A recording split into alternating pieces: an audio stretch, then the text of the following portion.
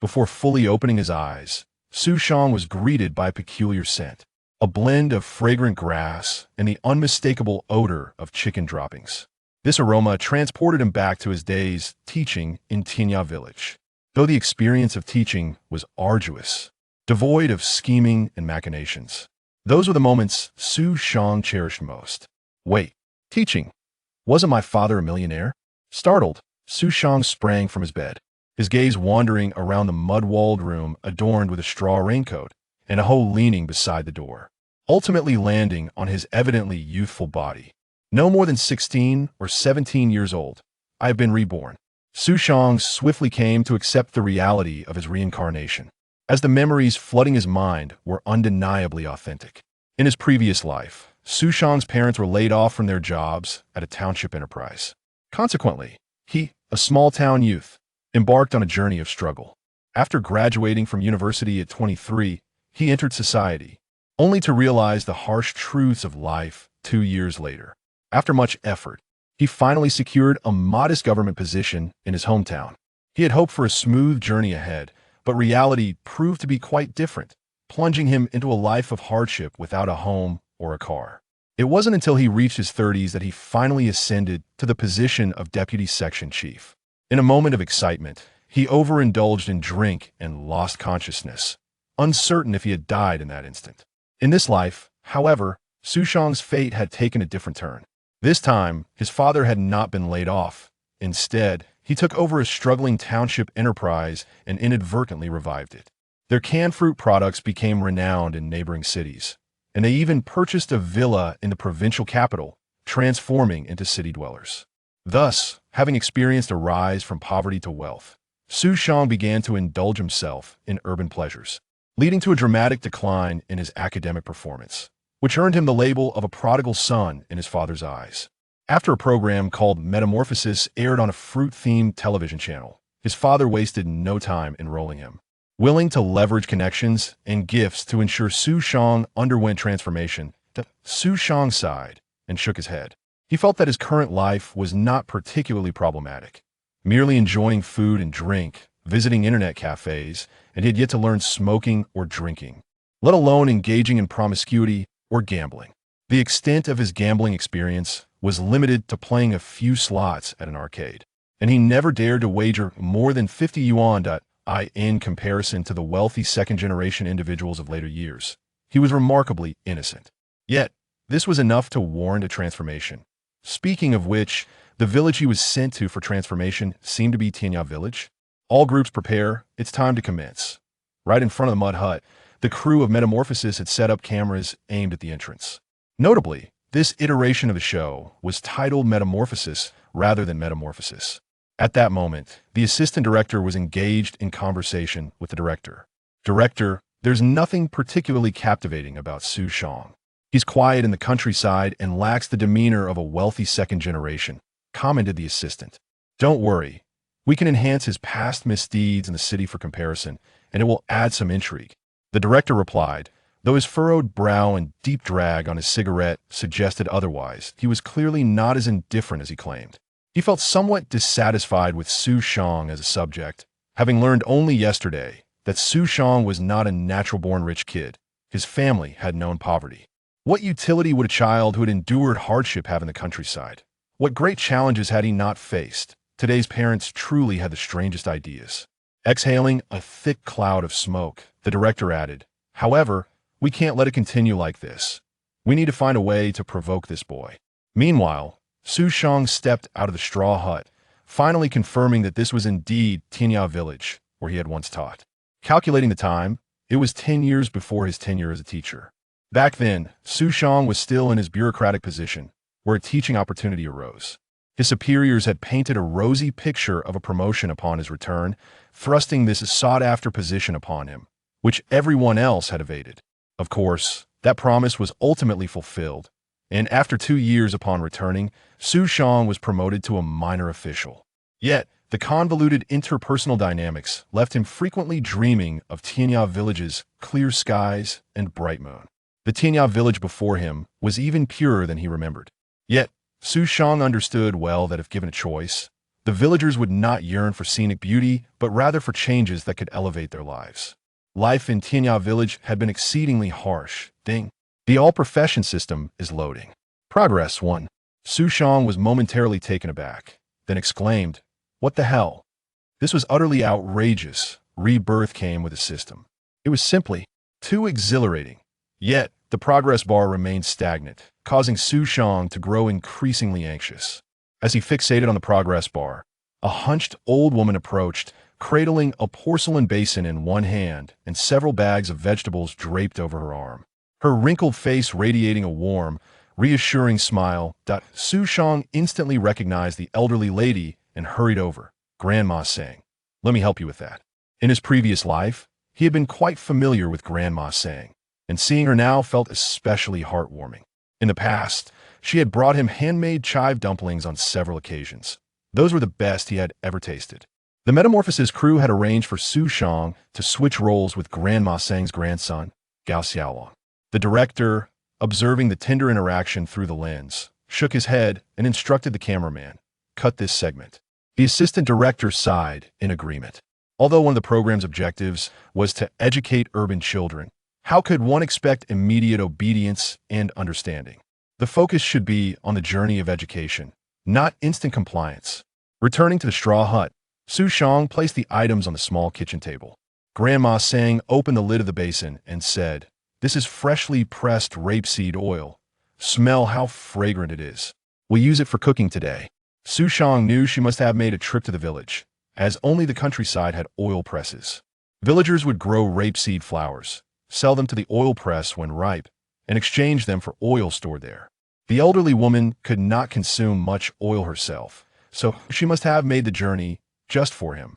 Despite the arduous 20-plus kilometers of mountainous terrain from Tianya Village to the town, Xu Shang felt deeply moved and replied, "Grandma Sang, how about I cook today?" "Oh dear, what can a young lad like you cook? You should rest." Upon reflection, he realized that suggesting he cook upon just arriving might raise doubts about his culinary skills. So, he added, "Then let me help you with the fire." After a bit of insistence, Grandma Sang finally relented, recognizing that preparing a meal while hunched over was no easy task. Outside, the cameraman asked the director, "Should we follow him inside to film?" The director shook his head. "The kitchen is too small and dark. There's nothing worth capturing." "But why hasn't he come out yet?" Casting a glance toward the kitchen, the director suddenly noticed a flicker of flames emerging. Without hesitation, he dashed inside. Xu Shang, in a panicked state, had accidentally ignited the dry straw pile beside the stove. With no time to think, he grabbed some corn husks nearby to extinguish the flames. Just then, he saw the director burst in, and upon witnessing the scene by the stove, he swiftly grabbed a porcelain basin from the table, shouting, "Stand aside, I shall extinguish the flames."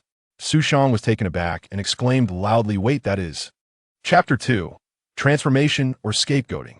As the fierce flames engulfed the straw house, both the crew of the transformation project and Xu Shang fell into a profound silence. The director pulled Xu Shang aside, his expression grave as he spoke earnestly. "Xu Shang, this is an unfortunate accident. None of us wished for such an event to occur. I have a matter to discuss with you." "What is it?" Xu Shang inquired. "Regarding the losses incurred by Granny Sang, our crew is willing to fully compensate, provided you are willing to acknowledge that you set the house ablaze." Xu Shang gazed into the director's intense eyes, reflecting on how deceptive appearances can be. This seemingly upright individual wished to make a child take the blame. "You poured the oil." The director rolled his eyes and continued, "Can you bear the thought of Granny Sang being left homeless due to our actions? You poured the oil. I can assert to your father that this was entirely accidental. Think about it. If I were to tell your family the truth, stop mentioning the oil. Xu Shang does it. If I hadn't dodged quickly, I would have been burned alive." The director silently ignited a cigarette and remarked, "Indeed, it was my well-meaning but misguided action that led to the oil being poured, but the fire was ignited by you, which is indisputable. We share the responsibility equally. You do not oppose that, do you?" Xu Shang did not contest this assertion. After all, in his rebirth, he had lost touch with his own identity, recklessly igniting a fire that ultimately consumed Granny Sang's home. Having spent a decade as a minor office leader prior to his rebirth, He had indeed lost sight of who he was.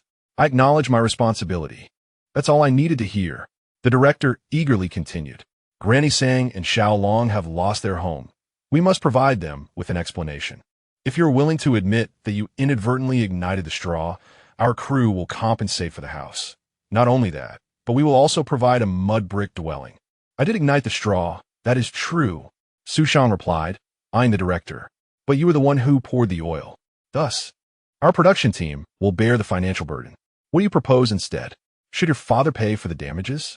Just as Xu Shang was mulling over this dilemma, a sudden chime resonated in his ears. All professional systems have been successfully loaded. You have received a chance to draw from a random basic profession pool. Before him appeared a lottery pool with 3 empty slots, accompanied by a button to initiate the draw. Xu Shang silently willed, "Begin the draw."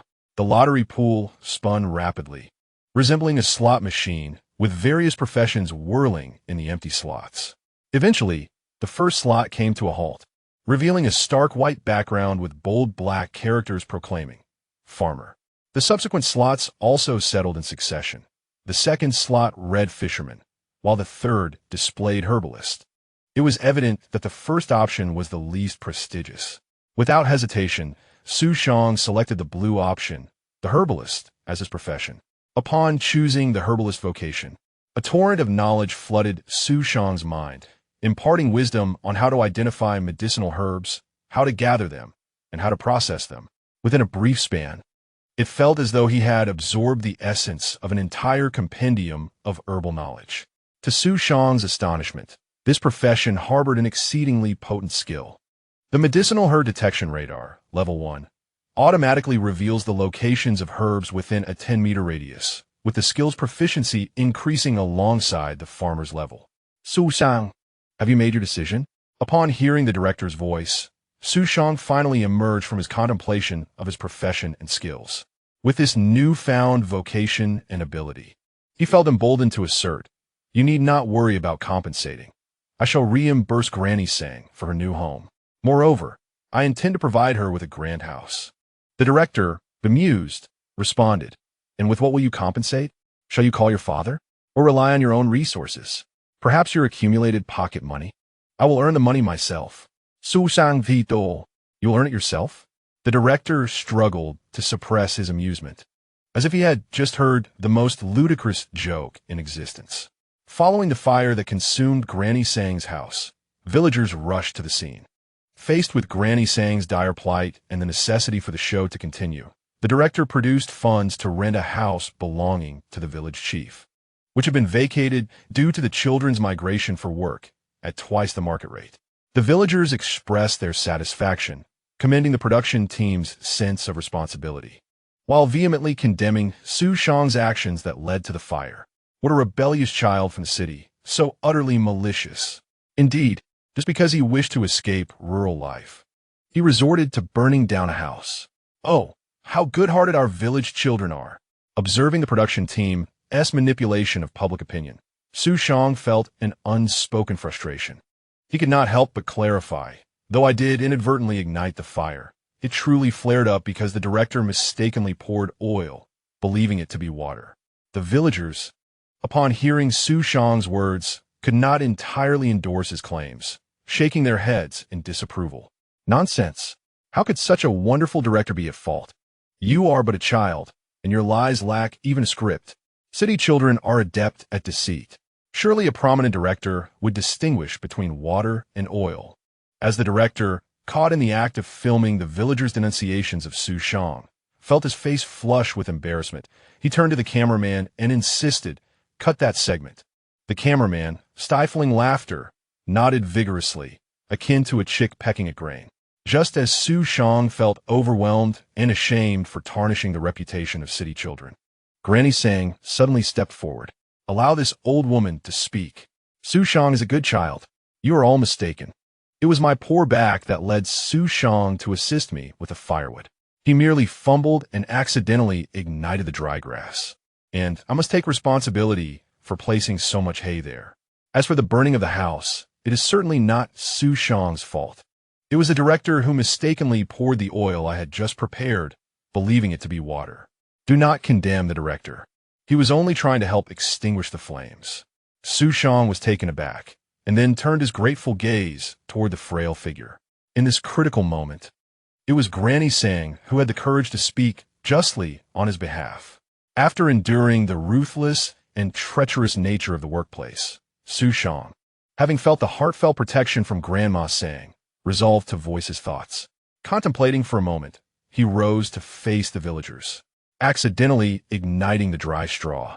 He acknowledged his share of responsibility, albeit unintentional. Grandma Sang's house has burned down, and I shall compensate her with a new home, a spacious and bright dwelling. I assure you.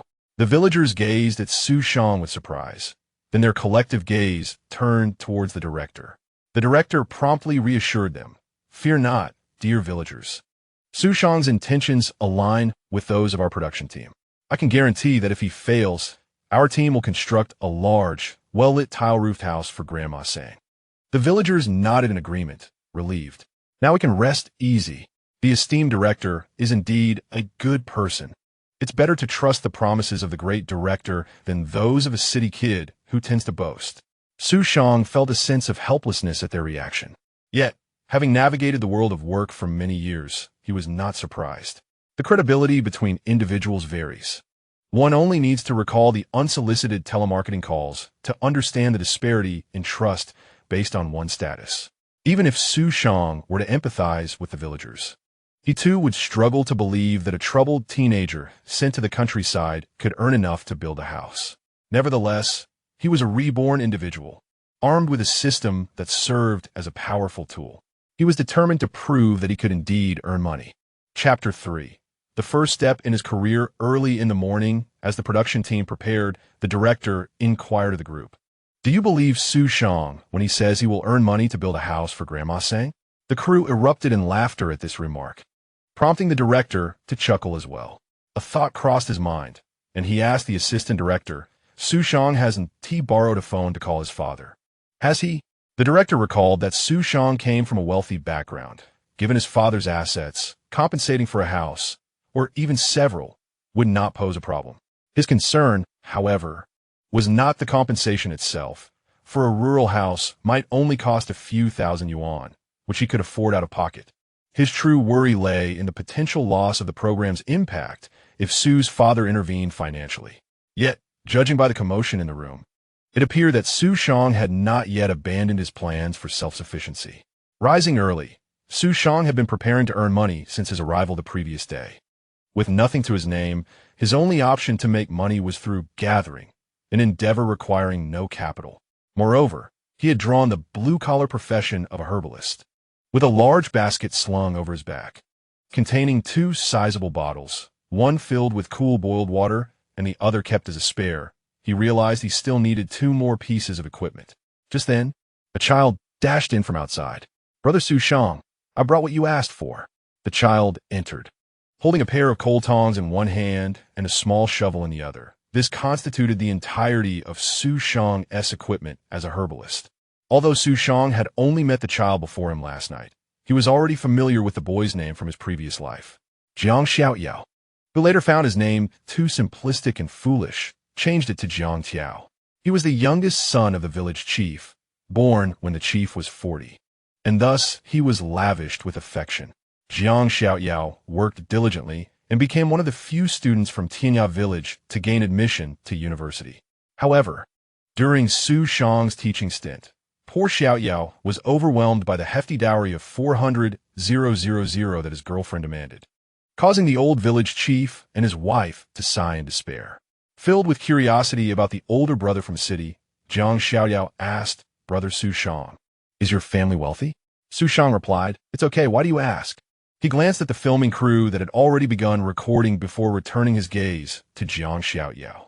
"I heard you burned Granny Sang's house and plan to rebuild it for her. That must require a lot of money, right?" Xu Shang rolled his eyes, thinking to himself how good deeds rarely remain unscathed, and casually explained, "My family's wealth has no bearing on rebuilding Granny Sang's house. I intend to earn the money myself." Upon hearing this, Jiang Xiaoyao's eyes widened in surprise. "Are you planning to collect herbs, Brother Xu Shang?" Xu Shang responded, "You figured it out? I can also collect herbs to earn some money." Xu Shang was not surprised. He had known during his previous life that the children in the mountains often gathered medicinal herbs to trade for pocket money, a skill that seemed innate to them. Suddenly, Jiang Xiaoyao remembered something and exclaimed, "Wait a moment, brother Xu Shang." He dashed out of the courtyard, leaving Xu Shang bewildered. Shortly after, Jiang Xiaoyao returned, wielding a hoe and clutching 2 green plants.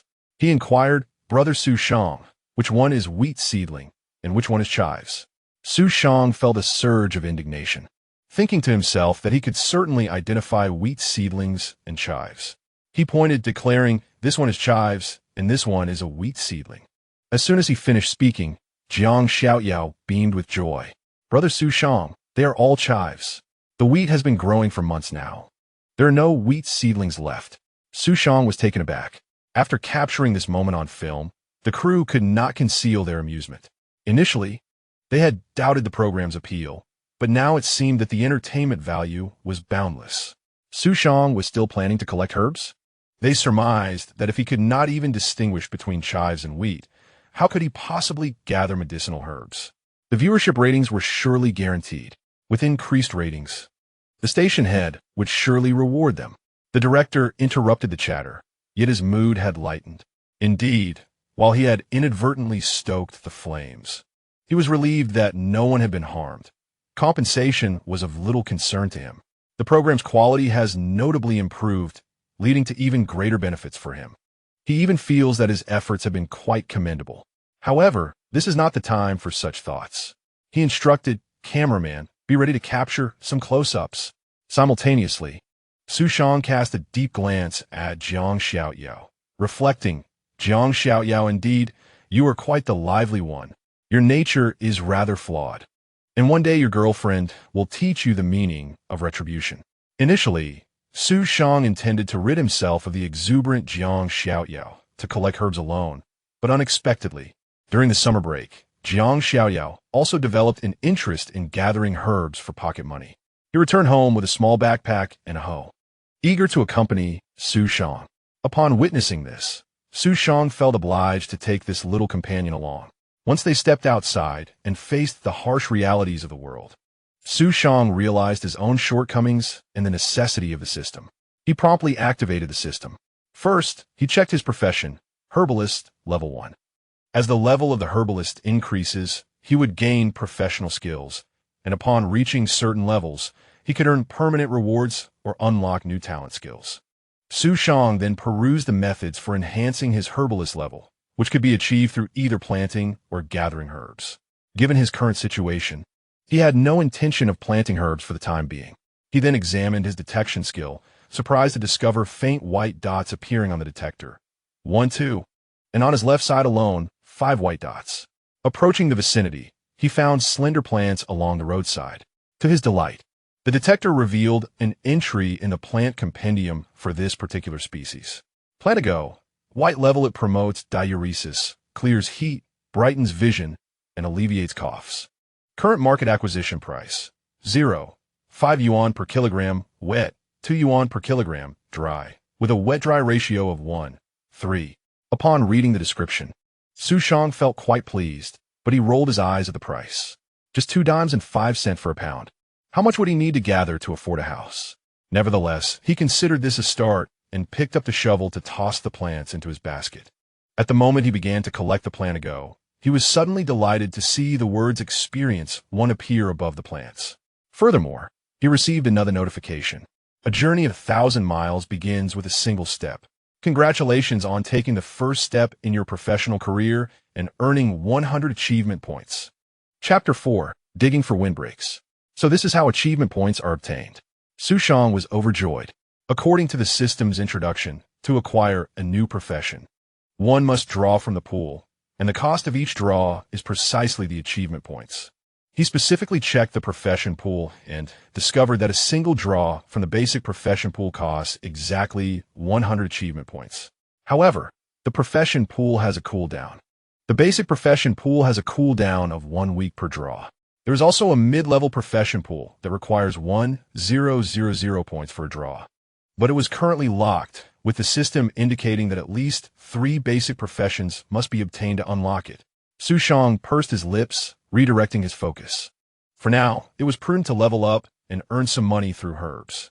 After receiving the achievement points, Xu Shang did not forget to shovel the remaining few plants into his basket. Experience 1. Experience 1. Experience 1. Jiang Xiaoyao, wielding a hoe and carrying his basket, shook his head at Xu Shang's actions, saying, "Brother Xu, what are you gathering this for?" Immersed in the joy of his experience gains, Xu Shang looked up and inquired, "Isn't this medicinal material?" "Indeed, it is medicinal, but..." Jiang Xiaoyao, not one to keep secrets, explained, "While many things in the mountains can be classified as medicinal, what you're collecting is practically worthless. We usually gather these to feed the pigs."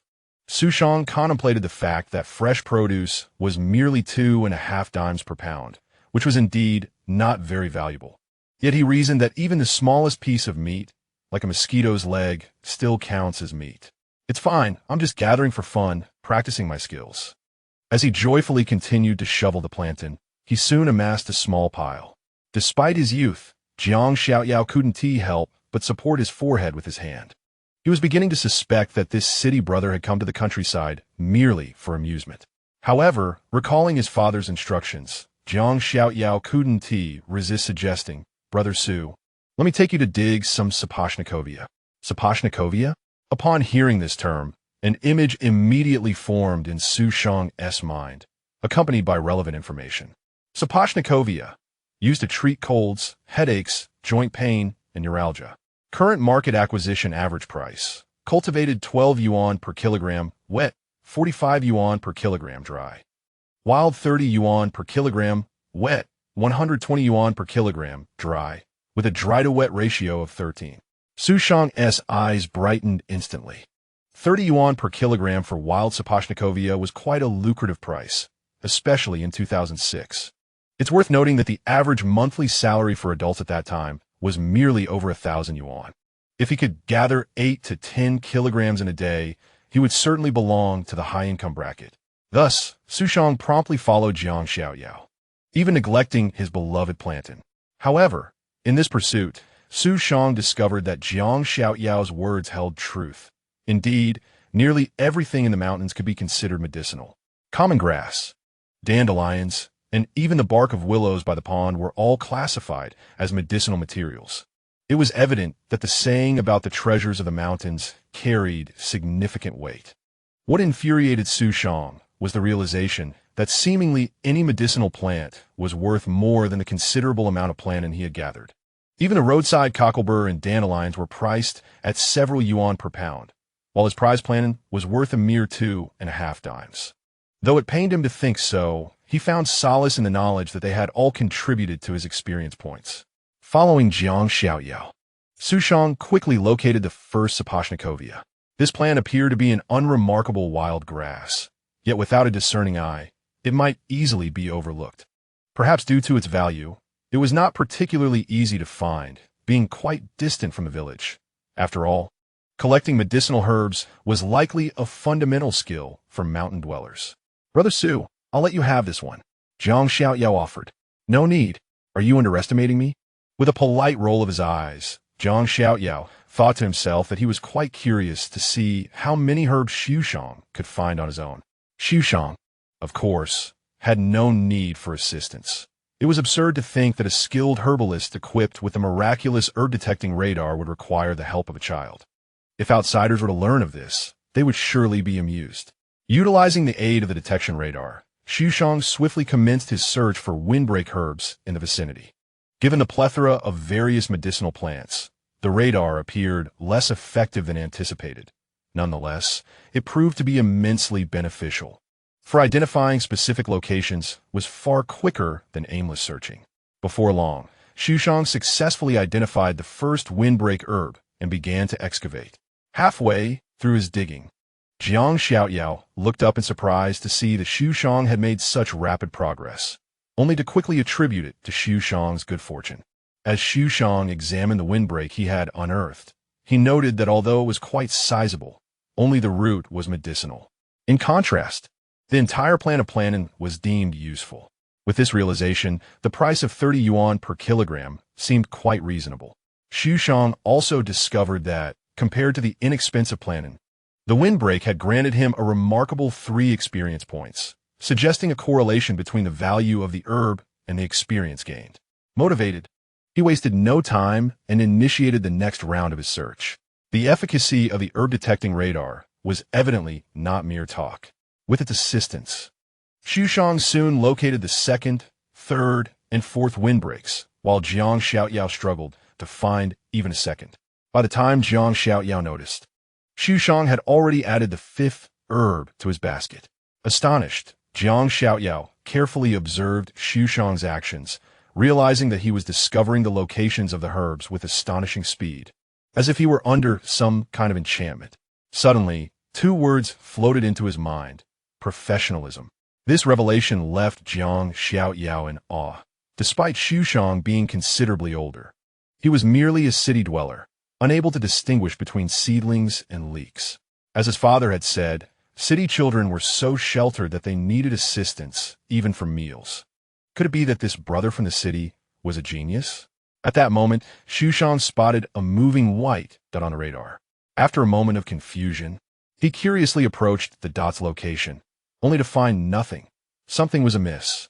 Realizing that the true position of the dot was likely beneath the surface, he quickly began to dig. Soon, from the mound of earth emerged an oval-shaped creature the size of a coin. Xu Shang instinctively withdrew his hand. What a large melon worm! Director, it seems Xu Shang has gathered quite a substantial amount of herbs, remarked the assistant director, observing the full basket of herbs on Xu Shang's back with mixed feelings. The director shared a similar sentiment. He was now more inclined to film the unfortunate city boy who, in his hubris and naivety, would only realize the severity of his situation after hitting a wall. How was it that this story had turned so inspirational? Even if there were a transformation in the future, it seemed rather premature. The director is acutely aware that in the inaugural episode of this program, Xu Shang must embody the role of a jester. Chapter 5. Planning at 5 cents per gene in Tianya Village, there exists but a single small shop, situated at the eastern edge of the hamlet. This shop features a rectangular opening in one wall, revealing a counter and shelves stocked with an array of cigarettes, liquor, and various daily necessities. Beneath the glass counter, one can find an assortment of snacks that delight the children. Above the counter, a round scale is placed, and the shop also engages in the side business of purchasing medicinal herbs. The proprietor of the shop, surnamed Sang and named Sang Yukai, could not help but smile upon seeing Xu Shang and Jiang Xiaoyao arrive, the former carrying a large basket of medicinal herbs. He greeted Jiang Xiaoyao with warmth, saying, "Xiaoyao, have you brought the scholar from the city to gather herbs today?" "Yes, Uncle Yukai," Jiang Xiaoyao replied, showing the contents of his own basket before gesturing to the larger one behind Xu Shang. "I only gathered a little, but my brother Xu Shang has collected a great deal." "Really?" Sang Yukai exclaimed, turning his astonished gaze towards Xu Shang. It was not unusual for city children to accompany their rural counterparts in herb gathering, but for one to collect more than the local children was quite remarkable. Although Jiang Xiaoyao was still a child himself, Xu Shang's bounty was indeed surprising. Nevertheless, Sang Yukai dismissed the thought. After all, the primary concern was his own profit. Jiang Xiaoyao expertly placed his basket upon the counter, and Sang Yukai produced a pair of scissors to trim the roots before shaking off the dust and placing them on the scale, ultimately retrieving 7 yuan. "Xiaoyao, do you wish to purchase something here? I have just received some delightful snacks." Jiang Xiaoyao eyed the red, spicy strips, swallowing hard but shook his head, carefully accepting the money and stowing it away. Sang Yukai then turned his attention to Xu Shang, but when he did not see Xu Shang offer his basket, he silently pondered, "Does this city boy lack perception? Has he not noticed I have been waiting here for quite some time?" Xu Shang, however, was focused on the scale and inquired, "Boss, what is the purchase price for this Sapashnikovia? If anyone else comes, it's 2 yuan per jin. But since you're with Xiaoyao, I'll give you a friendly price of 3 yuan, Sang Yukai replied. Xu Shang's lips curled in annoyance, realizing that the system had indicated a purchase price of 30 yuan per kilogram. Yet here it was reduced to merely 3 yuan per gene. No wonder he had never encountered this shopkeeper in his previous life. It appeared he had sought greater fortunes in the bustling city. Xu Shang attempted to negotiate. Isn't your purchase price rather low? Could it not be higher? Perhaps due to the presence of the village chief's son, or perhaps out of a sense of offended authority. Sang Yukai retorted with indignation. Low? This is not low at all. You city children simply do not know what is good for you. This is already a special price. Even if you were to go to the town, the price would be no better. Do you think my travel incurs no cost, no time? It's simply ungrateful. Let me tell you, aside from me, no one else will buy this here. If you're unwilling to sell, you might as well trek 20 miles to the town and sell it yourself. While most children might have been intimidated by Sang Yotsai's bluster, Xu Shang discerned the inherent weakness behind his bravado. The windbreak herb will undoubtedly not be sold, even though it is clearly priced by the other party. It is unreasonable for him to toil and then have the majority of his profit taken away. A thought crossed Xu Shang's mind. If the windbreak herb is not for sale, perhaps the plantain could be worth a try. He took out the plantain he had gathered and inquired, Boss, would you be interested in this? Sang Yukai glanced at it, then displayed a look of disdain. This common dog's urine grass is everywhere along the roadside. Who would want such a thing? Nevertheless, upon noticing that Xu Shang seemed to have collected quite a bit, he changed his tone, saying, If you give me everything in your basket, I could trade it for an ice pop. Xu Shang, still not ready to concede, pressed further. How much would you pay if it were cash?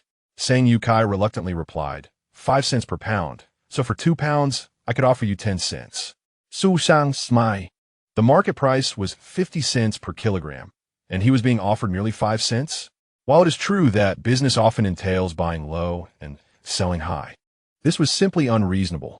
Xu Shang completely abandoned the idea of selling in this small village, tossed the plantain back into his basket, and declared to Jiang Xiaoyao, Let us go back. What? Brother Xu Shang, you're not selling? Jiang Xiaoyao, confused, hurriedly followed him. Behind them, the production team had recorded the exchange between Xu Shang and the shopkeeper. Despite the average sound quality, their conversation was still discernible. Upon learning that Xu Shang had spent half a day gathering herbs only to be offered 5 cents per pound, the crew could not contain their laughter. 5 cents per pound. At this point, even a dime dropped on the ground would likely go untouched. This absurdity was genuinely amusing. The director, who had been discussing how to enhance Xu Shang's role with the planning team, was overjoyed at this scene. There was no need to create a clownish persona. Xu Shang was already a perfect embodiment of one. The planning team was equally entertained. I should not have had expectations for Xu Shang. The reality has proven otherwise. Yet, it should not be said so harshly. At least Xu Shang did manage to gather some herbs, albeit at the ridiculous price of 5 cents per pound. Not even 50 cents. It had been a long time since he had heard of such a unit of measurement. All right, enough laughter. We should catch up. The editing process could soon commence, as the first episode was set to be released in a couple of days. The director anticipated that this episode would surely generate substantial discussion. However, despite his words, the upward curve of his lips betrayed his true feelings. Xu Shang, meanwhile, felt troubled. Given his current income, even if he sold all the herbs he had gathered, he was far from being able to afford a house for Granny Sang. He needed to devise a way to enhance his earning efficiency. In a moment of inspiration, Xu Shang thought of a method to improve his profitability, further processing the herbs. Although the price difference when considering the dry-to-wet ratio might not seem significant, in reality, the disparity was quite considerable. The so-called dried medicinal herbs do not merely refer to those that have been sun-dried. Rather, it is more precise to characterize them as herbs that have undergone processing, of which sun-drying is a common method. Many individuals instinctively believe that sun-dried herbs are superior. However, in reality, due to uneven exposure to sunlight and environmental contaminants, the quality of sun-dried herbs often falls short of those that have been artificially dried. Furthermore, certain herbs require alternative methods of processing, such as shade drying. Xu Shang, having acquired extensive knowledge from herbal farmers, is well aware that the average price provided by the system serves only as a reference point. For authentic medicinal herbs, the quality significantly impacts the price. Much like how the average price of wild ginseng may be in the hundreds, yet the value of several years or even decades worth of growth exists on an entirely different plane. While Xu Shang was deep in thought, Jiang Xiaoyao, who had been trailing behind him, suddenly noticed the large watermelon bugs nestled within Xu Shang's backpack and exclaimed in delight. Wow, soil beetles. Brother Xu Shang, let us fry them up for dinner tonight. Chapter 6. New Pathways to Prosperity. Turning his head, Xu Shang realized that he had almost forgotten about the soil beetles. Soil beetles are known for their efficacy in promoting blood circulation and alleviating bruises, as well as aiding in the healing of injuries, fractures, and postpartum abdominal pain. The current market acquisition price stands at 52 yuan per kilogram. Xu Shang then inquired of Jiang Xiaoyao, how much does a small shop pay for these? Jiang Xiaoyao looked at him with a puzzled expression and replied, why would we sell these to a small shop? During market days in town, many people are willing to pay 50 or 60 yuan per pound. But if they're dead, their value diminishes to around 30 yuan. Brother Xu Shang, they taste amazing when fried. Let us prepare them for dinner tonight. Xu Shang was taken aback. The price Jiang Xiaoyao mentioned was indeed higher than the market acquisition price provided by the system. It soon dawned on him why. When it comes to medicinal herbs, the process value is undoubtedly higher due to the additional steps involved. However, for culinary ingredients, the fresher they are, the greater their worth. Moreover, the limited availability of such creatures in town implicitly designates them as wild, and naturally, wild specimens command a higher price than farmed ones. Intrigued by this revelation, Xu Shang pondered whether dealing in animal-based medicinal materials might prove to be more lucrative than focusing on plant-based ones. Upon returning to Jiang Xiaoyao's home, Xu Shang commenced the process of preparing the protective wind herb he had collected. Since he did not intend to sell it in Tianya Village, he decided to process and dry the herbs. This method would facilitate easier preservation and transportation after moisture removal. To Xu Shang's delight, he discovered that the process of preparing medicinal herbs also yielded experience points, and the gain was not inferior to that of gathering herbs. Witnessing the appearance of experience alongside the herbs in his hands filled Xu Shang with joy. At that moment, a peculiar sensation surged within him, as if he had been enlightened. Congratulations! Your herbalist level has increased to 2. You may select one of the following 3 options as an upgrade reward. Overjoyed, Xu Shang immediately turned his attention to the options. Option 1. Veteran, new passive skill. When you process medicinal herbs, your speed is permanently increased by 25. Option 2. Radar enhancement, which increases the current radar range by 10 meters. Option 3.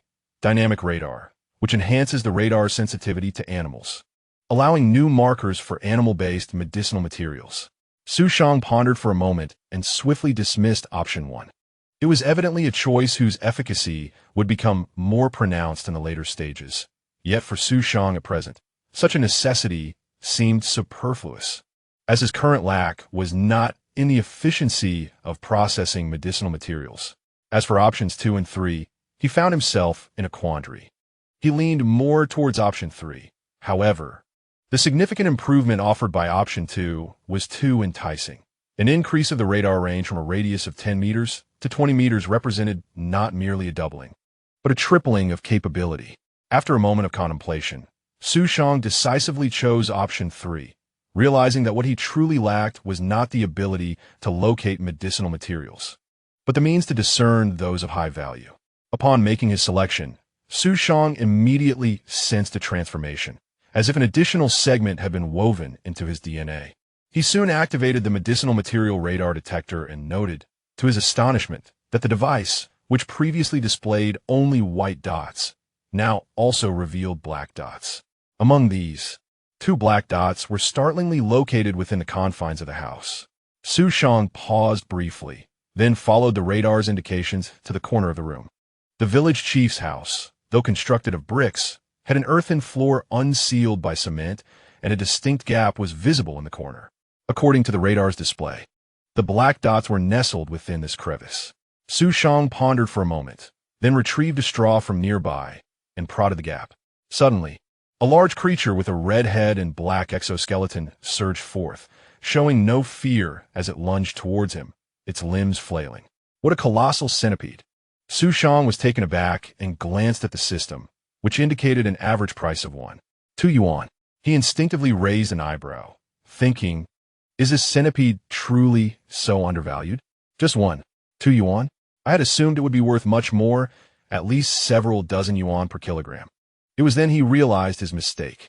The price wasn't T1, 2 yuan per kilogram, but rather 2 yuan per individual. Xu Shang's eyes widened in disbelief, and even the fearsome centipede before him suddenly appeared rather endearing. Goodness, is this creature truly so valuable? He knew that in an era where the average national salary was merely around 1,000 yuan, and in rural areas, monthly earnings barely reached a few hundred, this was a remarkable find.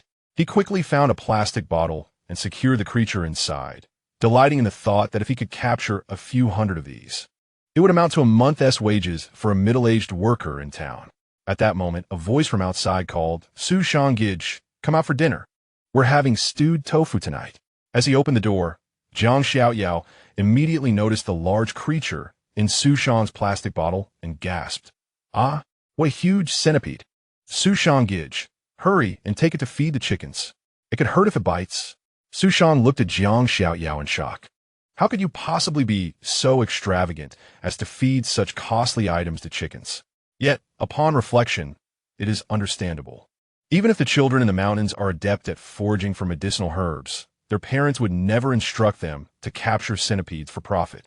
After all, in comparison to harmless plants like Sapochnikovia, centipedes are classified among the 5 poisonous creatures. Xu Shang shook his finger at Jiang Xiaoyao, speaking in a tone tinged with disdain. "My dear brother, I am destined for prosperity." The director's feelings were quite complex upon witnessing Xu Shang's diligent herb gathering for monetary gain. He understood that Xu Shang's aspirations to earn enough to build a house for Grandma Sang were nothing more than a pipe dream. While constructing a house in the countryside is certainly less daunting than purchasing one in the city, it still represents a significant endeavor. Could the herbs Xu Shang collected even fetch enough to buy a single bag of cement? Ultimately, he would still be at the mercy of the production team, unable to escape their grasp. However, if Xu Shang continued to exhibit such normal behavior, the allure of the show would undoubtedly diminish. The director sighed softly, feeling quite conflicted. Yet soon, the director realized he had overestimated Xu Shang. Today, he was not foraging for herbs as he had the day prior. Instead, he was engaged in digging in the mud. The director couldn't help but chuckle, shaking his head, acknowledging that despite being in high school, Xu Shang was still just a child, reverting to his true nature after merely a day. The crew observed Xu Shang as he dug for a while, then began prodding at something in the ditch with a small stick, piquing their curiosity about his actions. One of the female planners from the creative team approached him, her curiosity getting the better of her. "Xu Shang, what are you doing? Allow me to show you my newfound treasure." Xu Shang et Golim, lifting the stick to reveal a wriggling, twisted, black, and slimy creature before the planner. "Ah!" A piercing shriek echoed through the mountains. "Get away! Get away!" The planner staggered backward, urgently shouting for the leech to be removed. Her face turned pale at the sight of the squirming leech on the stick. Indeed, women have never had a sturdy resistance to worms, especially infamous bloodsuckers like leeches. Xu Shang, however, felt a mischievous urge to retaliate against the production team. Since they had plotted for him to take the blame, he decided it was time for them to recognize who truly reigned supreme in these mountains. "Ha ha! Here comes the treasure." Xu Shang chased after the planner with the leech, causing her to pale and flee in a panic. The production team was thrown into chaos. A veritable frenzy. The crew's photographer, seasoned in such matters, pulled a lighter from his pocket, declaring, "Stand back, I shall incinerate it." Upon hearing the intent to destroy his precious creature, Xu Shang glared, "Do not touch my treasure." Nevertheless, he calmed himself and placed the leech into a pre-prepared plastic bottle, leaving the production team with a rather juvenile silhouette as he scampered back to the riverbank to continue his pursuit of leeches. The price of these creatures was exceedingly satisfactory to Xu Shang. Leeches, known for their efficacy in promoting blood circulation and dispelling stasis. The treatment focuses on conditions such as blood stasis and amenorrhea, abdominal masses, trauma from falls, and heart and abdominal pain. Hirudin can be extracted, which possesses the remarkable abilities to lower blood lipids, regulate blood pressure, dissolve blood clots, as well as provide antioxidant effects and eliminate free radicals. The current market acquisition price is approximately 190 yuan per kilogram for dried specimens. After the radar detector was upgraded, the natural camouflage of these leeches seemed utterly ineffective in front of Xu Shang. In comparison to the elusive earthworms, stones, and centipedes that might still hide underground, the leeches in the water were decidedly easier to catch. The production team observed with subtle expressions as Xu Shang effortlessly retrieved several leeches from the ditch, unearthed a few centipedes from beneath rocks, and even discovered scorpions hidden beneath fallen leaves. "Hey, do you boys all enjoy playing with bugs?" A female member of the crew couldn't help but ask a nearby male. "As a child, I often caught cicadas," he replied. "I also caught longhorn beetles, golden beetles, and dragonflies, but I had never caught leeches before, let alone scorpions. To be honest, this is the first time I've ever seen a scorpion." Several men from rural backgrounds in the production team cast admiring glances at Xu Shang. If they had possessed even a fraction, no, a tenth, of Xu Shang's bug-catching prowess in their childhood, they could have dominated their village, intimidating peers from neighboring villages and earning the affectionate title of King of the Children. The director was equally astonished. How could a city boy be so adept at capturing bugs? Had he discovered some extraordinary talent since arriving in Tianya Village? He was, without a doubt, a bug-catching king. He suddenly recalled that Xu Shang had indeed come from a humble background. Perhaps he had honed this skill in his youth. Nonetheless, the show's effect remained intact.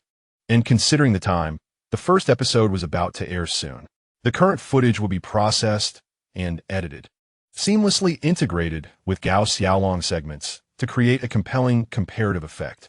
It needed to be sent for review immediately, regardless of the circumstances. It must air at the scheduled time. Understood, director. It seemed that due to the reincarnation aspect, the format of this version of Metamorphosis differed from the previous one. It adopted a bi-weekly airing schedule, featuring role changes every 2 to 4 weeks, to ensure the program's authenticity and credibility. The production team at Fruit TV promoted it as a live broadcast. However, due to various constraints, it was not a synchronous live broadcast. The term live referred to the weekly compilation of materials aired within the same week, ensuring both the authenticity and timeliness of the content. Peng Siyuan was a loyal viewer of Fruit TV's Metamorphosis, although the show had only reached its second season thus far. The first episode of the inaugural season had left a profound impression on him, whether it was the rural boy Gao, who, upon reaching the city, became entranced by computer games, but later exhibited a remarkable self-awareness with his statement, "My wheat is ripe," or the rebellious urban youth way, who displayed a sunny disposition upon arriving in the countryside. Both characters had left him deeply shaken, as this program has stirred waves of fervent reactions since its inaugural season. Peng Siyuan finds himself among its enthusiastic followers. Thus, before the clock strikes 6 on the evening of the broadcast, he eagerly positions himself before the television, awaiting the show's commencement. Upon hearing the familiar announcement, the first episode of the second season begins. Peng Siyuan observes that the narrative continues to unfold the interwoven stories of children from both urban and rural backgrounds, and he cannot help but nod in approval. Among various exchange formats, this one undoubtedly captivates the audience most. First, we are introduced to the protagonist, Gao Xiaolong, hailing from the remote Tianya Village, who has lived with his grandmother since the untimely death of his parents in an accident. Beyond his studies, Gao Xiaolong shoulders a significant portion of familial responsibilities. In the video, he tends to vegetables, feeds chickens, and chops wood as dappled sunlight glistens on his forehead, trickling down in fine beads of sweat. Peng Siyuan silently nods. This rural hero possesses an endearing quality, leaving him curious whether he might be dazzled by the urban world's splendor. Next, the urban protagonist graces the screen, a youthful, fair-skinned face imbued with a hint of introversion. Peng Siyuan perceives a certain shyness in this character, who is none other than Xu Shang. Subsequently, the television reveals Xu Shang's less than commendable antics, skipping classes to visit internet cafes, indulging in extravagant meals with pocket money, quarreling with his parents, and succumbing to the allure of gaming arcades. After viewing these misadventures, Peng Siyuan's expression becomes somewhat nuanced. Is this it? As a sophomore who secured admission to university 2 years prior, and is currently enjoying his summer break at home. Peng Siyuan considers Xu Shang's so-called misdeeds to be rather trivial. Skipping class for an internet cafe, while it may sound reprehensible, is a temptation that many children struggle to resist in the post-millennial era. Even he, Peng Siyuan, once succumbed to this allure, sneaking into an internet cafe during self-study sessions. Moreover, spending pocket money on lavish meals and arguing with parents. Can these truly be deemed as misdeeds? Spending one's own money hardly constitutes a moral failing, nor does it encroach upon others' affairs. If he has the means, he is entitled to enjoy it.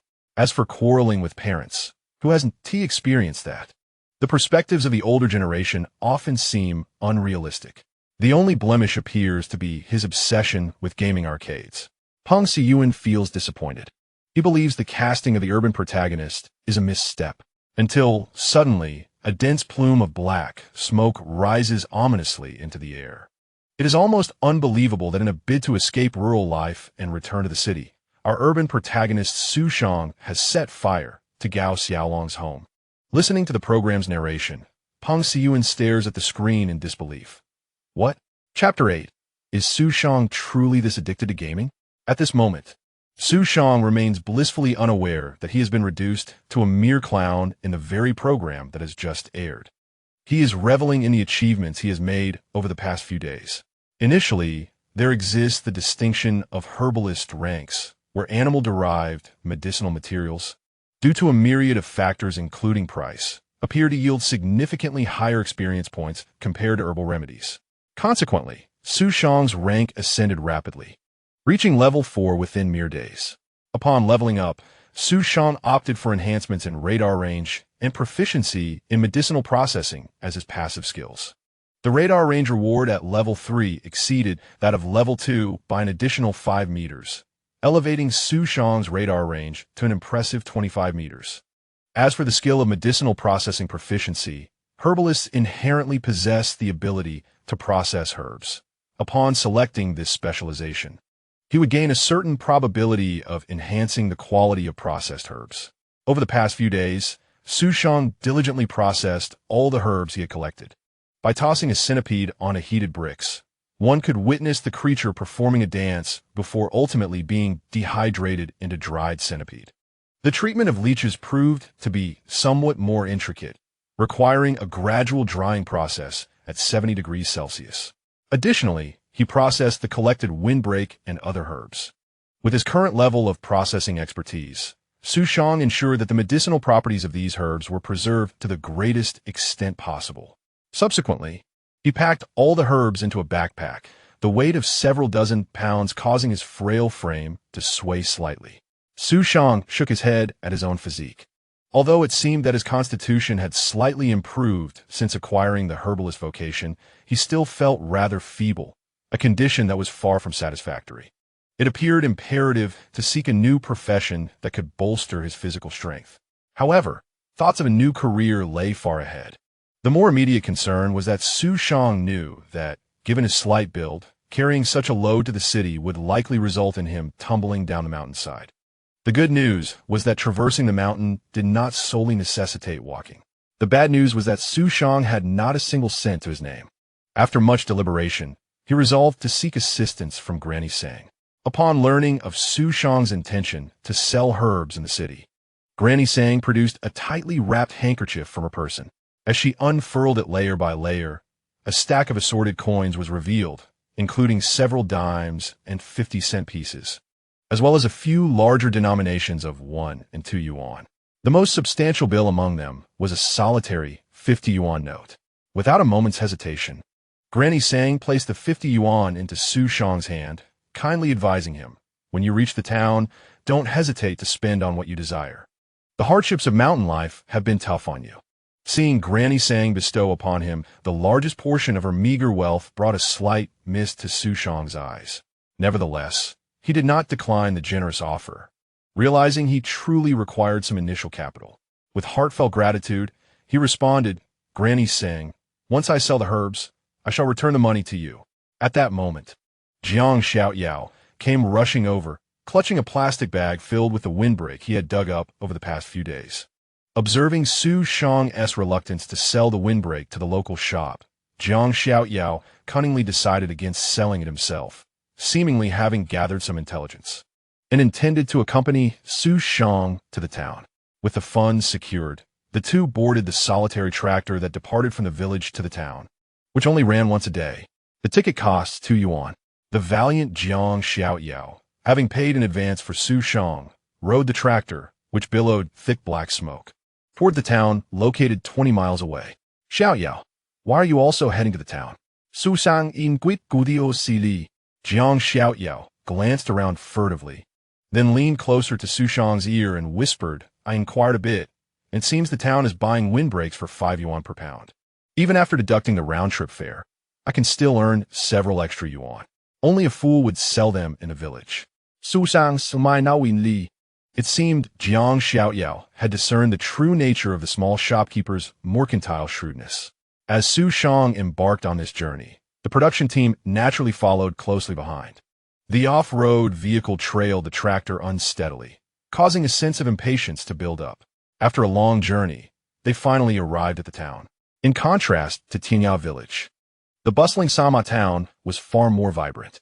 On the 1st, 4th, and 7th days of the lunar calendar, a market would spring to life, with vendors setting up stalls along the roads and an array of shops lining either side.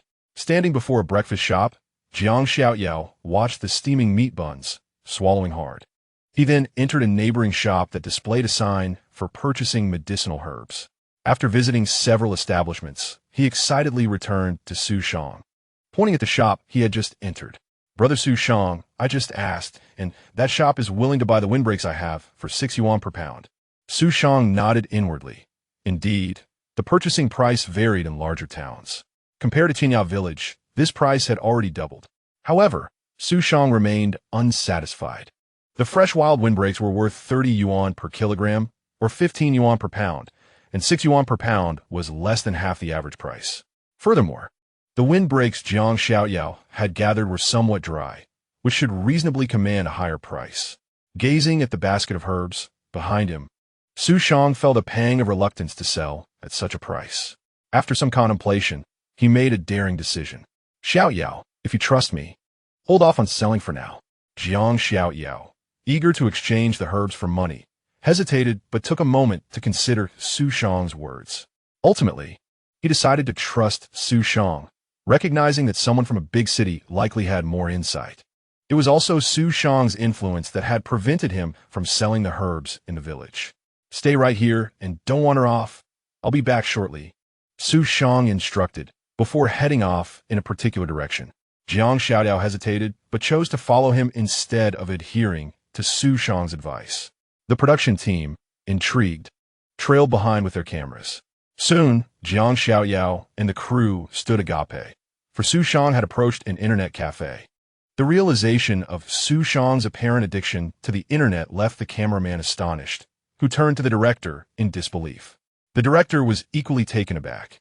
He had initially planned to capture content showcasing Xu Shang's transformation to conclude the episode swiftly, but he never anticipated that Xu Shang would provide such captivating material. In the internet cafe, Xu Shang, who had paid to use a computer, was not burdened with excessive thoughts. After all, for him in a future life, a computer was not merely a source of entertainment. It was a vital tool for livelihood. However, upon opening a web page, he could not resist the temptation to search for news related to the show transformation. Almost immediately, a headline caught his eye: Xu Shang, the worst protagonist in the history of transformation. Chapter 9. What kind of malicious heart would allow one to commit such an unconscionable act as setting a house ablaze? I had always believed that a child's mischief was limited, but Xu Shang's appearance made me reconsider. At first glance, I thought this child had a decent impression, only to discover he was a devil in disguise, meant to bewilder the world. As Xu Shang read the news, he ground his teeth in fury, nearly striking the computer screen in frustration. Desperate for answers, he scoured various websites until he finally found the program's content, revealing the unfiltered blame directed at him. One audacious director, he thought. You bear no responsibility at all, do you? It was clearly an accident, yet you claim I intentionally set the fire to return home. Have you no shame? In an instant, Xu Shang felt a surge of hatred, wishing to confront the director immediately. However, he quickly regained his composure, recognizing that his adult soul understood that impulsive actions would not resolve the issue at hand. Should I sue the director for defamation? Xu Shang shook his head. In this era, the general public's awareness of the rule of law was alarmingly low, and pursuing a lawsuit was fraught with difficulty. Even if he were to win, the mud slung at him would remain, akin to how the speed of rumor propagation always outstripped that of refutation, making clarifications far less intriguing than the scandalous actions that sparked them. After some contemplation, Xu Shang decided to utilize the internet to restore his reputation. Coincidentally, that year marked the peak of the popularity of online forums. Upon opening the Transformation Forum, he found a plethora of posts discussing him as the most nefarious protagonist in the show's history. How could I have become the worst after only the first episode of the second season? This is utterly outrageous. Xu Shang rolled his eyes but swiftly crafted a post, recounting the events from the perspective of a first-hand witness. Due to the bizarre nature of the incident, the post quickly gained traction, with many curious about the director's muddled involvement, while more voices criticized Xu Shang for his supposed nonsense. How could this be? The author's attempts to clear Xu Shang's name were woefully inadequate. I cannot fathom how anyone would defend Xu Shang. Does he even have fans? Although I admit he is somewhat decent-looking, perhaps a third as handsome as I am, he is fundamentally a societal miscreant, devoid of any reason for admiration. The author of this post is utterly absurd, fabricating such ludicrous tales in a desperate attempt to vindicate him. Xu Shang felt a wave of darkness wash over him. In a moment of despair, he realized he had merely recounted the events as they transpired, devoid of any artistic embellishment, and yet he found himself accused of fabrication. Unable to contain his frustration, Xu Shang replied in the thread, "It's true. I witnessed it with my own eyes." Instantly, a chorus of voices echoed in the comments. "I can attest to that. I was present at the scene. I am the water jar. Then, I am the bench. I am a kitchen knife." After engaging in a fierce verbal duel with netizens for what felt like 300 rounds, Xu Shang's resolve hardened. He thought, "So I am the villain, am I?" To the production team, "I declare, I shall cease to exist." The production crew, after a half-hour of persuasion, finally convinced the internet cafe owner to position the camera at a distance where it could capture Xu Shang's fervent typing.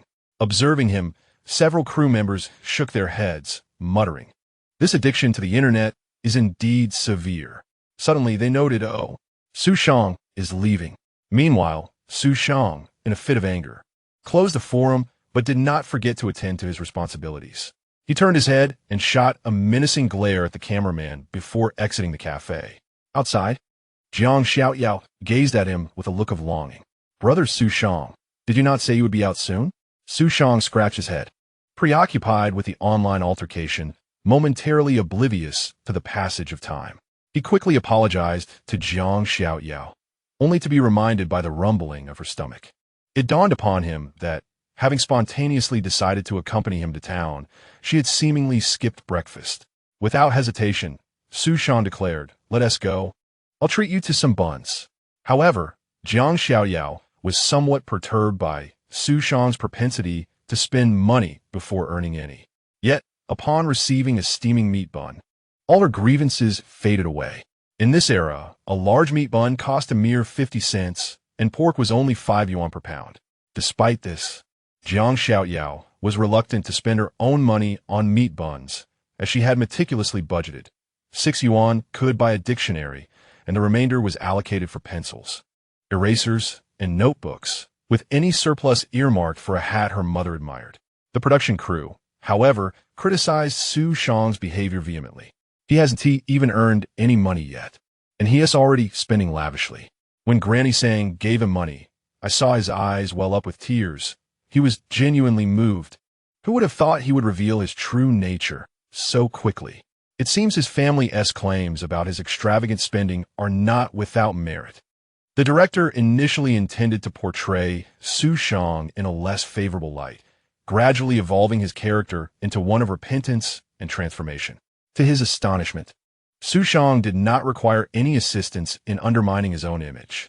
This unexpected turn of events now posed the primary challenge: how to effectively depict his redemption and reformation. Lost in thought, the director suddenly noticed Xu Shang dragging Jiang Xiaoyao into a nearby alley. Follow them. The production team followed closely behind and quickly noticed Xu Shang turning into another alley, prompting them to continue their pursuit. After a few twists and turns, the director realized that Xu Shang seemed intent on shaking them off. If it weren't for Jiang Xiaoyao, who was a bit of a burden, Xu Shang might have successfully eluded them. Director, do you think Xu Shang is trying to escape? Is he perhaps heading home? The director suddenly had an epiphany. Indeed, that is a possibility. But if Xu Shang wishes to return home, why would he bring Jiang Xiaoyao along? The director paused, pondering the question. Just then, their views shifted, and they suddenly realized that Xu Shang and Jiang Xiaoyao had vanished. Everyone was taken aback and hurriedly began to search for them.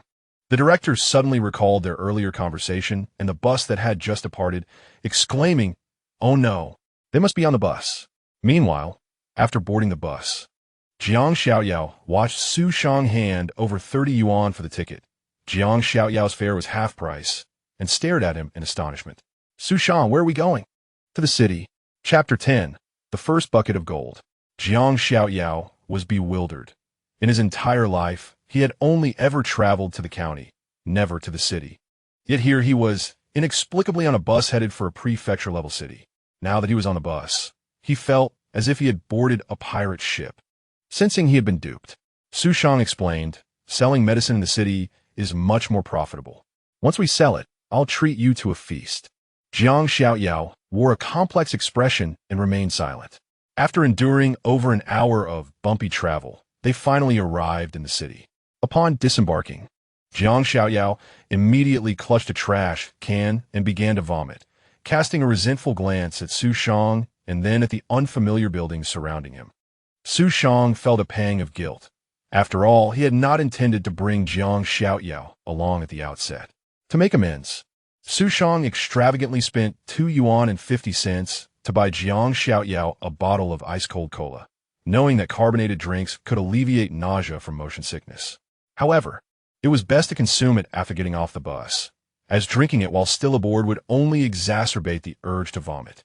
After sipping a few gulps of cola, Jiang Xiaoyao felt considerably better and carefully twisted the cap back on, placing the bottle in his backpack. Although he had tasted cola before, large bottles sold in the mountains, he had never encountered such small bottles of Coca-Cola. The only small beverages he had tried were 5-cent carbonated water and a 1 yuan 50-cent bottle of Very Cola.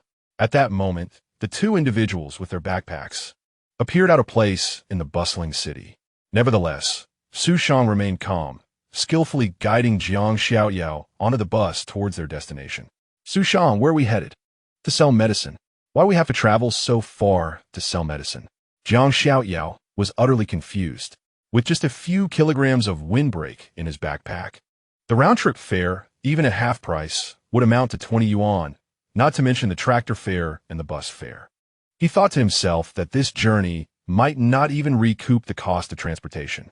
Xu Shang, however, reassured Jiang Xiaoyao not to panic, admitting that he himself lacked confidence. Yet, he believed that as a reborn individual, his judgment would not falter. Soon, the bus halted at the desired stop. After disembarking, he walked several hundred meters along the platform until a street lined with traditional Chinese medicine shops unfolded before him. This was the destination of Xu Shang's journey, the Herbal Medicine Street in Jing City, which is also one of the largest herbal trade markets in the region. Rather than engaging in large-scale transactions within the market, Xu Shang opted for a proactive approach, visiting various herbal shops to promote his medicinal products. Naturally, some shopkeepers attempted to take advantage of his youthful appearance and low pricing. However, due to Xu Shang's system, which enabled him to be aware of the current market prices, he often exposed their pricing tactics, leaving them quite embarrassed. Consequently, many shop owners, feeling humiliated, dismissed them with excuses of not accepting small quantities or loose goods. Nevertheless, perseverance bore fruit. At last, in one shop, an elderly proprietor, stroking his goat beard, scrutinized Xu Shang and Jiang Xiaoyao with curiosity and expressed a desire to examine the herbs first. Upon inspection, The proprietor's eyes lit up, and he inquired about the origin of the herbs. Xu Shang replied, "These herbs were foraged by many from our mountains. I assure you, their quality is unparalleled. They are all wild." The proprietor nodded discreetly. Indeed, they were wild and of exceptional quality, especially the herbs that Xu Shang had processed, showcasing a level of expertise that even seasoned veterans of over a decade might lack. The proprietor then asked, "What price do you wish to sell them for?" Xu Shang felt a surge of joy inside, though he maintained a composed demeanor, stating, "The market price for leeches is 190 yuan per kilogram. Scorpions are priced at 400 yuan per kilogram. Smaller centipedes are 1 yuan each. Larger ones are 1.2 yuan, and the particularly large ones range from 1.5 to 2 yuan. As for the dried fong, it is 120 yuan per kilogram, and I only wish to sell at market price." The shopkeeper, once again taken aback by Xu Shang, initially thought he was merely a mountain dweller attempting his luck in the shop, but was astonished by Xu Shang's thorough understanding of the market. However, even at market price, the quality of these herbs promised substantial profit for the shopkeeper. After a moment of contemplation, the proprietor made a decision. "Very well, I will offer you a 10 premium over the market price. I will purchase all the herbs you have." He then instructed a young apprentice in the shop to assist with the inspection and acquisition. Jiang Xiaoyao, listening to the prices that soared into the hundreds, felt a bit dizzy and was momentarily unsure whether the herbs were truly worth such amounts or if this was merely a peculiar form of negotiation. He did not forget about his own fong and hastily presented it. Upon inspection, however, the quality of Jiang Xiaoyao's herbs paled in comparison to Xu Shang's. The fong was not particularly clean, lacking proper drying and trimming of edges. Nevertheless, it was clear that it was indeed a natural wild herb, and its quality was not to be compared with cultivated varieties. The proprietor contemplated for a moment and remarked, "This fong is not entirely dried, but it does have some dryness. Let us settle on the price of 50 yuan per kilogram," he declared. At this, the apprentice nearby weighed the goods, totaling 38 kilograms. Observing this, the pharmacy owner promptly produced 200 yuan and placed it in Jiang Xiaoyao's hands. Although the 5th series of the renminbi had been issued in 1999, Jiang Xiaoyao, who had always remained in the village, was seeing the vibrant red 100 yuan bill for the very first time. He rubbed his trousers, finding it hard to believe that the money in his grasp was genuine. "Is this a trick? 200 yuan. Jiang Xiaoyao had considered that the herbs he gathered could fetch a decent price, at least 6 yuan per kilogram, which would amount to several tens in the town. But he had never imagined holding a 100 yuan bill. Overwhelmed, his breath quickened, and he felt an exhilarating surge of excitement. Yet Xu Shang remained composed, calculating his profits with the pharmacy owner. Dried leeches, 26 kilograms. Wild fong, 53 kilograms. Dried scorpions, 0.9 kilograms. Large centipedes, 146, and small centipedes, 283, totaling 1,850 yuan. Adding 10%, I will offer you 2,030 yuan. The pharmacy owner retrieved the money from the cash cabinet behind him and handed it to Xu Shang. Upon counting, Xu Shang discovered that the owner rounded it up to 2,100 yuan. The owner had his reasons for this gesture, advising Xu Shang, in the future, "You may bring any medicinal materials to sell to me, and I shall continue to offer this price. Of course, the quality must remain consistent with this time. Do not substitute inferior goods. Rest assured, upon returning to the village, I shall discuss with everyone, so they may sell to you as well."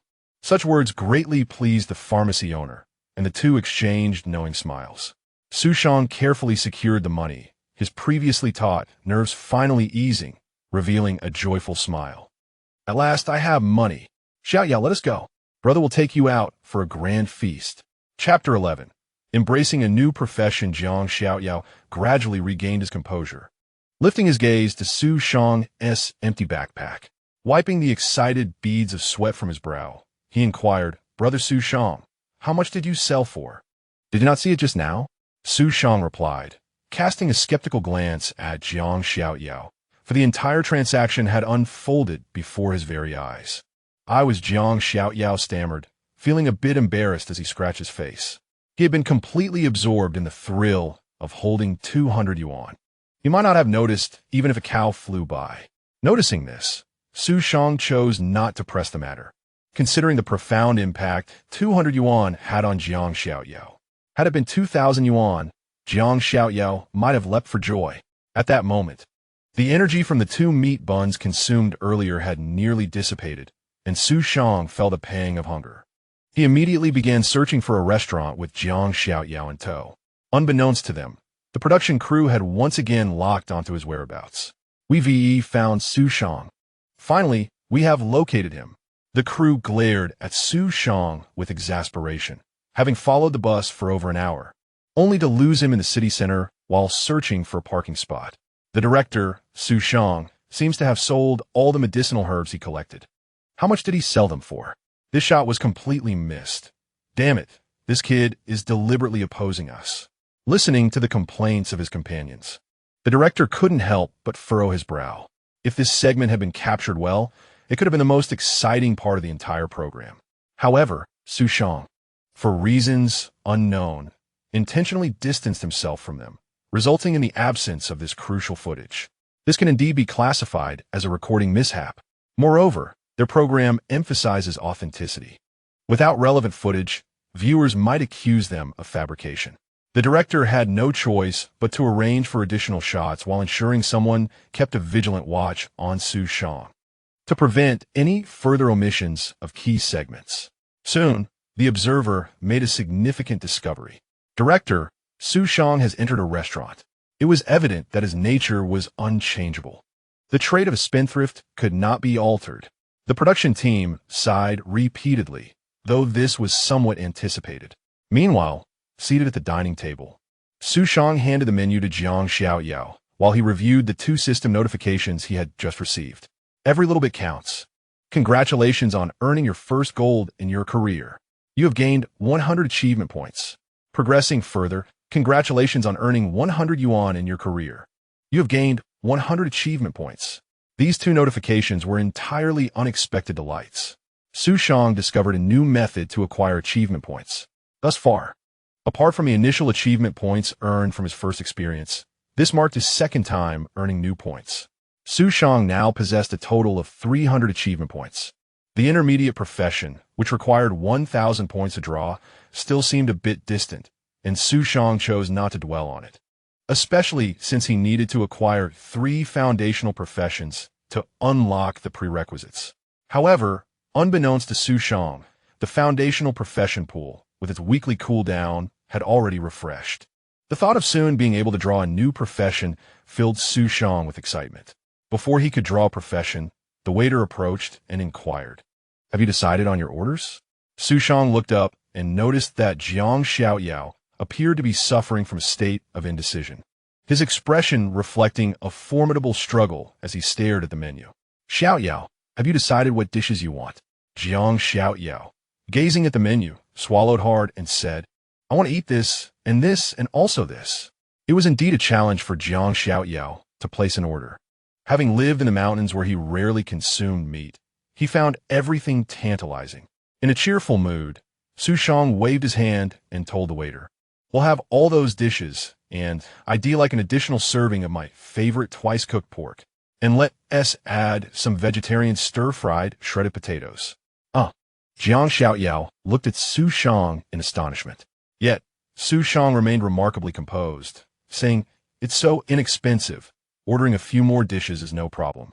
After all, it was only 2006, and for Xu Shang's soul, which belonged to 2 decades later, these dishes were exceedingly affordable.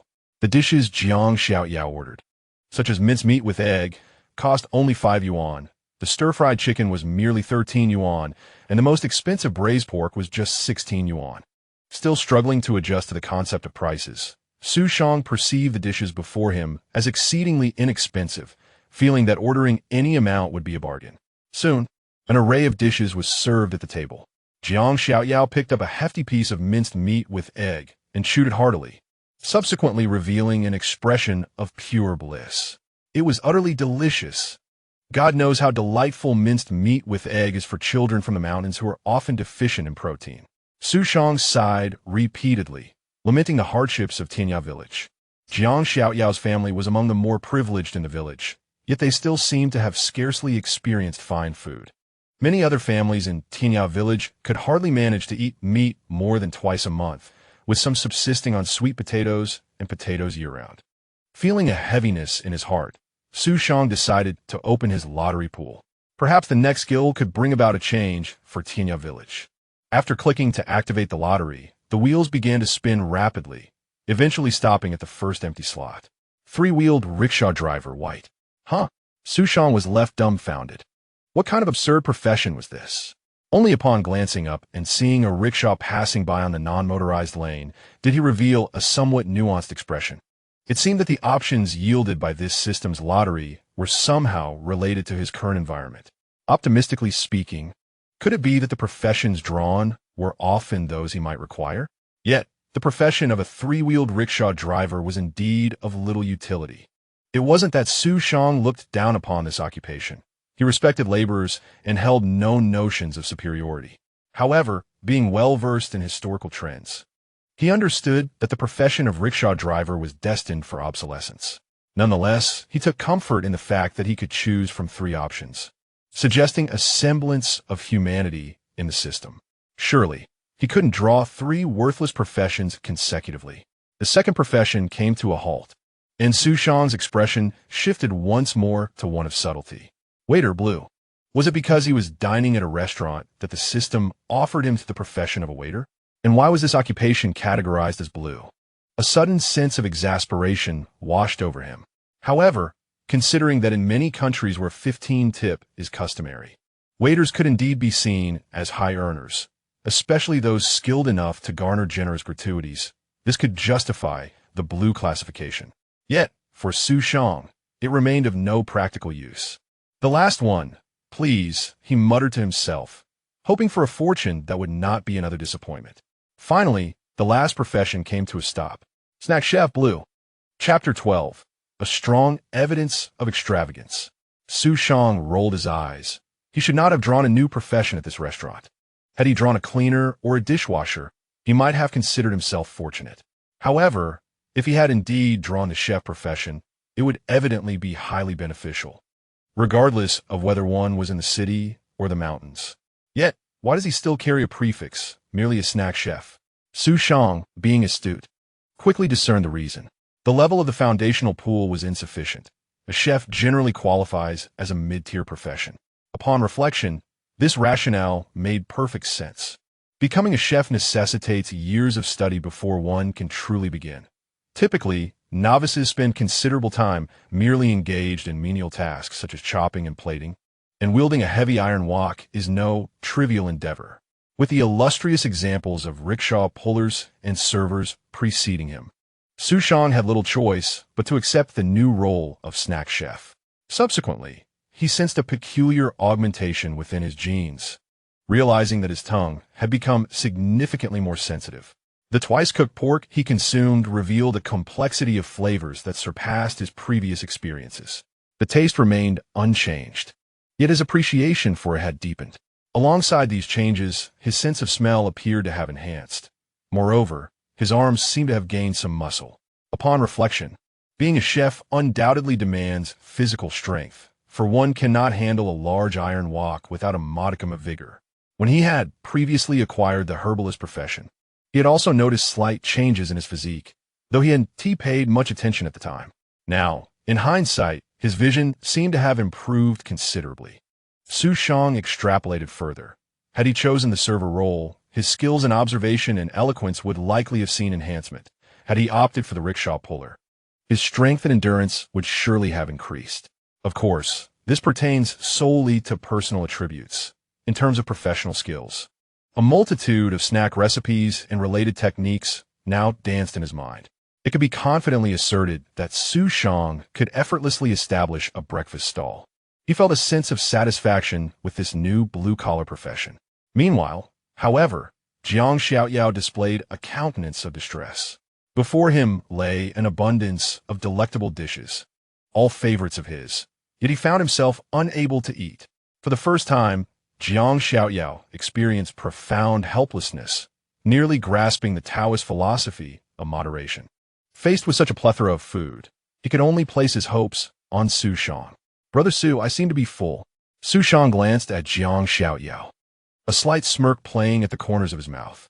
To claim one was full after so little, while boasting of being a child of the mountains, was rather amusing. In his impoverished youth, he could consume 8 buns in a single sitting. Today, he would demonstrate to Jiang Xiaoyao what it truly meant to be a glutton. Thus, Xu Shang began to indulge heartily. After a brief period, he too found himself unable to continue. It was then that he recognized the crux of the issue. It appeared that the present version of himself was utterly distinct from who he had been at this age in his past life. In his previous existence, he had lived in poverty, rarely enjoying anything of quality, presenting a malnourished appearance. His meals were consumed with the ferocity of a storm. After entering the workforce, he had endured a life filled with hardship, and eating had become a rare source of solace. Yet now, he was a scion of wealth. Having never truly indulged in exquisite cuisine, one could say that not being picky or averse to food is already a commendable trait. Though it may appear as if he feasted lavishly, in reality, his appetite had dwindled to less than half of what it once was. Gazing at the remnants of the meal, Xu Shang found himself lost in contemplation. Under normal circumstances, he ought to have requested a takeaway. However, upon further inquiry, he discovered that it was rather inconvenient to do so. In this day and age, the disposable containers for takeout were predominantly flimsy, white foam boxes. Unlike the sealed, transparent plastic containers of future times, offering minimal protection. Even if one were to encase it in a plastic bag, the jostling during transit would likely render it inedible. After pondering various aspects, Xu Shang concluded that taking the leftovers home was not appropriate either. He was, after all, someone who valued his image, and although he currently possessed none, the thought of returning to the village with a takeaway meal might invite unwelcome gossip. It was reminiscent of how many young people, whose parents forbade takeaway food, would hastily dispose of half-eaten fried chicken, not out of reluctance to share with family, but to avoid exacerbating familial tensions. After sincerely reflecting on his own wastefulness, he resigned himself to departing with only Jiang Xiaoyao. As he stepped outside, familiar faces greeted him, and his expression shifted abruptly. The crew had not been shaken off. However, it mattered little. Xu Shang merely wished to cause them some vexation. Having filled his belly and embraced a new vocation, he felt rather content and decided against seeking trouble with them for the time being. Little did he realize that the production team had no intention of letting him off the hook. No sooner had he exited the restaurant than they entered. Not for a meal, but to capture footage of the table where he had just dined. The remnants of his meal served as irrefutable evidence of his lavishness and wastefulness. Indeed, he was a spendthrift. With a sigh, it was apparent that in 2006, food waste was still viewed by many as a grievous offense. Habits such as these were not easily altered. One could only wonder how much Xu Shang had squandered, leaving many disappointed. Clearly, his transformation was a long and arduous journey ahead. The director, however, felt a surprising sense of delight. His joy did not stem from Xu Shang's wastefulness, but rather from the opportunity to reveal his true nature to the audience.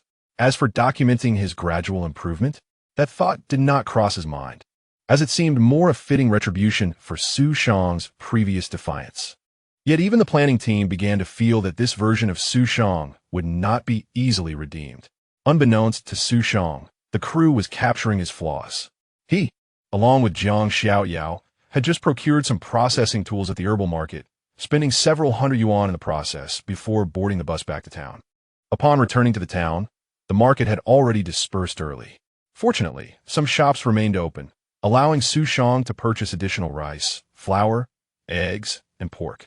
After filling his basket, he spent a considerable sum of 20 yuan to hire a rickshaw, which took him and Jiang Xiaoyao back to Tianya Village.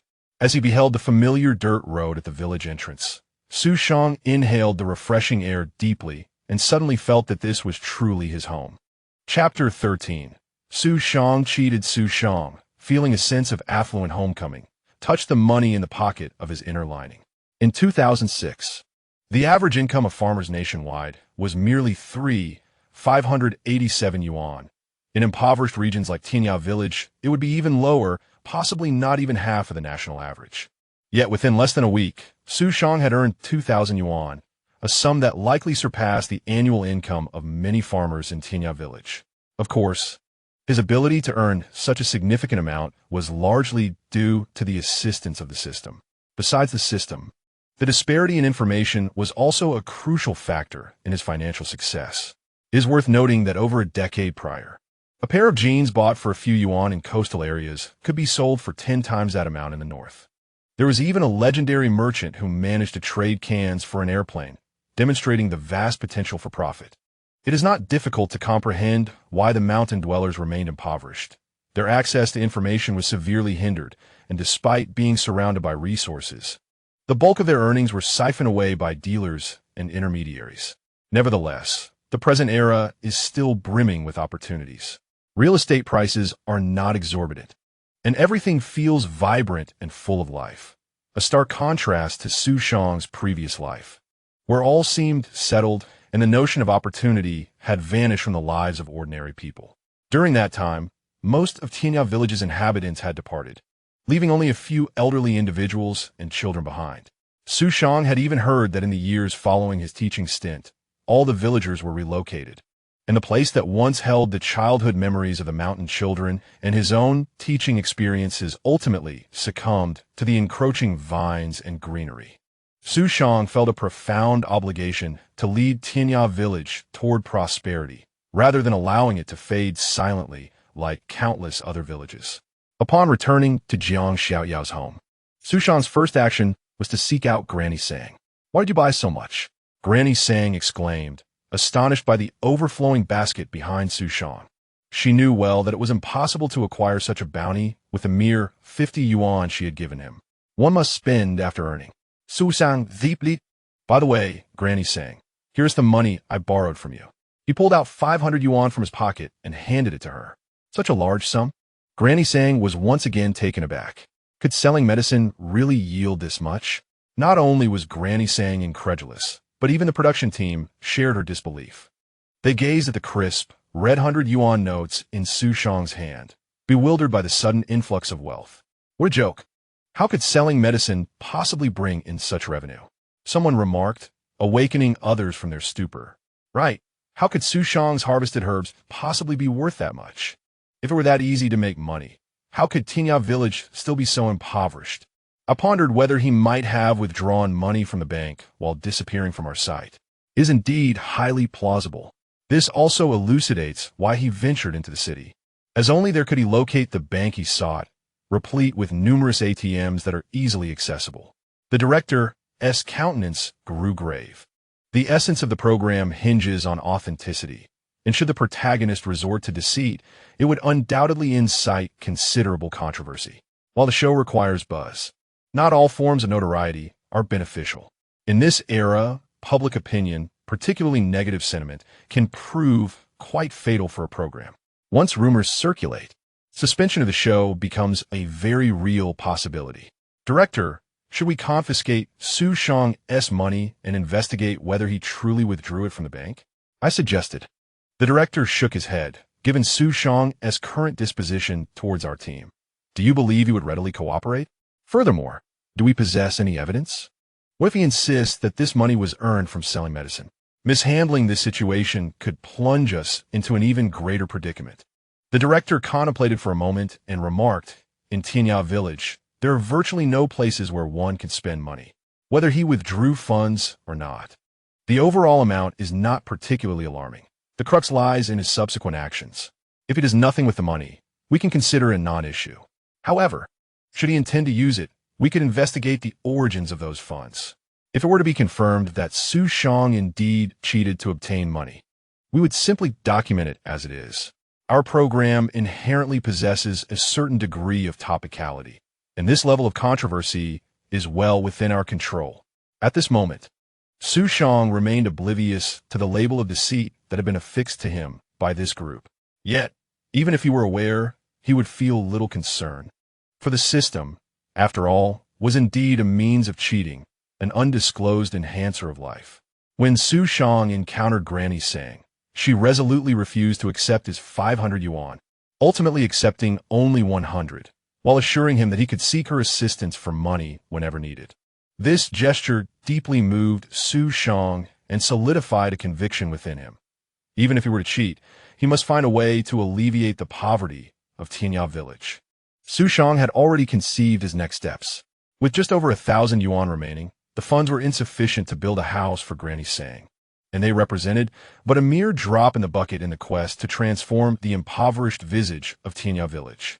Nevertheless, they would serve as adequate seed capital for Xu Shang's endeavors. He planned to usurp the business of the convenience store owner and begin collecting medicinal herbs.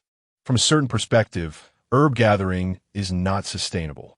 Despite the small scale of Tianya Village, even if all villagers were to participate, they could not possibly inflict a damaging impact on the vast surrounding wilderness. Yet, relying solely on Xu Shang's efforts would ultimately prove insufficient. For instance, the centipedes and scorpions in Tianya Village had been nearly eradicated by him. This, however, would not disrupt the ecological balance, as human habitation ought not to accommodate an excess of venomous creatures.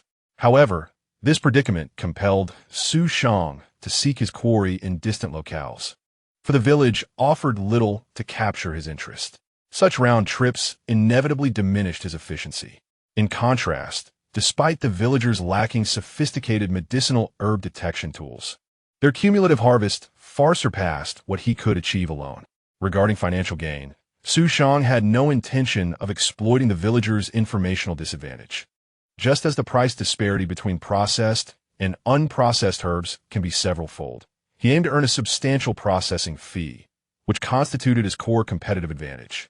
Remarkably, it seemed that such accomplishments required no deliberate promotion on his part. At this moment, in the village chief's home, the elderly couple exchanged incredulous glances upon receiving the 200 yuan from Jiang Xiaoyao. 200 yuan. Chapter 14. The shock of 200 yuan. Jiang Xiaoyao's father, Jiang Fugua, served as the village chief of Tianya Village, a small and impoverished community. The remuneration for the village chief was not substantial. Jiang Fugua earned merely over 370 yuan monthly. To be precise, it was not a salary, but rather a subsidy for his role. Thus, alongside his duties as chief, Jiang Fugua and his wife tended to a few acres of land. With limited energy, they did not raise livestock, but he took pride in having built a sufficiently spacious home, allowing his eldest daughter, eldest son, and youngest son each their own room. Although his eldest daughter was already married and his eldest son worked elsewhere, Jiang Fugua still found himself troubled by financial worries, especially since his son, Jiang Daqiang, had reached the age for marriage, a daunting prospect in these times, given the substantial costs associated with wedding dowries. Despite his financial struggles, Jiang Daqiang was an upright man who had never considered using his position as village chief for personal gain. Thus, when he saw Jiang Xiaoyao produce 200 yuan, his immediate reaction was to suspect that the child had stolen someone else's money, and he confronted him with a furrowed brow. "Did you take someone else's money?" "Dad, this is all from selling the medicinal herbs I dug up myself," Jiang Xiaoyao replied, feeling aggrieved by his father's reprimand. "Nonsense. I've seen how little people make selling herbs. How could you earn so much?" his father retorted. "Please, just listen to Xiaoyao." Jiang Xiaoyao's mother interjected, favoring her child.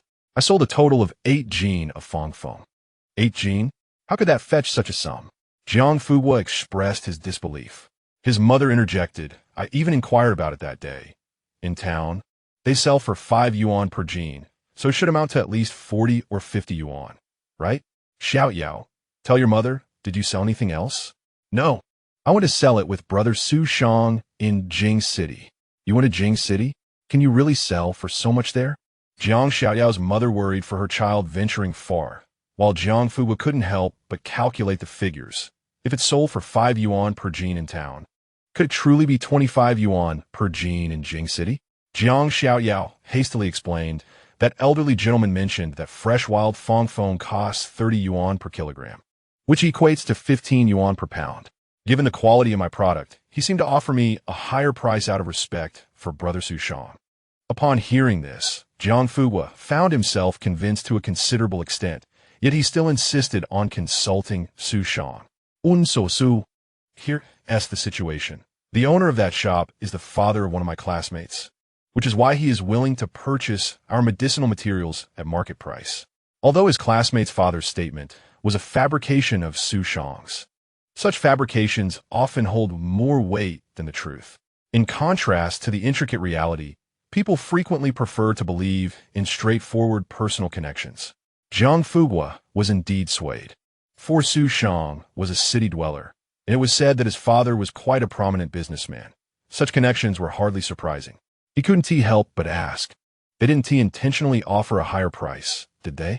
No, no, Jiang Xiaoyao assured him. I can guarantee that they purchased primarily at market rates.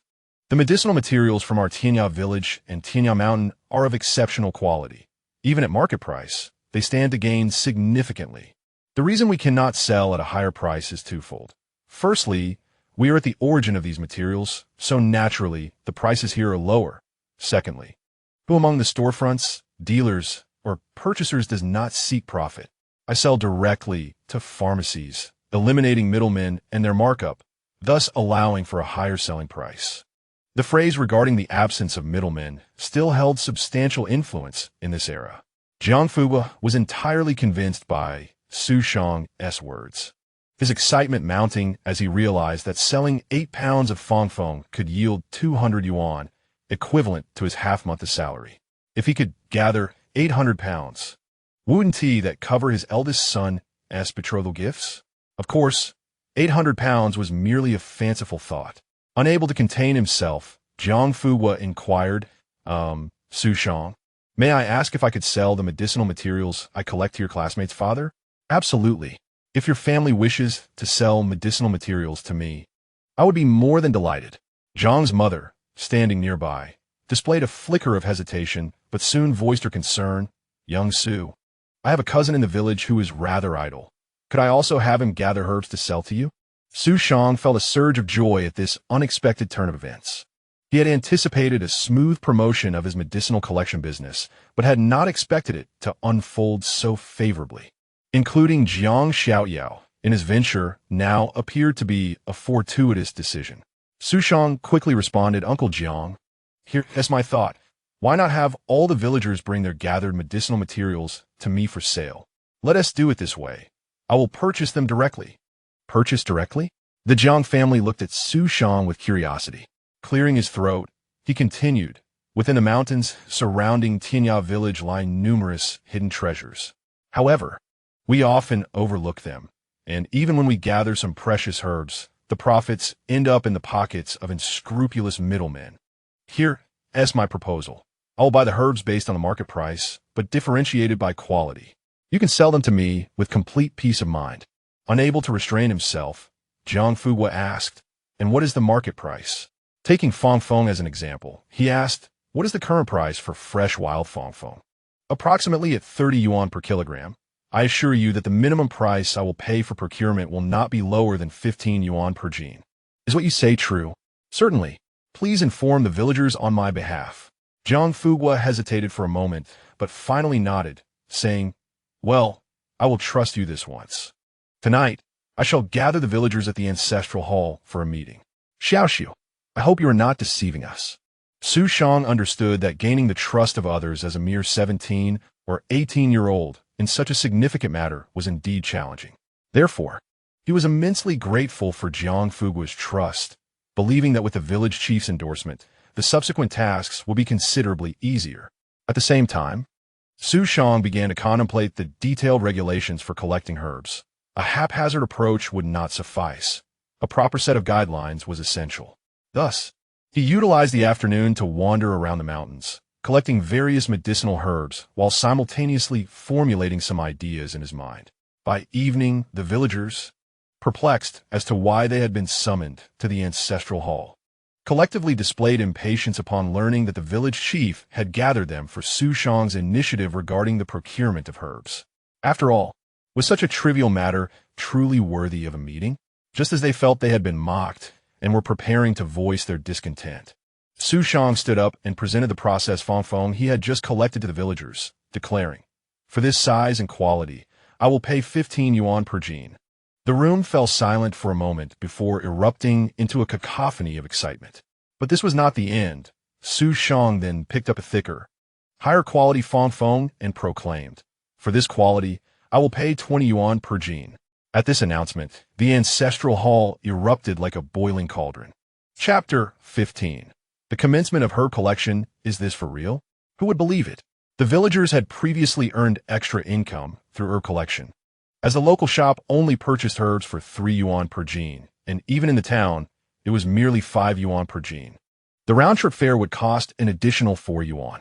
Although walking would save that fare, it would also consume half a day's time. What does 20 yuan per gene even signify? For a poverty-stricken village like Tianya, a year's worth of tilling the land hardly yields any profit. Collecting just 2 genes would equate to a day's labor income in the town. Xu Shang remained unconcerned about whether the villagers believed him, for he was confident that once the first brave soul ventured forth, the rest would soon follow suit. Next, Xu Shang began to outline his requirements. Firstly, he would only procure several valuable herbs, with fong being the representative, as transporting cheaper herbs to the market alone would not be cost-effective given his limited carrying capacity. As for animal-based medicinal materials, Xu Shang neither stated that he would collect them nor that he would refuse to do so. This was due to the inherent risks involved in gathering such materials, and he intended to profit through the processing of medicinal herbs. Thus, animal-based materials, which lacked any profit margin for processing, would yield little benefit for him. Although he aimed to benefit the villagers, his own financial gain remained equally significant. The villagers acknowledged Xu Shang's point, recognizing that perhaps these specific herbs were particularly valuable, which was why he chose to specialize in them. The second requirement put forth by Xu Shang, however, left everyone dissatisfied. Not only did Xu Shang demand that herbs below a certain size be disregarded, but he also prohibited their collection, insisting that any such findings be buried immediately. Should anyone attempt to sell the smaller herbs, larger ones would also be rejected. This prompted a flurry of discussions among the villagers, who were perplexed by Xu Shang's reasoning. Nevertheless, he managed to persuade the village chief with a simple rationale, to avoid depleting their resources. Although the scale of herb collection in Tianya Village would not cause any significant ecological damage to the mountains, a collective rush to gather herbs would inevitably diminish the availability of medicinal plants near the village. In the future, this would necessitate venturing into the more perilous depths of the mountains. Conversely, leaving the smaller herbs would ensure a continuous harvest each year. Additionally, the price of medicinal herbs was inherently linked to their age, and smaller herbs fetched a meager price. While Xu Shang's logic might have fallen on deaf ears, the village chief's endorsement compelled the villagers to nod in agreement, though it was uncertain how many truly grasped the concept of sustainable development. However, the long-standing integrity of Jiang Fugua instilled in them an unwavering belief that the chief's words were indeed correct. Ultimately, Xu Shang announced that he would begin purchasing herbs from the following afternoon, as he needed to visit the town in the morning to acquire a scale and print images depicting various herb types and classification grades. Only a fool would believe the whimsical tales of a city youth, mused Sang Yukai, the local shopkeeper, with envy as he chatted with villagers buying cigarettes. The procurement of medicinal herbs was one of his core business ventures. Even if he bought them at 5 yuan each for the windbreak herb, he would still profit handsomely, since the big buyers from the county purchased their wild windbreak at prices around 10 yuan.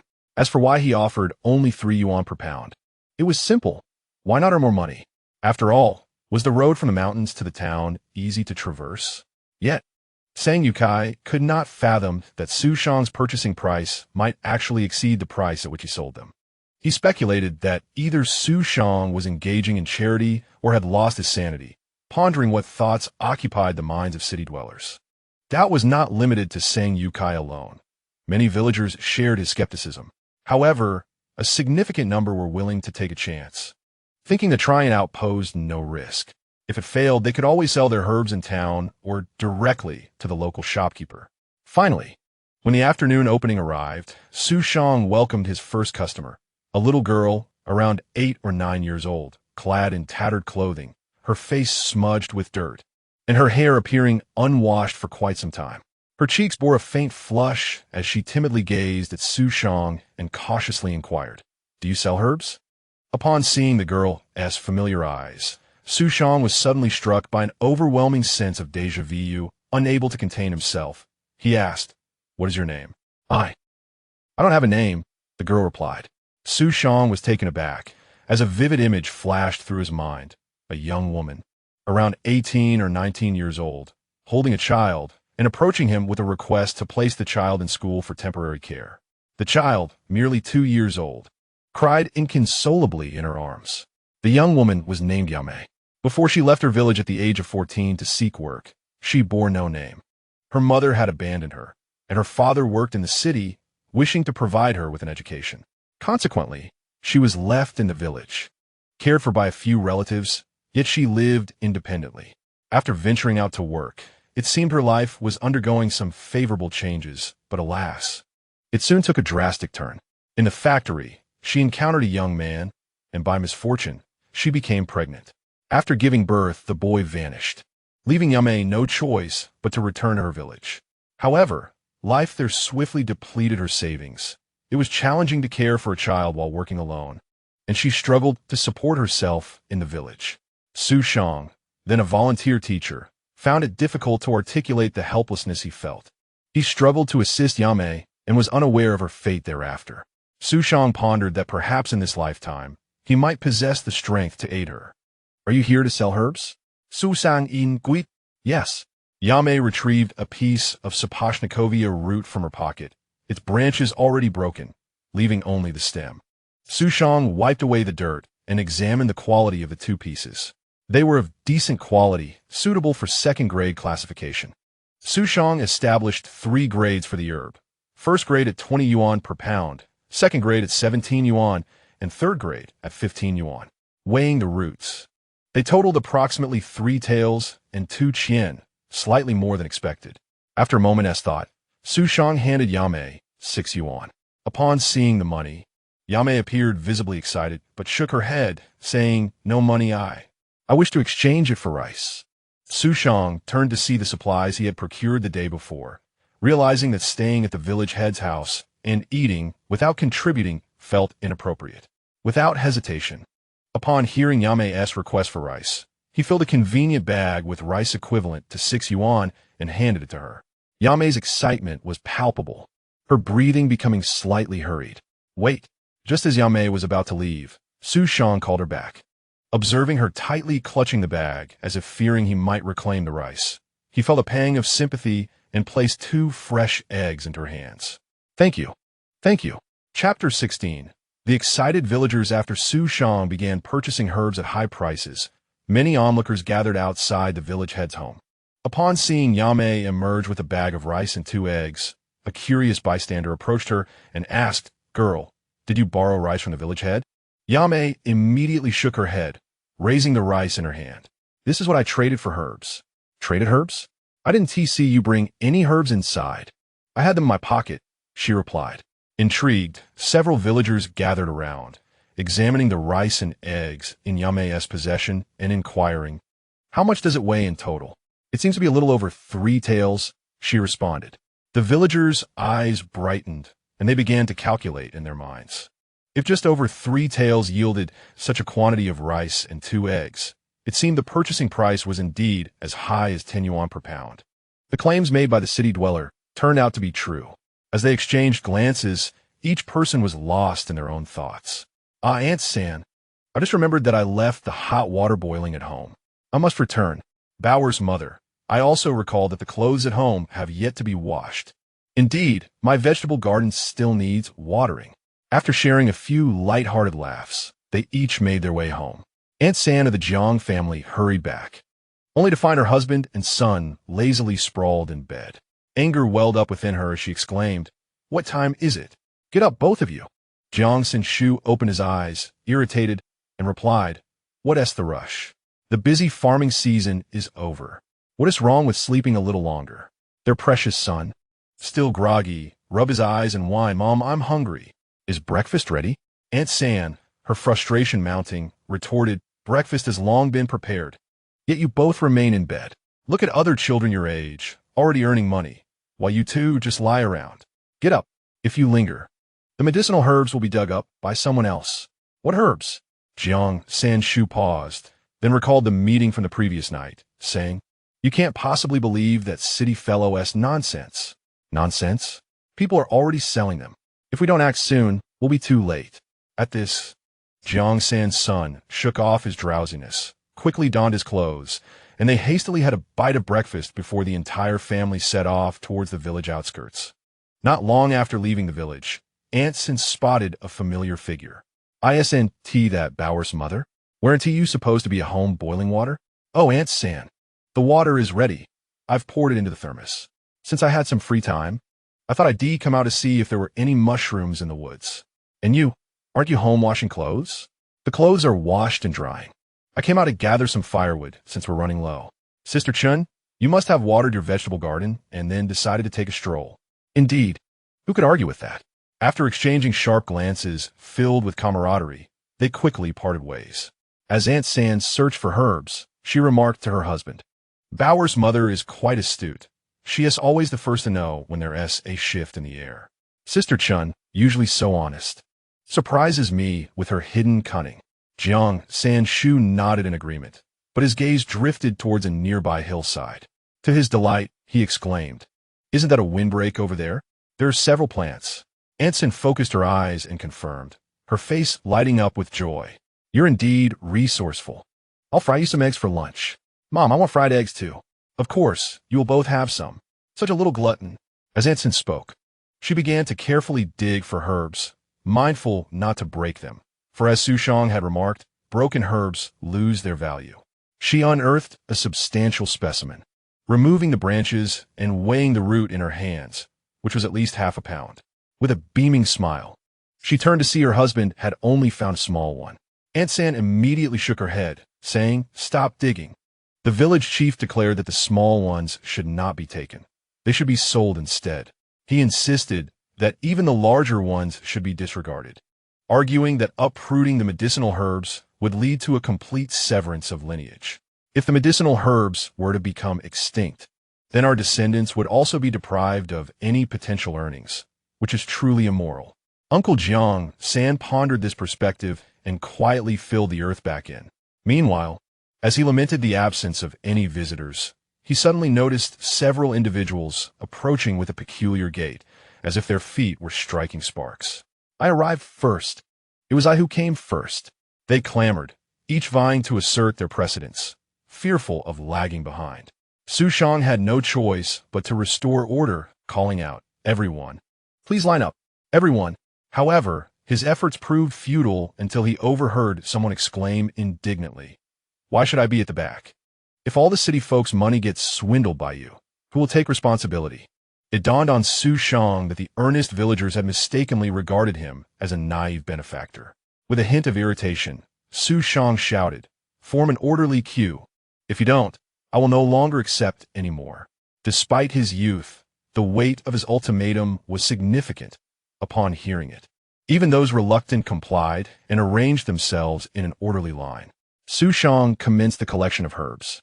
The quantities gathered were neither scant nor abundant, typically ranging from 1 to 2 pounds, with some fortunate individuals yielding 3 or 4 pounds, in the span of merely 5 or 6 individuals. Xu Shang had already dispensed over 200 yuan. The villagers, delighted with their earnings, expressed their joy, many of them not solely motivated by the money, but also intrigued by the supplies Xu Shang had previously procured in town. Some proposed exchanging herbs for rice or meat. Xu Shang welcomed all transactions, accommodating their requests without hesitation. By nightfall, however, he realized that nearly half of his savings had been spent, with the provisions he had specifically purchased for Granny Sang now dwindling to just a few pounds of flour and a piece of meat. The business was extraordinarily brisk. It appeared that the funds for purchasing would not last until the day after tomorrow. Xu Shang felt a sense of satisfaction. For once the medicinal herbs were processed and sold, he anticipated a substantial profit. The collection itself did not consume much time, as the entirety of Tianya Village comprised merely around 200 households, with half of them occupied with agricultural labor in the city, leaving a limited number of villagers available. Furthermore, as everyone ventured to gather herbs, the nearby supplies were quickly depleted, and Xu Shang refused to accept any that were too small. Consequently, the remaining gatherers either found their haul diminished or were compelled to venture further afield, investing additional time. Suddenly, Xu Shang realized that if this trend continued, maintaining a steady income from the sale of herbs would likely be unsustainable in the long run. Chapter 17. Chive Pockets. Indeed, Xu Shang's concerns were validated the following day. Although more individuals sought to sell him medicinal herbs, the average quantity offered had significantly fallen, with some even attempting to sell tiny seedlings, which Xu Shang resolutely refused to accept. As for the larger specimens, whether they were to be sold by others or handled in some other manner was beyond his concern.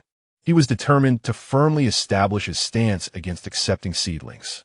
The villagers, carrying tender seedlings to the local shop, were dismayed to discover that the purchasing price was merely $2.50. Naturally, they lamented their misfortune, pondering that had they known, it would have been far wiser to wait until the following year when they could sell them for several times that amount.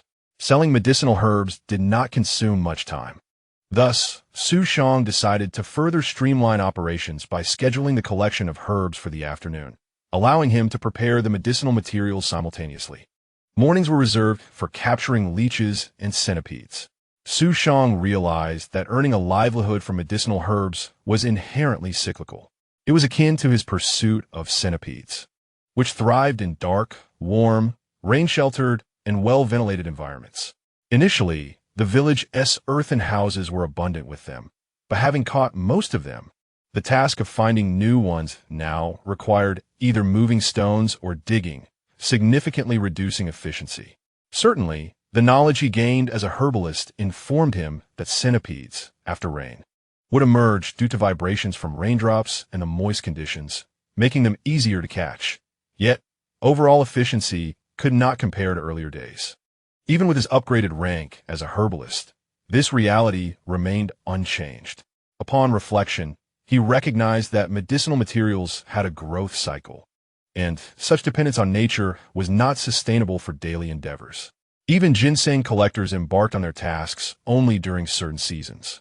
Perhaps, like the fishing ban, he could only gather herbs at specific times, allowing him to pursue other professions during the off-season. For instance, his unutilized new profession as a snack chef lay dormant in his career portfolio. With the herb collection now on track, Xu Shang felt inspired to explore the potential of his new vocation.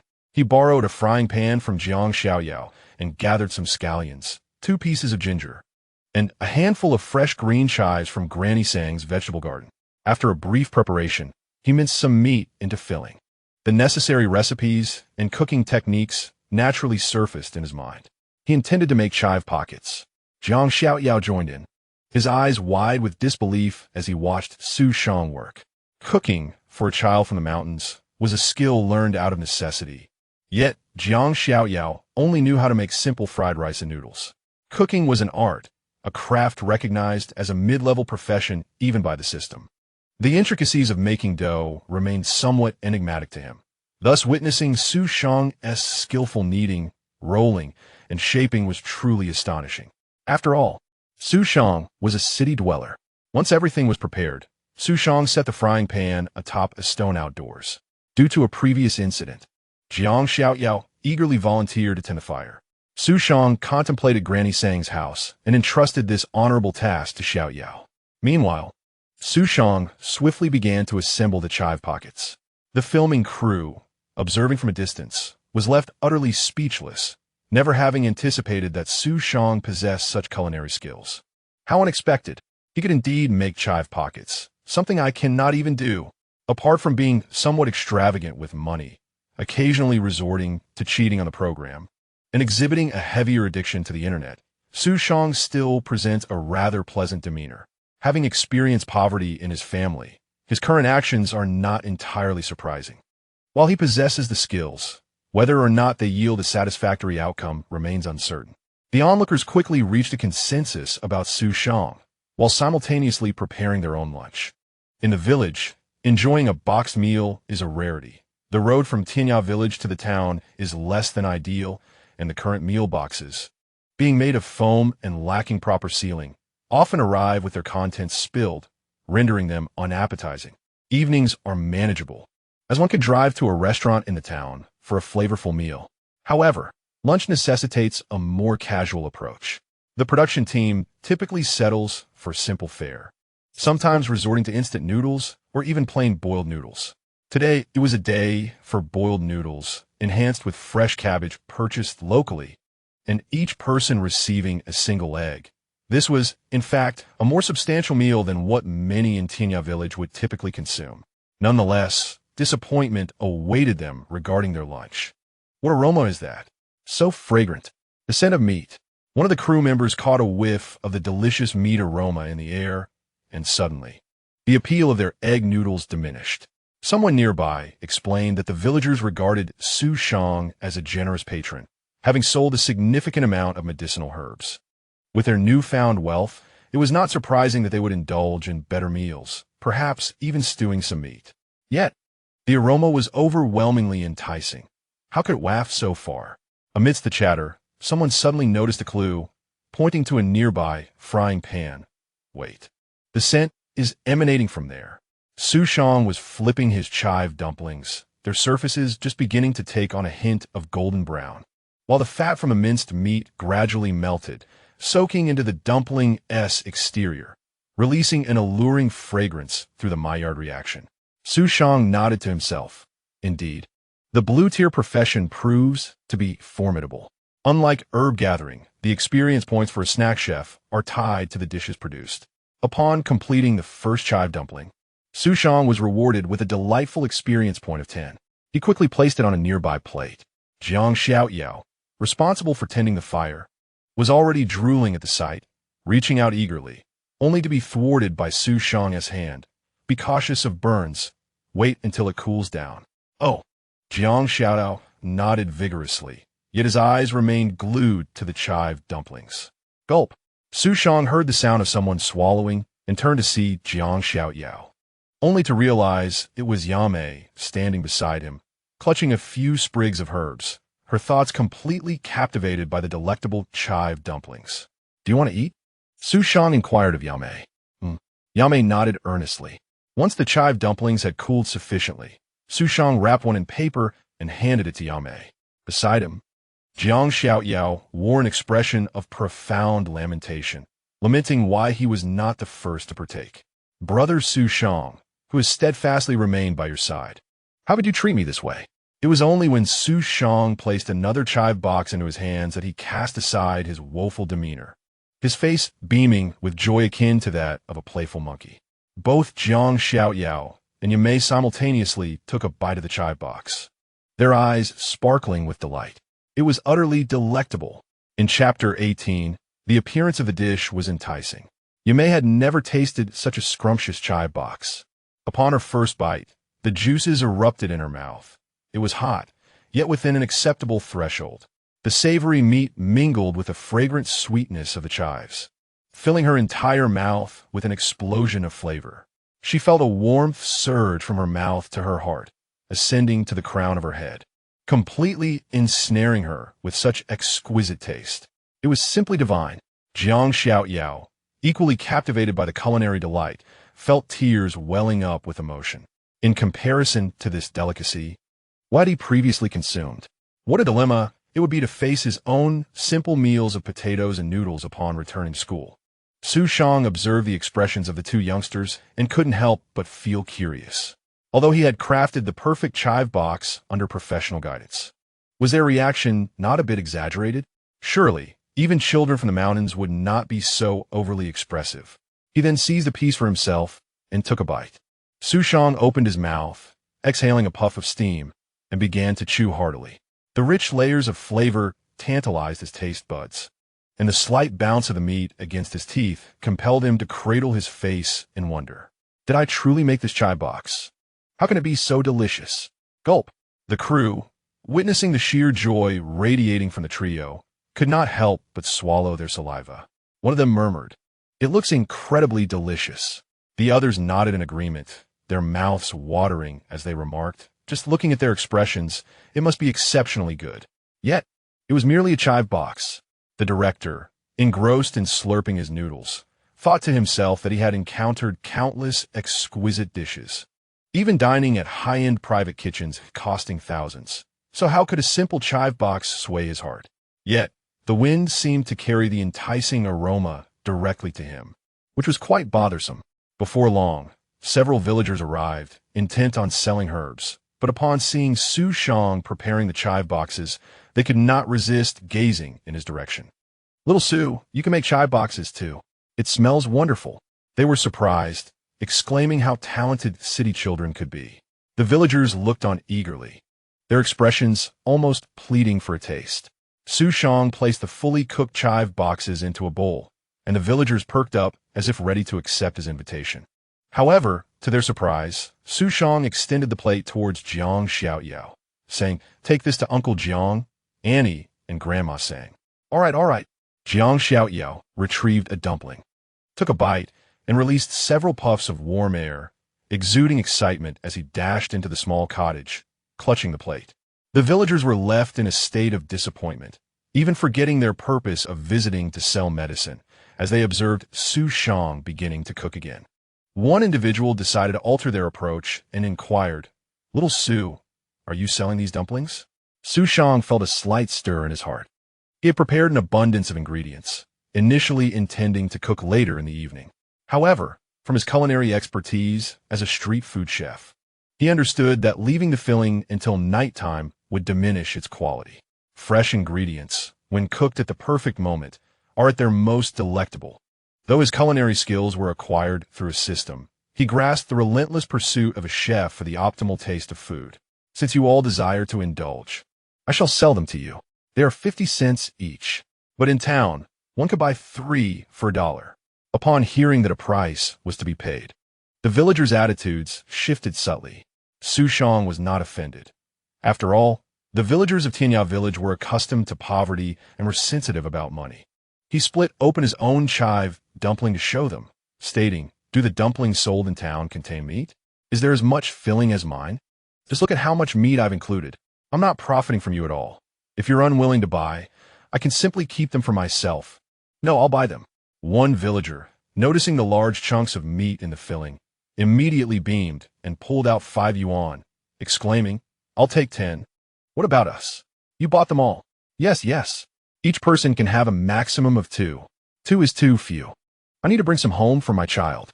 Xu Shang surveyed his prepared ingredients, having intended to utilize all the flour and meat.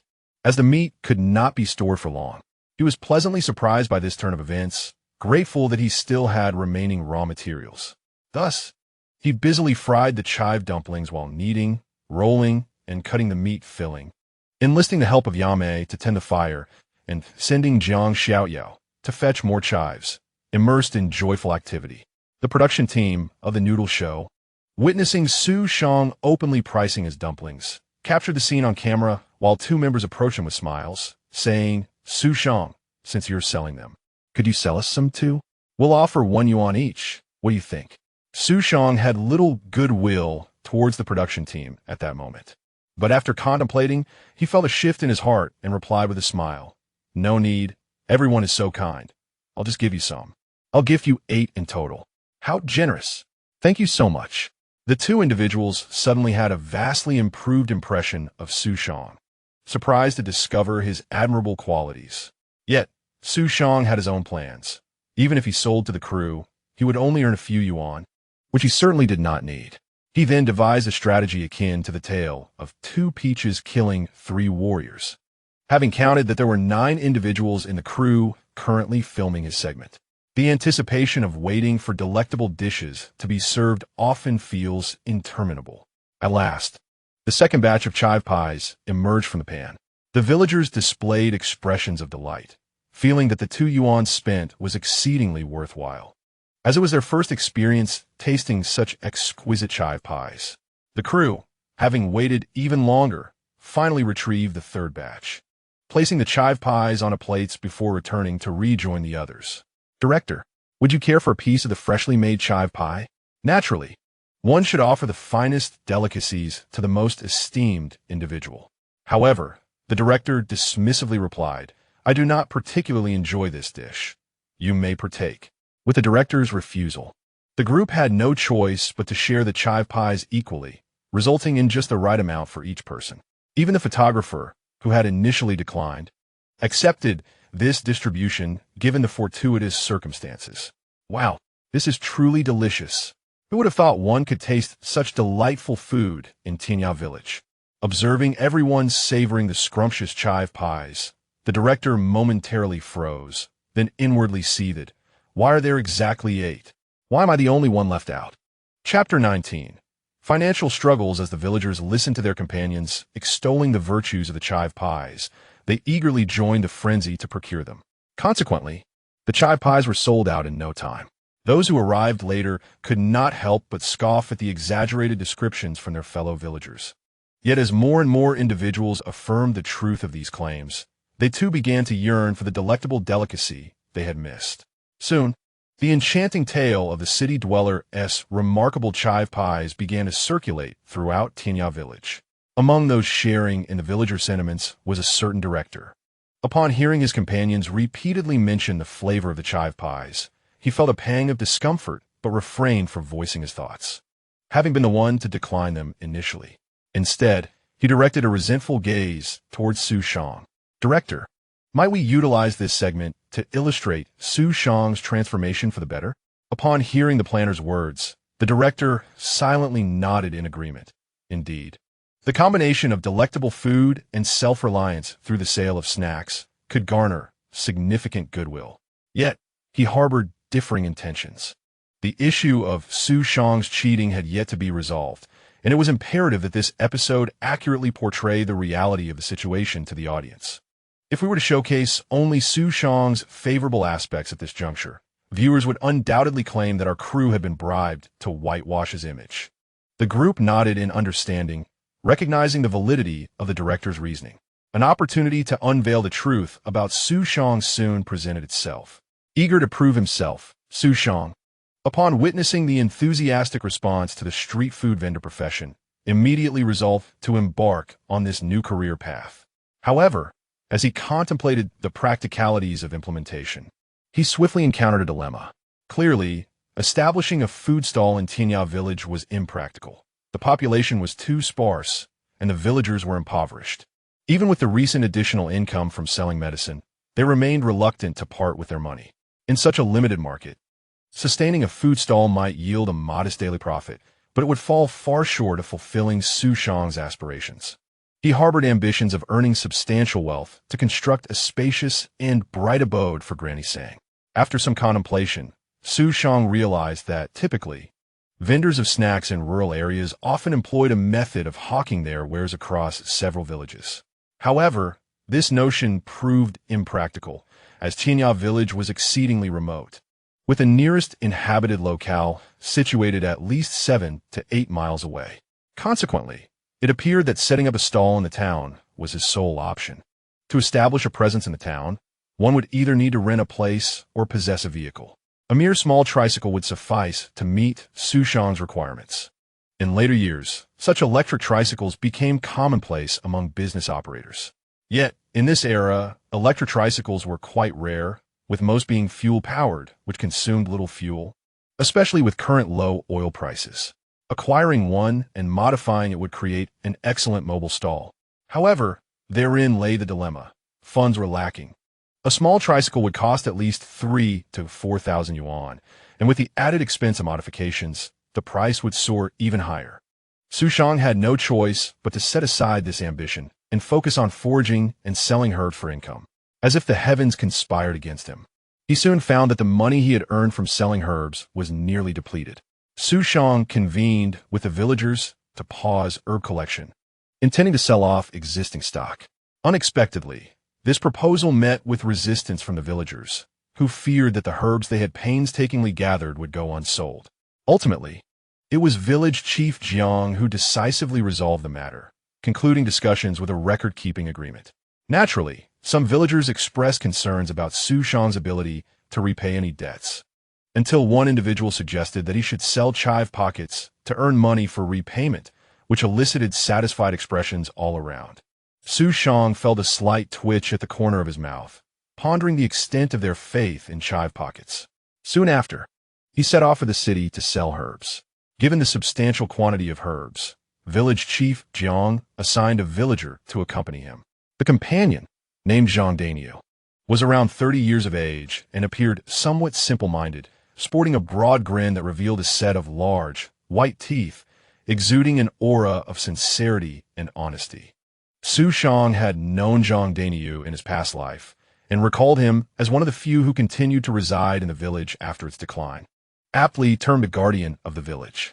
Although not particularly astute, Zhang Daniel was exceptionally strong and diligent in his work, yet he often fell prey to deception, typically receiving only 40 to 50 yuan for what was promised as an 80 yuan day's wage. Fortunately, Zhang Daniel found a partner and later was blessed with 2 delightful daughters, the elder of whom was a student of Xu Shang during his teaching stint. With Zhang Daniel's assistance, carrying Xu Shang's herbs became a breeze. Jiang Xiaoyao also volunteered to carry a small bamboo basket alongside Xu Shang, which touched him deeply, especially considering that the last time Jiang Xiaoyao traveled by vehicle, he'd been quite ill. This time, Xu Shang did not deliberately attempt to elude the filming crew, as it was not so easily done, and he wished to present his authentic self to the audience.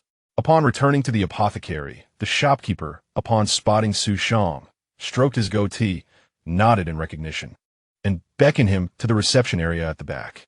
Upon opening the medicinal herbs within Xu Shang's backpack, the pharmacy owner gazed at him in astonishment. The quality of this batch of herbs surpassed that of the last, showcasing an even more exquisite craftsmanship. Moreover, the herbs were meticulously categorized according to their varying qualities, entirely alleviating him of the effort. In fact, few establishments in the nearby herbal market could match the exemplary service that Xu Shang provided. This remarkable improvement stemmed from Xu Shang's elevated status as an herbal farmer, which had now reached level 6. He had instinctively chosen the talent for herbal processing as his upgrade reward, resulting in significant advancements in both the quality rate and processing efficiency. "Excellent, truly excellent," exclaimed the pharmacy owner, nodding at Xu Shang. "If I were to procure a regular supply of herbs from you each year, could you assure me of that?" Xu Shang pondered for a moment, but regretfully he shook his head, stating, "Although there are ample herbs in the mountains, continuous harvesting would inevitably lead to a decline in both quantity and quality. Therefore, I can only harvest during select months each year to ensure optimal quality." Upon hearing Xu Shang's words, the pharmacy owner felt even more satisfied. Wild herbs are inherently different from cultivated ones, and overexploitation poses a threat to herbal resources. This has been a contributing factor to the rising prices of wild herbs in recent years, despite a decline in their quality. Xu Shang's village demonstrating such awareness brought him great relief, prompting him to declare, "I will purchase this batch of herbs at 30% above the market price." Chapter 20. Second screening. Xu Shang was overjoyed and began discussing the specifics of the herb acquisition with the pharmacy owner. Soon, all the herbs were securely stored, and the pharmacy owner retrieved a thick stack of cash from his safe. "I've already calculated it. The total is 792 yuan. Here are 800 yuan. Please count it." Xu Shang counted the money and briefly examined its authenticity. Once assured there were no issues, he expressed his gratitude to the pharmacy owner. Subsequently, he received a system notification congratulating him for earning 10,000 yuan and 300 achievement points. To his delight, there were indeed 300 achievement points. A smile crept upon Xu Shang's lips. Not only had he earned a considerable sum, but he had also gained achievement points. What a delightful turn of events. Stepping outside, he saw Zhang Daniel and Jiang Xiaoyao waiting. "Let's go. I'm treating you both to a grand feast," he declared, returning to the same restaurant as before. Jiang Xiaoyao hesitated upon receiving the menu, saying, "Brother Xu Shang, perhaps we should order a bit less this time?" Recalling their previous experience of wasting food, Xu Shang nodded in agreement. Zhang Daniel, still a bit shy, chimed in, "Little Xu, is it really necessary to dine out? I brought some flatbreads. We could just make do with those." Xu Shang quickly responded, "Brother Daniel, you came out to help me. How could a boss not take care of his employees' meals? Just enjoy yourself." As the dishes were served, Zhang Daniel, initially reserved, gradually revealed his ravenous nature. Within moments, he had cleared 3 plates and devoured 3 bowls of rice, leaving Xu Shang utterly astonished. He had always considered himself a voracious eater before his rebirth, yet in the presence of Zhang Daniu, he felt like a mere child. Observing Zhang Daniu's seemingly insatiable appetite, Xu Shang hastily ordered 2 more dishes. Zhang Daniu, a bit bashful, flashed a smile at Xu Shang and focused intently on his meal. In a short while, he devoured another 2 bowls of rice, clearing every last morsel of food, including the broth, which he used to soak his rice. Even the restaurant owner, witnessing Zhang Daniu consume 5 large bowls of rice, couldn't help but question the efficacy of his free rice policy. Satisfied, Zhang Daniu patted his belly, displaying a look of contentment. Yet Xu Shang inexplicably sensed that Zhang Daniu still had room for more. With his hunger satiated, it was time to return home. Xu Shang had already planned the usage of the money in his possession. Of this sum, over 1,000 was the cost of the herbs he had collected, and another 1,000 was owed to the villagers for unpaid medicine. The remainder was his own earnings, a portion derived from foraging herbs, though the bulk came from the added profits of herb processing. With this money in hand, the prospect of his snack stall could be expedited.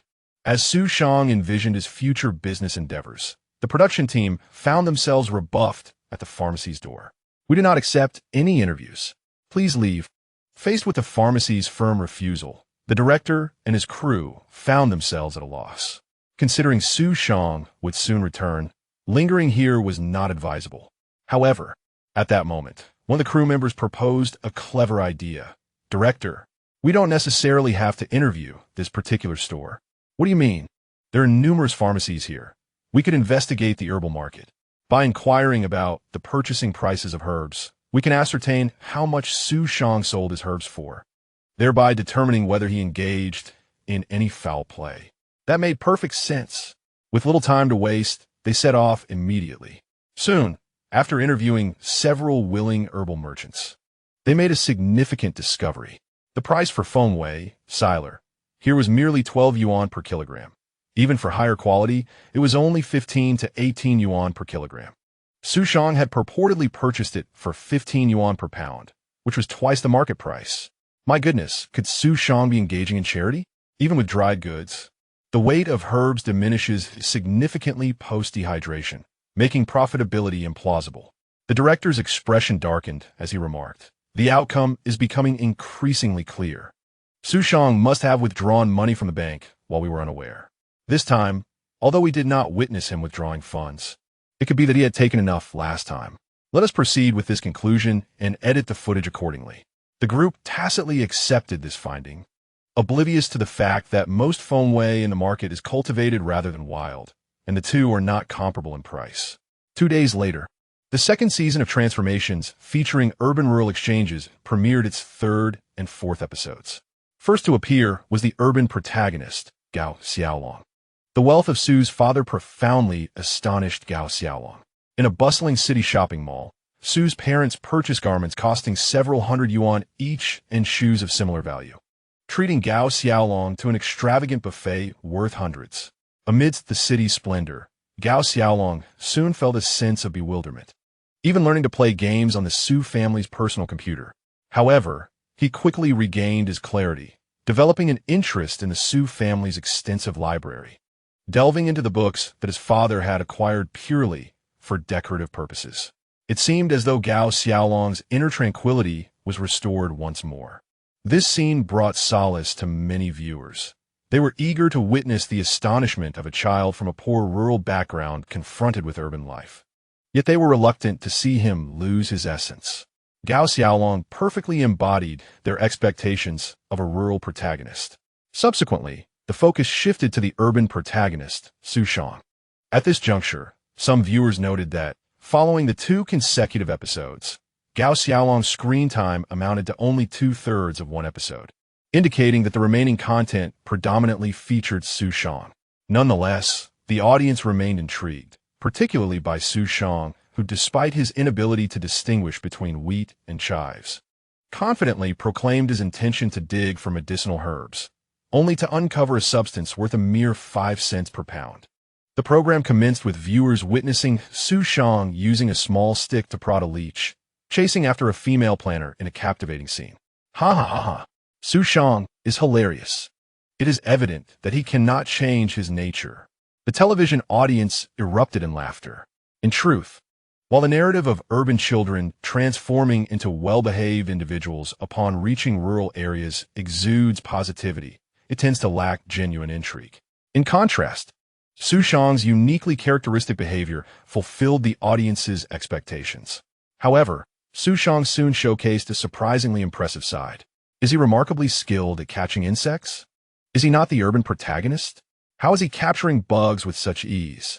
I recall that centipedes are medicinal. They must be quite valuable. Is Xu Shang planning to catch centipedes for profit?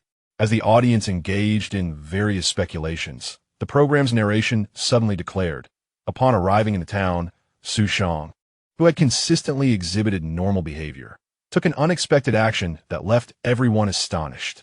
Chapter 21. Is the production team composed of fools? When Xu Shang saw Xu Shang emotionally accepting 50 yuan from Grandma Sang, and the next scene transitioned into an internet cafe, he couldn't help but burst into laughter. Ha! Xu Shang is truly something. Besides being a viewer, Xu Shang was also Xu Shang's classmate and, like Xu Shang, a privileged heir. Compared to Xu Shang, Xu Shang's family possessed greater wealth, engaging in industries far removed from the humble canned food sector. Thus, in Xu Shang's eyes, Xu Shang was merely the son of a newly affluent family, and the two had little interaction at school. However, Xu Shang was somewhat acquainted with Xu Shang, as the school's social circle was rather small. Upon hearing that Xu Shang had participated in transformations, he began to take an interest in him. After all, who could predict whether his father might whimsically send him to the program for rural transformation?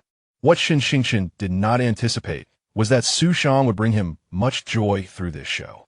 For instance, there was a particularly amusing scene showcasing Xu Shang's profound internet addiction.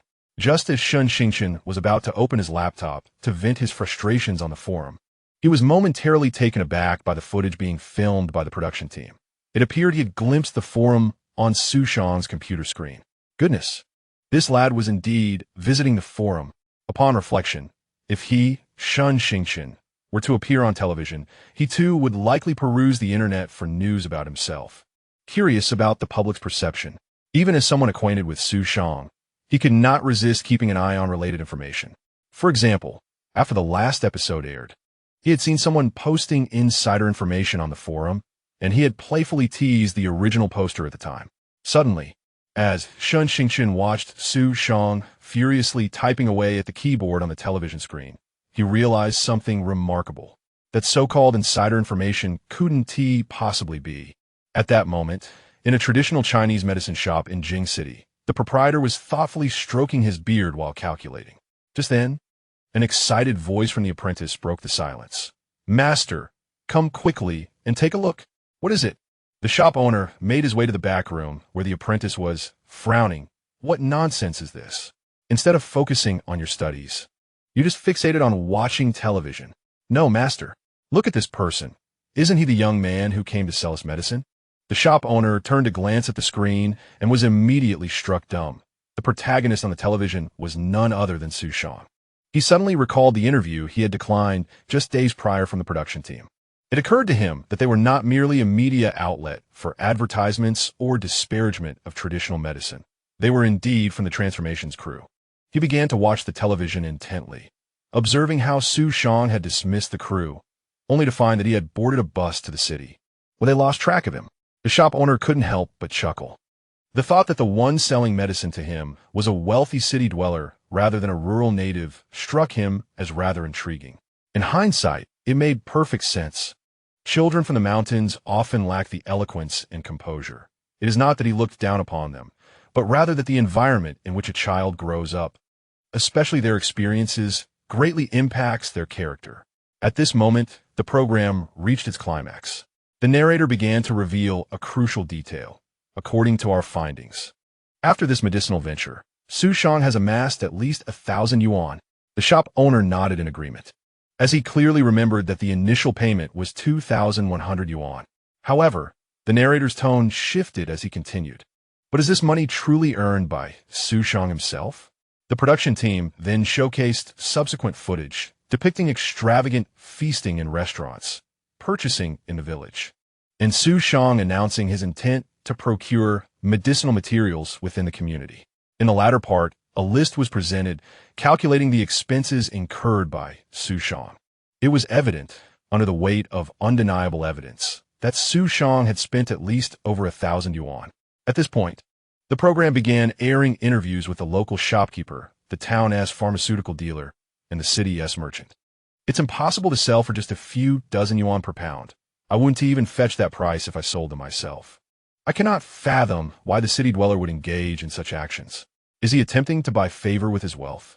The camera then shifted to the town's pharmaceutical dealer, who asserted, a price of 6 yuan per pound is quite reasonable. We take on considerable risks. Should the weather turn foul and the herbs spoil, we would incur losses. Selling for a dozen yuan per pound? Absolutely out of the question. Finally, the city merchant spoke, stating, currently, the procurement price for the herb is around 12 yuan per kilogram. Even for the finest quality, it barely reaches 17 or 18 yuan. The volume of transactions we conduct daily is substantial, with clearly marked prices, so significant discrepancies are unlikely. Following these segments, the narration began to reflect contemplatively, while the procurement price is merely a few yuan per pound. Xu Shang has opted to purchase at a rate exceeding a dozen yuan per pound. What could possibly motivate such bewildering behavior? Can the herbs he sells truly fetch over 1,000 yuan? Where, indeed, does his money originate? The production team noted that during Xu Shang's period of absence, several banks were located nearby. It was common knowledge that Xu Shang's family was affluent, with a generous allowance. We specifically inquired with Xu's father and mother, who confirmed that he possessed his own bank card, with all his New Year's money deposited therein. They had never questioned him about it. Could it be possible that Xu Shang's funds did not derive from the sale of herbs? Was his apparent high-priced acquisition of medicinal materials in the mountain village merely a facade to launder his earnings? As for whether Xu Shang engaged in any deceitful conduct during the program, we remain uncertain for now. Perhaps in the forthcoming episodes, we may unravel the truth. Although the narration suggested that the truth remained elusive, the implication was unmistakable. Xu Shang had cheated. Preposterous. The pharmacy owner, upon witnessing such content, was infuriated to the point of losing his composure, unable to refrain from berating his apprentice. Are the production crew all fools?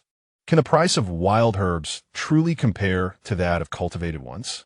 At that moment, in Sama town, Xu Shang was preparing to take possession of his newly modified tricycle.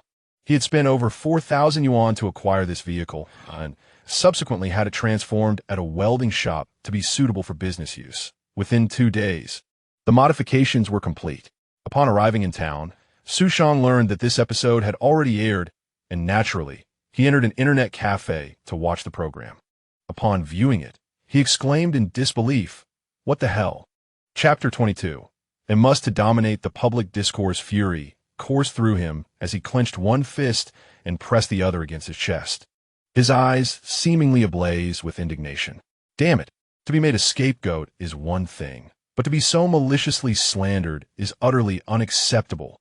Xu Shang promptly accessed the Transformation Chronicles forum and swiftly composed a post entitled The Untold Truth Behind the Transformation Chronicles, Part 2, ardently defending his stance. Just after he published the post, he was met with a flurry of replies. However, to Xu Shang's astonishment, the fourth comment came from an ID named Diamond Star Fist, declaring, "You are Xu Shang, aren't you?" Xu Shang was instantly rendered speechless. He had never anticipated being recognized. Shortly thereafter, Diamond Star Fist followed up with another comment, stating, "It seems I was not mistaken. You truly are Xu Shang." Before Xu Shang could respond or delete the post, the entire thread, and indeed, the whole forum, erupted with excitement. Wow, the real deal has surfaced. I can't believe Xu Shang is also a forum member. I feel sorry that someone of Xu Shang's low caliber is part of our community. Exclusive revelations. Let's discuss how much of Xu Shang's words can be trusted. Faced with a deluge of mockery and derision filling the forum, Xu Shang felt utterly helpless.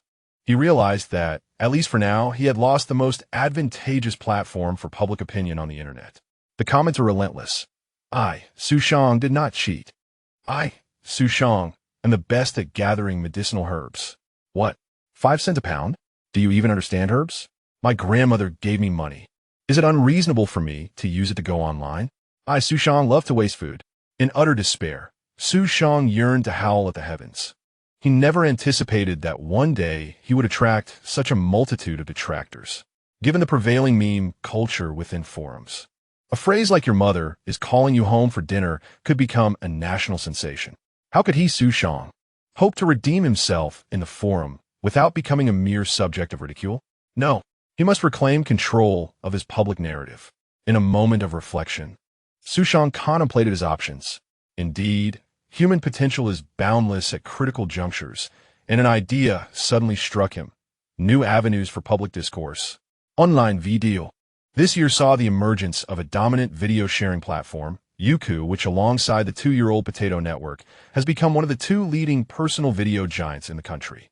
Unlike other contemporaneous sites that focus primarily on streaming services, these 2 platforms leaned heavily towards individual content creators sharing their videos. Their arrival heralded a wave of talented creators, paving the way for the era of online video. Xu Shang understood, well, that the core users of these 2 platforms were innovative young individuals who represented the most effective demographic for disseminating public opinion. Yet, upon further reflection, Xu Shang realized he seemed to be facing financial constraints. In this day and age, becoming a video creator was no easy feat. A decade later, one would only need a smartphone to handle everything from filming and editing to uploading and streaming. However, in this era, the costs associated with cameras or digital devices for filming, as well as the computers required for video editing, represented a significant financial burden. After conducting a brief search online regarding the approximate costs, Xu Shang realized that in order to film his own videos and edit them for upload, he would require equipment costing at least around 10,000 yuan. Gritting his teeth, Xu Shang thought to himself, a mere 10,000 yuan? I shall earn it. When he returned to the village of Tianya, riding a Mazda tricycle, it caused quite a stir among the villagers. The innocent children chased after the tricycle, their excitement seemingly surpassing that of Xu Shang himself. Upon witnessing Xu Shang's arrival in the tricycle, Jiang Fuqiang even went so far as to have Jiang Xiaoyao purchase a string of firecrackers to set off at the entrance.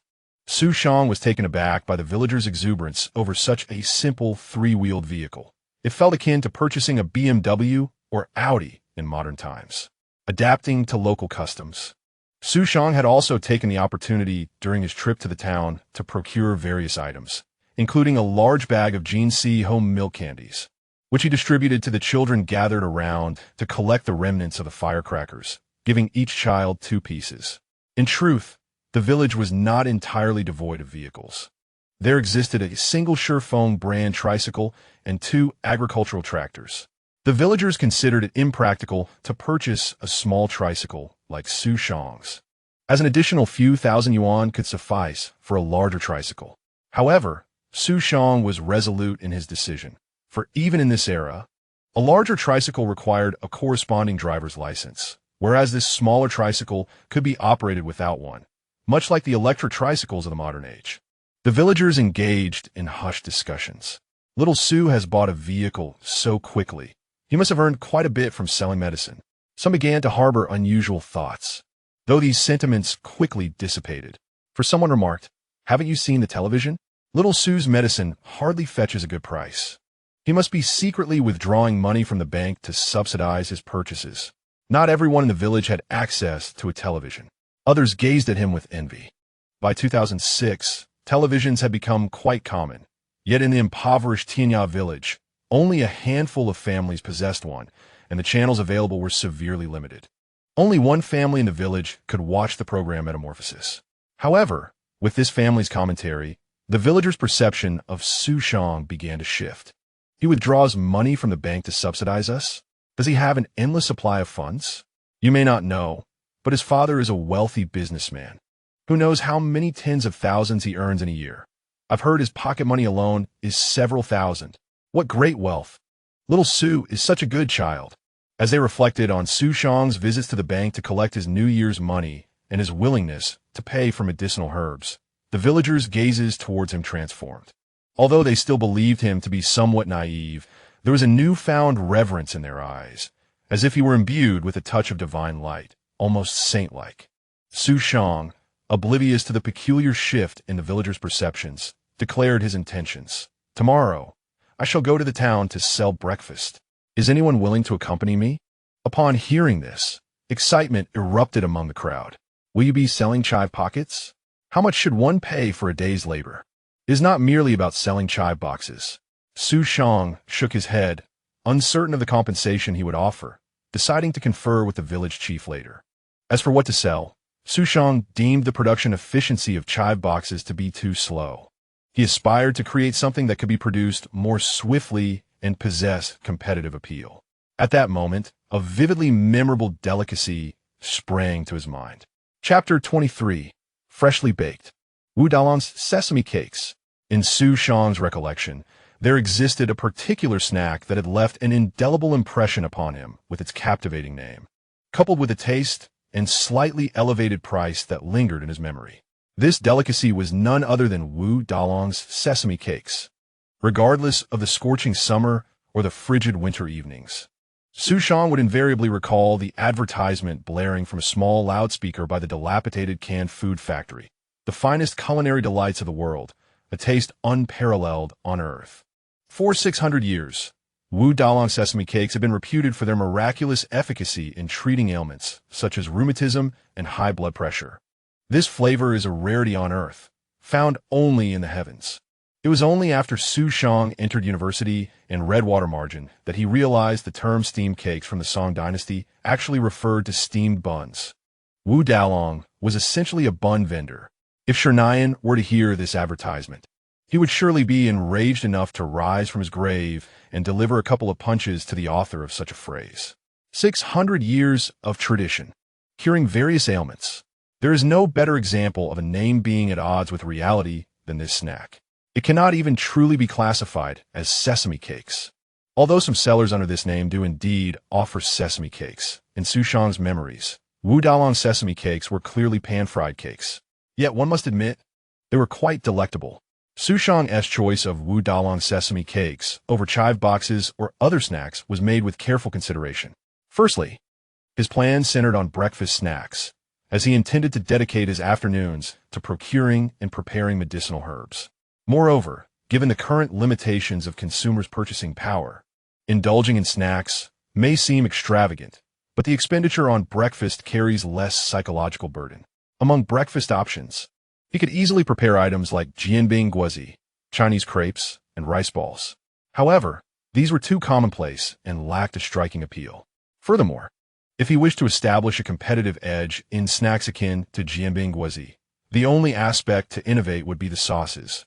But the fermentation time required for a superior sauce was something Xu Shang could not afford to wait for. In contrast, the novel form of Wu Dalong sesame cakes had yet to emerge in the current market, due to time constraints and numerous preparations still needed. Xu Shang was unable to allow the villagers to sample the first batch of Wu Dalong sesame cakes. However, he promised that after closing up shop the next day, he would prepare a special batch for the villagers free of charge, to maintain an air of mystery. Xu Shang refrained from revealing the nature of his intended delicacy to anyone, not even to Jiang Xiaoyao, which heightened everyone's anticipation. Even the production crew was curious, capturing several close-up shots of Xu Shang. As dawn broke, Xu Shang set off in his modified Mazda tricycle, eager to venture into the town. Accompanying him was Zhang Daniel, whom Xu had initially sought as a helper. However, the village chief, Jiang Fugua, advised against hastily spending money on assistance before profits were realized. Instead, he offered a simple meal in exchange for Zhang's help. Zhang, enthusiastic about aiding Xu after having received 100 yuan for assisting with herbal medicine previously, felt indebted, especially since he had also enjoyed a meal courtesy of Xu. Despite his initial reluctance, he was delighted to lend a hand. Meanwhile, Jiang Xiaoyao insisted on joining them, claiming he wished to assist Xu, though it was evident that the thrill of adventure with Xu was far more appealing than staying home. Thus, the trio made their way to Sanma town, arriving just past 5 in the morning, as the first light of day began to illuminate the surroundings. The market in Sama town was bustling, with a considerable number of people present, despite it not being a market day when villagers from far and wide would typically gather. Xu yawned, feeling the strain of waking so early, a stark contrast to his accustomed lifestyle as a rich heir. Nevertheless, he understood that to earn a living, early rising was essential. After all, he aspired to build a grand house for Grandma Sang. Once their stall was set up, Jiang Xiaoyao peered at the array of equipment on a modified tricycle. Curiosity piqued. "Brother Su, what exactly is the new snack you mentioned?" he inquired. "You'll find out soon enough," Su replied, laboriously lifting a large basin of fermented dough from the vehicle. Besides the dough intended for sale that day, he had prepared additional portions for the villagers. He began to shape equal-sized pieces, greasing them before adding the pre-prepared filling. Just then, he remembered the promotional tools he had meticulously prepared and quickly retrieved a white loudspeaker from beneath the seat of the tricycle, switching it on. Thus, for the first time, the residents of Sanma Town were introduced to the art of promotional rhetoric from the future, exquisite delicacies of the world, culinary delights of the realm, the gastronomic wonders of the Song dynasty, the legendary Wu Dalong's pancakes, a recipe cherished for 6 centuries. It was these very pancakes that endowed Wu Song with the strength to slay tigers. Su refrained from embellishing the tale with miraculous health claims, recognizing them as mere fabrications. However, it was undeniable that Wu Song had indeed grown strong on Wu Dalong's pancakes, and it was no fallacy that he had felled a tiger with his bare fists. Hence, his promotion held validity. Before long, the captivating sounds of a loudspeaker entranced many, filling their minds with the repetitive phrases, exquisite delicacies of the world, culinary delights of the realm. A watermelon vendor, hearing the chants, turned his head in disdain, casting a resentful glance at Su's modest stall, muttering to himself, "What nonsense is this about exquisite delicacies?" On this side, Xu Shang had already shaped the first pancake, placing it onto the iron griddle. The rapeseed oil glimmered with an amber hue, and with a delightful sizzle, the pancake began to emit a tantalizing aroma as delightful oil droplets danced around it. "Xiao, Tiao. Brother Daniu, the pancake is ready. What sauce would you like? Would you like to roll something inside? Can we roll something?" "Of course. Although time is limited and I cannot prepare my own sauces, the purchase sauces are sufficient for our needs." Additionally, Xu Shang had prepared some side dishes. After all, it would be a disservice to the pancake's identity to leave it unfilled. There were 5 options available for rolling: shredded cucumber, shredded potato, shredded kelp, and 2 types of pickled vegetables. Furthermore, Xu Shang had also prepared eggs and sausages, which were essential sources of profit. Jiang Xiaotiao blinked her innocent eyes and, with a childlike charm, asked Xu Shang, "Brother Su, can I have them all?" Chapter 24. The pancake of a mere rich second generation. Is it not to have it all? Xu Shang thus presented Jiang Xiaotiao with a noble version of Wu Dalong's pancake. After spreading the sauce, he not only filled it with all the side dishes, but also added 2 eggs and a sausage, leaving Jiang Xiaotiao overjoyed. "Thank you, Brother Su." Jiang Xiaotiao felt immensely fortunate for her decision to accompany Xu Shang to the town. She quickly took a large bite, and the flavors of the oily pancake, shredded potatoes, shredded kelp, pickled vegetables, sausage, and egg exploded in her mouth like a delightful bomb. Her taste buds were uncertain where to focus first, as the rich flavors stimulated a rush of dopamine to her brain, enveloping her in bliss. So satisfying. Xu Shang then turned to Zhang Daniu, asking, "Brother Dani, would you like anything added?" Watching Jiang Xiaotiao's ecstatic expression, Zhang Daniu swallowed hard and, feeling somewhat embarrassed, said, "I have nothing. Can I have 2 more?" "No problem." Xu Shang promptly handed Zhang Daniu 3 freshly cooked pancakes. Once they were in hand, Zhang Daniu eagerly blew on them before taking a hearty bite. Crunch! The golden brown crust produced a melodious sound, while the tender meat within burst with flavor, the warmth of the juices cascading into his mouth. The experience was both painful and enchanting, instantly capturing Zhang Daniu's heart. Delicious. Absolutely delicious. Even without any fillings, this pancake is exquisite. Nearby, The watermelon vendor observed Zhang Dainiyu's exaggerated feasting with heightened curiosity about the culinary delights of the world. Although he had not yet opened his stall, he could not resist the urge to try. How much for your pancakes? Today is our grand opening, with a special price of 1 yuan 50 per pancake. Tomorrow we will return to regular pricing. Xu Shang pointed to a sign nearby, and the watermelon vendor noticed it mentioned the opening day special of 1 yuan 50, with a return to the normal price of 2 yuan the following day. The vendor hesitated. To be honest, even at the special price, it seemed slightly expensive. A bowl of noodles now costs merely 1 yuan 50, with the more economical options available for just 1 yuan. Even a meat slice noodle dish is only 3 yuan. The large size of the sesame cake is noteworthy, considering that a meat bun costs 50 cents. The price of 1 yuan 50 is quite acceptable. However, Uncle Watermelon hesitated, contemplating a proposal to Xu Shang. How about I trade you a watermelon? Currently, watermelons are not overly expensive in Sama Town, generally priced at 30 to 35 cents per gene. Uncle Watermelon presented a 6 to 7 gene watermelon, expressing his desire to exchange it for a cake. All right, Xu Shang readily agreed, understanding that in business, maintaining amicable relations is essential. He swiftly handed Uncle Watermelon a sesame cake and inquired, "Would you prefer sweet sauce or savory sauce?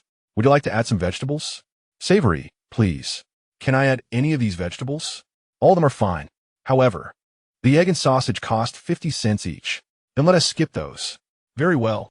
Xu Shang prepared the vegetables and added an egg and a sausage with a smile, stating, "The egg and sausage are on me. How can I accept this?" Uncle Watermelon rubbed his hands together, accepting the sesame cake from Xu Shang. His expectations were modest. As long as it was palatable and filling, he would be satisfied. Yet, upon taking a bite, the crispy exterior enveloped a delectable filling, becoming increasingly enjoyable with each chew. The subtle flavor of the cucumber shreds imparted an elegance to the cake, leaving one craving for more. "Old Lou, how does it taste?" inquired the noodle vendor nearby, who often encountered Uncle Watermelon, and they had grown familiar with one another. Though tempted by the enticing calls of culinary delights, the noodle vendor decided to observe a bit longer. "Delicious," Uncle Watermelon solemnly declared, as if the gravity of his words was insufficient, nodding emphatically. "Extremely delicious. Is that true?" The noodle vendor approached Xu Shang, somewhat skeptical, and requested, "I'd like one as well." Soon, she understood Uncle Watermelon's enthusiasm, excitedly calling out to others, "Sister Foam, Little Han, this cake is exceptionally delicious. Come and try it." This revelation astonished the surrounding vendors, who turned their attention to Xu Shang, wondering what could possibly be so delectable as to warrant such enthusiastic recommendations. Thus, even with few customers in the market, a crowd quickly formed around Xu Shang. "Is it really that exaggerated?" The director scoffed, perplexed. "These folks from remote areas must not have tasted anything good. A sesame cake, which is merely a fried dough cake, has stirred such excitement." Yet, despite his skepticism, he instructed the cameraman to capture the moment. After all, Xu Shang had turned over a new leaf, earning a living by selling cakes with his own hands, a truly inspirational story that could symbolize the transformation of the urban protagonist. They were, after all, a program promoting positive energy. As the director was lost in his thoughts, he suddenly perceptively noticed two familiar figures at Xu Shang's stall, his own planning and production assistants. These two were neglecting their duties to buy pancakes. What did they think their work was? Just as the director was about to express his anger, the two returned with their purchases, presenting one to him. "Director, would you like to try a piece? You haven't had breakfast yet." The director was about to refuse, but suddenly recalled a previous frustrating experience, and his words transformed into, "I am curious to see what a wealthy second generation like Xu Shang can produce." With a crunch, the director took a bite of the pancake, dismissively stating, "Oomph.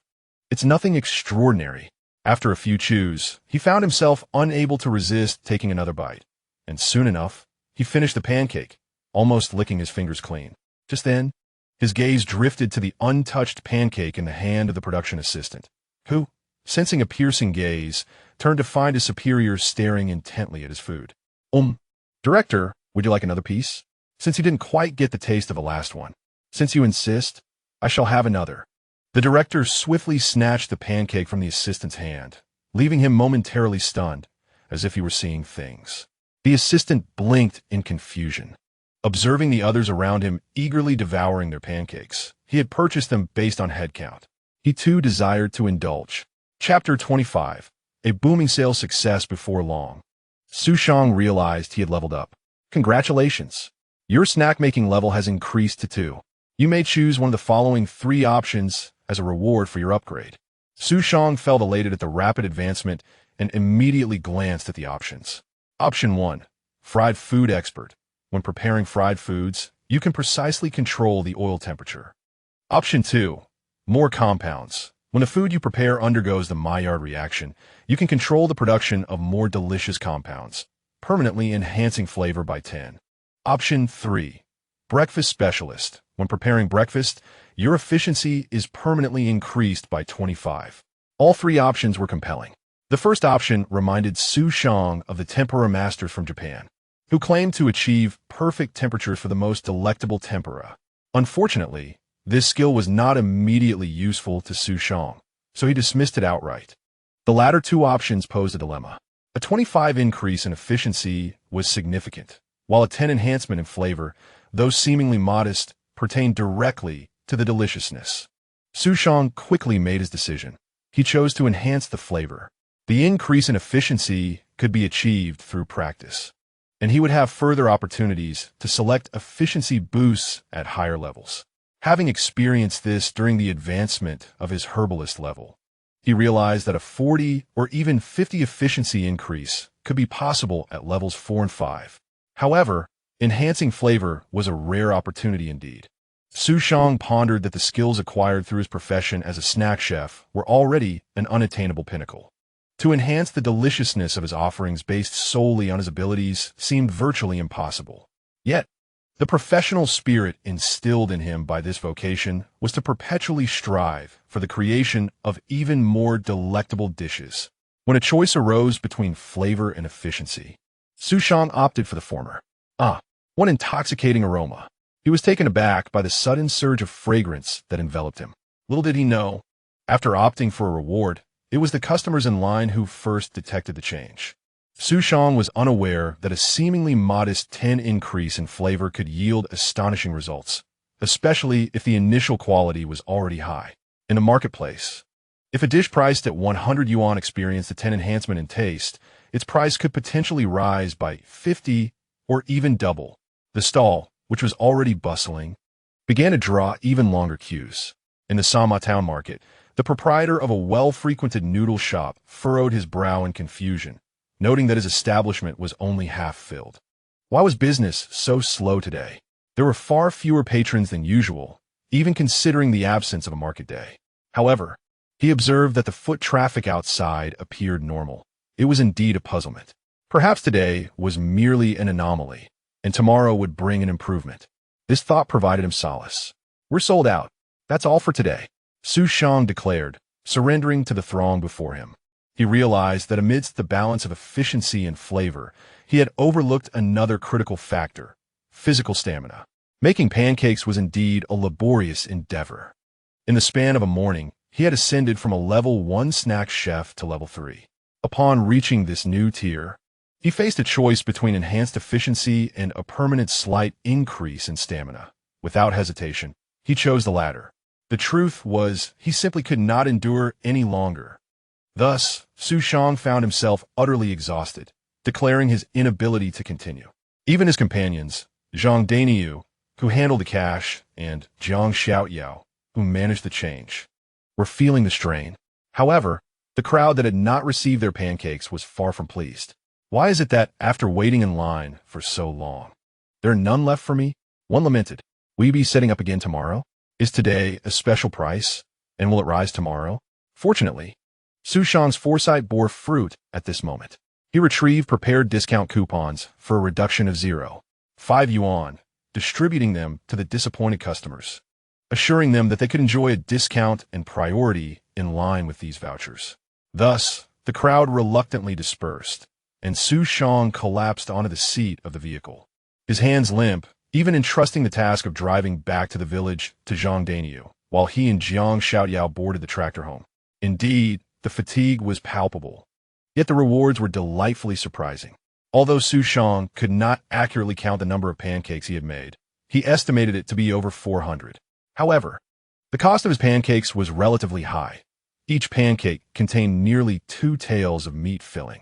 This allowed him to add onions, scallions, ginger, garlic, and various seasonings, resulting in a notably generous filling. Yet this also led to a significant expense for ingredients. Currently, pork was priced at 5 yuan per gene, and even with bulk purchases, it cost over 4 yuan. The cost of the filling for each pancake approached 1 yuan, when one added flour, oil, and miscellaneous vegetables. Selling each pancake for only 1 yuan and 50 cents left Xu Shang with a meager profit of merely a few dimes, if not less. However, the bulk of his profits did not stem from the pancakes. A hot dog contributed an additional 50 cents, while a single egg added another 50 cents. The wholesale price for chicken legs and hot dogs was slightly over 10 cents. If he included one of each, Xu Shang would enjoy a profit exceeding 60 cents.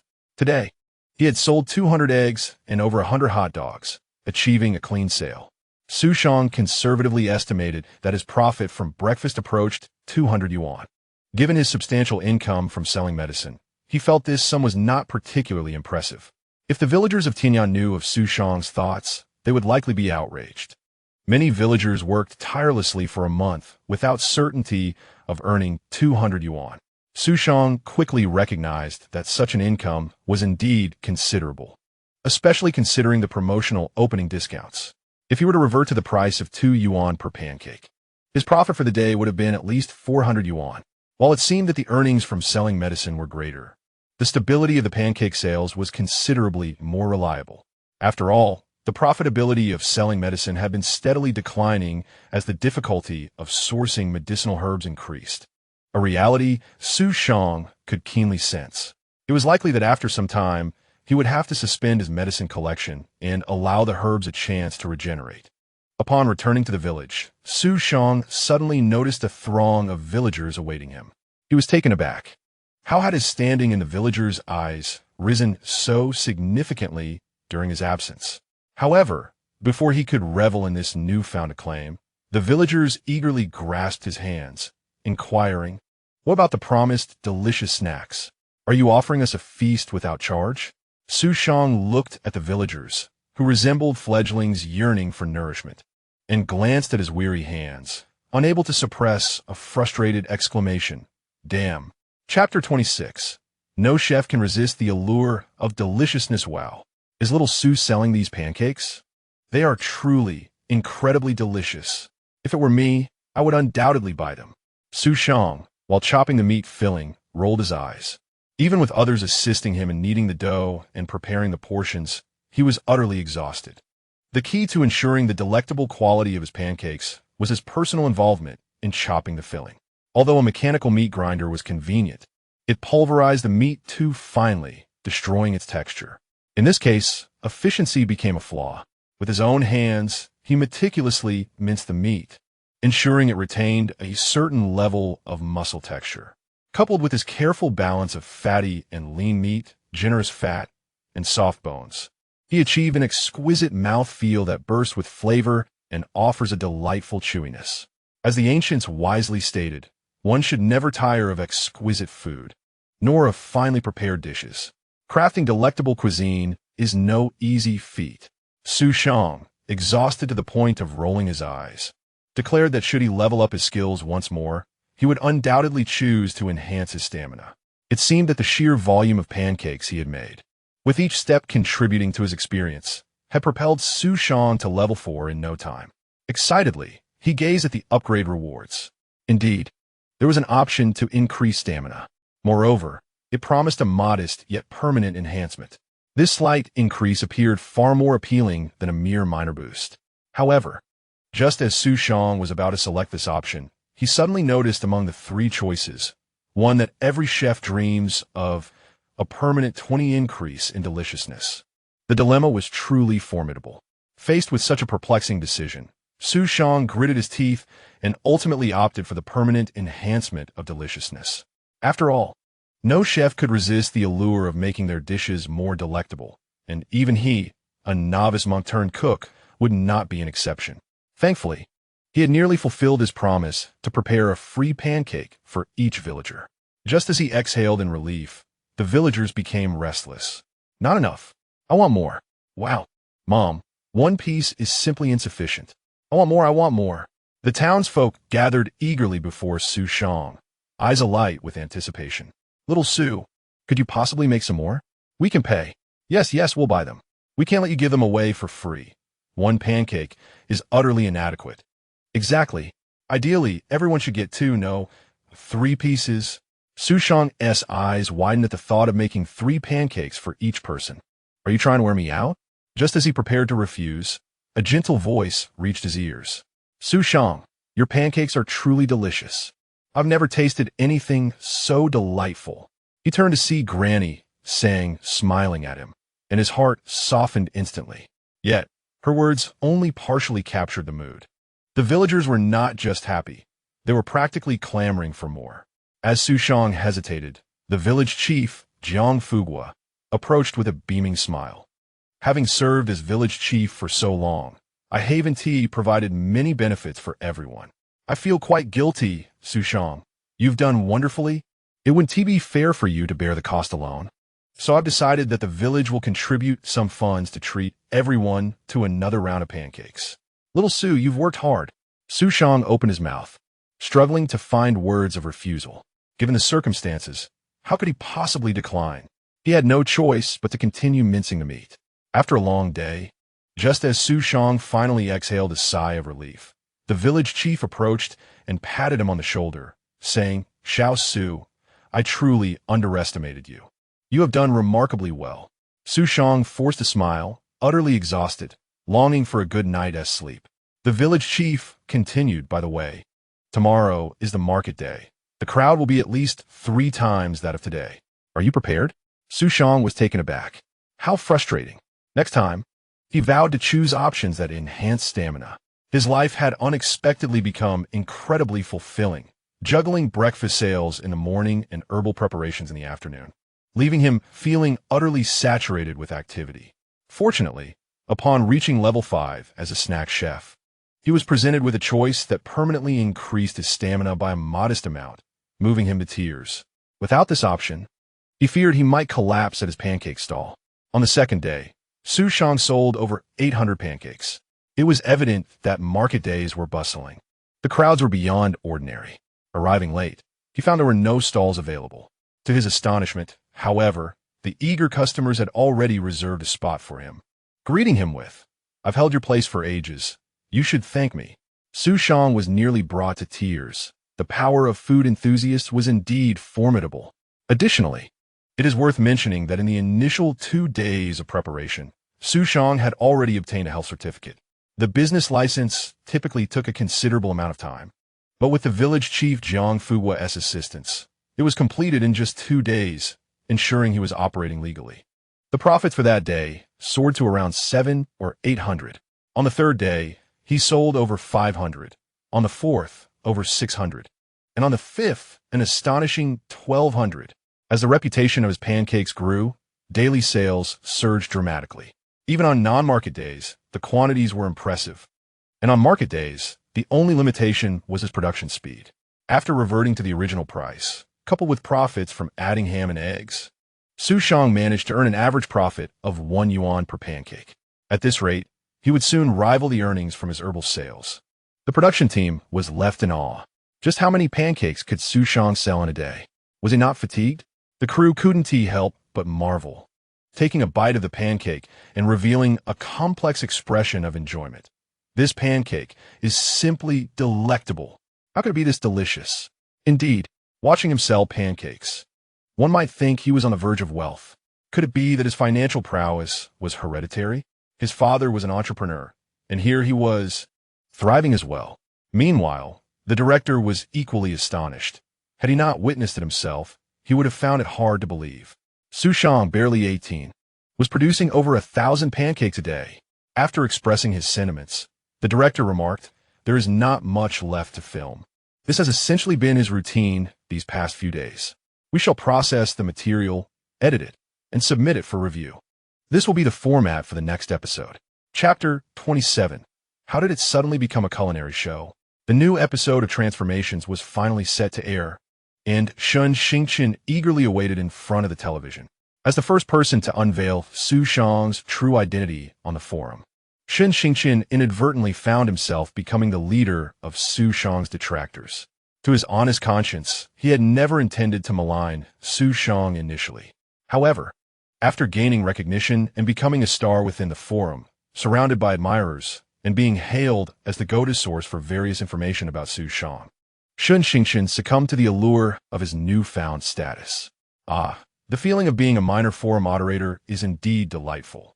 At that moment, Xu Shang had not forgotten to post replies on the forum. As for Xu Shang's charm with women, he had indeed enjoyed a fair amount of attention.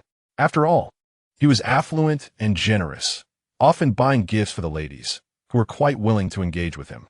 Yet, he had not been seen in the company of any particularly close female companion. It seemed he was equally generous to all women. Haha, you have a point. It gives off the vibe of being a candidate for Xu the Great's harem. However, after this show, few women might wish to associate with Xu Shang again. After posting, the program began its main feature. This time, it commenced directly with the urban protagonist, Xu Shang. As the narrator's voice filled the room, Xu Shang's gaze fixated on the high-definition screen. Snap! The crisp pastry was bitten into, and in an instant, steaming juices burst forth, followed by the revelation of the meat filling, brimming with chunks of meat. Xu Shang swallowed hard. He found himself salivating. Wait, how did it suddenly transform into a culinary program? What about his transformation story? Such a significant transformation tale. Many viewers glued to their screens were equally bewildered, unsure how they had ended up watching a food channel. Of course, they were unaware that in the future, there would be a renowned program titled A Bite of China. While they found the high-definition food visuals captivating, it was entirely different from what they had anticipated.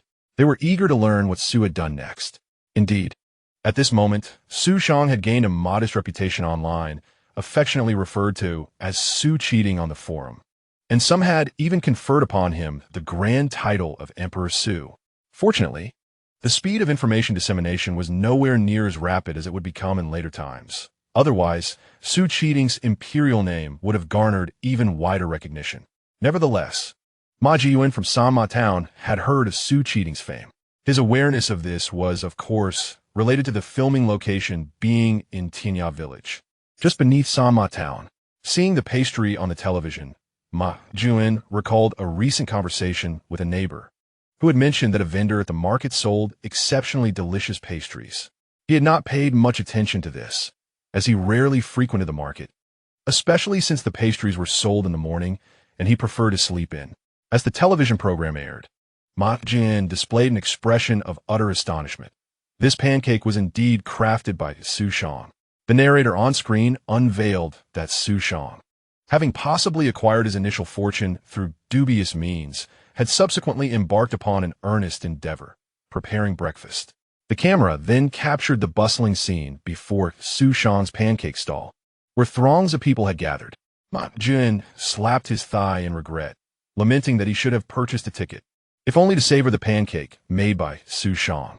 To his utter dismay, the production team began interviewing those who bought pancakes. Intensifying his regret, he too longed for his moment of fame on television. Like Ma Jiyuan, most viewers were indifferent to the taste of Xu Shang's pancakes. After all, for a city boy to sell pancakes was already quite remarkable. Taste. Who truly cared about that at the moment? As for the lengthy queue at Xu Shang's stall, the audience regarded it as a natural occurrence, given the show's popularity. Many were merely drawn to the excitement. Had it been near their homes, they too would have joined in the fun, perhaps even catching a glimpse of the screen. However, the subsequent interview left the audience aghast. It's unbelievably delicious. Honestly, I have never tasted such exquisite pancakes in my life. Delicious. Truly, truly, it's a taste worth proclaiming. I feel as though I might weep from the flavor. Mother, the taste of my mother's cooking. One viewer reminisced about the pancakes his mother used to make, lamenting that he could no longer recall their flavor since his mother's passing a decade ago. The taste of this pancake was reminiscent of those cherished childhood memories. Even the production crew made an appearance, with a well-groomed female planner taking on the role of an impromptu reporter. Holding a pancake, she addressed the audience. While I understand that many may be skeptical, even our crew was astonished. The mere fact that Xu Shang can cook, let alone prepare such a challenging dish, is astounding. We had little expectation for the taste, yet it is undeniably exquisite. After taking a bite, the planner exclaimed, "I must have more. It's simply too good." This unabashed display of enjoyment left viewers in disbelief. "Sister, please, remember you're on camera. One might think you were paid to promote Xu Shang's pancakes." Yet, her enthusiasm was infectious. This episode, centered around Xu Shang, proved so remarkable that the subsequent storyline featuring the rural protagonist Gao Xiaolong in the city failed to capture the audience's interest. In their minds, they were haunted by the planner's fervent declaration, "I must have more," accompanied by the sound of crunching pancakes. The online forums erupted, leaving Xu Shang's critics in disarray, questioning the production team's motives. What on earth was this program attempting to achieve? I am aware that you may have received compensation to whitewash Xu Shang, yet this is quite an excessive endeavor. Could you not produce a more thoughtful attempt at redemption? I shall assume you have at least made an effort. Xu Shang, a wealthy heir who cannot distinguish between wheat and chives, is purported to be capable of making pancakes that are extraordinarily delicious. Is the production team taking us for fools? Thus, I have long asserted that while the initial episodes may portray the protagonist's shortcomings in the city, by the conclusion, they will undoubtedly depict his transformation in the countryside, emphasizing his moral improvement. I have seen through this ruse. However, despite the myriad of disparaging comments dominating the forum, a prominent post among them reads, "I simply wish to know, are Xu Shang's pancakes truly as delectable as claimed?" Chapter 28. The first generation of internet celebrity foods, Ma Jian rarely rises early. Yet today he mounted his bicycle and made his way to the Sama town vegetable market. Although Ma Jian believed he had awoken quite early, the clock had already struck 9. During the summer, the market typically closes early unless it is a market day, as few would venture out to buy vegetables under the blazing sun. Oh no, what if I miss out on the pancakes? Ma Jian felt a twinge of frustration. He had indeed risen early enough. Recalling the most popular thread on the forum, he noted comments from individuals who had fortuitously tasted the pancakes and declared them delicious. Yet, many remained skeptical, convinced that Xu Shang could not possibly create such culinary delights. Ma Jian shared this skepticism and thus resolved to try them for himself. Just as he feared he might miss his chance, he suddenly heard an enticing call. Exquisite delicacies of the world. Heavenly flavors. The 600-year-old Wu Dalong pancakes. Eureka! Ma Jian's eyes sparkled as he rode forward, only to be startled by an unexpectedly long queue. Upon closer inspection, he realized that the line extended to the very stall of Wu Dalong pancakes. The market was nearly deserted, yet this line was astonishingly lengthy. Ma Jian found it hard to believe, parked his bicycle in a visible spot, and joined the queue. After a tense wait, Ma Jian finally secured a pancake. He discovered that Xu Shang was indeed quite efficient in pancake preparation. The perceived delay was merely due to the length of the line.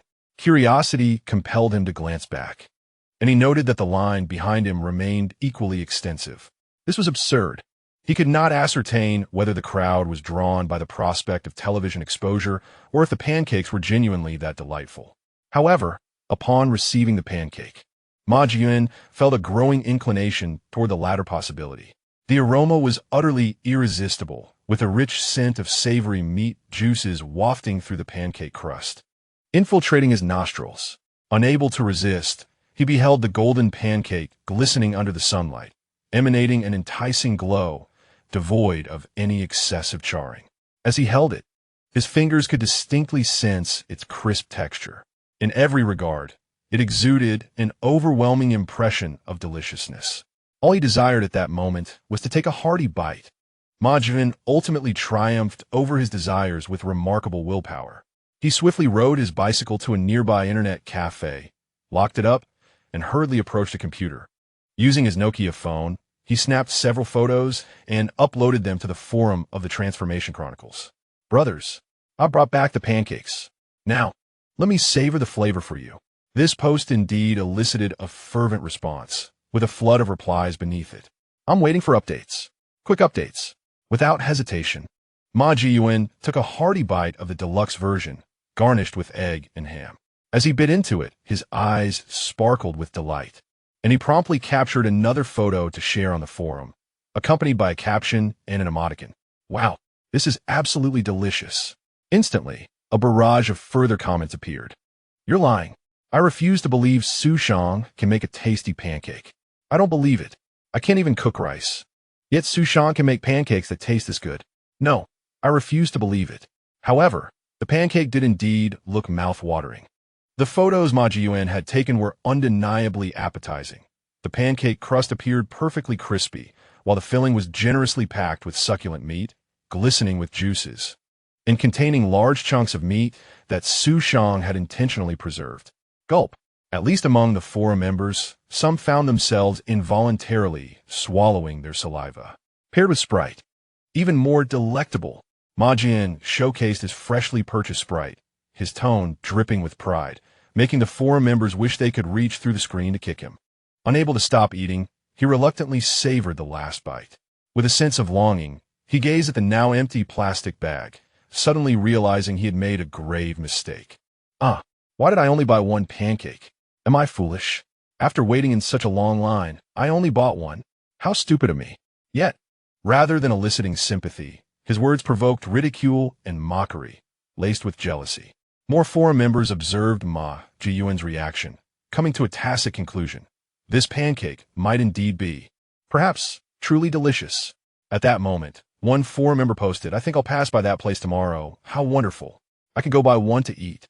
In that case, I also happen to be passing by, just an extra 40 kilometers. Seriously, that counts as passing by? Then my 80 kilometers counts too. A mere 200 kilometers.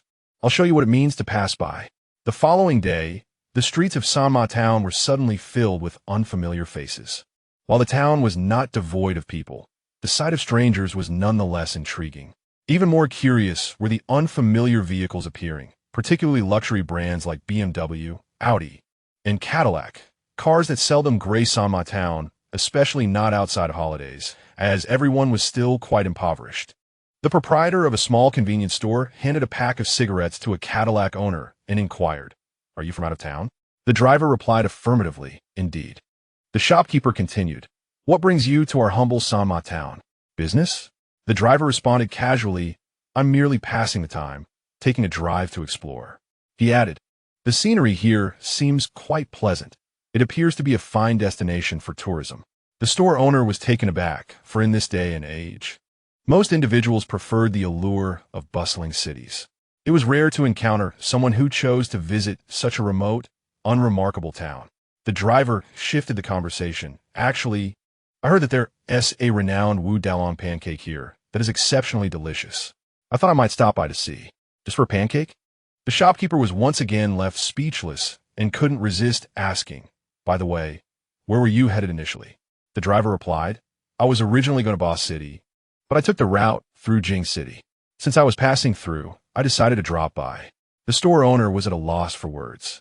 The distance from Jing City to Sanma town was clearly several dozen kilometers, and the routes to Boss City and Sanma town were divergent. One headed south, the other north.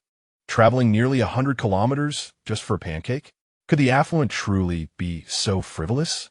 Oh, by the way, the driver interjected. Could you tell me where I might find this Wu Dalong pancake? Chapter 29. The word is out in Jing City. The municipal leaders convened for an economic meeting. The chief leader presided over the gathering, addressing the attendees. This meeting concerns our economy. As we all understand, economic development is synonymous with improving the standard of living. It is through economic prosperity that we enhance the happiness of our citizens. While Jing City ranks reasonably well within the province on a national scale, we are merely a poor city. I invite everyone to share their thoughts on how we might stimulate economic growth. Indeed, we are located in a remote area with inconvenient transportation. Despite our abundant natural resources, it is challenging to distribute them externally. I believe we should prioritize the development of our transportation infrastructure, asserted the third leader. At this moment, the chief leader sighed with regret. Yes, our scenery is beautiful.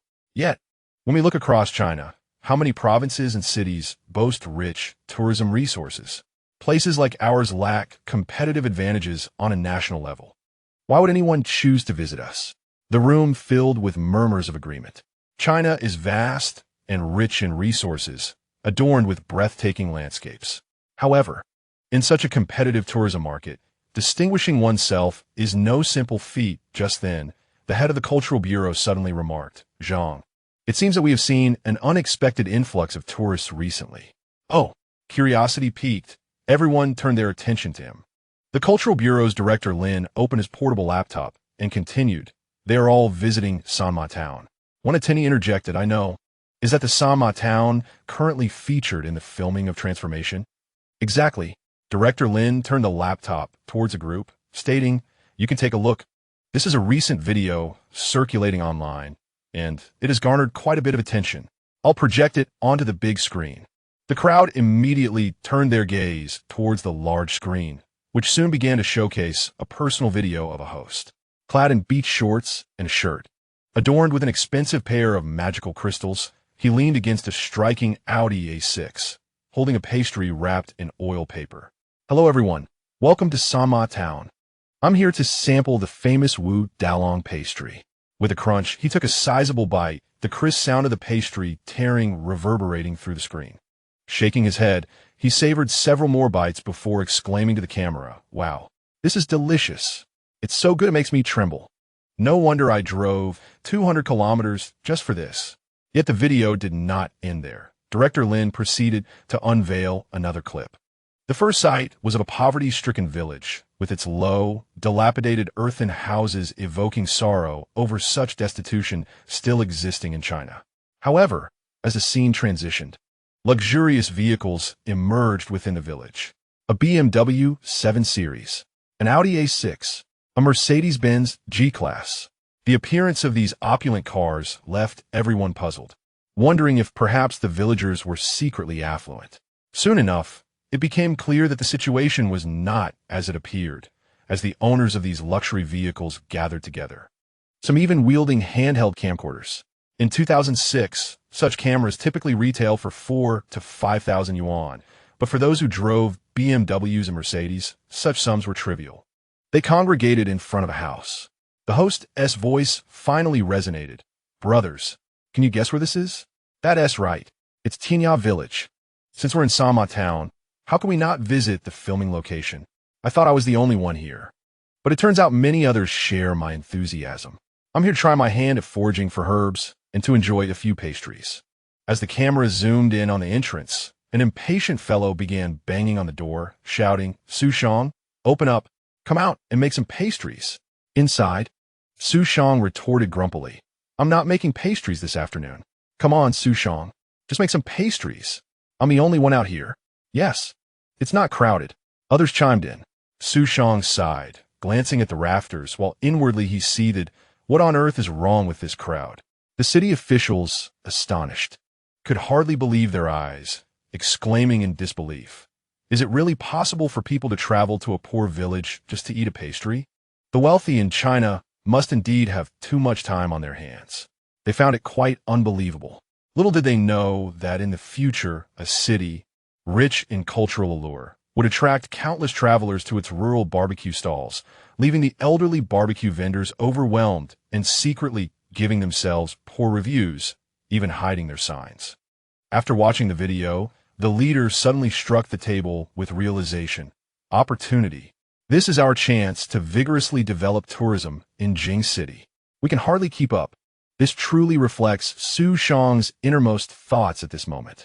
He had indeed fallen for the allure of this group of wealthy individuals, observing that their numbers were few, with some even claiming to have traveled hundreds of miles just to sample his pancakes. He thought it prudent to prepare some for them.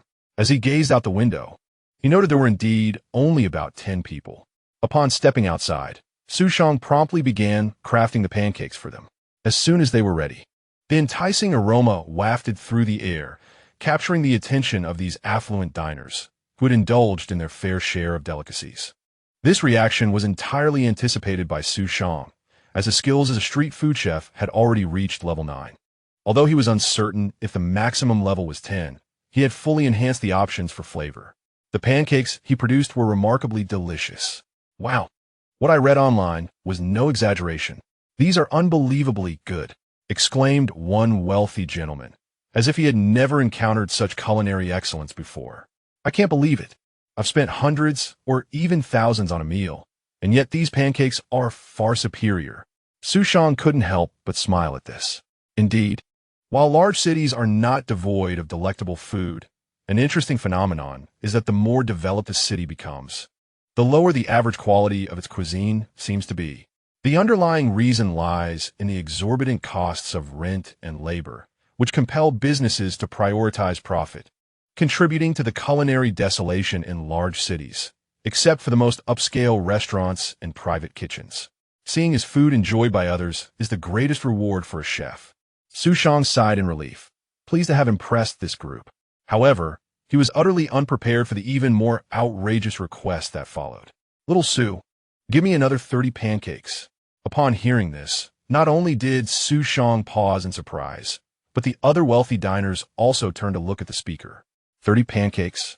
Can you even eat that many? No matter how delicious, you can't overindulge. Exactly.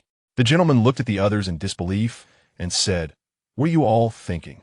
Even if I can't finish them, I can always take some home." Immediately, someone raised an objection, "But it's so hot outside." The gentleman smiled slightly. "I have a car fridge." "Oh my." The other wealthy diners gasped in astonishment, not expecting such advanced technology. Xu Shang felt a twitch in the corner of his mouth, inwardly cursing, "This is simply extravagant."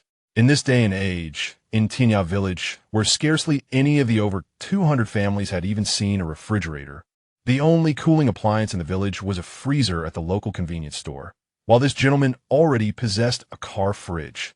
Even more absurdly, he intended to fill it with Xu Shang's pancakes. Having spent the entire morning making pancakes, Xu Shang was utterly exhausted and had no desire to fill this gentleman's ridiculous car fridge. "My pancakes are only best when fresh out of the pan. They lose their appeal once refrigerated." However, the wealthy gentleman insisted, "No worries.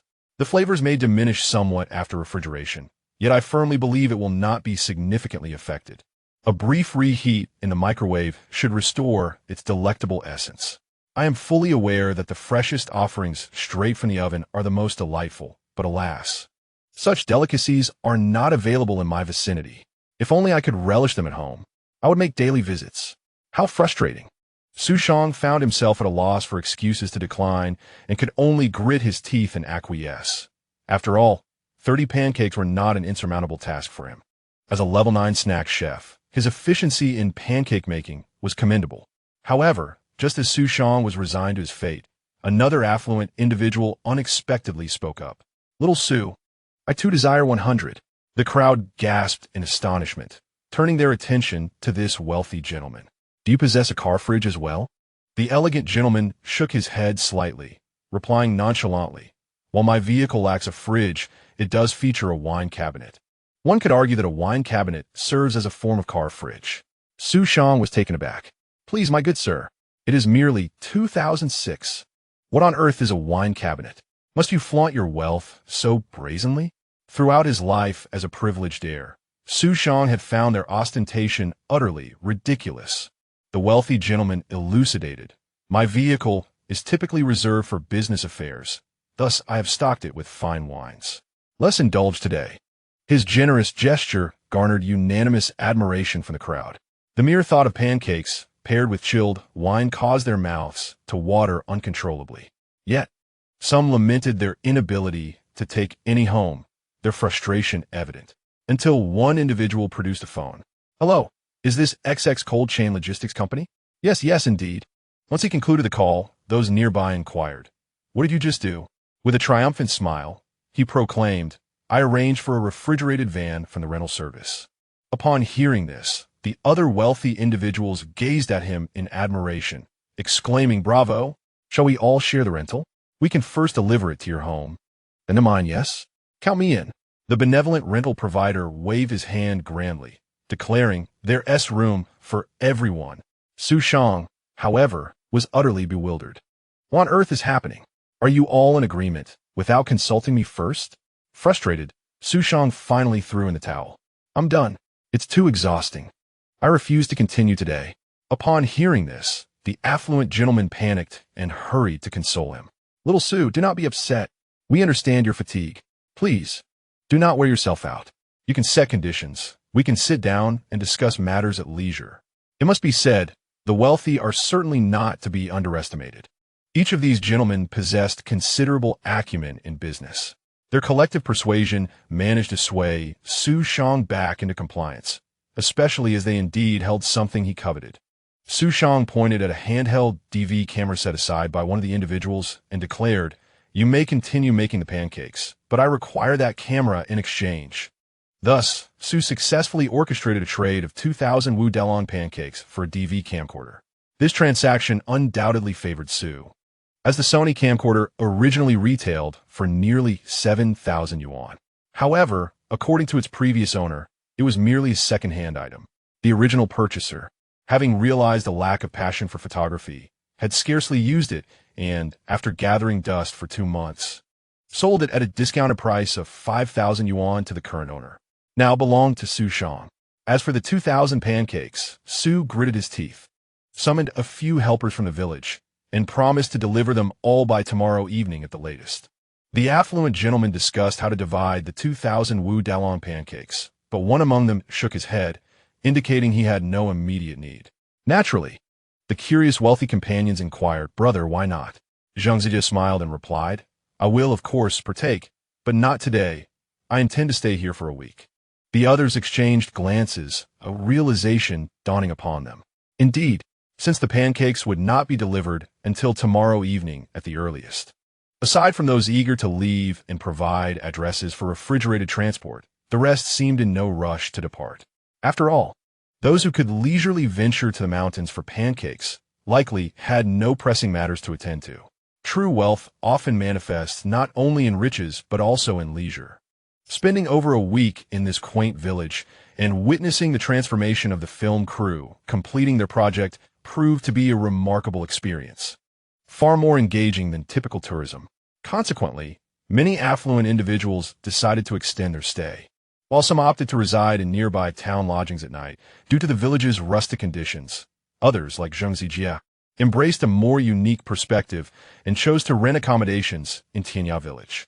In this era, traditional homestays were non-existent, yet where there were none, they could be created. Thus, a group of wealthy individuals approached a villager, negotiating, "Dear villager, I wish to rent a room from you for a bit over a week, perhaps 10 days at most. Please quote me a price." The villager, surprised that anyone would be willing to rent his humble earthen abode, hesitated before finally settling on a rather exorbitant fee, 50 yuan for 10 days. After all, lodgings in the town only cost around 20 yuan per night. He extended his palm towards the wealthy gentleman. They readily agreed. "Fine, 500 yuan it is. It's a deal." Chapter 31. One bowl is not enough. "Bring another bowl, Xiaozheng. How shall we manage our meals while staying here?" In the morning, several wealthy individuals residing in the village gathered together, having not partaken in breakfast. It was not that they had no breakfast available. At least a few villagers, after receiving the inflated rent from the wealthy guests, felt a sense of obligation and specially prepared a breakfast that was quite satisfactory for their guests. However, this group of affluent gentlemen rose far too late. The earliest among them awoke only at 8:30, while the others were even more indulgent. Of course, there were some objective reasons for this. For instance, difficulty sleeping in unfamiliar surroundings, late-night conversations with young ladies on QQ that stretched until the early hours, and the exhaustion from long drives to reach their destination. Upon hearing the others, Zhang Zijie could not help but chuckle. "How shall we remedy this? Have you forgotten the purpose of our visit? We came to find Xu Shang." "Ah, indeed." The others finally grasped the situation, nodding in agreement that breakfast could be resolved with pancakes. As for lunch and dinner, given Xu Shang's culinary prowess with pancakes, one could only assume that his other dishes would be equally delightful. By around 10 o'clock, Xu Shang had returned to Tianya Village. Although the morning clientele had swelled to the point of causing long queues past 10, Xu Shang stubbornly adhered to his decision to cease sales by that hour. This was not solely for his own benefit, but also for the well-being of his customers. It was now summer. Although the climate in 2006 was not as excessively hot as it would become in subsequent years, Jing City remained a place of perennial spring. However, prolonged exposure to the sun was not without its drawbacks. Excessive ultraviolet rays could not only deteriorate skin quality, but could also potentially lead to cancer. For those who queued but failed to procure pancakes, Xu Shang had thoughtfully prepared discount coupons, not mere discount vouchers, but rather a complimentary fried egg and the privilege of priority purchasing the following day. Upon returning to the village, Xu Shang immediately spotted the affluent gentleman eagerly awaiting sustenance at his doorstep. It was unclear whether they had rented, borrowed, or brought their own tables and chairs, but they had set them up right outside Xu Shang's door. Some even retrieved a sunshade from their vehicle, claiming it was for camping. Quite the spectacle. They waved excitedly at Xu Shang, exclaiming, "Little Xu, please bring us 2 servings of pancakes each." Xu Shang rolled his eyes, bemused that they were still requesting breakfast at such a late hour. A group of elderly gentlemen, nevertheless, having already engaged with them, Xu Shang saw no reason to withdraw his service, especially considering what the village chief had mentioned the previous day about the significant contribution these gentlemen had made to the village's GDP. In no time, Xu Shang instructed Jiang Xiaoyao to deliver the pancakes to them. Delicious. Truly, one never tires of them. No matter how one eats, it never becomes monotonous. Little Xu, how do you prepare this filling? Xu Shang could not resist interjecting. If you eat too much, you will indeed find it somewhat rich. He had added a generous amount of lard to the filling, complemented by vegetables like onions to offset the greasiness, along with a unique secret ingredient from his culinary repertoire, sweet mountain bamboo shoots. Yet, even with these additions, overindulgence would still leave a hint of richness. You know, Little Xu, I hadn't noticed it until you mentioned it, but you're right, it does become a bit heavy, remarked one of the gentlemen. Indeed, Little Xu, don't you have any beverages to accompany this? Just pancakes is rather monotonous. Xu Shang sighed, reflecting on the fact that this group of gentlemen was quite demanding. However, upon further contemplation, he realized that he could indeed consider preparing some lighter fare, as he had received similar feedback from other guests recently, having been focused solely on pancakes. He himself was beginning to feel somewhat weary of them. Inspired by this thought, he decided to create 2 different varieties in one go. The first dish is merely a simple bowl of rice porridge, which, as a snack, often pairs delightfully with various toppings or nuts, creating an array of enticing options.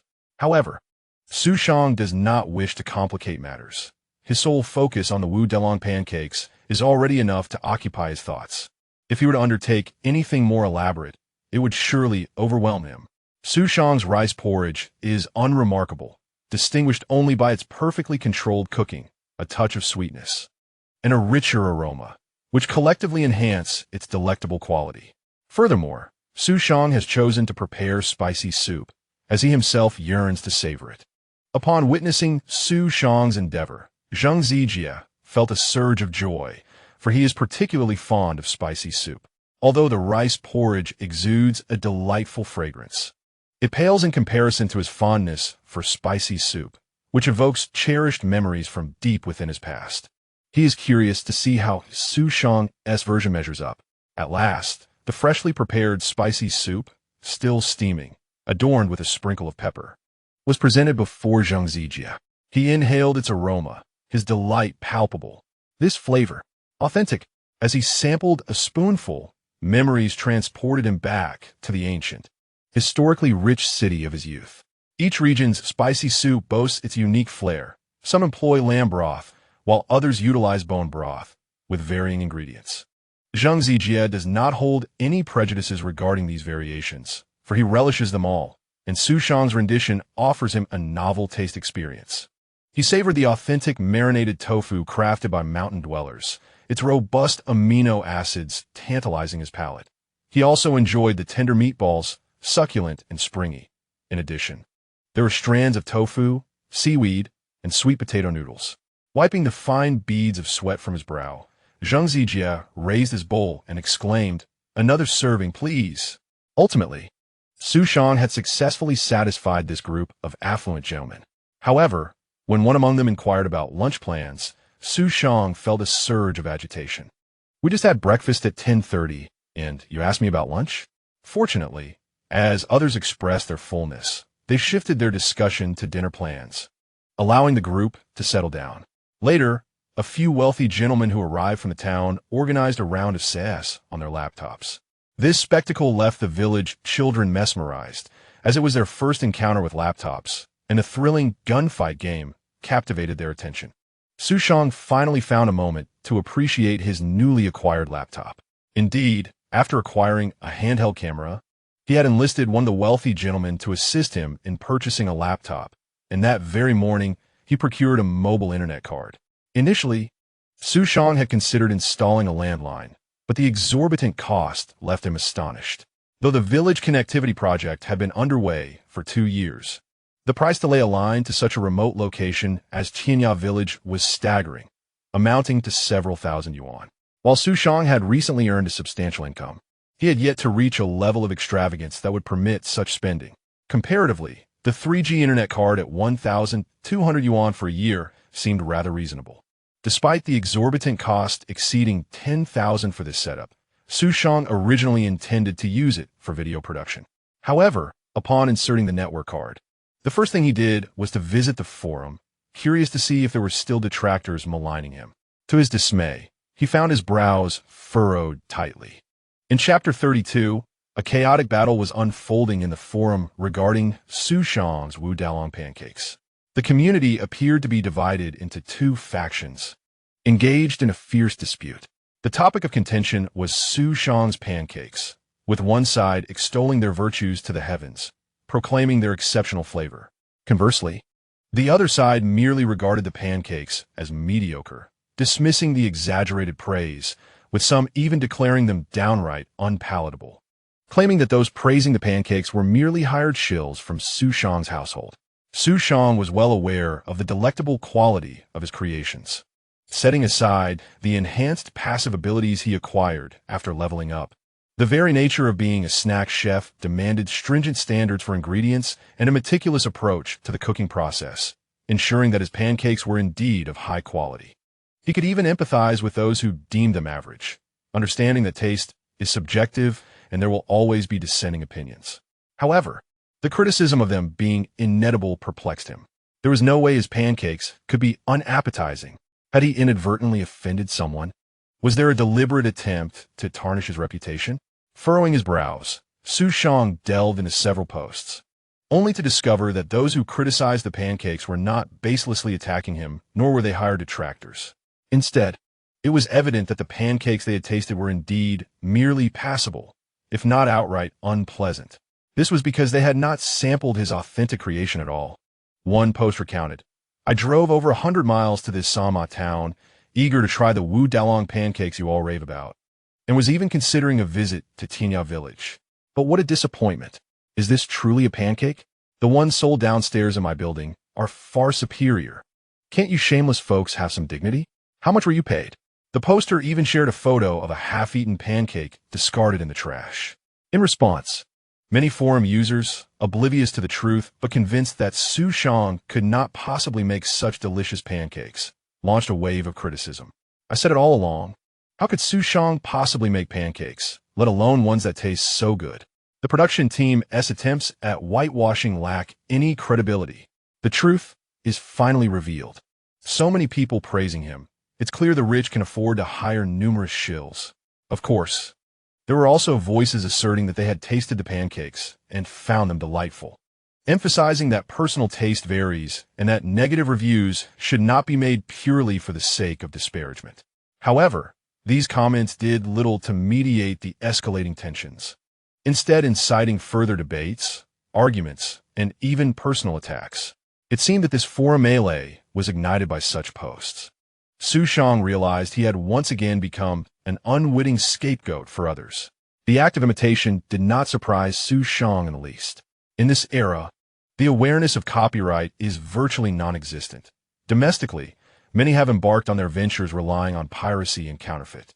Xu Shang realized that he ought to consider registering a trademark and brand name. However, even with this realization, he did not desire to monopolize the brand. After all, a name with such historical significance should not belong to any single individual. He regarded the imitation by townsfolk with indifference, willing to engage in competition on equal footing. Yet, if someone were to leverage his name to tarnish his reputation, that situation could not be brushed aside. Immediate action was required to mitigate the crisis before he found himself mired in a quagmire of needing to prove his innocence. Xu Shang promptly created a post. I am Xu Shang. To the aforementioned friends, the pancakes you consumed were not made by me. Upon posting, his message swiftly captured the attention of numerous individuals in the forum. The real Xu Shang had made an appearance. Everyone gathered to see what he had to say. Xu Shang meticulously compared images found in the forum with his own pancakes, explaining the details one by one. First, while these pancakes may appear to be similar in size, their thickness is lacking. The filling is not as generous as mine. Observe the thickness of my filling compared to theirs, and you will discern whether you have purchased counterfeit goods. Next, take a look at the pancake skin. Mine boasts a nearly uniform golden hue, devoid of any charred spots. In contrast, some others display a rather ordinary color, lacking the golden quality of mine, while others, they are burnt. Have my pancakes ever been burnt? Furthermore, let us compare the fillings. My fillings are hand-chopped, ensuring a delightful texture upon tasting. Now, consider theirs, which are thin and mushy. How could such a filling possibly match the flavor of mine? Not to mention my secret recipe, which they could never replicate. This informative post detonated like a depth charge, creating a wave of excitement within the forum. Indeed, they are utterly different. The pancakes crafted by the great Xu possess an appealing quality that makes them irresistibly appetizing. I am truly craving them. Splendid.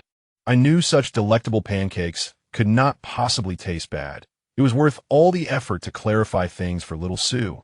Of course, there remained a few obstinate skeptics who continued to doubt Xu Shang. However, the vast majority of neutral forum members gravitated towards Xu Shang's well-supported post, with some who had previously engaged in slander publicly apologizing and condemning the unscrupulous merchants. The public sentiment in the forum had evidently shifted entirely in favor of Xu Shang, yet he felt it was insufficient. Imagine if someone traveled a great distance to Sanma Town specifically to savor his Wu Dalong pancakes, only to be served a subpar version and be disappointed. Surely, he would be infuriated. It was imperative to devise a more extensive promotional strategy to restore his name. Xu Shang glanced at the newly acquired camera in his possession, realizing that this was precisely the tool he needed for greater publicity. He resolved to create an anti-counterfeiting video. However, when Xu Shang held the camera in his hands, he did not immediately commence action. Instead, he opened his lottery pool. The weekly lottery pool had been prepared, and Xu Shang had refrained from drawing until this moment, given that the profession drawn from the lottery pool would be influenced by the environment. He equipped himself with a camera and a laptop, hoping the pool would grant him a related profession, preferably that of a video content creator. Repeating this wish silently in his mind, he chose to initiate the draw. As the pool spun, the first profession soon came to a halt, leaving Xu Shang momentarily speechless. What on earth? How could such a profession even exist? The first profession, categorized as white level, was identified as internet troll. Xu Shang found himself at a loss for words. It was astonishing that this could be considered a profession. He abruptly glanced at the forum before him, realizing that the emergence of such an absurd profession was undoubtedly linked to his recent browsing on the forum. The forum has led me astray. Clearly, the first of the three selectable professions had been squandered. Before long, the second profession also came to a halt, and once again, Xu Shang felt disheartened. This time, it was a blue-level profession, fruit farmer. To be honest, this profession wasn't entirely devoid of merit, yet it was far from his desired role as a video content creator. And evidently, it held no relevance to Xu Shang's current situation. The appearance of this profession indicated that the environment of Tianya Village had a significant impact on the lottery results. Xu Shang sighed, placing his hopes on the last option. Perhaps a video content creator would emerge.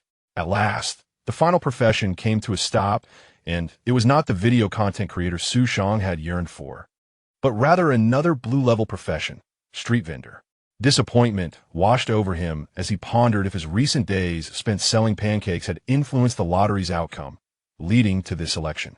With no better options available, Xu Shang opted for the street vendor profession. It held some utility, and it appeared that the way to elevate his professional level involved engaging in commerce. Considering he sold thousands of pancakes daily, this should equate to considerable business activity, making advancement relatively effortless. The familiar sensation returned, as if a new fragment had been added to his DNA. Yet this time, Xu Shang discovered that he had not acquired any particularly useful skills. Instead, he had absorbed a wealth of theoretical knowledge. Concepts such as cost control, negotiation, marketing strategies, service tactics, seizing opportunities, trade secrets, and most importantly, the mindset of a businessman filled his mind. Xu Shang felt as though he had attended a business training course, his head brimming with knowledge, yet lacking clarity on practical applications. Is that all there is to it? Did I choose a profession that leads to solitude? Xu Shang suddenly felt bewildered. The first two professions were laden with substantial expertise, even allowing for immediate monetization of that knowledge. In contrast, this street vendor role, cloaked in the guise of profit-making, resembled nothing more than a bowl of entrepreneurial platitudes. When Xu Shang was feeling disheartened, he suddenly discovered that this profession actually had annotations. As small vendors advanced to levels 2, 3, and 4, they would each acquire a unique vocational skill, and subsequent level-ups would yield options to enhance these skills. Oh, it turns out there is more to this than meets the eye. With this revelation, Xu Shang began to feel a flicker of anticipation, pondering what kind of vocational skills he might acquire upon leveling up. Although he had not obtained the profession of a video broadcaster, he still needed to create a debunking video. Xu Shang tidied himself up and contemplated the filming process, but at that moment, a spark of knowledge flashed in his mind. The commercial insights he had just gained seemed like they could be useful. Stepping outside, Xu Shang hung a sign indicating that the medicine collection time had been changed to the evening. He approached a group of affluent friends who were idly passing time and asked, "Is there anyone willing to lend me a hand?" Zhang Zijia was the first to raise his hand. After all, he had nothing better to do, and with the filming crew nearby, he didn't mind. Perhaps he was even eager to see himself on television, though the director might not be inclined to use that footage. Seeing Zhang Zijia hastily volunteer, the others refrained from competing with him and instead inquired of Xu Shang, "What do you need our help with, Brother Xu? Have you all seen online? Many people have reported buying fake Wu Dalong pancakes." "I saw that." One of the affluent friends chimed in, a grin spreading across his face. "I even noticed you debunking on the forum, Brother Xu. Some people really are unfortunate, traveling so far just to end up with fakes." "Ha ha. I'm looking for someone to accompany me in filming a debunking video." "A debunking video? I'm interested." I raised my hand first. Zhang Zijia immediately asserted his claim. "It's fine. Having more people wouldn't hurt." The group turned their attention to Xu Shang. "One person is enough," Xu Shang concluded, only to notice the affluent friends displaying exaggerated expressions of despair, their lips twitching. He quickly amended his statement. 2 or 3 would be acceptable. No more than that. All right. Not everyone was eager to join, as they were truly enjoying their time gaming together. However, when Zhang Zijia asked Brother Xu, "How do you plan to arrange things for tonight?" everyone lifted their heads, fixated on Xu Shang. With a sigh, Xu Shang suggested, "How about I treat you all to barbecue?" As a snack chef, he admittedly lacked knowledge of main course recipes, but had plenty of ideas for snacks.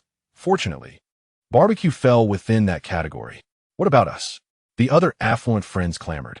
The thought of providing barbecue for so many affluent friends left Xu Shang feeling quite helpless. Yet he didn't want to seem preferential. "I can also treat you all to barbecue, but you must bring your own ingredients." "Oh, come on. Just bring your own ingredients. What does that even mean?" With that, one of them exclaimed, "Don't worry about it. I'll cover everything." "Old Zhang, you think you're the only one with money? Stop showing off. I'll cover all the beer. No one else can argue with me." It felt as if they had come merely to feast for free. "Brothers, who is willing to team up with me? Shall we cover the ingredients for the entire village?" "Sure. Count me in. Add me to the list." Xu Shang was utterly taken aback. Not that he doubted the wealth of his affluent companions, but such extravagance seemed excessive. Upon further reflection, it appeared that the sum required was not exorbitant, with pork priced at merely 5 yuan per gene and over 200 households in the village. Even if each household consumed 2 gene, it amounted to just 2,000 yuan. If these wealthy individuals were to share the cost, it hardly constituted a burden. However, the task of preparing the barbecue fell squarely on Xu Shang's shoulders. A gathering of 12 or 20 people for a barbecue was manageable, especially since he had enhanced his endurance through skill upgrades, easily flipping 2,000 pancakes in a day.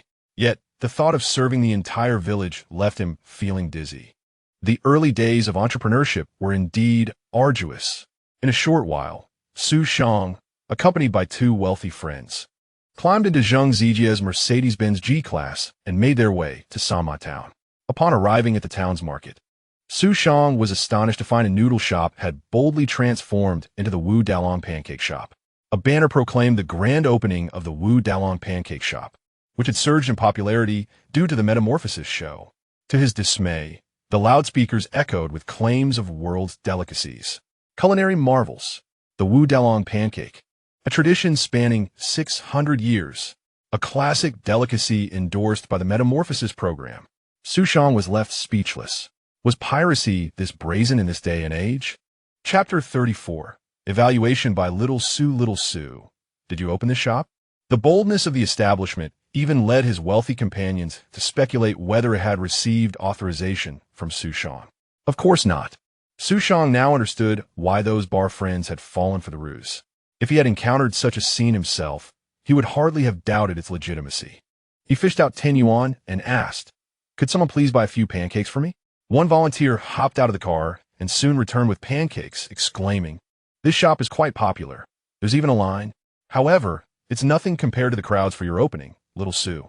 They're offering a special price. Each pancake is just 1 yuan. 1 yuan? Xu Shang glanced at the counterfeit Wu Dalong pancakes, realizing that, based on his own materials, the cost of a single pancake was already 1 yuan. Factoring in the costs of condiments, side dishes, and oil, selling them for 1 yuan would incur a loss of 2 to 3 dimes. Was the owner truly sacrificing profit for publicity? Skeptical, Xu Shang took a bite of the pancake and immediately furrowed his brow. "What's wrong, Little Xu? How does it taste?" Xu Shang silently set down the pancake and addressed his wealthy friends. "There should be a few more shops in town. Could I trouble you to buy a few more?" "Little Xu, judging by your expression, you seem dissatisfied with this pancake?" "Indeed, this pancake has left me thoroughly unimpressed. What seems to be the issue?" "You'll understand once my video is released." In truth, Xu Shang was not averse to others jumping on the bandwagon to create Wu Dalong pancakes, for he recognized that the recipe was not his invention to monopolize. However, he could not abide by anyone profiting from subpar imitations under his name, a glaringly inferior replica with incorrect fillings. Upon returning to the village, Xu Shang embarked on a journey into the realm of video creation.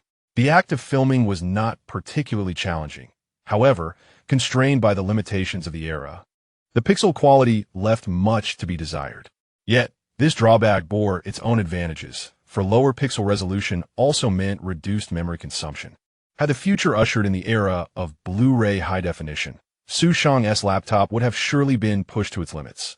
Nevertheless, editing videos proved to be a formidable task, and throughout that year, utilizing a laptop for video editing was quite laborious. After much toil and perseverance, Xu Shang finally succeeded in uploading his creation to Tudo, a prominent video sharing platform. In that year, although Youku had been established, it would not truly launch until the end of the year, leaving Tudo as the reigning champion of personal video websites in China, boldly claiming its ambition to become the nation's own version of YouTube. In 2006, the audience for domestic video podcasting websites reached a staggering 0.76 billion, with Tudo leading the user base, achieving an impressive user penetration rate of 98.6%. This statistic indicates that nearly 1 in 10 internet users in China had engaged with this video blogging site, despite being hindered by copyright issues. The show Transformations was not available on Tudo. Nonetheless, many enthusiasts still uploaded numerous clips and related videos. The most popular video related to transformations at present is a compilation crafted by a particularly devoted detractor titled Xu Shang, Did Not Cheat. This video has amassed a view count of 600,000. One should not underestimate this figure, unlike the videos of the future that may soar into the hundreds of millions. The current scale of internet users and the role of video in daily life do not support such heights. Even the most trending videos at this time barely reach 1 million views, primarily featuring the most celebrated celebrities. Achieving 600,000 views during this period is, indeed, quite remarkable. The creator of the video asserting that Xu Shang did not cheat is a podcast enthusiast named Xu Shang, known affectionately among friends as A Shang. Perhaps it is this shared name that has entwined him as the leader of Xu Shang's detractors. Recently, however, Xu Shang has found himself in a rather discontented state, for his beloved cheating king has suddenly found redemption. This leaves him bereft of any flaws to criticize. For a detractor, witnessing their idol unexpectedly cleansed of wrongdoing is an exceedingly disheartening experience, akin to a calamitous turn of events. It has even stifled Xu Shang's creative spirit. With no idol to disparage, he is at a loss as to what videos to produce. Today, as Xu Shang idly browsed through amusing videos on Tudo, he stumbled upon a new upload that piqued his interest. The keywords immediately captured his attention. Is the pancake made by Wu Dalong in transformations truly that delicious? Xu Shang scoffed, thinking to himself that yet another individual was attempting to capitalize on the notoriety of his cheating king. He was eager to see how this video had been crafted, for the fame associated with his cheating king was not something just anyone could easily commandeer. Upon clicking the video, the title appeared, swiftly followed by the phrase, Xu Shang's Review. This unexpected turn of events dismayed Xu Shang. Was this video truly a review of Xu Shang? Should I impersonate their family's renowned figure to create a video? He immediately glanced at the video creator's name, and upon seeing it, he was taken aback. Could it truly be the real Xu Shang from Tianya Village? At that moment, the video commenced, revealing a familiar figure against the backdrop of rural woodlands. He sat beneath a large sunshade, with a portable dining table set before him, adorned with 7 pancakes and a solitary Wu Dalong pancake placed prominently in the center. Greetings, everyone. I am Xu Shang from Tianya Village. Recently, I came across claims online about a particularly delectable Wu Dalong pancake. Hence, I ventured to Sanma town, and to my astonishment, I discovered a total of 8 establishments selling Wu Dalong pancakes in the town. Xu Shang mused. Isn't that pancake your creation? Why do you present yourself as an outsider? Xu Shang continued, to spare everyone from disappointment, I shall taste these pancakes and discern which ones are worth savoring and which are not. Without further ado, let us begin. Meanwhile, fueled by the fervent promotion from the affluent gentleman in the forum, numerous forum members flocked to Tudo, puzzled upon opening the video, wondering what Xu Shang was up to. Nevertheless, they found a video rather intriguing. Xu Shang's evaluative approach and influencer-like tactics, which had become tiresome to audiences in later times, paradoxically highlighted the significant impact such styles possess in the realm of communication. Furthermore, even when many viewers had grown weary of this format, such videos still thrived, emphasizing their structural superiority. In this era, such videos could be deemed a formidable force. Chapter 35. How does this individual advertise for competitors? First, let us examine the Zhao Si Wu Dalong Pancake Shop, a mobile stall located on Dama Street in Sanma Town. As illustrated on this specific map and accompanied by a photo of the stall, the scene shifted to a close-up of the map and the establishment, and then Xu Shang took a bite of the pancake. The flavor is quite pleasant. This pancake possesses a distinctly softer skin compared to others, making it enjoyable to eat. The filling is generous. However, one might not have noticed that this establishment employs a subtle trick in its filling. Xu Shang revealed the filling to the camera, stating, "This meat is denser and has a savory taste, not the texture of pork, but rather made from chicken breast. The cost of frozen chicken breast is merely half that of pork, and this proprietor sells each pancake for $1.50. If he were to use pork, his profit margins would be negligible, which clearly reflects a desperate measure. In summary, I would rate it a C. A C grade indicates it as an acceptable everyday food, generally recommendable. However, for friends who are currently dieting, I could elevate my recommendation to a B, which signifies a commendable level worth trying. The reason why friends recommend weight loss is due to the remarkably low fat content in chicken breast, making it an excellent companion for those on a diet. The audience was left in awe. How could this individual, with such a serious demeanor, promote their competitor? Nonetheless, the content of the video truly captivated viewers, evoking an appetite that made it quite enjoyable to watch. In this era, the concept of electronic pickled vegetables had yet to emerge. Yet many young people in front of the screen were evidently experiencing their first taste of this novel delight. Xu Shang continued his review. This particular Wu Dalong sesame cake does not have a distinctive name, so we shall refer to it as the Old Street Wu Dalong sesame cake, as its location is at the entrance of the Old Street in Sanma Town. This variant is the most unique among all Wu Dalong sesame cakes, as it is indeed a true sesame cake. Unlike the most common versions, it is filled with meat and after being baked in the oven. The deliciousness of the meat filling is fully released, infusing the cake with savory juices. The crust is both fragrant and crispy, making it exceptionally delectable. I wonder if anyone has ever tasted guacamole. This Wu Dalong sesame cake is more aptly named fresh meat guacamole. I would give it a B rating, definitely worth trying. It is merely 1 point shy of an A rating, which is a must-try. Viewers were abuzz in the comments section and forums. This B-rated cake indeed looks quite appealing, making me want to try it. But is it truly wise for Xu Shang to recommend someone else's cake? Aren't these individuals his competitors? They cannot even be considered competitors. They are clearly a group of shameless copycats. Xu Shang, I am utterly devastated. I declare that Xu He is dead. Xu Bai shall rise. From this day forth, I shall be a devoted fan of Xu Tiandi. Hold your comments. The key points are yet to come. At the urging of a comment, everyone hastily resumed watching.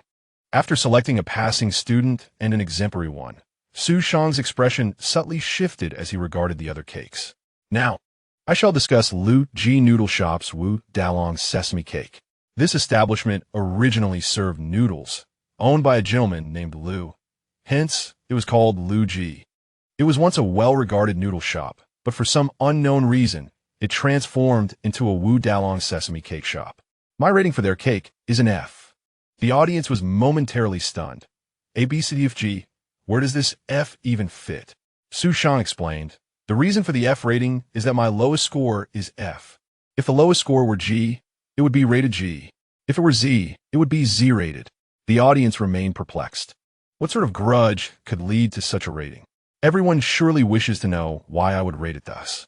I will keep a suspenseful pause and first elaborate on what makes Wu Dalong sesame cakes so delightful.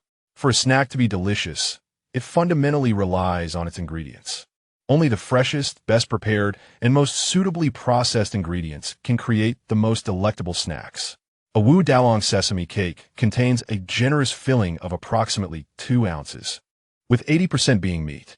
The meat specifically includes soft bones, fatty cuts, and the tender portions from the hindquarters, such as plum blossom meat or the lower belly, as these 3 areas are most suitable for crafting a filling. This results in a cost of just the filling for a single pancake approaching 1 yuan. When combined with other expenses, excluding labor, the total comes to approximately 1 yuan and 30 cents per pancake. Yet, the proprietor of this establishment sells them for merely 1 yuan. He did not resort to the somewhat cunning, yet reasonable, method of substituting pork with chicken breast.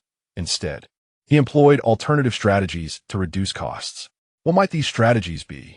It is well understood that fresh meat is undoubtedly the finest quality, and, consequently, it commands the highest prices.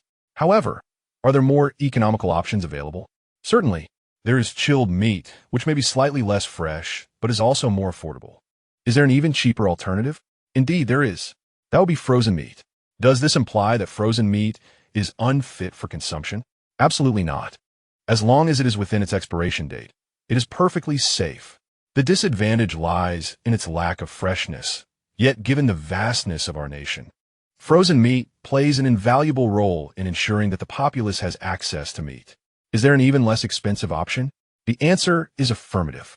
One such category is what is colloquially referred to as zombie meat among frozen products.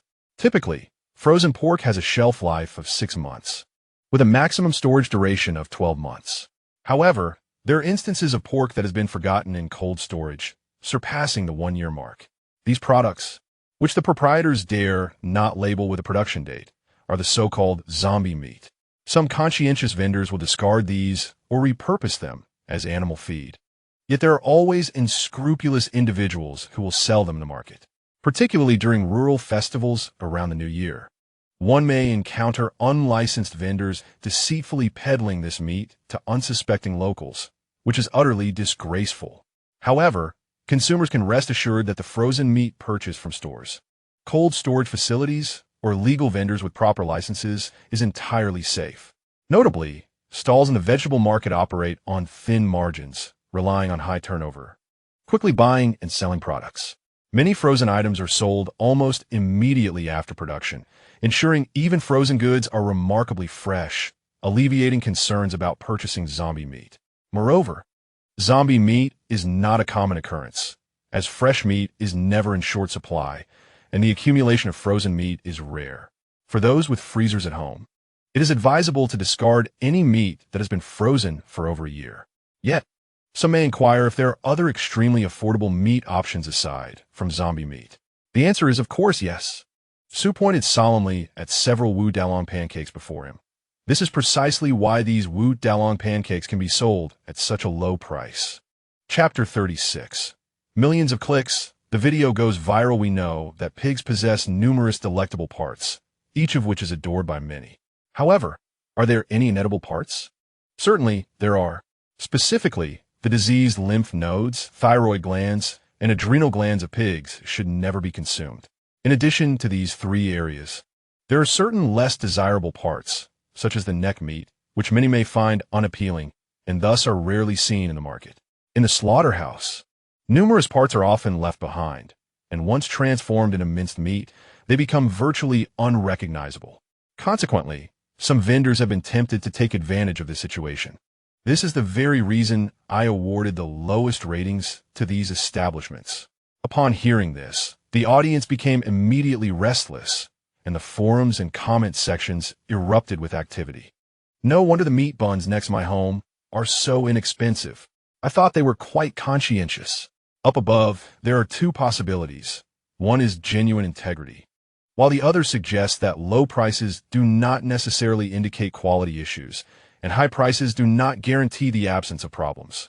I know of a meat bun shop near our school that charges a premium, yet sources its ingredients from the slaughterhouse in the early hours of the morning. Certainly not the best quality meat. If anyone feels uncertain, they can check if the vendor displays the raw ingredients for their fillings.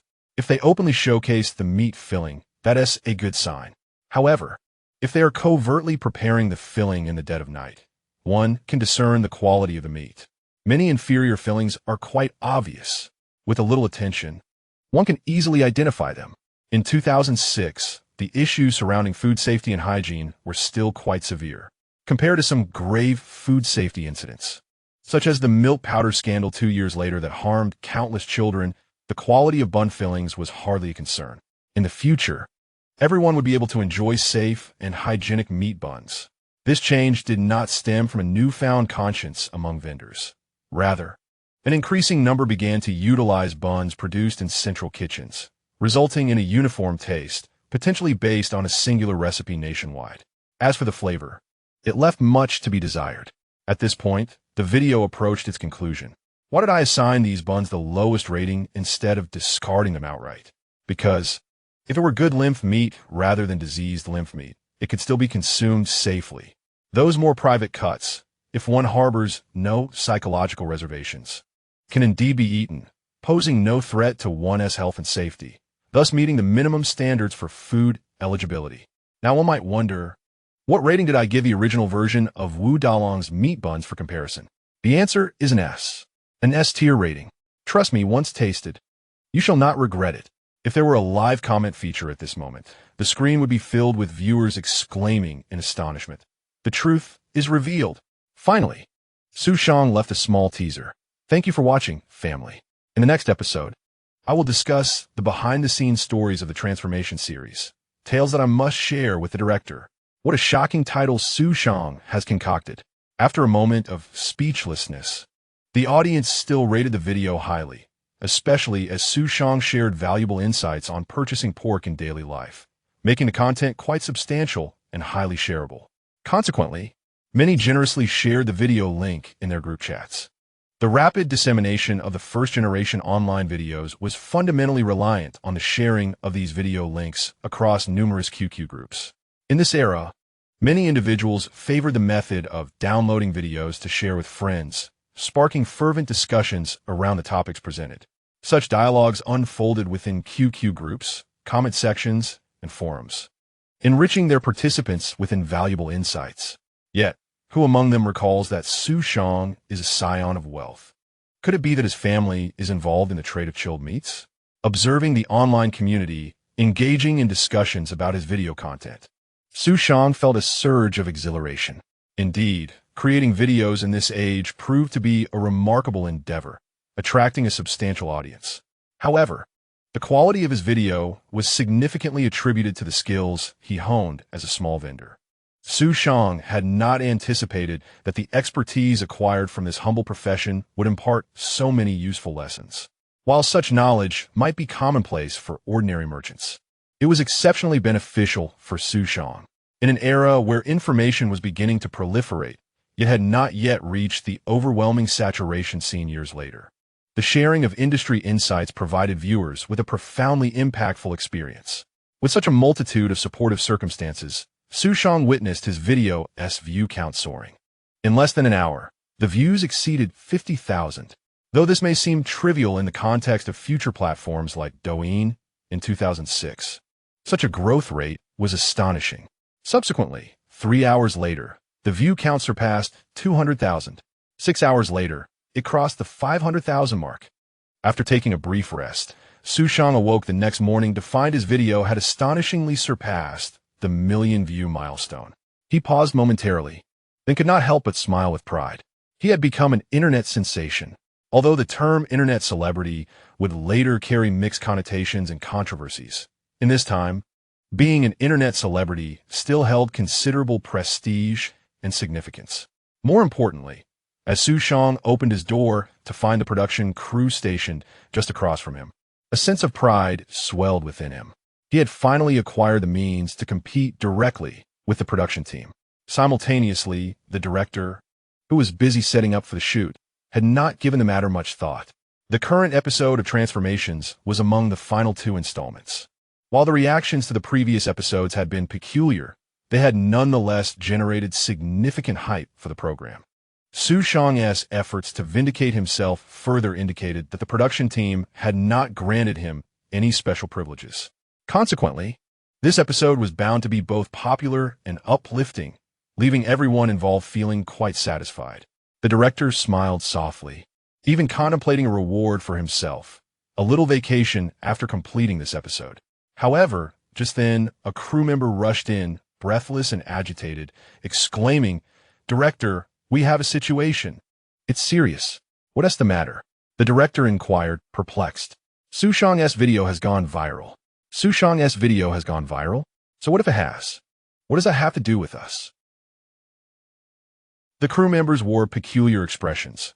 If Xu Shang claims that the next episode will delve into the story that both the director and I cannot avoid discussing, does it not concern you as well? Chapter 37. The Crisis of Public Opinion. The director, flustered, revealed his astonishment upon viewing Xu Shang's video.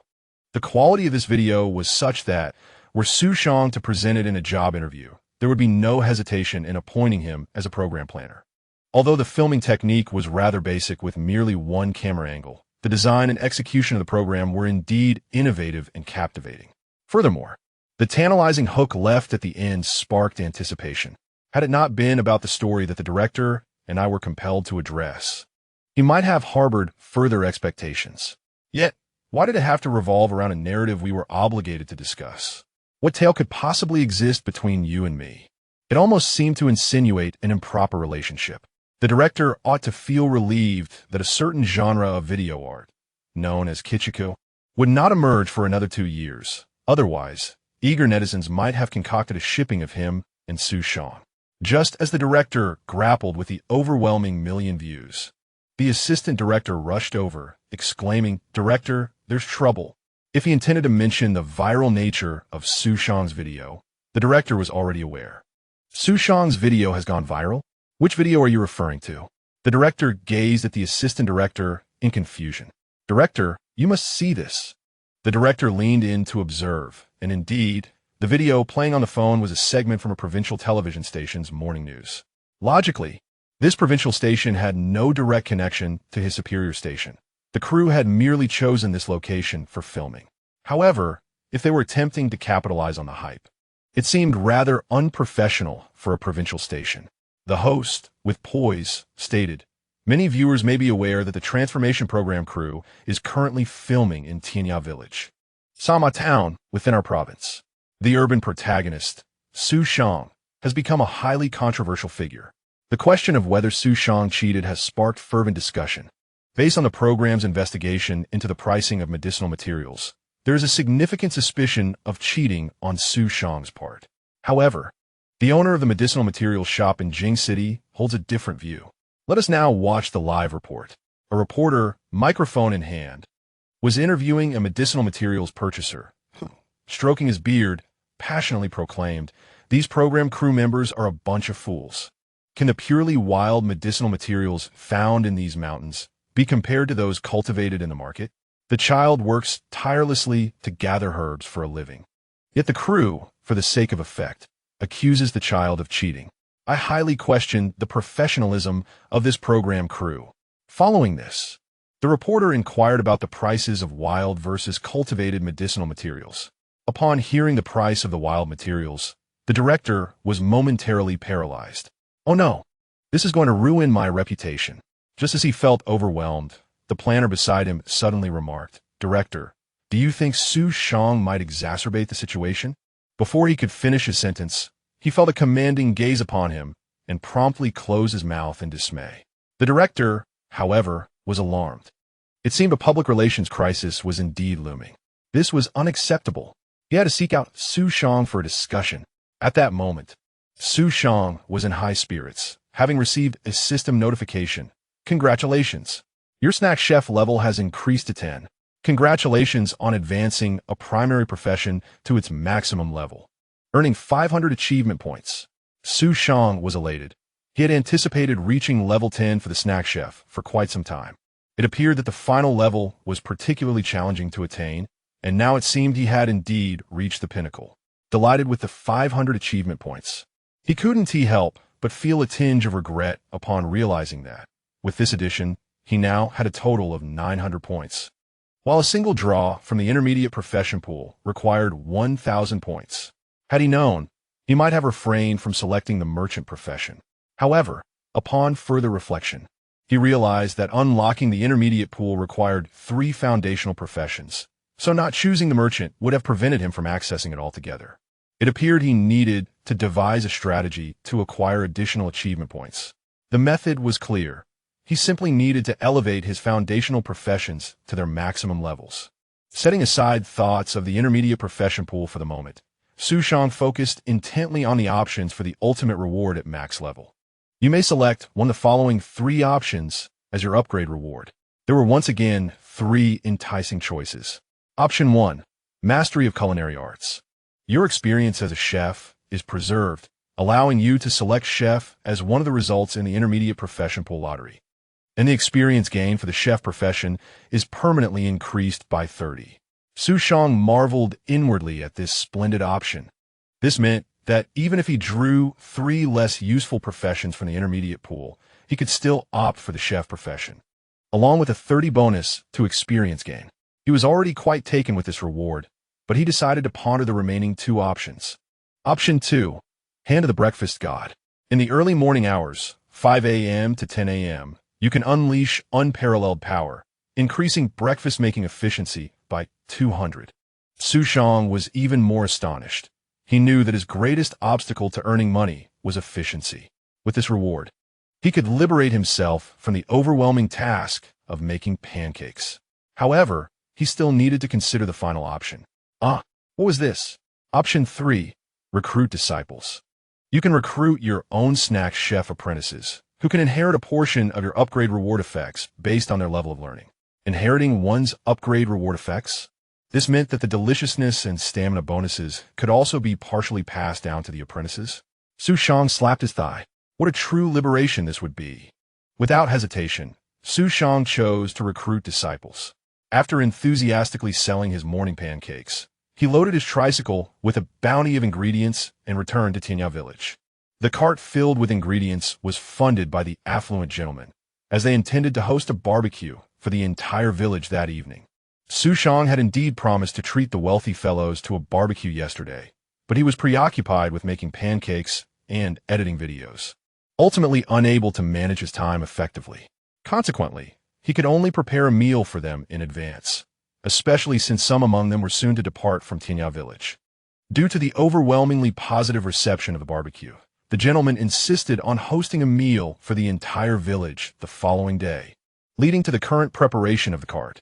As Xu Shang drove back to the village, intending to call upon others to assist with the ingredients, he discovered that the director had sought him out. Xu Shang, there are matters I wish to discuss with you. I'm sorry, director, but I'm currently rather occupied. Could we speak later when I have more time? However, the director obstructed the path of Xu Shang's vehicle, his expression earnest as he remarked, "If we do not address this now, there may not be another opportunity to discuss it." Xu Shang, do you still remember your promise? Chapter 38. Director, are you attempting to manipulate me? Promise? What promise are you referring to? The director shook his head, disappointment etched on his face. Have you truly forgotten? Did you not vow to build a house for Granny Sang? How could I forget? Xu Shang immediately responded. The hard-earned money I make serves a purpose. At the rate I am earning, I am confident that it will not be long before I have sufficient funds to construct a house for Granny Sang. Upon hearing this, the director's cheeks lifted slightly, a fleeting smile gracing his lips. Time? Do you truly have that luxury? The program has only one episode remaining, leaving you with less than a week. Can you amass enough money to build a house for Granny Sang in that time frame? Xu Shang was taken aback, his mind consumed with thoughts of earning money, oblivious to the impending conclusion of the transformation program. The director continued, Xu Shang, I acknowledge your capabilities. Yet, you must not treat Tianya Village merely as your stage or springboard, using this opportunity to gain fame while leaving behind a mess. A mess? Xu Shang's displeasure was evident. Surely you are misrepresenting the situation. Do you not believe me? The director grinned, gesturing for Xu Shang to follow him. Xu Shang, albeit perplexed, entrusted the tricycle to Brother Daniu and followed the director. In a short while, they arrived at the village's small shop, where Xu Shang noticed that although the shop was open, the owner was absent. The director led Xu Shang to a window and instructed him to listen quietly. With suspicion, Xu Shang perked up his ears, and the sounds from within caused him to pause momentarily. Clattering. Big, big, big. Leopard, leopard. Open. Clearly, the individuals inside were engaged in gambling. The director then led Xu Shang a short distance away and said meaningfully, Xu Shang, do you think you're doing quite well? These people were living comfortably until you arrived, attracting a few wealthy idlers from the city. These individuals are generous, renting houses for villagers at several hundred yuan for 10 days. But what follows? They squander their money on gambling. In the village, gambling was once non-existent. However, your pharmaceutical trade, particularly the practice of exchanging medicine for goods with the villagers, has led to the shopkeeper's financial downfall, prompting him to establish a casino. Once the show concluded, you return home, resuming your life as a privileged heir. Your fame soared, with the program garnering millions of views. Quite remarkable. Yet, you left Tianya Village in disarray. The attention they once enjoyed has dissipated, and the affluent from the city will no longer visit this remote and impoverished locale. They must revert to their former lives. Nevertheless, their hearts have changed. Xu Shang, have you ever encountered the line, I could endure the darkness if I had never seen the light? The true horror lies not in living amidst shadows, but in having once witnessed the brilliance of life. After experiencing the lifestyles of the wealthy, can they still bear the burden of poverty? They cannot. Thus, They seek shortcuts and plunge into gambling. Xu Shang gazed at the distant shop, noting 5 or 6 individuals entering together. It seemed to echo the director's words. The impoverished could endure their plight until they glimpsed the opulence of the world, shattering their resolve and driving them toward the extreme vice of gambling. Such is the tragedy of poverty. The director sighed, reflecting on this. The scene resonated deeply with Xu Shang, prompting him to murmur a thought. If a ray of light pierces the darkness, then that light bears guilt. The director, taken aback, remarked, I did not anticipate your literary insight. I am pleased you possess such understanding. Before the director could continue, Xu Shang interjected, Director, are you attempting to manipulate me? Manipulate?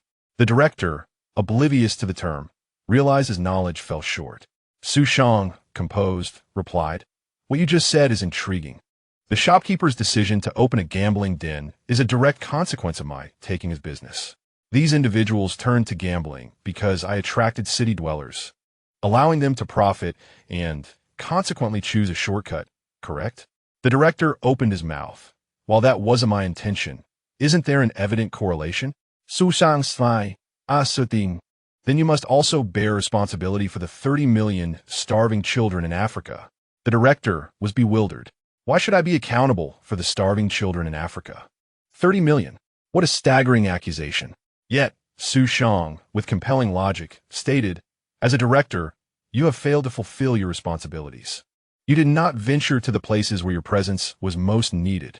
You have not produced a program to showcase the plight of starving African children to the world. This neglect has resulted in a lack of awareness regarding their suffering, leading to their untimely deaths. How can you claim to be blameless? The director was taken aback. How can this be related to me? Xu Shang whistled nonchalantly. While that wasn't my intention, isn't there an evident correlation? The director remained speechless for an extended period, utterly failing to utter the name of Xu Shang, this young lad. A cold smirk formed on Xu Shang's lips. How ludicrous! Who cannot employ the art of persuasion? With a wealth of experience from engaging in heated online debates and over a decade spent honing his skills in the realm of written communication, he thought, I fear not your manipulation. The director, somewhat impressed, inquired, Xu Shang, what exactly do you wish to accomplish? Xu Shang revealed his true aspirations. I desire to lead Tianya Village to prosperity. A slight tremor coursed through the director's heart as he re-evaluated this 18-year-old youth before him. The image of a mischievous young heir dissipated, replaced by a vision of an idealistic teenager. Yet, did Xu Shang comprehend the naivety and impracticality of his dreams? The director pondered solemnly. Xu Shang, however, remained earnest. I believe I can achieve it. The director chuckled wryly. Indeed, he was still but a child. His thoughts far too innocent. Nonetheless, the fervor of such youthful ideals was profoundly moving. How refreshing it was, in contrast to those who merely sought small gains and mundane concerns. Just as the director contemplated further words, a piercing siren echoed from the distance.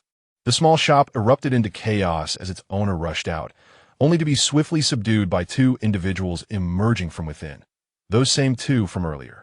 As the shopkeeper struggled on the ground, upon spotting Xu Shang in the distance, he cast a venomous glare in his direction. Xu Shang, taken aback, swiftly turned to the director. Director, you have betrayed me. The director, equally astonished, quickly defended himself. I assure you, this was not my doing. Chapter 39. The entire village gathered for a barbecue in this world. Joy and sorrow seldom intertwine. The men of the village, caught in gambling, were taken away by the authorities, while the affluent visitors from the city prepared for the evening's barbecue feast, fearing a possible delay in the event. There had been no advance notice. Now, with all preparations complete, the village chief dispatched individuals to summon each villager to the threshing floor for the meal. Little Su, could you assist me with this? Zhang Zijia approached Xu Shang, holding a plastic bag. Upon opening it, Xu Shang discovered a collection of small crabs. Where did these come from? He inquired with curiosity. These are genuine stream crabs. Despite their size, they can only grow to this extent, and they are a delicacy not found in the city. Zhang Zijia added, Jiang Xiaoyao caught them. It's such fun to catch crabs in stream. Xu Shang's eyes sparkled with envy. He too yearned to play in the stream and catch crabs. Upon seeing the crabs, an idea for a dish called crispy fried crabs sprang to mind. Without delay, he set to work, and in less than 10 minutes, he presented this delectable creation to Zhang Zijia, accompanied by skewers of barbecue. Xu Shang set up a dozen barbecue grills in the village, simultaneously engaging in the culinary art of grilling. Naturally, he enlisted some helpers to assist with flipping the skewers, yet the primary responsibility of the cooking fell to him. With his culinary prowess at level 10, this bustling activity was a mere trifle. Whether it was the affluent gentleman from the city or the impoverished villagers of Tianya, everyone relished the feast.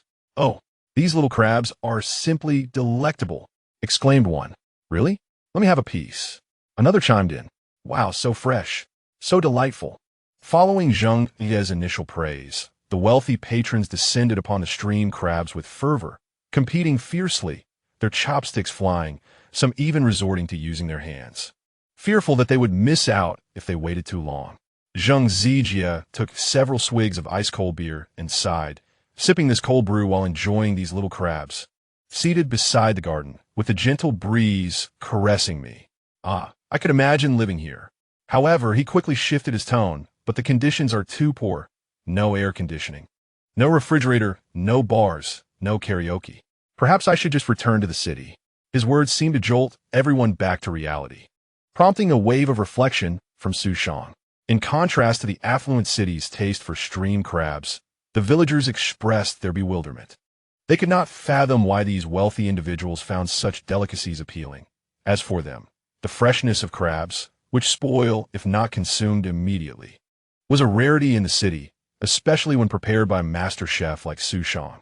Yet for the villagers, particularly the impoverished ones of Tianya, the allure of meat was paramount. Barbecue was the true delight. The rich, greasy flavor is utterly divine. Xu Shang could sense the poverty of Tianya Village through their preference for fatty meat skewers. Even the local aunties who assisted in preparing the skewers favored the more indulgent cuts. While the first bite was gratifying, he pondered whether it would become overwhelming with excess. With that thought, he promptly added a generous serving of grilled vegetables to his plate.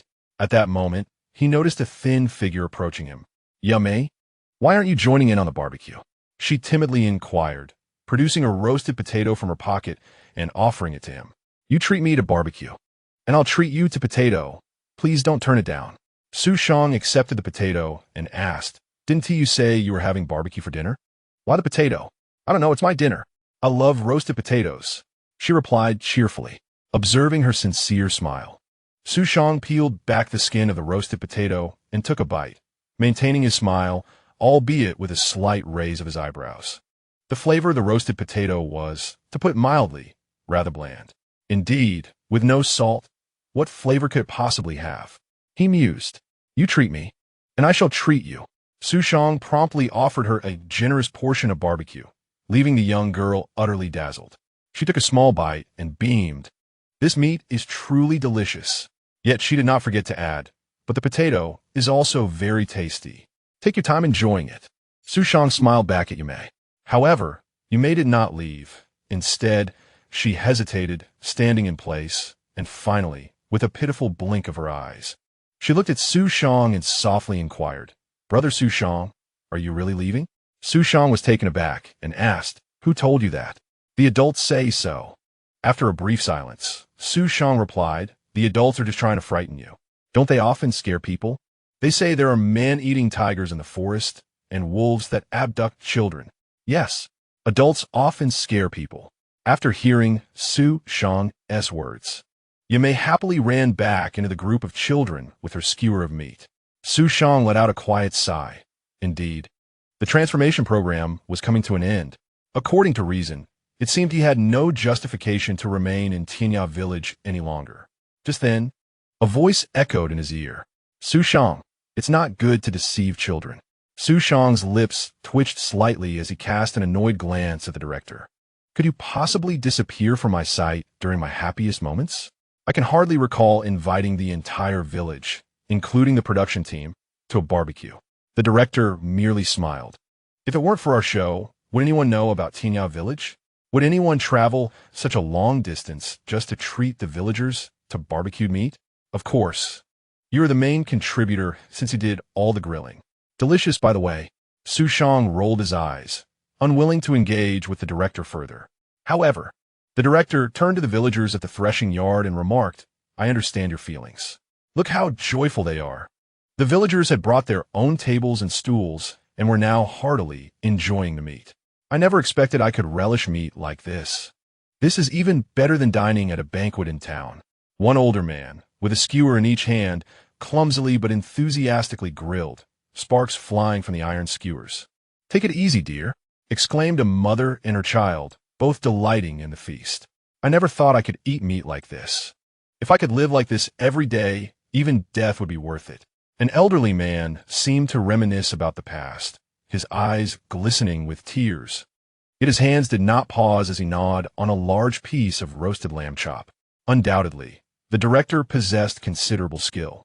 As his words struck a chord with Xu Shang, you see, they represent the majority. Those who gamble are ultimately the minority. The greater number of people are so silent, enduring and striving in their lives. I wish for their future days to be as joyful as today. The director nodded, but suddenly shifted the topic, however. Such joyous days are destined to be fleeting. At that moment, Xu Shang was consumed by a singular thought. I wish to strike someone. Chapter 40. This body as a way station, where's my home? The ancestors of the villagers in Tianya Village settled in these deep mountains to escape the turmoil of ancient wars. Now that peace has been restored, the historical purpose of Tianya Village has faded away. It is time for the villagers to return to the cities.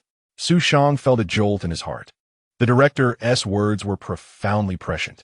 One had to admit that those who could attain the position of director in this era were among the elite at the pinnacle of society, possessing an extraordinarily far-reaching vision, as if they could truly glimpse the future. Indeed, the future appeared to be as the director had described. The tide of urbanization has swept through every individual of this era, whether in advanced cities or those lagging behind, ultimately integrating many into the fabric of urban life. The pioneers, despite initially enduring certain hardships, have subsequently reaped the rewards of their early entry into the real estate boom. In stark contrast, latecomers find themselves ensnared in a dilemma, grappling with the harsh realities of striving to assimilate into a city that often appears unwelcoming. Frequently, effort seems trivial when juxtaposed with the weight of choice.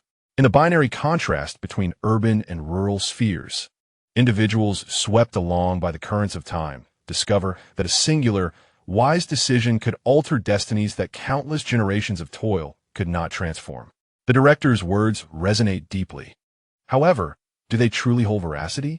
Establishing oneself in the city is no simple feat. Xu Shang has experienced this firsthand and possesses a profound understanding.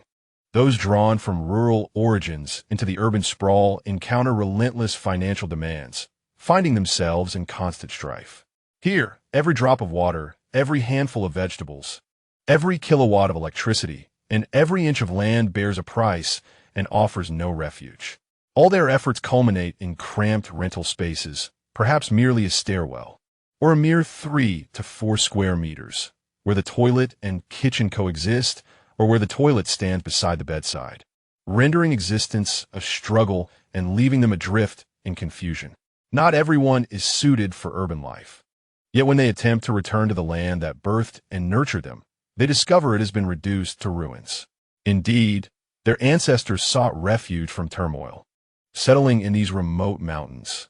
Now, with the village's historical purpose fulfilled, its existence seems inevitable to fade. But home is no longer there. The memories of a familiar place linger, yet the traveler feels a profound desolation. This body feels like a temporary lodging. Where's my homeland? Xu Shang believes there exists another answer. He has traversed time to this juncture, endowed with extraordinary capabilities. If he does not seek and realize an alternative solution, must he return to inherit the 2 factories, the chairman's position, and a fortune of billions? That would be a fate far worse than death. Following the conclusion of the barbecue gathering, Xu Shang immediately conceived a concrete plan of action. He resolved to expand his mentorship. What? You intend to teach the villagers the art of crafting Wu Dalong's pancakes? Jiang Fugua initially felt elated upon hearing Xu Shang's intentions, as this would provide the villagers with a means of livelihood, preventing Tianya Village from succumbing to poverty. However, he quickly recognized the harsh reality. If the entire village were to engage in this trade, even with the population of Sanma Town, it would be impossible for everyone to consume pancakes thrice daily.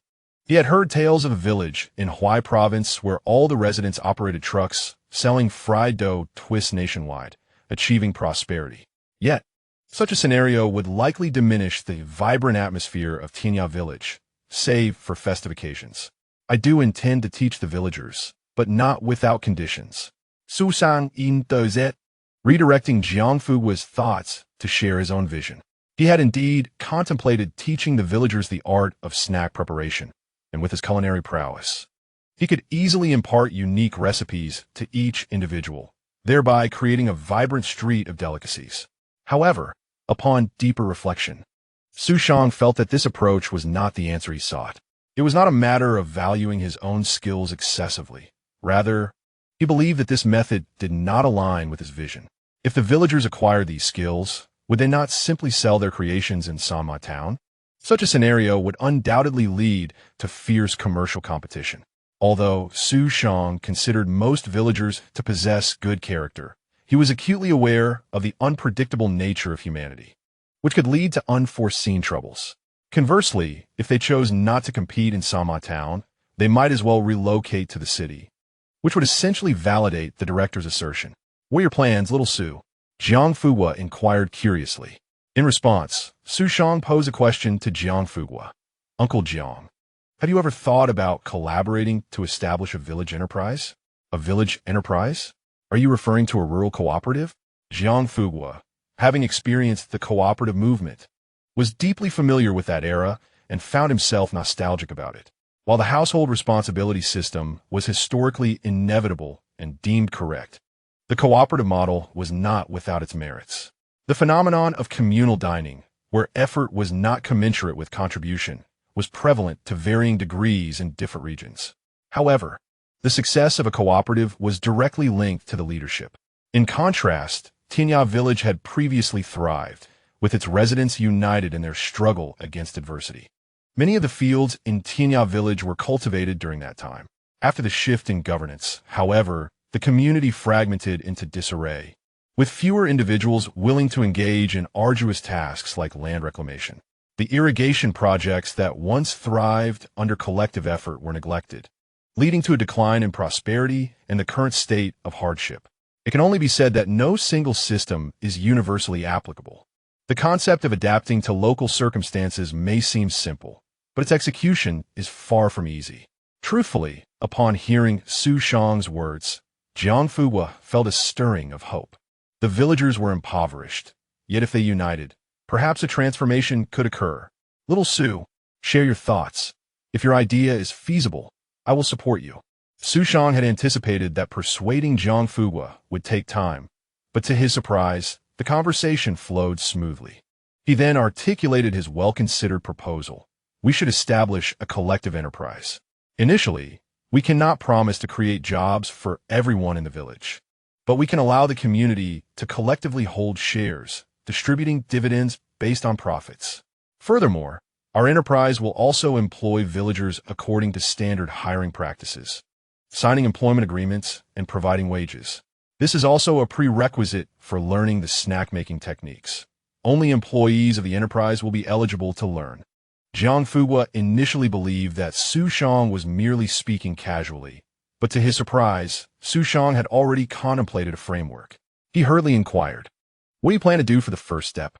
Xu Shang replied, "For this first step, I intend to open a storefront." Chapter 41. Establishing a rural enterprise. The following morning, Xu Shang and Jiang Fugua set off on separate paths. Jiang Fugua was tasked with convening a villagers' meeting to inform and persuade everyone to collaborate in establishing a rural enterprise, while Xu Shang, in between selling pancakes, focused on finalizing the location for the first storefront. After 10 o'clock, Xu Shang drove his small three-wheeled vehicle around town. It was determined that the inaugural storefront would indeed be situated in Sanma Town. Xu Shang felt a tinge of excitement.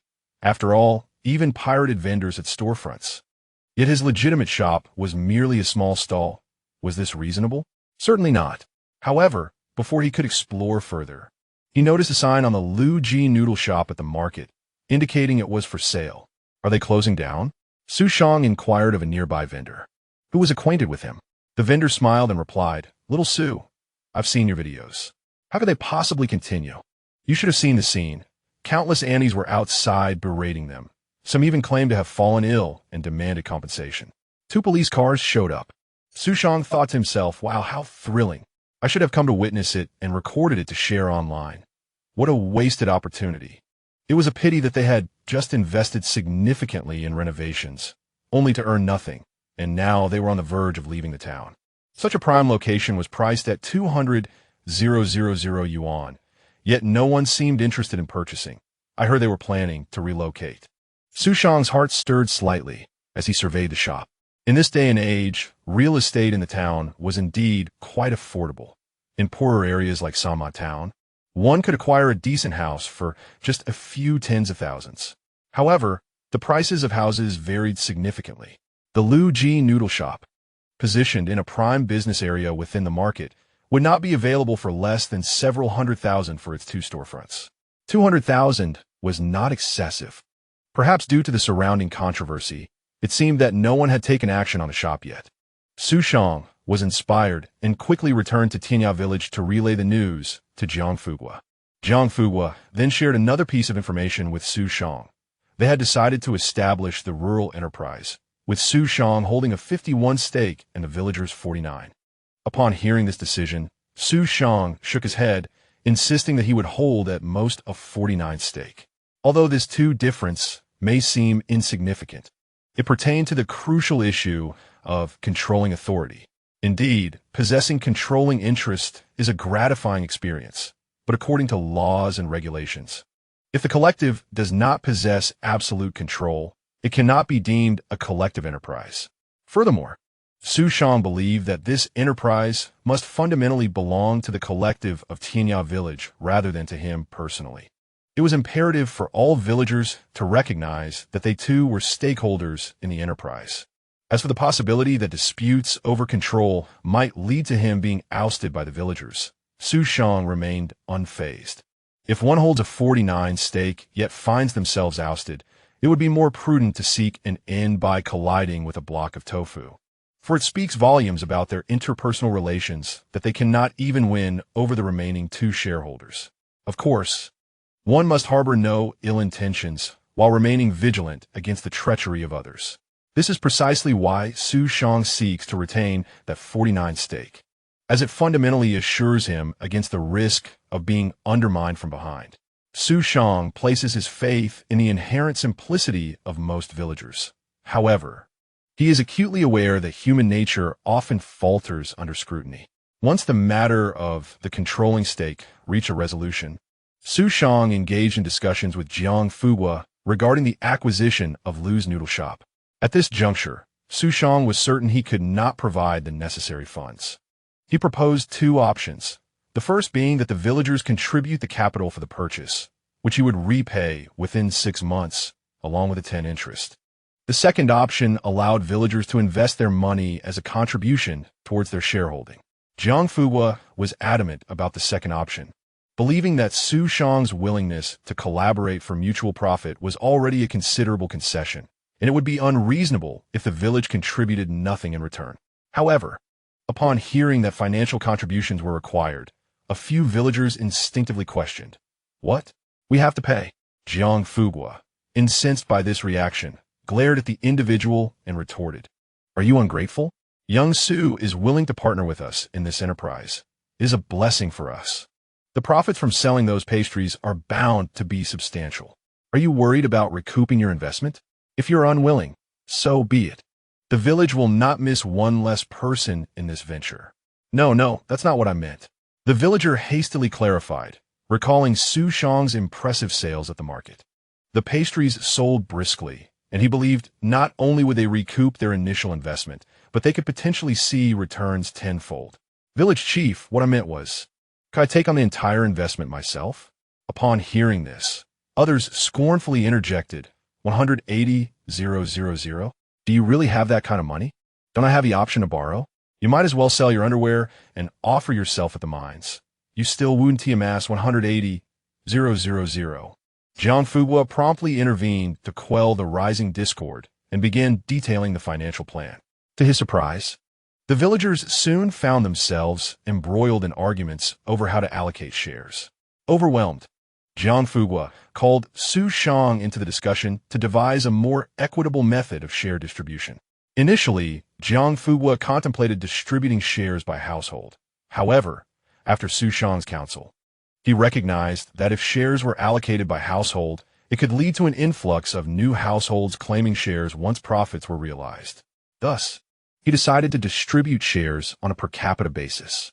Xu Shang proposed a model where the collective shares were not fixed percentages for each individual, but were instead represented by a total number of shares, allowing for a dynamic adjustment. In simple terms, if there were 3 individuals, they would collectively hold 3 shares. If there were 5, the total would be 5 shares, maintaining a constant overall share count with each individual holding 1 share. Building upon this foundation, Jiang Fugua established more detailed regulations, noting that children and newly married women would each count as half a share upon reaching adulthood or having resided in the village for 5 years. Married women would convert to full shares. The elderly have passed away, women have married and relocated, and shares have been repurchased at 10 times the annual dividends, with funds drawn from the overall distribution. Jiang Fugua has established a regulation stating that only those who retain their household registration in the village, aside from reasons such as military service or attending university, can be considered shareholders. Furthermore, one must reside in the village for at least 2 months each year to be eligible for dividends, although there are slight murmurs regarding the 2-month residency requirement. The majority unanimously agrees with the other stipulations. Xu Shang glanced at Jiang Fugua with a sense of admiration. It is evident that Jiang Fugua has exerted tremendous effort to safeguard Tianya Village. The subsequent matters were straightforward. Despite the poverty of Tianya Village, with over 200 households, and including those working in the city, there were several hundred individuals. Each contributed 400 yuan, collectively raising a sum of 200,000 yuan.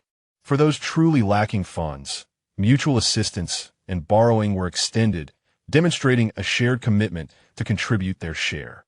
Xu Shang felt deeply moved. It was indeed remarkable for such a destitute village to gather 200,000 yuan, though this amount may merely equate to the cost of a few vehicles for affluent outsiders. The significance of this sum within the community was entirely different. Chapter 42.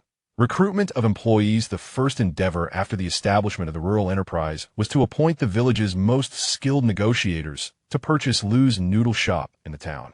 Standing before the noodle shop, Xu Shang was overwhelmed with a unique emotion, as this marked the inception of his first enterprise across 2 lifetimes. At that moment, the system rewarded him as well. Congratulations, host, on acquiring your first store. Achievement points, 500. Xu Shang's heart leaped with joy. It turned out that opening a store also contributed to achievement points.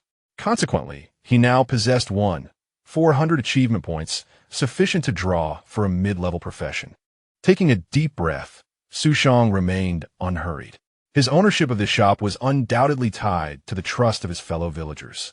Reflecting on their willingness to contribute funds despite their limited means, Xu Shang felt it impossible not to be touched. The villagers had not let him down, and he resolved to live up to their expectations. He planned to return to the village to select a profession that would enable him to lead the villagers toward prosperity. Now, Xu Shang began to assess the noodle shop. The decor was relatively decent. The previous owner had evidently invested considerable effort into it. Unfortunately, in a bid to cut costs, he had taken a misguided path, ultimately leading to the shop falling into Xu Shang's hands. It could be said that the shop was ready for immediate operation. However, after some contemplation, Xu Shang shook his head. Given that this was his first store, he could not afford to be complacent. He aspired to create an impressive atmosphere. Achieving this was not particularly challenging. He could draw inspiration from the various shops he had encountered in his past life. Yet, the question of how to renovate remained. With a set of filming equipment recently acquired, He had just over 10,000 yuan in hand, supplemented by 20,000 yuan from the villagers. In this era, 30,000 yuan was sufficient to purchase a modest house in the town, but it might not be enough for a striking renovation. Suddenly, Xu Shang felt a slight stir within him. Perhaps he should wait a bit longer to see if he could draw a renovation worker from the beginner's profession pool. However, the cooldown for the current pool had not yet reset, necessitating a few more days of patience. The intermediate profession pool might yield something related to renovations, but merely securing a renovation role seemed somewhat disappointing to him. Ultimately, he decided to return to the village and see what professions he could draw. Without further contemplation, Xu Shang made his way back to Tianya Village. Just as he was leaving the shop, he unexpectedly discovered that his merchant level had risen to level 2. Xu Shang had always been curious about how the merchant level increased.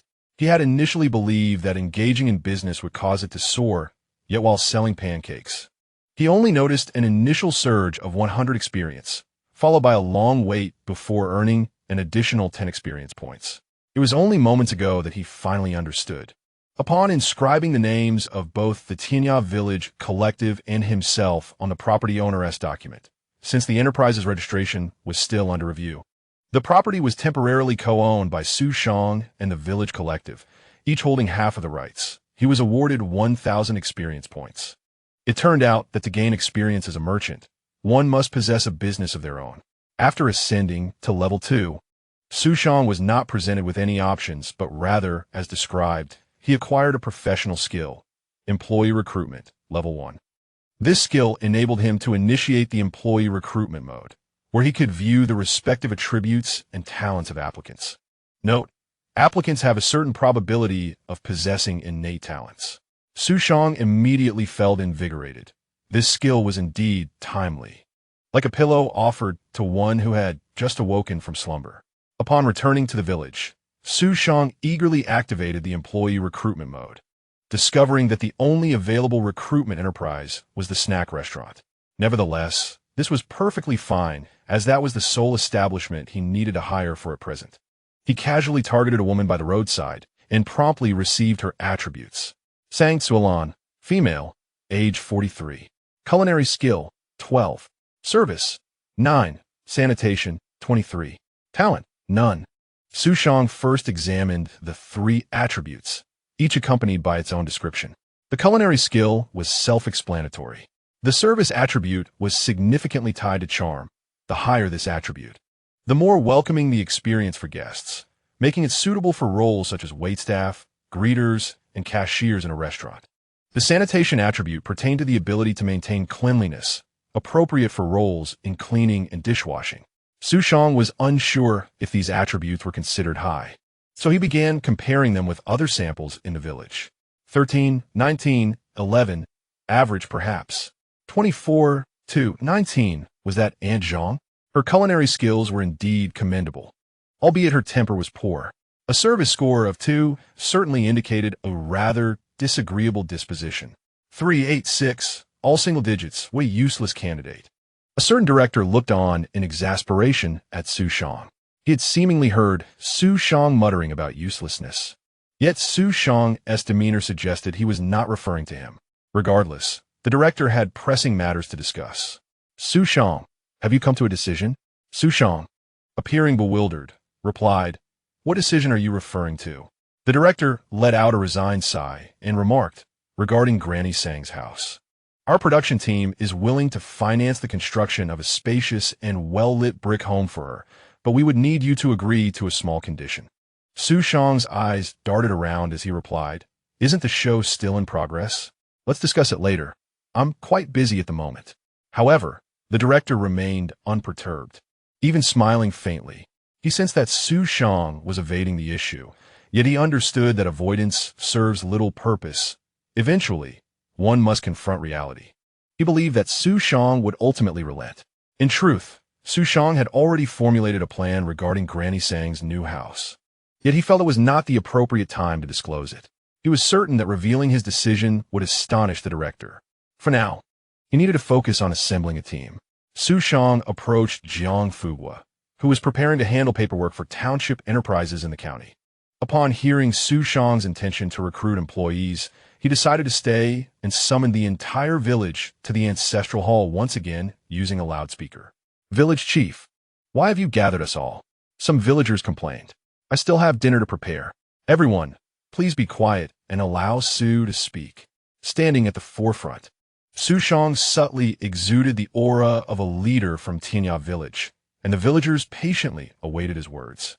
"Due to the needs of our development, our company in Tianya Village is looking to recruit its first batch of employees." Clearly, Xu Shang's authority still needed bolstering. As he spoke, chatter erupted among the crowd. He quickly rang a bell to call for silence and addressed the most pressing concern regarding profit sharing. "Let me clarify. Employee wages will be considered operational costs, and the wages will be calculated separately from equity dividends. There is no need for any additional worries. Should anyone have further questions, please raise your hand." Immediately, numerous hands shot up, and Xu Shang selected one of the closest. "Xu, may I inquire whether the recruited employees will receive salaries?" Chapter 43. The enthusiast of grand packages. The matter of salaries was evidently of great concern to everyone. Xu Shang explained, "Yes, of course, salaries will be paid. We are establishing a legitimate enterprise. How could any company neglect to compensate its employees? Moreover, we will not only pay salaries, but also contribute to social insurance and housing funds." A buzz of discussion filled the air, primarily revolving around what social insurance and housing funds entailed, as many farmers were unfamiliar with these concepts. Yet, a few individuals were more worldly. Social insurance and housing funds mean that a portion of your salary is contributed to the state. When you grow old, the government will provide you with more funds. Teacher Liu from the neighboring village retired and receives over 1,000 yuan a month from the state. That's nothing. An elderly official in town retired and receives several thousand yuan monthly. When you're old, you won't have to work anymore, with so much money to spend. It's a life of true happiness compared to ours. Hearing this, the villagers felt a renewed enthusiasm, both envying the lifestyle afforded by pensions and eagerly anticipating the prospect of receiving retirement benefits, as Xu Shang had described. Another hand was raised, and the question was asked, "So, how much will the salary be?" Xu Shang spoke slowly. "As everyone knows, our enterprise is just getting started. The salaries may be considerably low, and after deducting the 5 social insurances and 1 housing fund, the take-home pay will be even less. I hope everyone is mentally prepared." Upon hearing this, the crowd nodded in silent agreement. Indeed, they did not expect much from the salary. Xu Shang continued, "We will be recruiting 10 apprentice chefs, 5 servers, and 5 cleaners.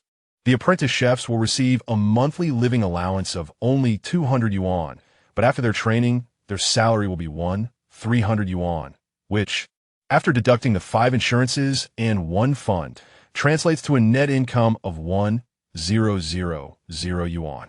Similarly, the servers and cleaners will take home approximately 600 yuan. What? The villagers were immediately taken aback. Was this salary truly considered low? In reality, it was indeed not high. In 2006, the national average salary hovered around 1,500 yuan, with ordinary workers in first-tier cities nearing 2,000 yuan. However, that was in the bustling coastal cities. In Yunnan province, particularly in the impoverished Sanma town, a stable monthly salary of 500 yuan was already enviable, not to mention the inclusion of the 5 insurances and 1 fund. Xu Shang added, "The work will adopt a rotating rest system, ensuring that everyone has 2 days off each week. Regular weekends will be treated as work days, but there will be additional compensation during national holidays." This announcement stirred the villagers once more. 2 days off a week meant working only 20 days a month. Currently, laborers on construction sites earned merely 50 to 60 yuan a day, and that was only if they ventured to the southeastern coast. In their province, even as migrant workers, they would toil for 4 to 5 dozen yuan a day, often without guaranteed payment for their hard work. In stark contrast, a few hundred yuan a month from a local job was enough to make them drool with envy. However, would such high salaries truly lead the enterprise to losses? As this thought crossed the villagers' minds, they quickly shook their heads. Given the popularity of Xu Shang's pancake business, how could it possibly incur losses? Moreover, with Xu Shang's wealth He undoubtedly understood the art of making money. Little Xu was indeed a good person. Yet, this wage cost was not insignificant for Xu Shang. Beyond the deductions from personal salaries for the 5 insurances and 1 fund, the employer's contribution was even higher. For a net salary of 1,000 yuan, he would actually need to pay around 1,600 to 1,700 yuan if he sought to save costs.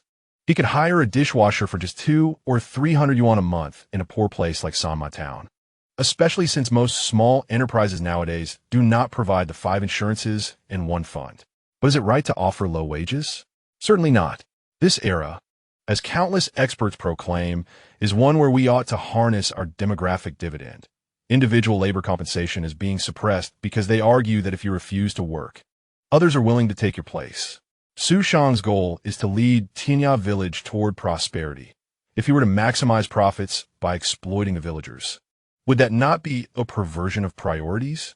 It is hard to say whether everyone felt the weight of Xu Shang's intentions, but judging by their enthusiastic responses, they were all eager to sign up, fearful of missing out. Little Xu, I could do cleaning. Let me do the cleaning. A 60-year-old woman waved her arms. Xiao Xu, do you think I could work as a waitress? A 40-year-old lady struck a pose in front of Xu Shang. Xu Shang's cheeks twitched slightly as he continued, everyone, please be quiet. We are here today to conduct a simple registration. After this, we will select suitable candidates. What does it mean to be a suitable candidate? Indeed, what are the criteria for selection? Xu Shang raised his chin and confidently declared, I will determine who is suitable. My judgment is infallible. Such pretentious remarks left the villagers in silence. To be frank, this vague recruitment method inevitably aroused suspicion of ulterior motives. Yet this was Xu Shang, the privileged heir, the herbal medicine buyer, the man of the famous Wu Dalong's pancakes. These attributes cloaked him in a myth of wealth, compelling the villagers to trust him, albeit with reluctance. Xu Shang disregarded their doubts. It would be foolish not to utilize talent. He produced a notebook and began a preliminary screening of all the villagers. 35, 8, 15. The data looks promising. There are indeed talents in the village. 43, 2. Uncle, you are quite the hidden gem. But is the hygiene a bit lacking? 22, 11. 14. Average attributes, yet there is a skill. A passionate dumpling enthusiast? Xu Shang lifted his gaze to scrutinize a slender young man before him, suddenly recognizing him. Song Jing, named by his parents to inspire strength, had grown up like a thin reed due to poverty. Xu Shang had seen him during the new year in Tianya Village. He was much darker back then, with a broad smile revealing a set of white teeth. The villagers said he worked at a fertilizer plant, capable of moving 10 tons in a day. Xu Shang preferred not to dwell on those memories. Later, Sang Zhuangzhuang had gone to work while suffering from a cold, ultimately collapsing at his station, bloodied and exhausted. The doctor diagnosed him with malnutrition and congenital anemia. After enduring a few months, he passed away. The thought of a man with congenital anemia lifting 10 tons of fertilizer weighed heavily on Xu Shang's heart, stifling him and robbing him of sleep. Xu Shang glanced at Sang Zhuangzhuang's talents. Passionate dumpling enthusiast. At the age of 7, he accompanied his father to the town and tasted meat-filled dumplings for the first time, falling deeply in love with the dish. His efficiency in making dumplings increased by 200, and the deliciousness of his creations improved by 20. Chapter 44. The Powerful Intermediate Profession Talent. Xu Shang marked a 5-pointed star next to Sang Zhuangzhuang's name. He was undoubtedly a candidate with specialized attributes. While somewhat mystical, passion is an unseen yet essential ingredient in crafting exquisite cuisine. Emotions, perhaps, can be conveyed through food. Although Xu Shang instructed Sang Zhuangzhuang to wait for further notice, he had already resolved to take him on as an apprentice chef in his heart. The remaining individuals were meticulously catalogued by Xu Shang, with those possessing exceptional talent marked for distinction. This data would serve as the foundation for Xu Shang's future expansion endeavors. Naturally, his recruitment efforts would not be confined solely to Tianya Village. He intended to seek out more talent from the broader society. Some may question the necessity of hiring so many for a single establishment, but Xu Shang's vision extended far beyond this singular shop. He firmly believed that with the first would soon follow a second and a third. He aspired to establish a presence akin to KFC or McDonald's in Huaxia. At last, all the data was compiled. The recruitment list was already substantial. Selections would be made based on talent and three-dimensional attributes. Xu Shang planned to entrust the notification of successful candidates to the villagers, reassuring them that those not selected need not despair, as future opportunities would arise in subsequent batches. Having delegated the hiring process to the villagers, Xu Shang solemnly opened the intermediate profession pool, eager to commence his selection of an intermediate career. Surely, a profession drawn from a pool requiring 1,000 achievement points would far surpass that of a novice level, given the tenfold difference in investment. As he pressed the button to draw a profession, the pool spun rapidly before finally halting on the first profession, Hunter, a purple tier career. Xu Shang inhaled deeply. The allure of being a hunter was undeniable. What man could resist the seductive call of such a vocation? However, he remained composed and called over a villager, asking, "Uncle de Tian, are there still hunters in our village?" The old man's eyes gleamed with nostalgia. "There used to be. We lived off the land, and this mountain held many treasures. Unfortunately, not anymore. All the wildlife is now protected, and even wild boars are off limits." Seeing the old man's wistful sighs, Xu Shang couldn't help but exhale a heavy breath himself. What good was it to be a hunter if there were no opportunities to pursue? If only he could traverse a few centuries into the future, perhaps he could achieve the title of Hunter King. Turning his gaze to the next profession, he encountered agricultural machinery operator, a blue-tier career. Wait, how could there be a blue-tier profession in the intermediate pool? Wasn't that the realm of novice careers? After expending 1,000 achievement points, why was he awarded a blue-tier option? Truth be told, Xu Shang found the profession of agricultural machinery operator quite intriguing. Should he fail to embody the dashing hunter, becoming a machinery operator could provide a unique experience. Yet the fact remained that it was merely a blue-tier career. He silently pleaded for the next draw to yield something more promising. Perhaps his prayers were answered, as the final profession revealed a color that brought him relief. However, he quickly scrutinized the specific title of this new career. He hoped for a profession that could generate wealth, as in the nascent stages of capitalism. What he lacked most was money. Yet, the title that appeared was architect. Xu Shang's emotions were somewhat complex. Why this profession? Could it be that his long-standing desire to build a house for Grandma Sang had influenced his draw?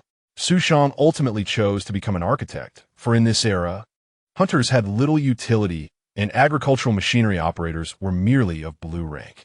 The architectural profession, however, held promise, although he struggled to conceive how to monetize it immediately. To his astonishment, upon selecting the architect career path, he received several notifications. Thanks to the benefits of the architect profession, he permanently acquired Level 3 masonry skills, non-upgradable. Level 3 renovation skills, non-upgradable. Level 5 sculptor skills, non-upgradable. And Level 5 feng shui mastery, non-upgradable. Xu Shang was flabbergasted. Is this truly the legendary intermediate profession? A buy-one-get-7 deal. Yet, upon reflection, it made sense.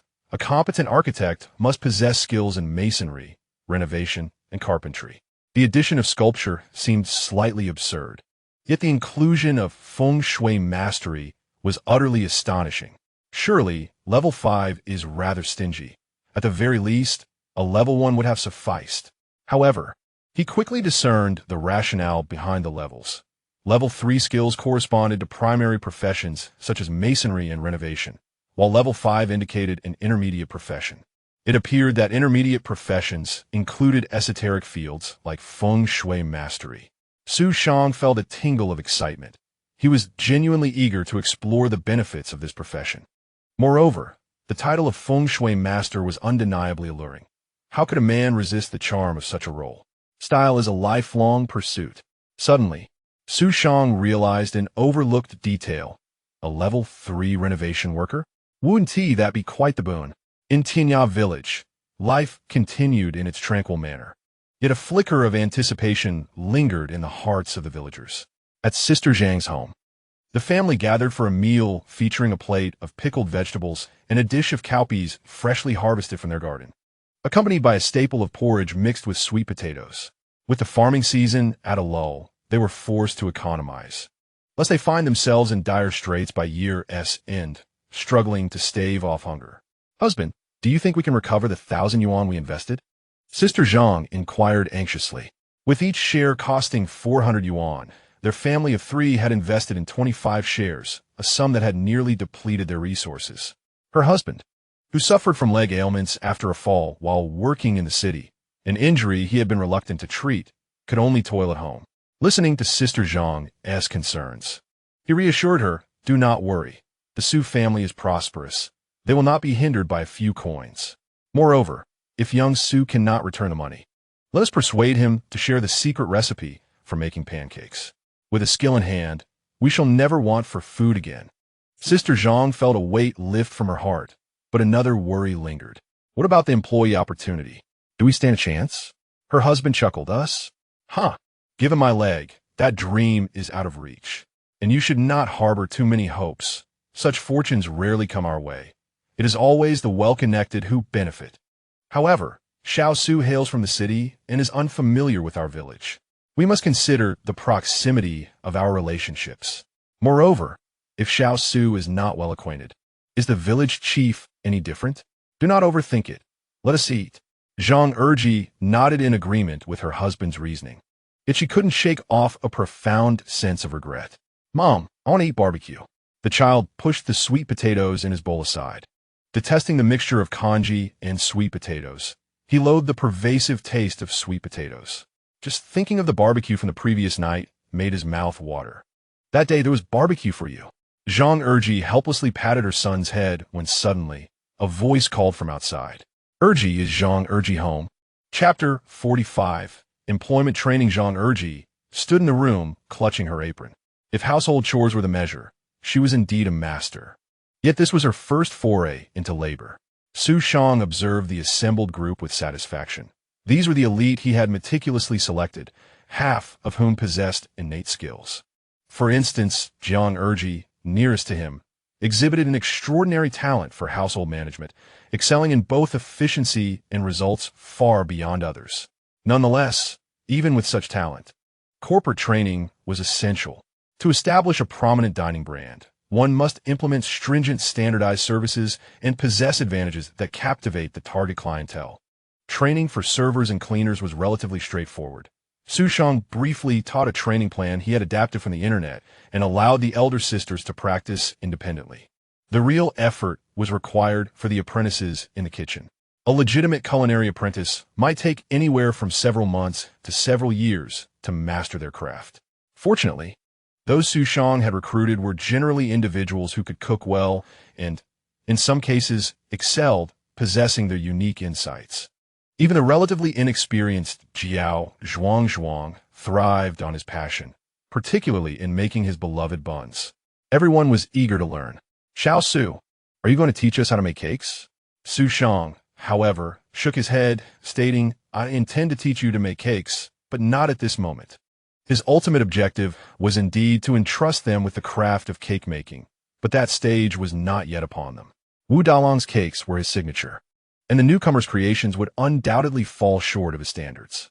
If regular patrons or distant guests were to discover discrepancies in quality, they would surely voice their discontent. Xu Shang would never risk tarnishing his brand.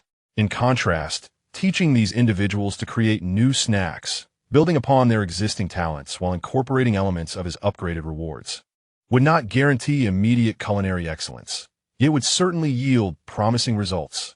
Since customers had not experienced the pinnacle of culinary artistry, they would not elevate their expectations unduly. As these apprentices progressed in their learning and experience, the quality of their culinary creations would gradually enhance, and in time, they would all become proficient in their own right. Xu Shang addressed everyone, stating that he would certainly teach them the art of making Wu Dalong's pancakes, but it was imperative for them to learn with diligence. However, as it stood, their skills were far from being sufficient to reach a level suitable for selling. Our first store is about to open, and we do not have the luxury of time. Therefore, each of you must select a particular snack to specialize in. I will share the methods with you. The group looked at Xu Shang with some surprise. Other snacks? Is that truly feasible? Their skepticism did not stem from a lack of faith in Xu Shang, but rather from the profound impression left by Wu Dalong's pancakes, leading them to believe that no other snack could possibly match that standard. Xu Shang, however, calmly assured them, "You will soon understand as you learn alongside me." Among the 10 individuals, Four chose to focus on staple foods: spicy soup, wontons, sweet rice porridge, and noodle soup. The remaining 6 had 3 who insisted on mastering Wu Dalong's pancakes, which Xu Shang welcomed, as it provided him with assistance. The last 3 decided to specialize in meat-filled buns, steamed dumplings, and fried cakes. Xu Shang began by explaining the ingredients and key points of preparation, then approached Sang Zhuangzhuang. "I heard you excel at making buns. Is that correct?" he inquired. Sans Yingzink nodded emphatically. Although he recognized that his meat-filled buns may not rival the taste of Xu Shang's pancakes, he believed his buns were quite delectable in their own right. "Very well. We do not have much time. We cannot afford to dawdle. I will demonstrate first, and you shall follow along to see how much you can learn." Sang Zhuangzhuang felt a twinge of competitiveness. After all, he was quite adept at bun making. Although Xu Shang's pancakes were delicious, he believed he could match or surpass him in this regard. Xu Shang's demeanor, as if viewing an amateur, kindled a fierce desire to prove himself within Sang Zhuangzhuang. However, Xu Shang's subsequent actions left him astounded. First, he meticulously handled the ingredients: fresh cabbage, a small amount of pickled cabbage mixed together, and pork, most of which was finely chopped while some was left in chunks. Then he prepared a mixture of scallion and ginger water. Watching Xu Shang pour this mixture into the meat filling and quickly stir, Sang Zhuangzhuang was amazed to see the liquid absorbed entirely into the meat.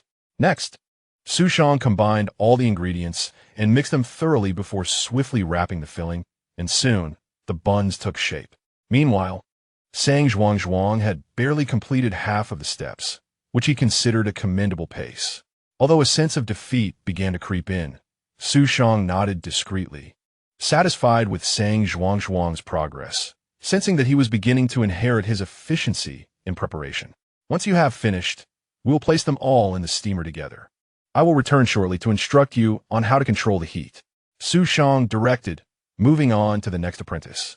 In a short while, Sang Zhuangzhuang had completed his buns, placing them in the steamer as Xu Shang had instructed.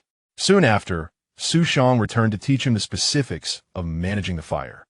As the other lessons in the room reached a rather chaotic level, the 2 steamer baskets of buns finally emerged. The aroma was delightful. Sang Zhuangzhuang inhaled deeply. The buns he had previously crafted paled in comparison to the enticing fragrance of this batch. "Everyone, pause for a moment and come over to taste these buns." Prior to this, the apprentices had sampled small wontons and spicy soup, yet Xu Shang had not allowed them to indulge too much, leaving them in a state of heightened appetite with nothing to eat. They had long been salivating at the thought of the 2 baskets of buns. Sang Zhuangzhuang picked one up, beginning with the one he had made himself. Regardless of the method of preparing the filling or other procedures, it was distinctly different from his usual creations, yet he could ascertain that today's buns were far superior in taste. He took a bite. How scalding, but utterly delicious. The rich meat juices flowed abundantly, and the filling was exquisite, evoking memories of his childhood when he first tasted a big meat bun. In the biting winter wind, his father had bought 2 large buns from a stall, placing them in his hands while holding his own, walking and eating together, a moment in time that felt irretrievable. Wiping the dampness from the corner of his eye, Sang Zhuangzhuang glanced at the buns Xu Shang had crafted. They appeared quite similar to his own. Surely, even if Xu Shang's were tastier, they wouldn't be vastly superior. With this thought, he reached for a second bun. Chapter 46. The grand opening of the new shop with a decisive bite into the bun. A torrent of rich meat broth splattered across his face. Stunned, Sang Zhuangzhuang had prided himself on the fullness of the filling in his own buns, but in comparison to this burst of juice, his efforts seemed utterly inferior. He had learned the filling technique from Xu Shang and had sensed the disparity while mixing the ingredients, yet he had not anticipated such a stark difference in taste.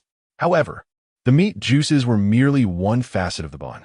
When it came to flavor, he believed he wouldn't fall too short. Yet this bite delivered a profound shock. How could it be? The sensation was entirely different. As a fervent aficionado of big buns, It took Sang Zhuang but a fleeting moment to realize the source of this culinary delight. It was the tang, the taste of sauerkraut. The flavor of pickled cabbage tantalized his palate, inciting an appetite that was intensely invigorating. It was as if, on a sweltering summer day, while laboring in the fields, a sudden drop of ice slid down his spine, bringing a thrilling rush that made his entire body shiver. It is well known that the oppressive heat of summer often dampens one's appetite, yet this pronounced acidity awakened the deepest cravings for delectable food. The difference was staggering. Sang Zhuang was profoundly astonished. Initially, he could not comprehend why Xu Shang had chosen to incorporate sauerkraut into the filling when there were fresher vegetables available. He had thought that an overwhelming sourness would mask other flavors, which is why he had omitted sauerkraut from his own buns. He had not anticipated that Xu Shang could achieve such a perfect complexity of flavors in the filling, with a slight tanginess that elevated the delectable taste to new heights. Remarkably, the same batch of steamed buns exhibited such a significant disparity. Xu Shang was nothing short of genius. Zhuang initially felt a sense of discouragement, akin to gazing up at a towering mountain, but soon a fervent desire welled up within him. He too yearned to craft buns of such exquisite taste. The others began to sample the buns, and following Xu Shang's suggestion, they first tasted the ones made by Zhuang. Zhuang's buns were quite delightful. The flavor of the meat-filled buns was truly remarkable, far surpassing those sold in town. After showering Zhuang with praise, they proceeded to taste Xu Shang's creations. Upon taking a bite, they were left utterly speechless. If Zhuang's buns were deemed very good, how could one possibly describe these? As the saying goes, comparisons can be disheartening. Indeed, the difference between these buns was staggering. One lady, holding a bun, hesitated to take a bite and inquired of Xu Shang, "Little Xu, may I take one home for my child to try?" Xu Shang replied nonchalantly, "Feel free to take some of the food home today. Consider it our new employee benefit." Upon hearing this, everyone was reluctant to eat, swiftly rallying to claim ownership of the remaining buns. "Let us divide them evenly. Don't fight. Save a few for me to take home." Xu Shang, exasperated, called out a few times and the crowd paused, realizing that there were far too few buns to go around. The interns in service and cleaning looked on with eager eyes. Ultimately, with no other choice, they decided to steam 2 more batches. "Look what I brought back."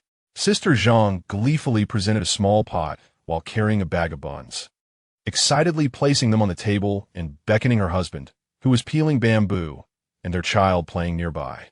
"How fragrant! Weren't you supposed to be training and cleaning? Why did you bring back a pot? How could you say that? This is our new employee benefit." Sister Zhang proudly lifted her chin, stating, "The chef apprentices are also in training, and, of course, they must prepare food. They can't possibly eat it all themselves, so I brought some back. I originally intended to bring back spicy soup, but they finished it all, so I ended up with dumpling soup, and these buns were made by little Xu himself." Her husband ladled himself a bowl of dumpling soup, tasted it, and nodded, "This flavor is quite good. Only the buns made by little Xu are truly delicious. It's a pity they got to them first." Sister Zhang expressed her regret while lamenting that the apprentices, being chefs themselves, had no pride in their work, failing to even glance at what they had made. How shameful! These buns were made by little Xu. Her husband picked up another bun. The exquisite dumplings you have are crafted by Zhuangzi from Uncle Hai's family. I feared that they would not suffice, so I took a few extra home." The man bit into one and then displayed a look of astonishment. "This craftsmanship is remarkable. Zhuangzi could indeed open a shop and sustain himself." Upon hearing this, Zhang Erji couldn't help but chuckle, breaking open a dumpling and handing the meat-filled half to her son, while offering the other half to her husband. "Here, try this." "So much broth? Is this a soup dumpling?" The man gazed curiously at the half dumpling in his hand, initially perceiving nothing particularly special, until he slurped the broth into his mouth, took another bite of the filling, and ultimately found himself swallowing the dumpling whole. "Dear, may I have another?" "There are no more. I only received 2 from Xiaoshuka. The remaining one is for our son. You should just content yourself with the dumplings made by Zhuangzi." "What?" The man was greatly disappointed. Although the dumplings crafted by Zhuang were decent, The psychological contrast after tasting Xu Shang's was indeed overwhelming. As the ancients said, it is easy to transition from frugality to extravagance, but difficult to revert from extravagance to frugality. Truly, there is wisdom in that. The man could only watch as his son blissfully devoured the dumplings, his little face radiating happiness akin to the pleats of a dumpling. Manga, I wish to eat dumplings every day. How can we have them every day? Zhang Erji playfully pinched her son's chubby cheeks and affectionately replied, "But once I receive my salary, I shall buy you whatever you wish." 2 days later, the culinary venture in Tianya Village was finally set to open. Standing before the shop, Xu Shang felt excitement coursing through him. Yet he was also acutely aware of the heavy burden resting on his shoulders. With the current hiring of 20 employees, the monthly wage expenditure would amount to 30,000. A significant sum in 2006, equating to a daily debt of 1,000. In truth, Xu Shang's establishment was not large enough to warrant such a workforce. The reason for hiring so many was to prepare for the eventual expansion of branches. Xu Shang firmly believed that given his ability to sell 2,000 pancakes on market days, the revenue from this shop would undoubtedly prosper. He placed great hopes on this venture. However, mere hope was insufficient. As the saying goes, a fine wine fears a narrow alley, and promotion was essential. Xu Shang took out the camera he had meticulously prepared. The story that I must share with the director has finally reached its moment to shine. Chapter 47. I yearn to travel to Sanma town. On a sweltering summer day, Wei Jiashang slurped on an ice pop while browsing videos on Tudo. At that moment, he suddenly noticed an update from Xu Shang, the object of his attention. Wei Jiashang's interest peaked, and he clicked on the video. Speaking of Xu Shang, ever since his last episode of Redemption, his popularity had noticeably declined. The internet's memory is not only fleeting, but also somewhat tragic. People prefer to engage with controversial content. After Xu Shang's improvement, many lost interest and sought the next target to criticize.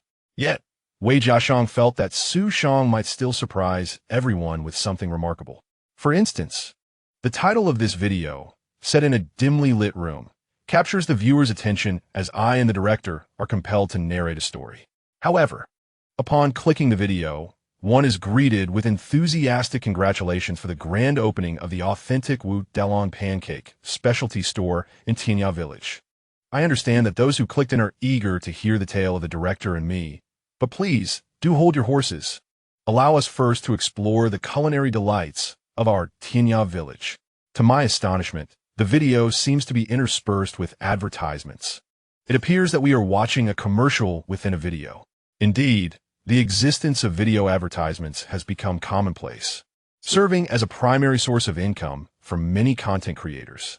At this stage, creating videos yields little to no profit, and without advertisements, one must rely solely on passion. However, creators often tread carefully when integrating ads. It is rare to find someone as bold as Xu Shang, who unabashedly places the advertisement front and center. Yet, this particular video advertisement seems quite appealing. The camera first pans to the entrance, revealing a queue that reflects the popularity of this establishment. The line splits into two, one for takeout orders at a dedicated window, while the other caters to dine-in customers.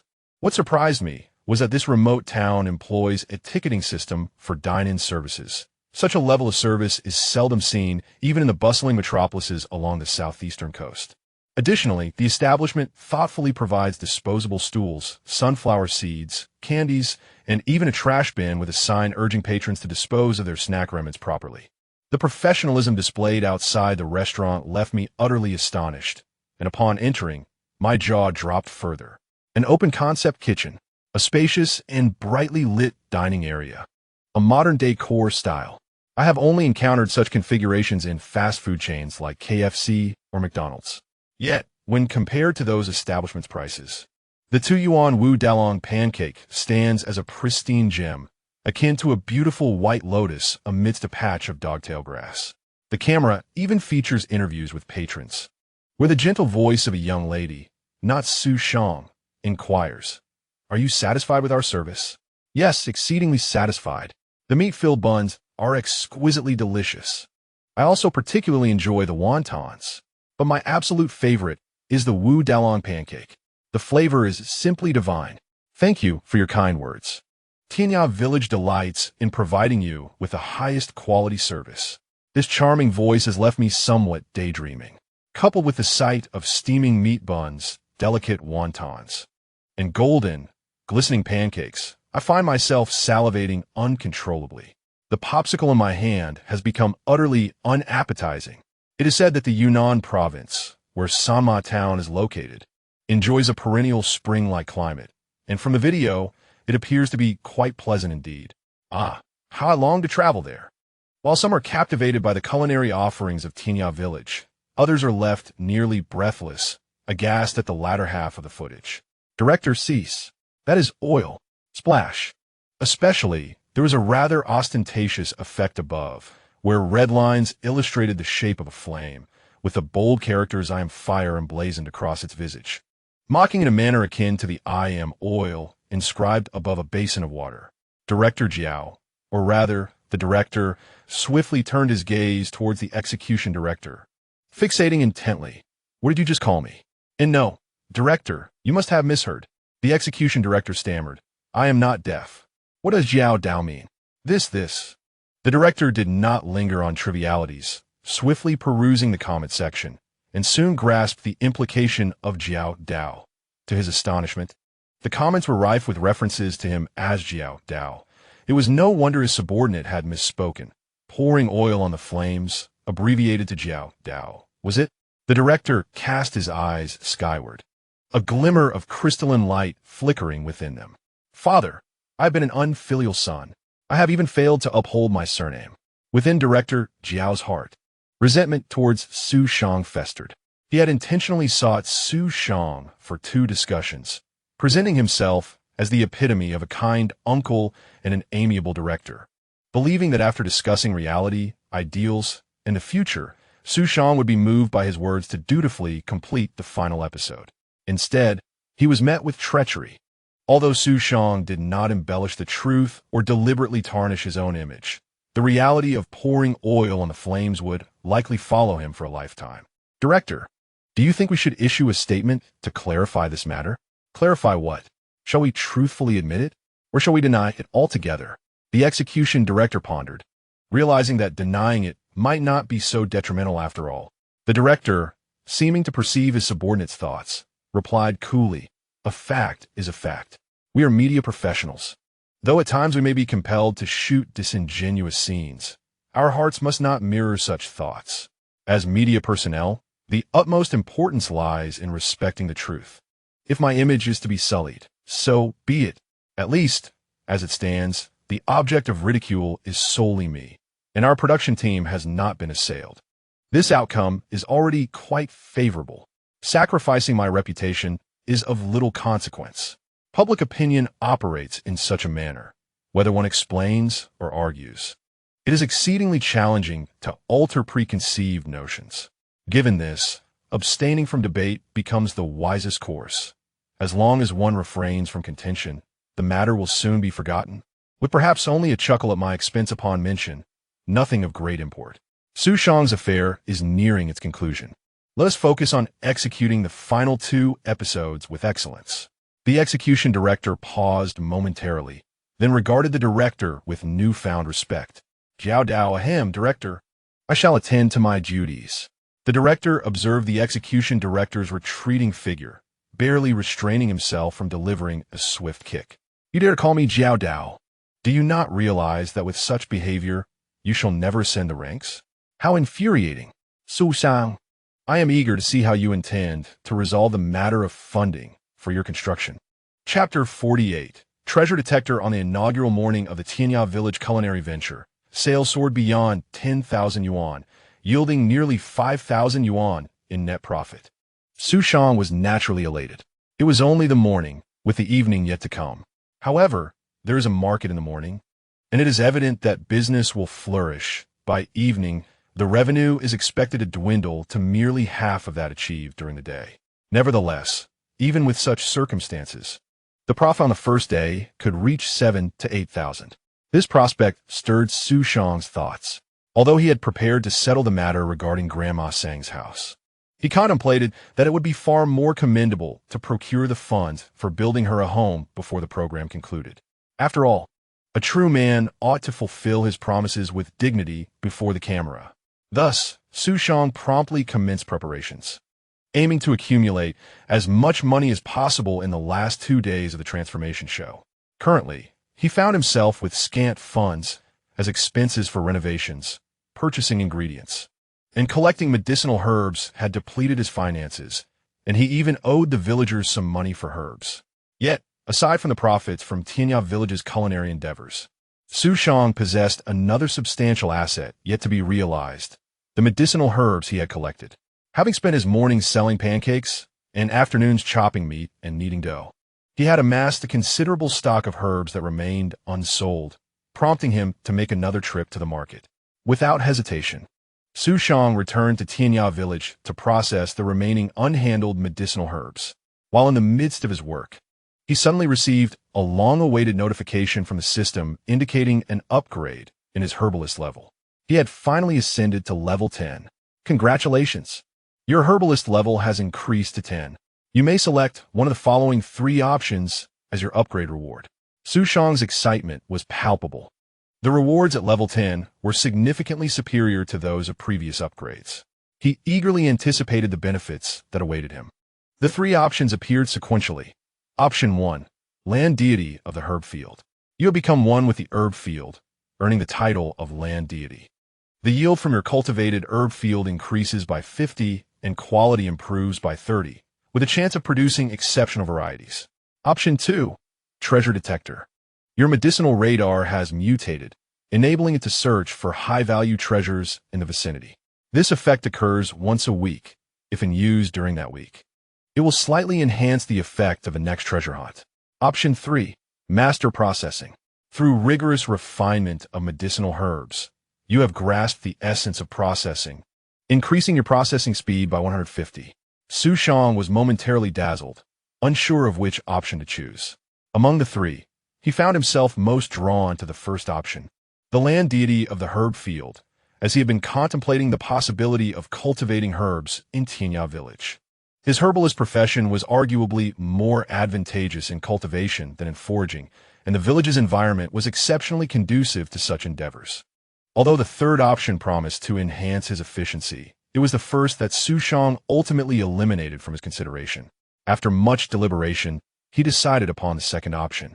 He reasoned that, given the current scale of Tianya Village, there was no immediate necessity to develop herb cultivation, as the mountains provided ample resources for harvesting for the time being. Moreover, unless he can gather disciples like a skilled chef, the true development of cultivation and teaching the villagers will undoubtedly prove challenging. Furthermore, someone must concoct the recipes, unless he can secure all 3 options. Xu Shang has now realized that the pool of basic professions predominantly consists of those requiring physical labor. Naturally, he harbors no disdain for such toil. However, he is but a mortal, not a deity. Merely engaging in the preparation of pastries each day has made him forget the last time he idled away in leisure. Not to mention the addition of another physically demanding profession. Even for someone like Wu Dalong, who sells pancakes, he eagerly anticipates the apprentice's graduation to become a hands-off proprietor. After much contemplation, he deems the treasure detector considerably more intriguing. Upon selecting the treasure detector, he noticed a directional arrow appear, accompanied by the distance to the target. 47 kilometers. 47 kilometers. A wave of regret washed over Xu Shang. Such a distance hardly qualifies as treasure hunting equipment. Could there not be something closer? However, today he was already set for a long journey. With his newfound wealth, he resolutely spent $300 to hire a small truck, transporting the herbs he had collected straight to the provincial city. Along the way, he was eager to discover what this treasure detector had unearthed for him. Upon reaching the city, the pharmacy owner greeted him warmly, revealing that he was already aware of Xu Shang's transformation into the protagonist of tale. After exchanging pleasantries, Xu Shang sold his herbs for nearly $20,000. Such a sum was no small fortune. Had he not dedicated so much time to pastry making, he could have easily surpassed the 20,000 mark. Nevertheless, he perceived this line of work as rather seasonal with earnings lacking stability. After selling the herbs, Xu Shang directed the small truck toward the treasure location. The vehicle swayed as it traveled, even crossing into the neighboring city, leaving the accompanying production crew bewildered. What was Xu Shang up to? With the show nearing its conclusion, was he concocting yet another novelty? Surely not. They decided to observe and wait. Soon, the truck came to a halt at its destination. Upon seeing the sight, the production crew suddenly understood. Xu Shang had crossed into another city to procure ingredients. This location was a sizable livestock trading market. Although Xu Shang had ventured quite far, the crew realized that such a vast market would likely offer livestock at more favorable prices than smaller locales, making Xu Shang's actions somewhat comprehensible. However, it did seem as if he had become too engrossed in his current identity, nearly forgetting he was once a scion of wealth. Xu Shang himself felt somewhat perplexed. What had happened to the promised treasure? How had he arrived at such a place? Since he was already there, he might as well select a few suitable pigs to bring back. Given his current level of expertise as a level 10 street food chef, he possessed some ability to choose quality pork. Yet, upon glancing at the treasure detector, he noticed it was still active, indicating that he remained over 100 meters away from the great treasure. Curious, Xu Shang followed the guidance of the treasure detector to the trading market, where he finally encountered the so-called treasure, a frail old cow that appeared rather unhealthy. Wait a moment, could this treasure referred to by the detector be? Chapter 49. Xu Shang slaughters the cow? Why did Xu Shang purchase such a seemingly unhealthy cow? Perhaps it was due to its affordability. Wasn't he the one boasting about the superior quality of the meat used in his pastries? How could he possibly buy such a poor specimen? Wasn't he merely undermining himself? A member of the crew scoffed. Although the cow appeared somewhat unsightly, as long as it was free from disease, there was no real issue. In business, one must always manage costs. The director, while acknowledging this, still instructed the cameraman to capture the moment. After all, Xu Shang had exposed certain truths about himself, and it was only fair the director did the same. Xu Shang had indeed boasted about the quality ingredients in his pastries. However, the director soon found himself disappointed. Little Xu, why did you return with a cow and a pig? This cow looks rather unfit. Have you been swindled? Xu Shang shook his head and smiled. The pig is for the shop, but as for this cow, I plan to treat the entire village to beef. Upon hearing this, everyone's eyes brightened. Even the affluent Zheng Zijia rushed over to inquire, does this treat include me? Of course it certainly does. The director was left disheartened, while the crew members were quite pleased. It seemed there would be beef for dinner once again. Little Xu, leave the cow to me for slaughter. I'm quite skilled at it. Upon hearing this, Xu Shang interjected, wait a moment, and opened his basic profession pool. He currently possessed a substantial 1,300 achievement points. After selecting the architect profession, he had only 400 points remaining, but unexpectedly, recruiting employees, his first and 10th hires, awarded him 100 and 300 achievement points respectively, while reaching level 10 as a herbalist granted him another 500 points. Thus, he was not currently concerned about utilizing his achievement points. Regrettably, the cooldown for the intermediate profession pool was a full month, leaving Xu Shang with points but no opportunities to use them. As for the basic profession, he was not in a hurry to draw from it. On one hand, as Xu Shang concluded, the majority of basic professions involve manual labor. Although his laziness played a part, more importantly, he truly lacked the time to manage these professions. Therefore, he chose to reserve his chances for future opportunities, intending to gradually fill gaps with useful professions like agricultural machinery operator, which would undoubtedly prove advantageous later. Additionally, he would wait for the right moment to draw again. For instance, at this moment, while it was not necessary for Xu Shang to personally handle the slaughter, this cow harbored a great treasure within. Xu Shang immediately opted to draw a profession. Fisherman blue, butcher blue, fruit grower blue. To everyone's surprise, 3 blue occupations emerged, all of which were quite remarkable. Among them, the fruit farmer particularly captivated Xu Shang, as he believed that developing fruit cultivation in Tianya Village would be an excellent choice. However, these professions could only be acquired later. This time, the system had generously presented him with the occupation he desired. Butcher. Upon obtaining the profession, Xu Shang waved his hand and declared to the villagers, "Step aside.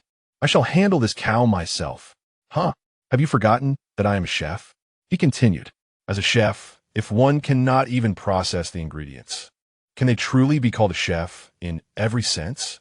Xu Shang spoke with fervor, yet the villagers were left pondering. Although Xu Shang's words seemed plausible at first glance, upon closer consideration, they were utterly nonsensical.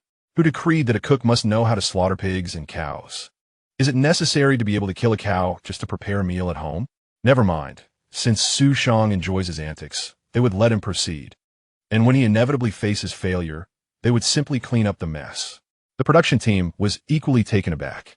The director turned to a nearby crew member and asked, "Did I hear correctly just now? What did Xu Shang say he intends to do?"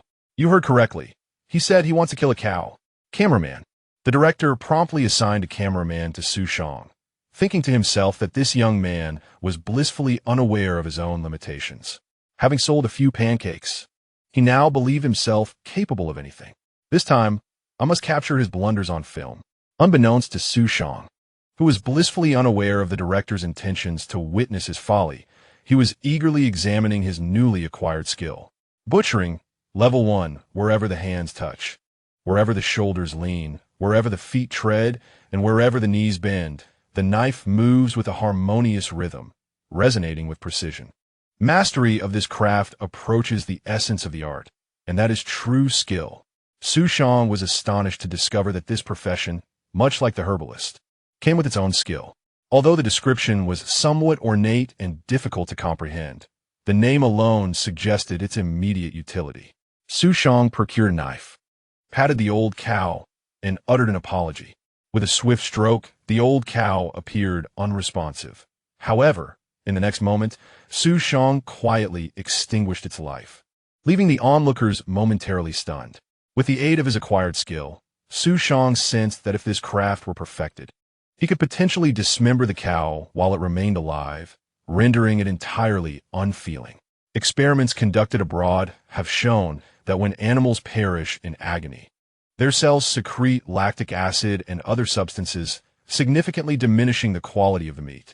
Conversely, achieving the pinnacle of butchering allows the meat to remain in its freshest and most delectable state.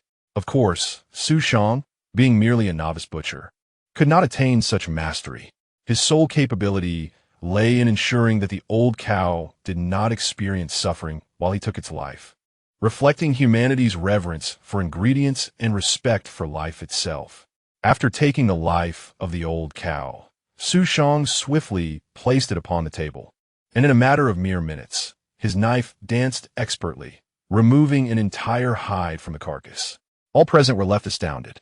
It became evident that a true chef possesses the remarkable ability to handle every ingredient with finesse.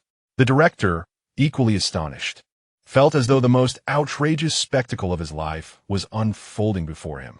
Unable to contain himself, he turned to his companion and inquired, "Do you remember that Xu Shang is a wealthy second-generation heir?"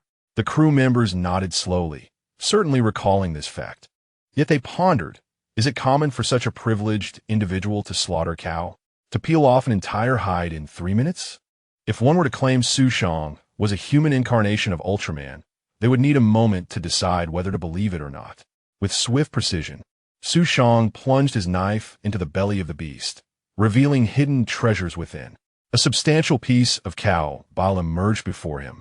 Chapter 50. How much per pound? What? Measured by grams? What is that? An organ of the cow? The director, witnessing Xu Shang extracting the cow bile, inquired curiously, while the crew was oblivious. A knowledgeable villager gasped, "Cow bile." Others in the village, unsure, began to crowd around him, seeking clarification. The director contemplated the term, addressing the production manager. "I recall cow bile being a type of traditional Chinese medicine. Would you look it up and see if it holds value?"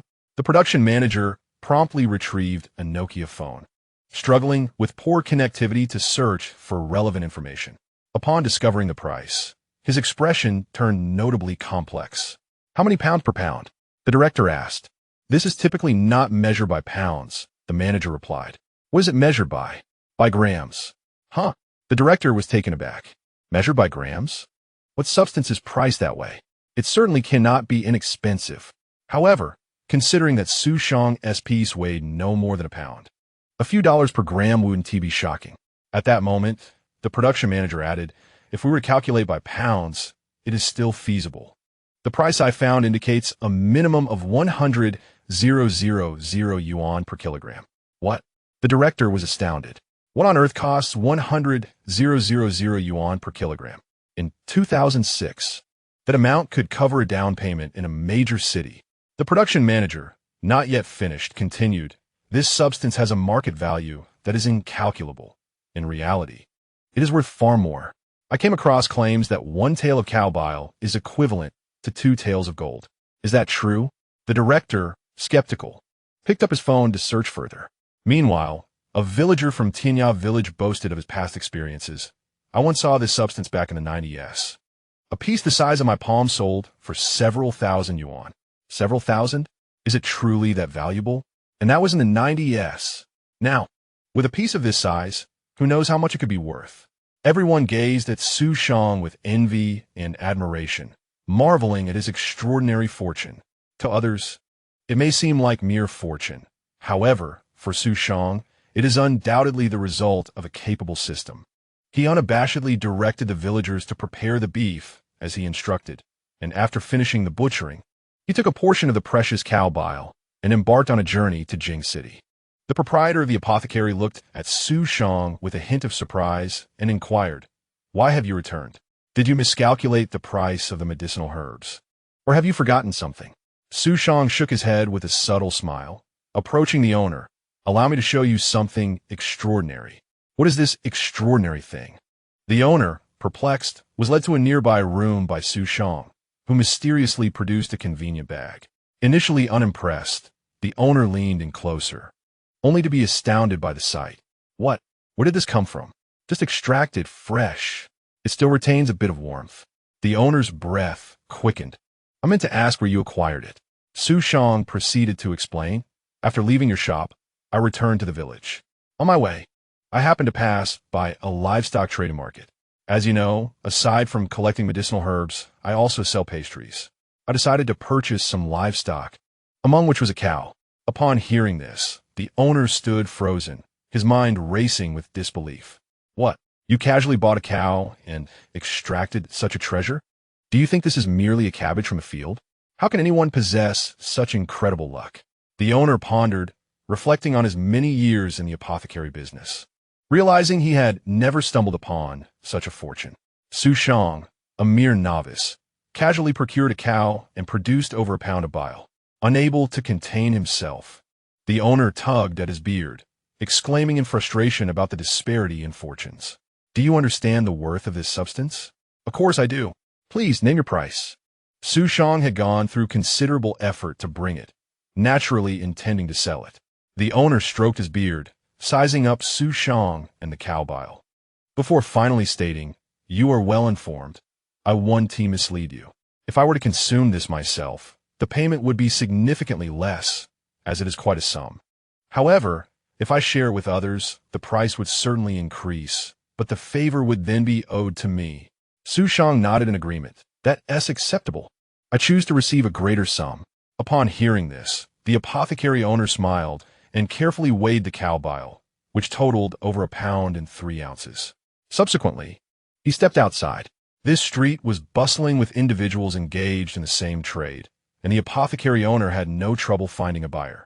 However, as per his earlier statement, Xu Shang would not be involved in the intermediary dealings. The owner might resell it at a higher price or earn favors from others. But those matters were of no concern to Xu Shang. He bore no resentment. In business, connections hold immense value. Just as during his first visit to this street to sell herbs, most shopkeepers sought to take advantage of him. The world of commerce is rife with deception, making success anything but simple. After a while, the pharmacy owner returned with a price, a flat rate of 180,000. If you're willing to sell, just transfer the funds directly. If not, feel free to take it elsewhere. Selling it anywhere is acceptable. Xu Shang pondered for a moment. There were indeed certain intricacies involved. The pharmacy owner had discussed with others, thus standardizing the price. Even if Xu Shang were to inquire around this street, no one would likely offer a higher price. This was part of the social obligation the pharmacy owner had mentioned earlier. In truth, this price was not insignificant. Of course, if there were an opportunity for auction, the price could be higher, but the duration for such a process is excessively long, and such opportunities are rare. In fact, had he waited a few more years, the value of this item would undoubtedly appreciate further. However, for Xu Shang at present, the speed at which the money in his hands could grow was decidedly more rapid. Xu Shang nodded. Deal. Many were unaware of why this item commanded such a high price. In later years, the famed and exorbitantly priced medicine, the Gongniu Huang Wan, could sell for over 1,000 for a single pill, with its most crucial ingredient being natural cattle bile, which has consistently made this material priceless. The transaction process occurred during the recording of the program. Although, per the pharmacy owner's request, the store's sign and identities were obscured, they still afforded the production team some consideration. Nonetheless, such a transaction left the crew in a state of astonishment. Some seemed lost in a reverie, taking a long while to come to their senses. 180,000. Just like that. Chapter 51. Can this show become any more absurd? Xu Shang's redemption sparked a surge in popularity for Wu Dalong's pancakes. Yet correspondingly, the show's allure diminished significantly. After all, viewers felt that there was little of interest to follow. Nevertheless, some still eagerly awaited in front of their televisions, curious to see how the conclusion of the first episode of the second season of this transformation series would unfold. This time, the audience was even more focused on the rural protagonist, Gao Xiaolong, especially after the production team's well-intentioned reminder that Gao's house had burned down. Viewers were keenly interested in Gao Xiaolong's reaction. As for Xu Shang, those truly concerned about him had shifted their attention to his blog account, perceiving that he no longer held much relevance in the narrative. Until Xu Shang, before the eyes of all the viewers, slaughtered a cow. How utterly absurd. It was absurd beyond measure. Watching Xu Shang deftly butcher a cow left many young viewers at home in sheer shock. Such scenes were generally deemed inappropriate for filming. Yet the production team, in consideration of them, had pixelated the cow. Consequently, viewers witnessed Xu Shang wielding a knife against a pixelated cow, and then, as the pixels vanished, large cuts of beef, reminiscent of those found in a market, emerged. The online forums were abuzz with activity. I cannot believe it. I absolutely refuse to believe it. The camera was practically inches from Xu Shang's face, and yet disbelief persisted. Yes, the video must be fabricated. This Xu Shang is a mere illusion, a twin brother, brought in by the production team to take his place. If, 2 decades hence, netizens still engage in debates surrounding the illicit technology of AI face swapping in this present era, despite their reluctance, they must acquiesce to this absurd reality. A wealthy scion slaughtering a cow? What nonsense! Had he not witnessed it firsthand, he would have deemed it a prank concocted by someone for April Fool's Day. But is that the end of the tale? Certainly not, for soon they would witness even more ludicrous events unfold. Xu Shang extracted a substance from the bovine, which, according to the narration, was a precious traditional Chinese medicinal material known as ox gallstone. The audience, however, did not pay much heed to this so-called rare herbal remedy, nor did they anticipate its exorbitant value. They merely observed the narration detailing how Xu Shang made a trip to the city specifically for this medicinal material, and, in a blurred side shot, sealed the deal. 18,000. What the hell? The audience was so exhilarated that they nearly overturned the coffee table, erupting in expletives directed at the production team for sacrificing their integrity for the sake of entertainment, questioning how such an outrageous sum could even be real. Even if it were in yen, that was still preposterous. Did they think this was Zimbabwean currency? However, when some viewers took to searching for prices, they realized they had been woefully uninformed. This precious medicinal material was, indeed, exceedingly valuable, truly astonishing. In the online forums, both supporters and detractors of Xu Shang fell into silence. Despite the few detractors who had long been shouting that Xu Shang was fabricating the narrative and that everything was a contrived scheme orchestrated by his father to deceive the audience. This turn of events far exceeded their expectations. Even those intent on disparaging him could not fabricate such an outrageous storyline. Xu Shang's supporters were naturally reluctant to indulge in conspiracy theories, yet the sheer absurdity of the plot made it difficult not to entertain such thoughts. Could it be that Xu's father was willing to go to such unscrupulous lengths to ensure his son's fame? As for the conclusion of the program, where the production team expressed intentions to fund the construction of a house for Gao Xiaolong's family, it evoked little concern. Director, didn't Xu Shang claim he would finance the house? The director glanced at his assistant and sighed. Do you really think Xu Shang would pay for it? We cannot leave the resolution of our production's issues to a participant. That would tarnish our reputation. From the outset, the director had never intended for Xu Shang to foot the bill for Grandma Sang's house. Even if he bore no responsibility, the production team would ultimately cover the cost, as addressing production mishaps is inherently their obligation. However, the director could hardly have anticipated that Xu Shang would indeed manage to earn the money. While the final sum of 18,000 was somewhat outrageous, given the culinary prowess of Xu Shang's family in Tianya Village, the director believed that, even without that amount, Xu Shang could certainly raise enough funds to build Grandma Sang's house within a month. One must admit, the youth are formidable. The director felt a tinge of curiosity regarding the fate of the signature Wu Dalong pancakes from Tianya Village after Xu Shang's return to the city. Although Xu Shang had hired apprentice chefs, it was evident that they could not yet replicate the pancakes to the same standard. Regardless, this transformation journey had reached its conclusion. The director placed a call to Xu's father while contemplating another discussion with Xu Shang. At that moment, the village's loudspeaker blared to life once more. But this time it was not the village head's voice that echoed through the air. Rather, it explicitly summoned Xu Shang to the ancestral hall. As the production team wrapped up their rural duties, the city team had also concluded their work. Xu Jinshuan exhaled a long sigh of relief. This past month had taken a toll on him. As an entrepreneur, his daily life was inherently busy, filled with an endless array of tasks. Following the filming of the program, he experienced an unexpectedly significant outcome. He had gained notoriety within his circle. Businessmen, both familiar and unfamiliar, flocked to connect with him, either inviting him to meals or seeking him for drinks, leaving him overwhelmed. He scarcely had time to see himself on the show, and even managing a day alongside the rural protagonist, Gao Xiaolong, had been a challenge. The reason for the influx of attention was clear. Each of these business figures, prominent in their own right, approached Xu Jinshuan under the pretense of discussing business while inquiring about how to sign up for the transformation program. They shared parenting insights and grievances, rendering Xu Jinshuan quite speechless, as he found it difficult to refuse them. These were all well-known figures in the business realm, and offending them was not an option. Upon reflection, it was understandable. This generation of entrepreneurs had indeed reached the stage where their children were maturing, and each faced the challenges of raising their own rebellious offspring. In contrast, Gao Xiaolong from the village was a model of tranquility, absorbed in his studies without contention. Xu Jinshuan mused that if only his son could exhibit such exemplary behavior. Seizing a moment of respite, he inquired with his secretary. I haven't had the chance to watch the transformation program. How did Xu Shang perform? The secretary's expression became peculiar as he recalled the entire plot, likening it to an ancient fantasy drama.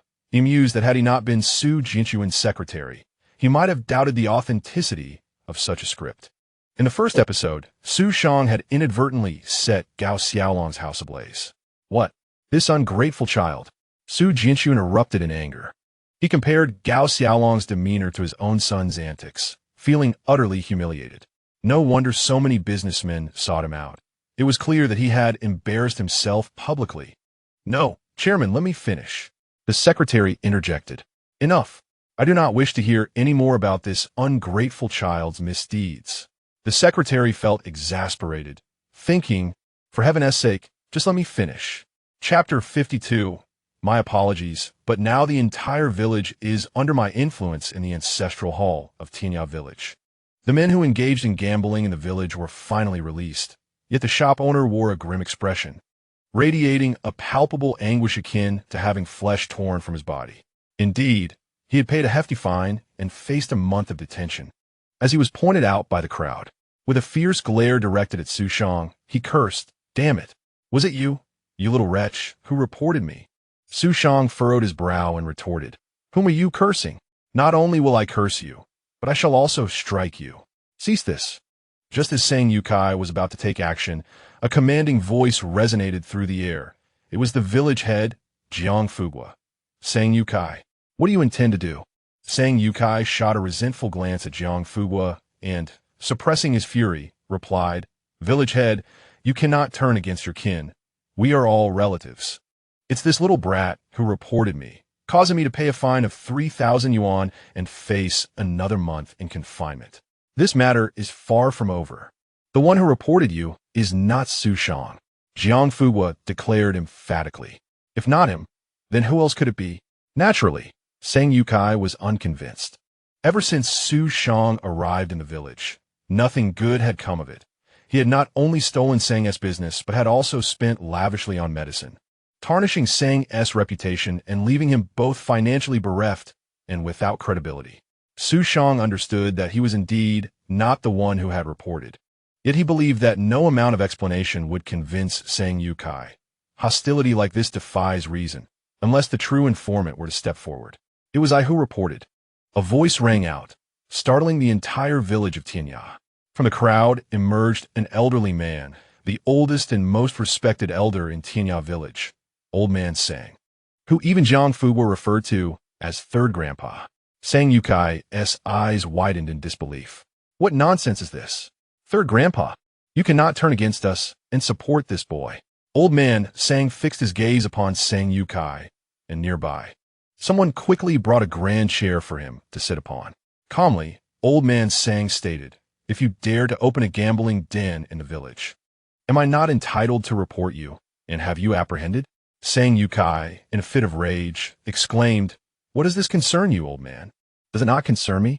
A hint of nostalgia flickered across Old Man Sang's face as he struck the ground with his cane.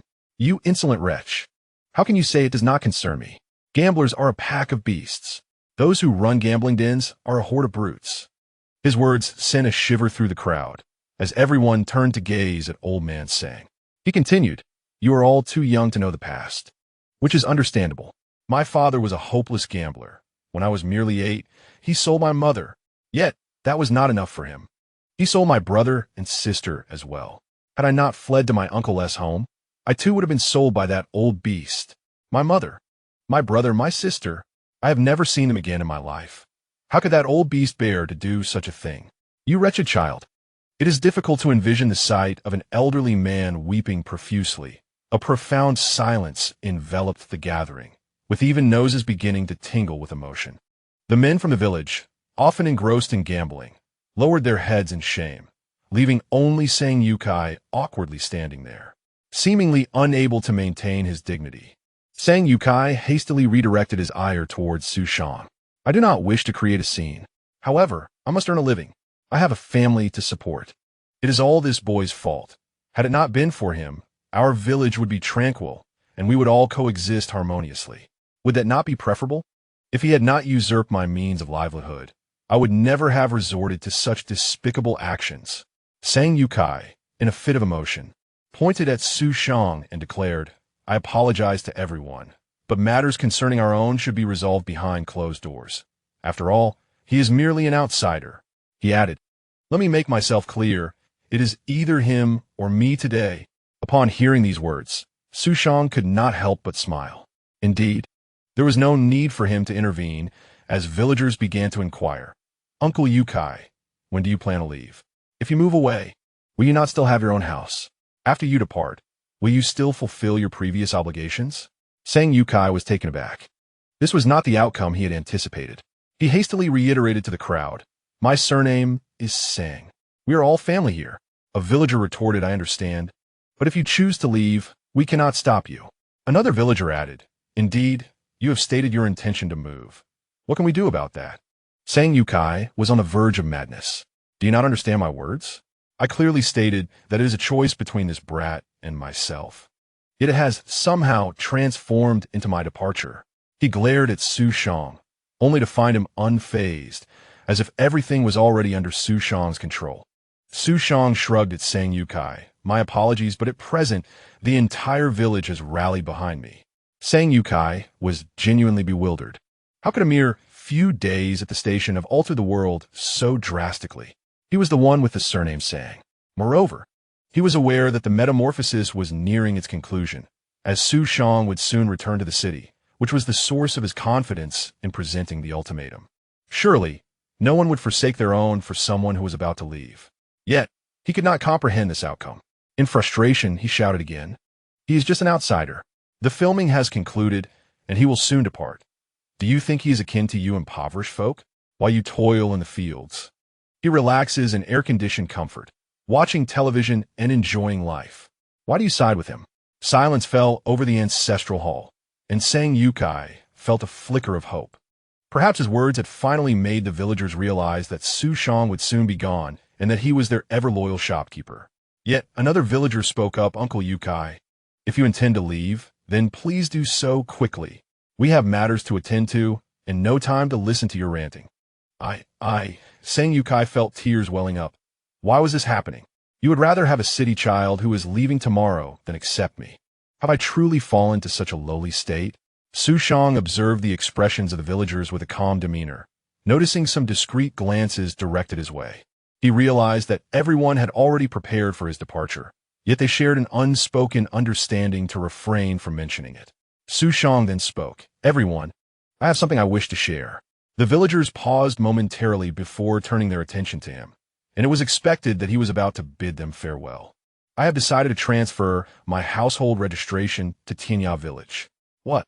The most bewildered of all was likely the director, who stood in a corner of the ancestral hall, watching the scene unfold. Chapter 53. The choice between becoming a rich second generation or choosing Xu Shang. "Does your father know about this decision?" the director inquired. Xu Shang replied calmly, "I will be turning 18 next month." The director was taken aback. "Are you serious? You can't just make such a decision without consulting anyone. What about school? You're supposed to be in your 3rd year next year." Xu Shang et lai. "I will discuss this with the school. If all goes well, I may transfer to a school in Sama Town." The director was at a loss for words. He had only heard of students transferring from ordinary high schools to prestigious ones, but never the reverse. Of course, this paled in comparison to moving one's household registration from a provincial capital to a nationally designated impoverished village. What kind of situation is this? Xu Shang's father had leveraged connections and gifts to get his son onto their show, only for Xu Shang to, in a fit of emotion, declare his intention to move his household registration directly to the village. If this got out, it would indeed be a sensational news story. The planner beside him was also dumbfounded, yet he sensed that if this were aired, it would undoubtedly become a sensational hit. "Director, should we film this? Are you out of your mind? We are a variety show, not a social commentary. Is this even something we can air?" The director rubbed his forehead, admitting to himself that he admired Xu Shang's idealism, but idealism alone cannot sustain one. As a rich second generation, he should not return to his hometown to squander his wealth while attempting to foster harmonious social development in rural economies. If such a significant story were to break, the public reaction to the show would likely explode. After pondering for a considerable time, the director could not devise a viable plan and ultimately decided to contact Xu Shang's family immediately. At this age, children cannot defy their parents, and surely, with their persuasion, Xu Shang would reconsider his decision. It must be said that Xu's father was impressively efficient. That very afternoon, a Mercedes arrived at Tianya Village. This was the first time Xu Shang had seen his father since his rebirth. In his previous life, his relationship with his father was neither good nor bad. It was one characterized by emotional ties, yet frequent arguments. At that time, Xu's father was struggling to support the family after being laid off and reemployed, finding it exceedingly difficult to make ends meet. Logically, Xu Shang should feel immense gratitude for his father's contributions to the family. Yet sadly, reality seldom aligns with one's desire for gratitude. Xu Jinshuan has indeed devoted much to his family. However, he is not the archetype of a selfless, silent contributor. Rather, he incessantly vocalizes the extent of his sacrifices. What is more troubling is that he has projected all his negative emotions stemming from his struggles onto his family, resulting in incessant quarrels that have profoundly impacted Xu Shang's character. It was only after Xu Shang ascended to a minor leadership position at work that circumstances began to improve. Xu Jinchuan's once aggressive demeanor softened. He now takes leisurely strolls and occasionally dines with former colleagues, appearing to be a genial elder. The father before Xu Shang seems significantly younger than he once remembered. Gone are the white locks and the burdens of life, replaced instead by a visage brimming with vitality. Upon their encounter, he immediately inquires, "I have heard that you intend to remain in the village for the rest of your life. Is that true?" Xu Shang Zetpeng. I am speaking of transferring my household registration to the village. A smirk of mockery dances across Xu Jinchuan's face as he nods. Very well. Just ensure that you do not come to regret this decision. I am curious to see how long you can endure this. The director nearby is taken aback.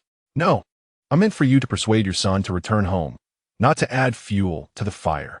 Yet Xu Shang feels a sense of relief, even amusement. Not for any other reason, but because he realizes that his father, Reborn, remains as stubborn and single-minded as ever. Perhaps it is this very trait that enabled him to salvage a factory on the brink of collapse in his past life. Regrettably, he was not afforded such opportunities before. Instead, his steadfastness led to repeated failures and frustrations. Indeed, in the tapestry of life, choices wield far greater influence than mere effort. Xu Shang recognizes that if he were to make a different choice at this moment, he could return to the city, inherit the family business, and live without worry, free from troubles. With the system's assistance, he could even achieve greatness, garnering national, if not global, attention. Yet, Xu Shang is resolute in his belief that his choice is valid. He cherishes this land, the mountains and rivers. He cannot bear to witness the village fade into oblivion under the wheels of history. He cannot watch these homes crumble into ruins. Nor can he stand idly by as these industrious individuals scatter across the earth, without a place to call home. Xu Jinchuan does not offer much persuasion, turning to leave in his car, but the director stops him, speaking softly. Xu Shang's father, won't you try to persuade him further? Young people often make rash decisions. You cannot simply acquiesce to his whims. Xu Jinchuan responds matter-of-factly. Why should I persuade him? I believe this is quite good. In our era, there were still educated youths sent to the countryside. I believe the leader's words ring true. If these young individuals do not experience rural life, they will never understand the hardships of existence. I think it is beneficial for him to have this experience. Besides, this is his own decision, is it not? The director is left speechless. Truly, this father-son duo is remarkably carefree. If they themselves do not care, why should I be so concerned? Nevertheless, the director remains conflicted. There is an ever-present concern that this development could easily evolve into a public relations crisis. However, based on Xu Jinchuan's demeanor, it seems more probable that everyone will choose silence regarding this matter. The villagers are unlikely to speak out. Even if they do, their words would likely go unnoticed. As long as there is no uproar from Xu Jinchuan's side, and only a few are privy to the details, the issue may simply fade away if no one chooses to address it. Yet, an unsettling feeling lingers in my heart. Just as the director wrestled with this discomfort, the assistant director rushed in, exclaiming, "Director, someone wishes to see you." "Who wishes to see me?" "Allow them to come in." "No." This person, the assistant director, whispered something in the director's ear, prompting an immediate change in his expression. Meanwhile, several vehicles arrived in Tianya Village, including a Santana, a Passat, and an Audi A6, one of which bore the insignia of an official vehicle. In later years, official vehicles were largely replaced by Hongqi, but at this time the Santana, Passat, and Audi were the mainstay of official transportation. It was evident at a glance which level of status and benefits accompanied each vehicle. The mayor of Sama Town disembarked from the Santana and hurried to the rear to open the door for the next vehicle. Chapter 54. The vision for developing tourism. When Xu Shang was informed that the city's top leader wished to meet him, he was filled with questions. In the home of village head Li Fugue, Xu Shang soon encountered this high-ranking official who had come to Tianya Village for research purposes. After a brief discussion about minor details, The conversation quickly turned to the main topic. Xu Shang, I have heard that you have established a collective enterprise in Tianya Village. Is that true? Indeed. I believe that uniting all the villagers to develop a collective enterprise is the future of Tianya Village. Your idea is commendable. Regarding this matter, we have expedited the approval process for the relevant formalities, and I believe you will soon receive news from the enterprise city. My visit to Sanma town serves two purposes: to investigate the work in the vicinity and, more importantly, to meet with you personally. Me? Xu Shang was somewhat astonished. Although he had gained some recognition, it hardly seemed warranted for the city's top leader to seek him out. The official continued, Xu Shang, what are your thoughts on the tourism industry? Sensing an implication in the inquiry, Xu Shang candidly replied, I believe that in the near future, with the rapid development of the domestic economy and the improvement of people's material living standards, tourism, as the leading sector of the tertiary industry, will undoubtedly become a focal point of economic advancement. However, the official nodded, expressing admiration. I appreciate your insight, but I am particularly interested in the however that follows. Please continue. Xu Shang then elaborated. Our vast country boasts abundant tourism resources. This is a boon, yet it is also a double-edged sword. The number of tourists is ultimately limited. I am convinced that within the next decade, regions across the country will come to recognize the significance of tourism and will vigorously develop their respective industries. However, such a situation may also sow deep-seated troubles. Upon hearing this, the other party's expression turned somewhat serious, and they straightened their posture slightly. Xu Shang continued, it is precisely due to the abundance of tourism resources that regions, after experiencing a period of rapid development, will inevitably find themselves ensnared in fierce and detrimental competition. At that juncture, the returns will likely fall far short of the investments made. The tourism industry will not only fail to invigorate the local economy, but may instead become a vortex that drags down local finances. Upon hearing this, the other party fell into deep contemplation. After a brief moment, they slowly remarked, in other words, the true golden period for development may only last a mere decade. After this golden decade, attempting to use tourism to bolster the economy might yield entirely contrary effects. Is that what you mean? Xu Shang noted that. The other party inquired further. If you were tasked with developing a local tourism project, what approach would you take? After careful consideration, Xu Shang responded, two aspects. First, harnessing the power of the internet. I firmly believe that the trajectory of development in the 21st century is intrinsically linked to the internet. To foster the tourism industry, the most effective strategy is to ride the wave of the internet, ensuring that the entire nation becomes aware and informed, thereby elevating our visibility. Only then can we seize the competitive edge in the future tourism landscape. Very well. And what is the second aspect? The other party prompted. Secondly, we must transform our service philosophy.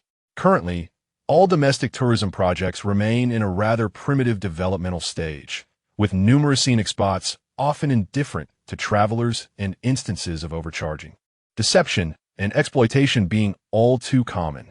In such an environment, if we can deliver exceptional service, we will surely stand out amidst the multitude of competitors.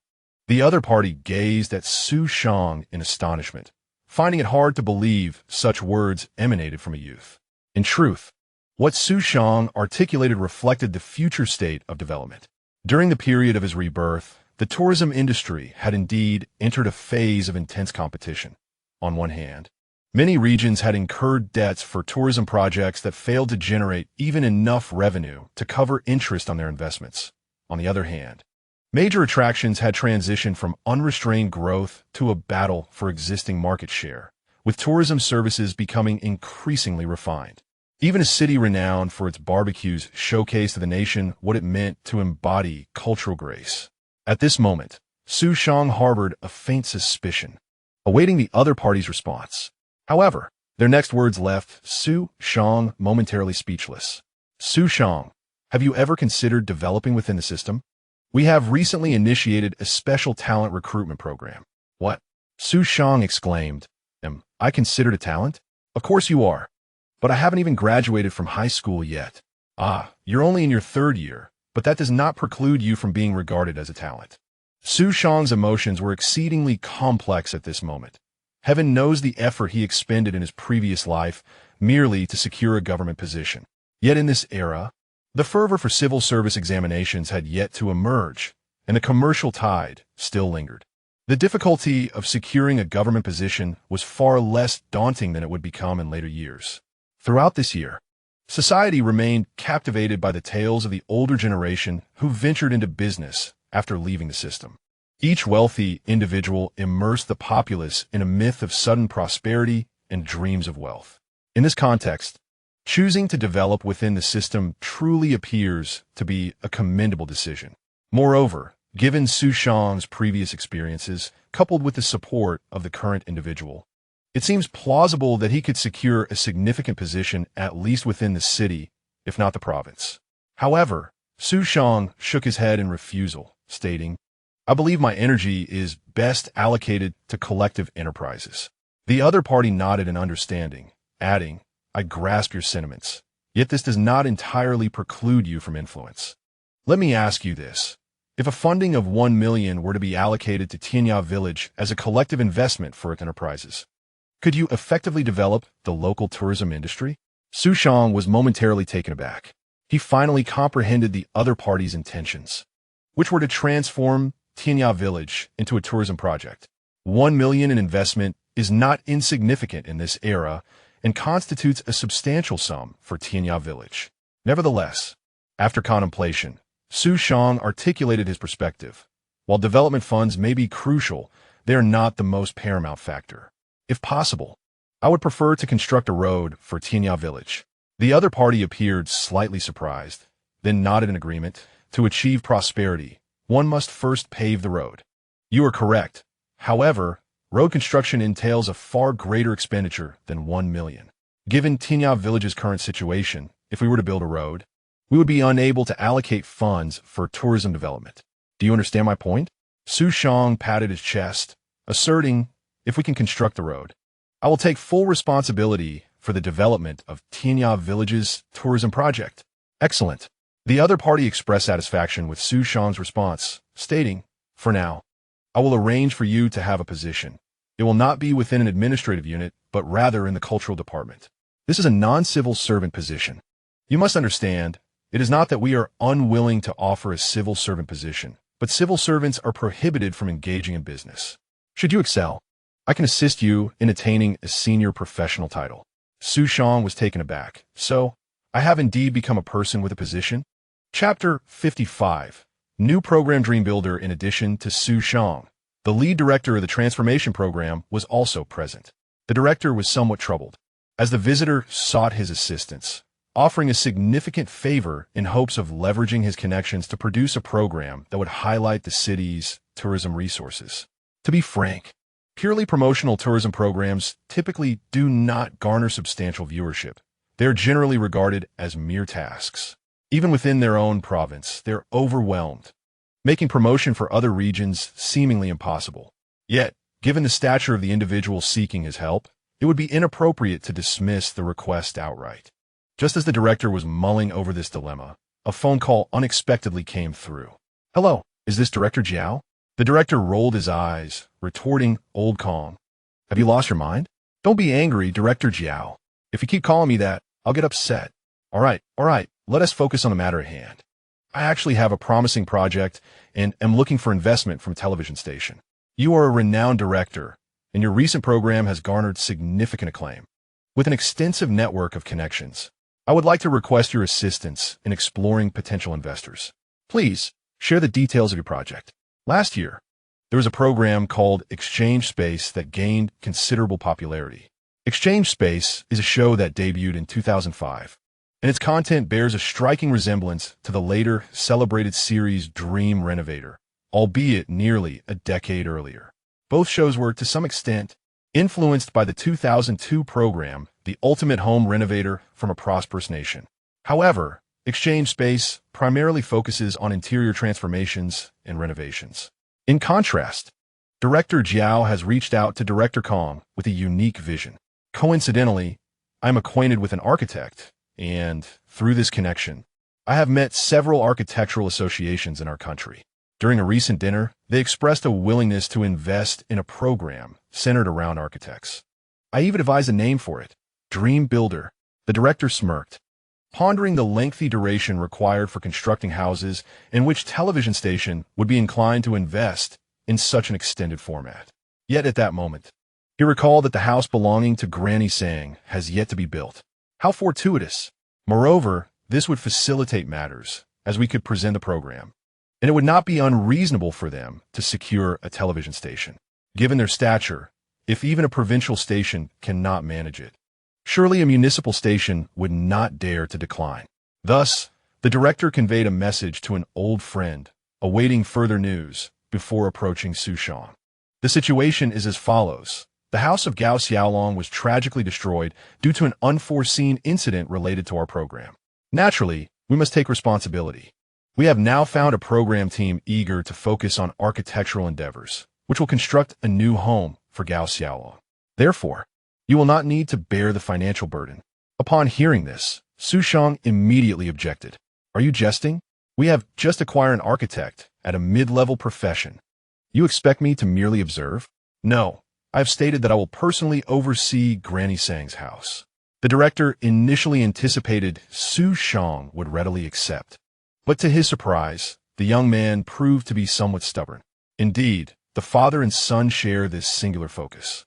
He patiently counseled, if you are uneasy, you could provide the funds to that program team. In a place like Tianya Village or Sama Town, what caliber of construction team could you possibly find? The team there is sponsored by the Architectural Association, comprised of exceptional top-tier architects, and the homes they build far surpass anything you could construct here at random. Xu Shang regarded the director and retorted, have I ever mentioned seeking someone else to build it? What do you intend to do if you don't plan on finding someone else? Are you suggesting that you will construct the house yourself? The director, true to his craft, immediately discerned my intentions. He gazed at Xu Shang, his emotions a tumultuous blend of feelings. He mused internally, Xu Shang, you may jest about your weight, but you truly are quite earnest, believing oneself capable of crafting a cake or slaying a mighty bull. One might presume to possess the prowess to conquer both the heavens and the seas. The notion that constructing a house is merely a trivial endeavor? At this moment, the director's mind sparked with inspiration as he gazed at the charming young prince of entertainment before him. Truth be told, Xu Shang's flair for variety shows was indeed commendable. Suddenly, an ingenious idea struck him. The director stepped aside to place a call to his trusted colleague. A duel of the titans? Upon hearing the proposal from Director Jiao, Director Kong promptly smacked his thigh in delight, exclaiming, truly, a great director capable of creating sensational variety shows. Why did I not think of this sooner? A battle between titans would be far more captivating. Spending a little extra is inconsequential. After all, we seek nothing but spectacular showmanship. Just wait. I shall arrange for the two architects to face off in the inaugural episode. Director Jiao chuckled and shook his head. No, you still do not grasp my intent. Merely arranging for two architects would lack significance. My vision entails a clash between amateur virtuosos and professional architects. Upon hearing this, Director Kong, filled with exhilaration, slapped his ample thigh with such fervor that pain shot through him. Yet he could not help but laud his friend with exuberant praise. What a splendid idea! How did I not conceive of such brilliance? My friend, you are nothing short of a genius. It is no wonder my show pales in comparison to yours. Time is still on our side. I shall seek out talented amateurs. However, I must implore you to assist with the funding from the television station. Director Jiao responded with a grin. The television station should pose no significant issue. Even in the absence of a provincial station, a municipal one is inevitable. Moreover, there is another matter. As Director Kong rejoiced in having such a resourceful friend, he inquired, what else is there? I have already secured our first amateur contender. Is that true? Director Kong felt tears of gratitude welling up. What does it mean to have a friend? What does true friendship entail? Such a remarkable companion is rare as a lantern in the dark. He felt overwhelmed by his fortune in having such a good friend. Then it is settled. Await my good news. Director Jiao sought out Xu Shang once more. Knowing the young lad's audacious spirit, and his obliviousness to his own limitations. He was confident Xu Shang would not decline his proposal. A showdown with architects? Xu Shang's interest was piqued, and he eagerly accepted. Of course, I shall accept. Director Jiao smiled subtly, anticipating his old friend experiencing the impact of Xu Shang's exuberance. Thus, the conversation concluded with all parties, indeed, one might say feeling elated.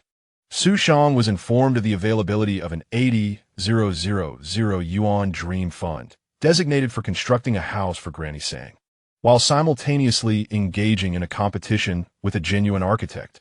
This sum of money also constitutes Xu Shang's performance fee, contrasting sharply with the parents and transformations who eagerly sign up and even pay to offer gifts without receiving a dime in performance fees. Dream Architect is an entertainment program rather than a charitable endeavor, and it indeed compensates its performers. Xu Shang is quite content, as this amounts to a substantial 80,000 yuan. The top officials are equally pleased, as they have successfully arranged for assistance. Others promptly organize the program, which, although perhaps a stroke of luck, reflects Director Jiao's genuine commitment and respect for the matter. He immediately declared that, regardless of the consequences to his reputation, he would ensure that the provincial television station aired the program. Director Kong's gratitude is beyond words, and Director Jiao has garnered significant goodwill, effortlessly resolving the issue of building a house for Grandma Sang without spending a penny. What does it mean to profit immensely? This is what it means to profit immensely. After the top official had made the necessary arrangements, the production team even planned to feature a special recommendation for Xu Shang's upcoming participation in Dream Architect at the end of transformations. The old, dilapidated bus creaked as it traveled home, while the cicadas chirped along the roadside, evoking a sense of homesickness. Gao Xiaolong gazed out the window at the increasingly familiar mountains and fields, his thoughts drifting back to the mountains. The person sitting next to him was engaged in idle chatter. Have you seen the recent transformations? It's the one filmed right here in our city. Of course. I've seen it. How could I not, since it's filmed in our city? In that last episode, that city kid was so lucky, winning 180,000 yuan. I toil day in and day out, and I can barely scrape together 10,000 a year. The speaker suddenly burst into laughter, leaving the other person somewhat bewildered. What's so funny? You really believe that 180,000 yuan was earned by that city kid? What? Are you suggesting that the golden cow dung is fake? The golden cow dung may not necessarily be real, but this situation might not be genuine either. The person continued. You clearly haven't been online. I heard from others that this matter has already been exposed on the internet. That city kid's father is wealthy enough to find a cow that produces golden dung and deliver it to his son. What does that mean? It means they are creating hype. Didn't you see that the program recommended the next show at the end, saying that the city kid will appear again? What is that? It's a plan to become a star. His father is paving the way for him. Do you still think this is mere luck? Now I understand. The other person exclaimed, realization dawning. I thought such good fortune was unheard of. How could it happen on television? That's where you're mistaken. I've heard that these programs are scripted, performed from start to finish. Don't overthink it. We're just here for entertainment. I thought it was all real. So it's all an act. It must be nice to have money, doing whatever you please while that rural kid is just being made a fool of. Gao Xiaolong took a deep breath. Hearing others refer to him as a fool is certainly not a pleasant experience, although he suspects that they might just be spreading rumors. In the city, it was evident to Gao Xiaolong that everything was genuine from beginning to end. He understood that perhaps in the future, the program might stray from its original essence, incorporating scripted elements, but for now, what he witnessed was undoubtedly a true account. However, the only certainty he had was regarding the city. Was he truly being toyed with like a puppet?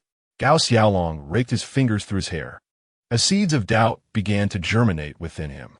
His affluent mother in the city was a kind-hearted woman, treating him with genuine warmth. Although he rarely met his wealthy father, the man had lavished him with gifts and frequently expressed his desire that Gao Xiaolong were truly his son. Gao Xiaolong was reluctant to believe that the seemingly benevolent affluent parents he cherished could be orchestrating a scripted narrative. Yet, was there simplicity in the lives of the wealthy? Upon his return, his affluent father expressed remorse over Xu Shang inadvertently burning down his house, offering him 50,000 yuan, but Gao Xiaolong declined the money, as the production team had assured him they would construct a new house for his family. They also provided him with 2,000 yuan for housing expenses during the construction, which he accepted. Reflecting on the possibility that Su Jianxuan's actions were all part of an act, Gao Xiaolong gently bit his lip, his thoughts drifting to the earthen house that had been consumed by flames. The old adobe structure, though dilapidated, bore the familiar contours of his childhood. The wall bore marks where his grandmother measured his height, the creaky old bed, the kitchen that always wafted enticing aromas, and the refreshing sensation of gulping from the water vat in the summer. A pang of sadness struck him. Finally, the vehicle reached its destination. As Gao Xiaolong disembarked, a familiar face among the onlookers regarded him with curiosity, thinking he looked somewhat familiar. After stepping off, he sat on a waiting bench and removed his white Nike sneakers, gazing at them intently. Even now, he struggled to comprehend how a pair of shoes could cost 800 yuan, even after a discount. This was a gift from his affluent parents, and back in the countryside, he hesitated to wear them, opting instead for his original pair of liberation shoes. Subsequently, burdened with bags, he traversed the rugged mountain trails for over 10 miles, finally returning to Tianya Village. In the sweltering midday sun, the village was quiet, with few outsiders present. Those villagers who spotted Gao Xiaolong greeted him warmly. Eager to return home, he first approached the site of his former dwelling, only to find a solitary earthen wall standing amid the remnants of his past, its charred surface seemingly narrating the suffering it had endured. Although he was already aware of all this, a sense of melancholy lingered in his heart. "Xiaolong, you've returned," exclaimed a passerby. "Your grandmother is renting a place at the village chief's house. Little Su is living there too." The mention of Little Su made him wonder if they were referring to Xu Shang. Gao Xiaolong was already well acquainted with this name. Upon arriving at the village chief's home, he encountered a young stranger who was directing the villagers to transport sand and cement to a makeshift rain shelter. "Is this for the construction of a house for my family?" Gao Xiaolong paused momentarily, his curiosity piqued as he scanned his surroundings, wondering where the construction crew was. Gao Xiaolong? Xu Shang immediately recognized his counterpart. After hearing his words, he confidently patted his chest and proclaimed, "Rest assured, the matter of building a house for your family is entirely in my hands." Gao Xiaolong perceptibly detected the underlying implication in Xu Shang's words and inquired suspiciously, "Are you saying that you will be the one to build it?" "Precisely. Just you wait and see." Gao Xiaolong's eyes instantly welled with tears. "If you wish to gain fame and aspire to be a big star, that's fine. But could you please refrain from using my family's house as a publicity stunt?" Chapter 57. From this day forward, you are my brother. When Gao Xiaolong heard from the production team that someone would be building him a new house, he did not think much of it. After all, his family's earthen dwelling had aged considerably, failing to keep pace with the times, and it leaked during the rainy season. A new brick house would undoubtedly provide a better living environment for his grandmother. Deep down, Gao Xiaolong harbored some anticipation. However, when Xu Shang uttered the phrase, "Just you wait and see," Gao Xiaolong felt his heart shatter. An image of a structure that could only be described as abstract art loomed in his mind, swaying precariously in the wind. While someone audaciously claimed that the house owed to him was being compensated, it turned out that wealth could indeed afford one the liberty to act as they pleased. Just as Gao Xiaolong was about to confront Xu Shang with reason, a gentle voice, like a soft breeze, soothed his troubled heart. "Xiaolong, you're back?" "Grandma." Upon seeing his beloved grandmother, Gao Xiaolong felt as though a tremendous weight had been lifted from his shoulders. He hastily set down the bags he was carrying and rushed over to embrace Grandma Sang. "Good boy." Grandma Sang affectionately stroked Gao Xiaolong's head. After a moment of warmth, Gao Xiaolong recalled the pressing matter at hand. "Grandma, about our house." "Xiaolong, you needn't worry about this. Just leave it to Xiao Shang. He knows what he is doing." "What?" Gao Xiaolong was taken aback, gazing at Xu Shang in astonishment, questioning what kind of sorcery Xu Shang had employed to earn such trust from his grandmother. Xu Shang, meanwhile, smiled and waved his hand at Gao Xiaolong. Although he had heard of Gao Xiaolong's name in his previous life, this was the first time he encountered him in person. Logically, children from the countryside were expected to be tanned from the sun, yet Gao Xiaolong had a remarkably fair complexion, standing slightly shorter and thinner than Xu Shang, suggesting a childhood lacking adequate nutrition. Nonetheless, his pale and slender appearance, combined with his scholarly demeanor, lent him a tranquil charm that was undeniably endearing. Xu Shang silently nodded. No wonder he had been chosen as the rural protagonist. His image was indeed commendable. The reason Xu Shang became acquainted with Gao Xiaolong during his previous life of teaching in the countryside was that Grandma Sang did not possess a mobile phone. Thus, he served as the intermediary between her and Gao Xiaolong. At that time, Gao Xiaolong was still striving in the city. Xu Shang could discern the weariness and resilience in Gao Xiaolong's voice over the phone. The most vivid memory Xu Shang had was during the approach of the new year when Gao Xiaolong announced he would not be returning home. Upon hearing the disappointment in Granny Sang's voice, the phone seemed to blurt out frantically, "Granny, wait for me. I will bring you to the city to live with me. I promise, I will definitely bring you over." Gaining admission to university made him a beacon of hope for those in rural areas. Aspiring to possess a home in the city was no easy feat, yet such aspirations seemed unlikely to materialize in his lifetime. With this thought, Xu Shang smiled. After assisting Gao Xiaolong in moving his belongings into the house, Granny Sang suddenly realized that she had forgotten to prepare a place for him to stay.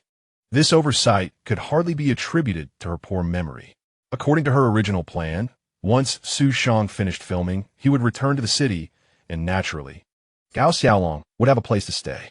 Granny Sang did not intend to trouble the village chief any further, as it would be inappropriate to keep imposing on Jiang Fugui.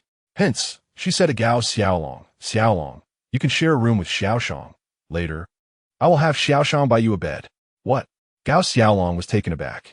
Not only would he be sharing a room with Xu Shang, but he would also have to squeeze into the same bed. Xu Shang blinked, finding Gao Xiaolong's terrified expression amusing. As an outsider, adapting to local customs was expected, so he remarked, "I don't mind, as long as Xiaolong is okay with it." Gao Xiaolong opened his mouth, but the refusal that was on the tip of his tongue ultimately remained unvoiced. After all, if a city dweller was unperturbed, how could he, a child from the mountains, be any more finicky? By the way, Granny, how old is Xiaolong this year? He will turn 18 next month. Oh, I too will just happen to turn 18 next month. Xu Shang then checked the dates with Granny Sang and, feeling quite satisfied, turned to Gao Xiaolong. "I didn't expect to be exactly 10 days older than you. From today onward, you shall be my little brother." "Who is your little brother?" Gao Xiaolong thought frantically. However, Granny Sang, smiling and nodding, seemed to have entirely accepted this notion. "By the way, you haven't eaten yet, have you? Your big brother will personally treat you to a feast today." Gao Xiaolong. In no time, Xu Shang had prepared the meal. At the dining table, to Gao Xiaolong's surprise, Granny Sang, Xu Shang, and the village chief's family were present, along with Yame. Granny Sang explained with a smile. "The girl is now called Yame, so don't get it wrong. Xiao Shang and the village chief came up with the name. Yame is working for Xiao Shang now, managing the shop, earning 20 yuan a day, meals included." "Is it that food shop?" Gao Xiaolong had heard a bit about the culinary offerings of Tianya Village. "No, it's the village's small grocery store." "Huh? What about Uncle Kai?" "He has gone to the county. His family has a house there, and his wife and child are living there. The child is attending school in the county. He has even relocated his household registration. So now, the village's grocery store is naturally run by me." Xu Shang in does it. After Sang Yukai moved, Xu Shang promptly filled the vacancy at the village shop in Tianya and integrated his existing herbal medicine procurement business with the shop. Xu Shang initially intended for it to be part of the village enterprise, managed by the collective. However, after some contemplation, Jiang Fugua concluded that this might lead some villagers to mistakenly assume they were the shop's proprietors, racking up debts.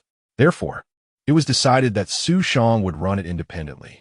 Xu Shang welcomed this arrangement, as he had his own aspirations.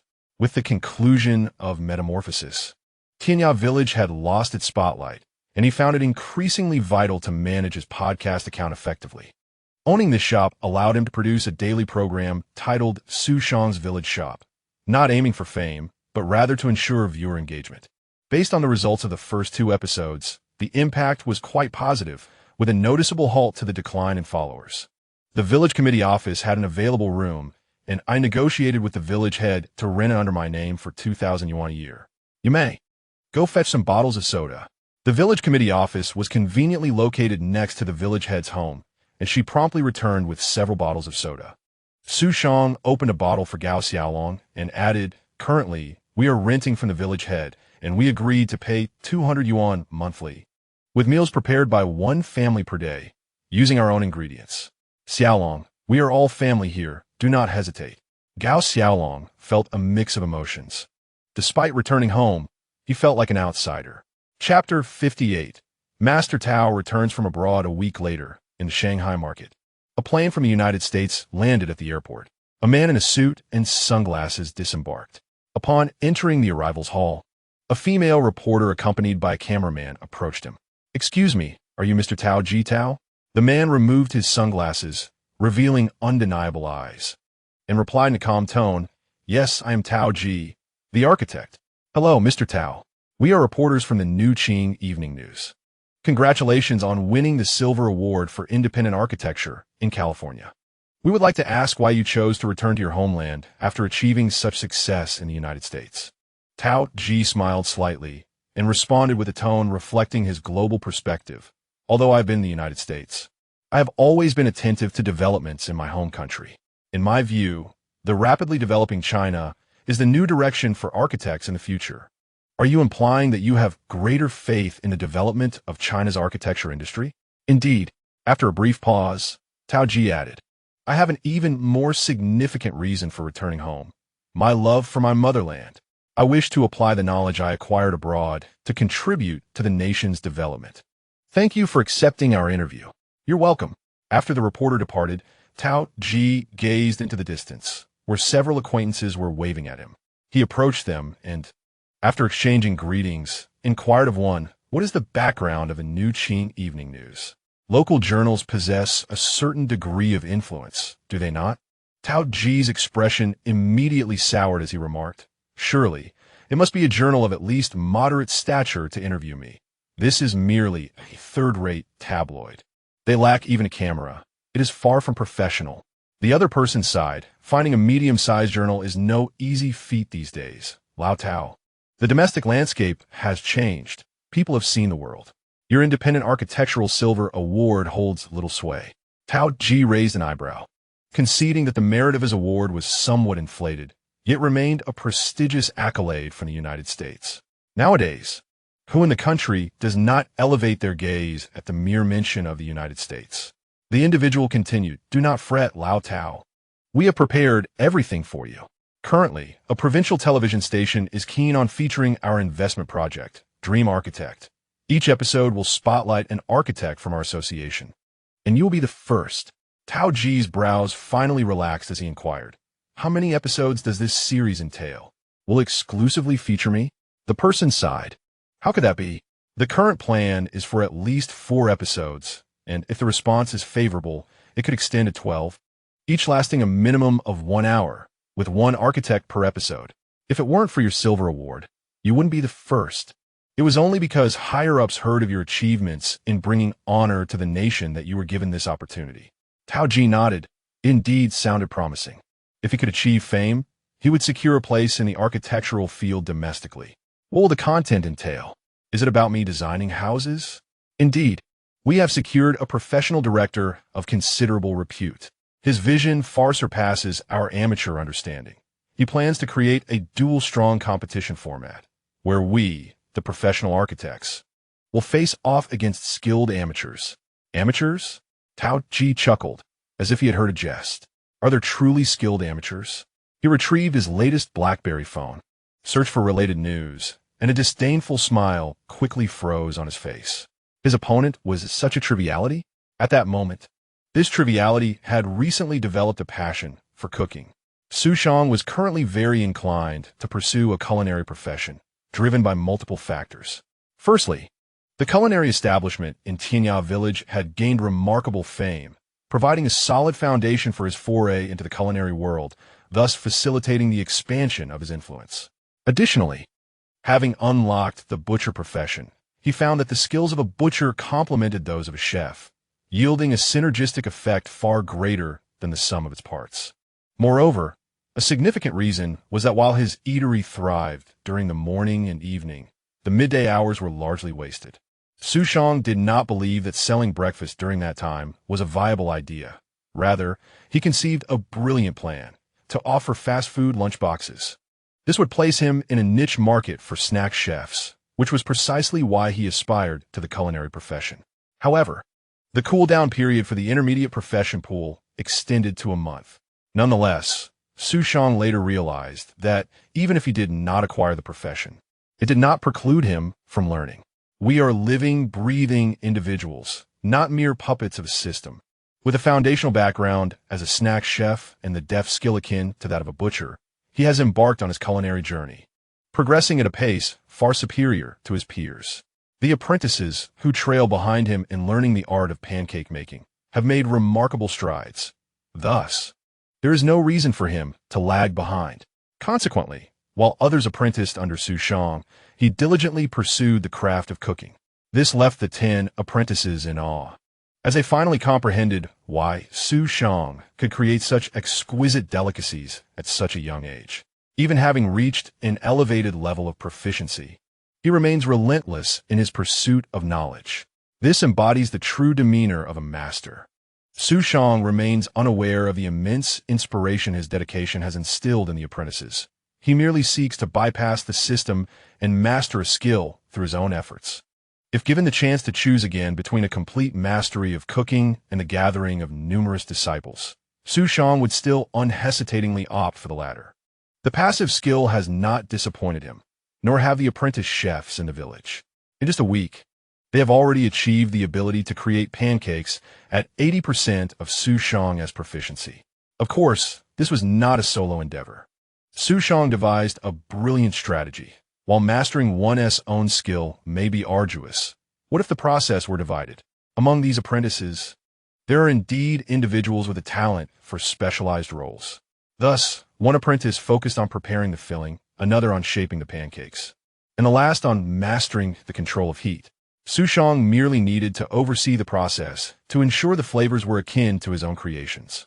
He believed that in a matter of days, he could liberate himself from this endeavor and entrust the culinary establishment in Tianya Village entirely to his staff. Even contemplating the possibility of opening a branch, the thought of expansion reminded him of an important matter. Today marked the end of the month, and it was time to distribute salaries. Chapter 59, Salary Day, generously distributed in total. Tianya Village's culinary establishment has been in operation for 10 days. The business during this period can only be described as booming. Regrettably, with the conclusion of Metamorphosis, the popularity of Tianya Village's culinary offerings has seen a slight decline, and the affluent patrons who once arrived demanding hundreds of pancakes have become increasingly rare. Yet, Xu Shang remains unfazed. He believes this is merely the beginning. Without Metamorphosis, there will be another program, and if all else fails, he can always create a show himself once his finances permit. Drawing from the wealth of experience amassed in his previous life, producing a sensational program should be a straightforward endeavor, provided he has sufficient funds at his disposal. Currently, after 10 days of operation, Tianya Village's culinary venture has generated a gross profit of 50,000 yuan.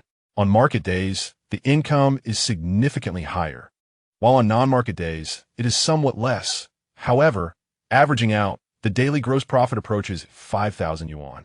If this level of performance continues, the monthly gross profit could reach a staggering 150,000 yuan. However, this gross profit does not account for wages.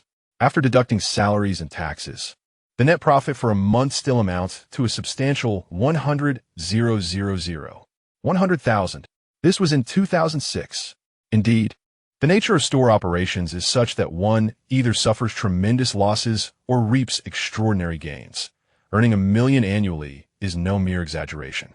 To amass even greater wealth, it is only natural to consider opening additional branches. Yet, Xu Shang must not act with undue haste. For his establishments do not follow the KFC model, where all food items are semi-processed and staff can be rapidly trained for swift expansion. The success of Tianya Village delicacies is inextricably linked to its commitment to using the freshest ingredients and delivering the most delectable flavors. Thus, prior to launching new branches, it is imperative to cultivate a sufficient number of outstanding employees. The foundation for nurturing exceptional staff lies in unlocking their potential. Xu Shang could not help but glance at the two newly acquired passive skills from his small vendor profession, Level 3 Accounting and Level 2 Morale Boost. The significance of accounting is self-evident. It may not be particularly extraordinary as a passive skill, given that one can easily hire an accountant. However, it is undoubtedly advantageous for a business owner to possess accounting knowledge, lest they find themselves outmaneuvered without understanding how it happened. For Xu Shang, this skill is immensely useful, albeit not particularly remarkable, akin to laying a solid foundation for a towering edifice. Conversely, the Level 2 Morale Boost skill ignited a spark of excitement within Xu Shang. This skill, in conjunction with another passive skill, Employee Recruitment, forms a powerful combination. Morale Boost. Level 1, a successful entrepreneur must master the ability to inspire morale. Only by allowing employees to feel hope, envision a future, recognize their worth, and see their efforts rewarded can they truly shine and transform mundane tasks into extraordinary achievements. When this skill is employed, there is a certain probability of enhancing employee attributes, a small chance of permanently increasing those attributes, and a minuscule probability of igniting employee potential. Xu Shang swallowed hard at the thought of this skill. It was remarkable, yet when he considered morale boosting, he was immediately reminded of the bizarre videos from his past life showcasing a wolfish spirit, where entire companies engaged in self-flagellation. He would certainly refuse to partake in such antics. What kind of morale boost is that? However, Xu Shang had yet to conceive a more effective method of inspiring morale, when suddenly an epiphany struck him. While he may not know the most effective approach, he was certain of one method that would undoubtedly uplift spirits: distributing money. At that moment, all employees of Tianya Village delicacies were gathered together, with 20 staff members standing in the store, appearing remarkably affluent. They exchanged glances, each pondering whether the boss had summoned them for a meeting. This was entirely reasonable. How could a store of such size not hold meetings? "Do you all know why you even called here today?" someone inquired. Xu Shang paused before responding. "Who said anything about a meeting? We are here to distribute wages." Distributing wages? A wave of astonishment swept through the crowd as disbelief took hold. "Is it time for salaries already? We have only worked for 10 days. Based on the rotation schedule, I've only worked 5 days, and I myself have only clocked in for 4. Naturally, a single establishment cannot accommodate such a multitude of employees, which is why Xu Shang arranged for more frequent rotations. This means that the apprentice chefs have slightly fewer days off, and on their non-working days, they must continue their apprenticeship under Xu Shang's guidance."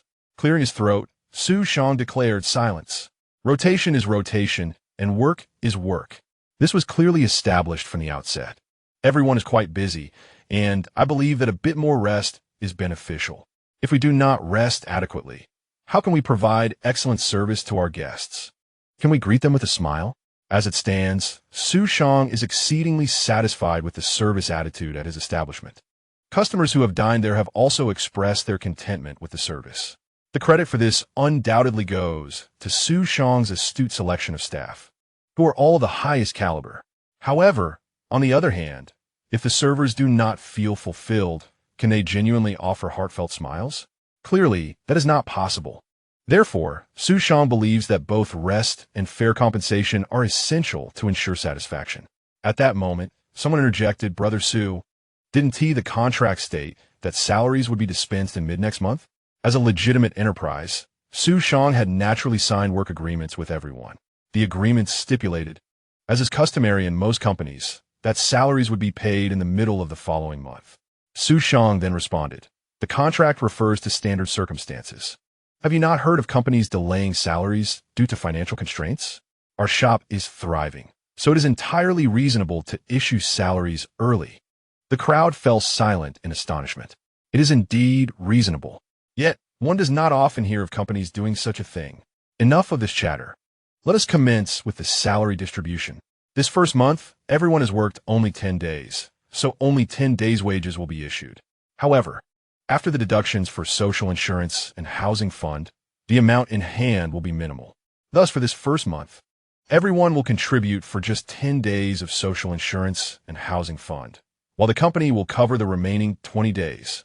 Furthermore, as apprentice chefs, they evidently have not yet reached the level of full-fledged chefs. Nonetheless, they have begun to undertake the responsibilities of official chefs, so their compensation will be set at half the wage of a regular chef. Those whose names I call, please come forward to receive your payment. Zhang Guixiang. I'm coming. Zhang Erji hurriedly approached Xu Shang, only to find him producing 300 yuan. Stunned, she exclaimed, "Brother Xu, didn't you say that after deductions for social insurance and housing fund, my net salary would be only 600 yuan? For 10 days of work, it should amount to 200 yuan. Bonuses. Bonuses. Xu Shang deeply. Haven't you heard of bonuses? Bonuses?" Zhang Erji's mind suddenly spun in confusion. Chapter 60. The resurgence of the matrons observing Zhang Erji's service attributes soar by 2 points. Xu Shang understood instantly. Indeed, this is what it means to boost morale. Empty words cannot inspire. Financial rewards are the most tangible form of encouragement. Indeed, Xu Shang is acutely aware of the principle that gratitude often breeds resentment. Hence, the distribution of bonuses must be approached with caution. Otherwise, it could not only thwart Xu Shang's anticipated development, but also cultivate a sense of entitlement among others. Taking advantage of today as payroll, Xu Shang intends to devise a comprehensive strategy. Today, as we distribute salaries, I have a significant announcement to make. Starting today, our establishment will implement a customer satisfaction survey. This means that each patron, upon the conclusion of their service, will have the opportunity to rate our service, cleanliness, and food quality. There will be no elimination process or punitive measures. Rather, we shall adopt a collective reward system. Higher ratings will yield greater bonuses.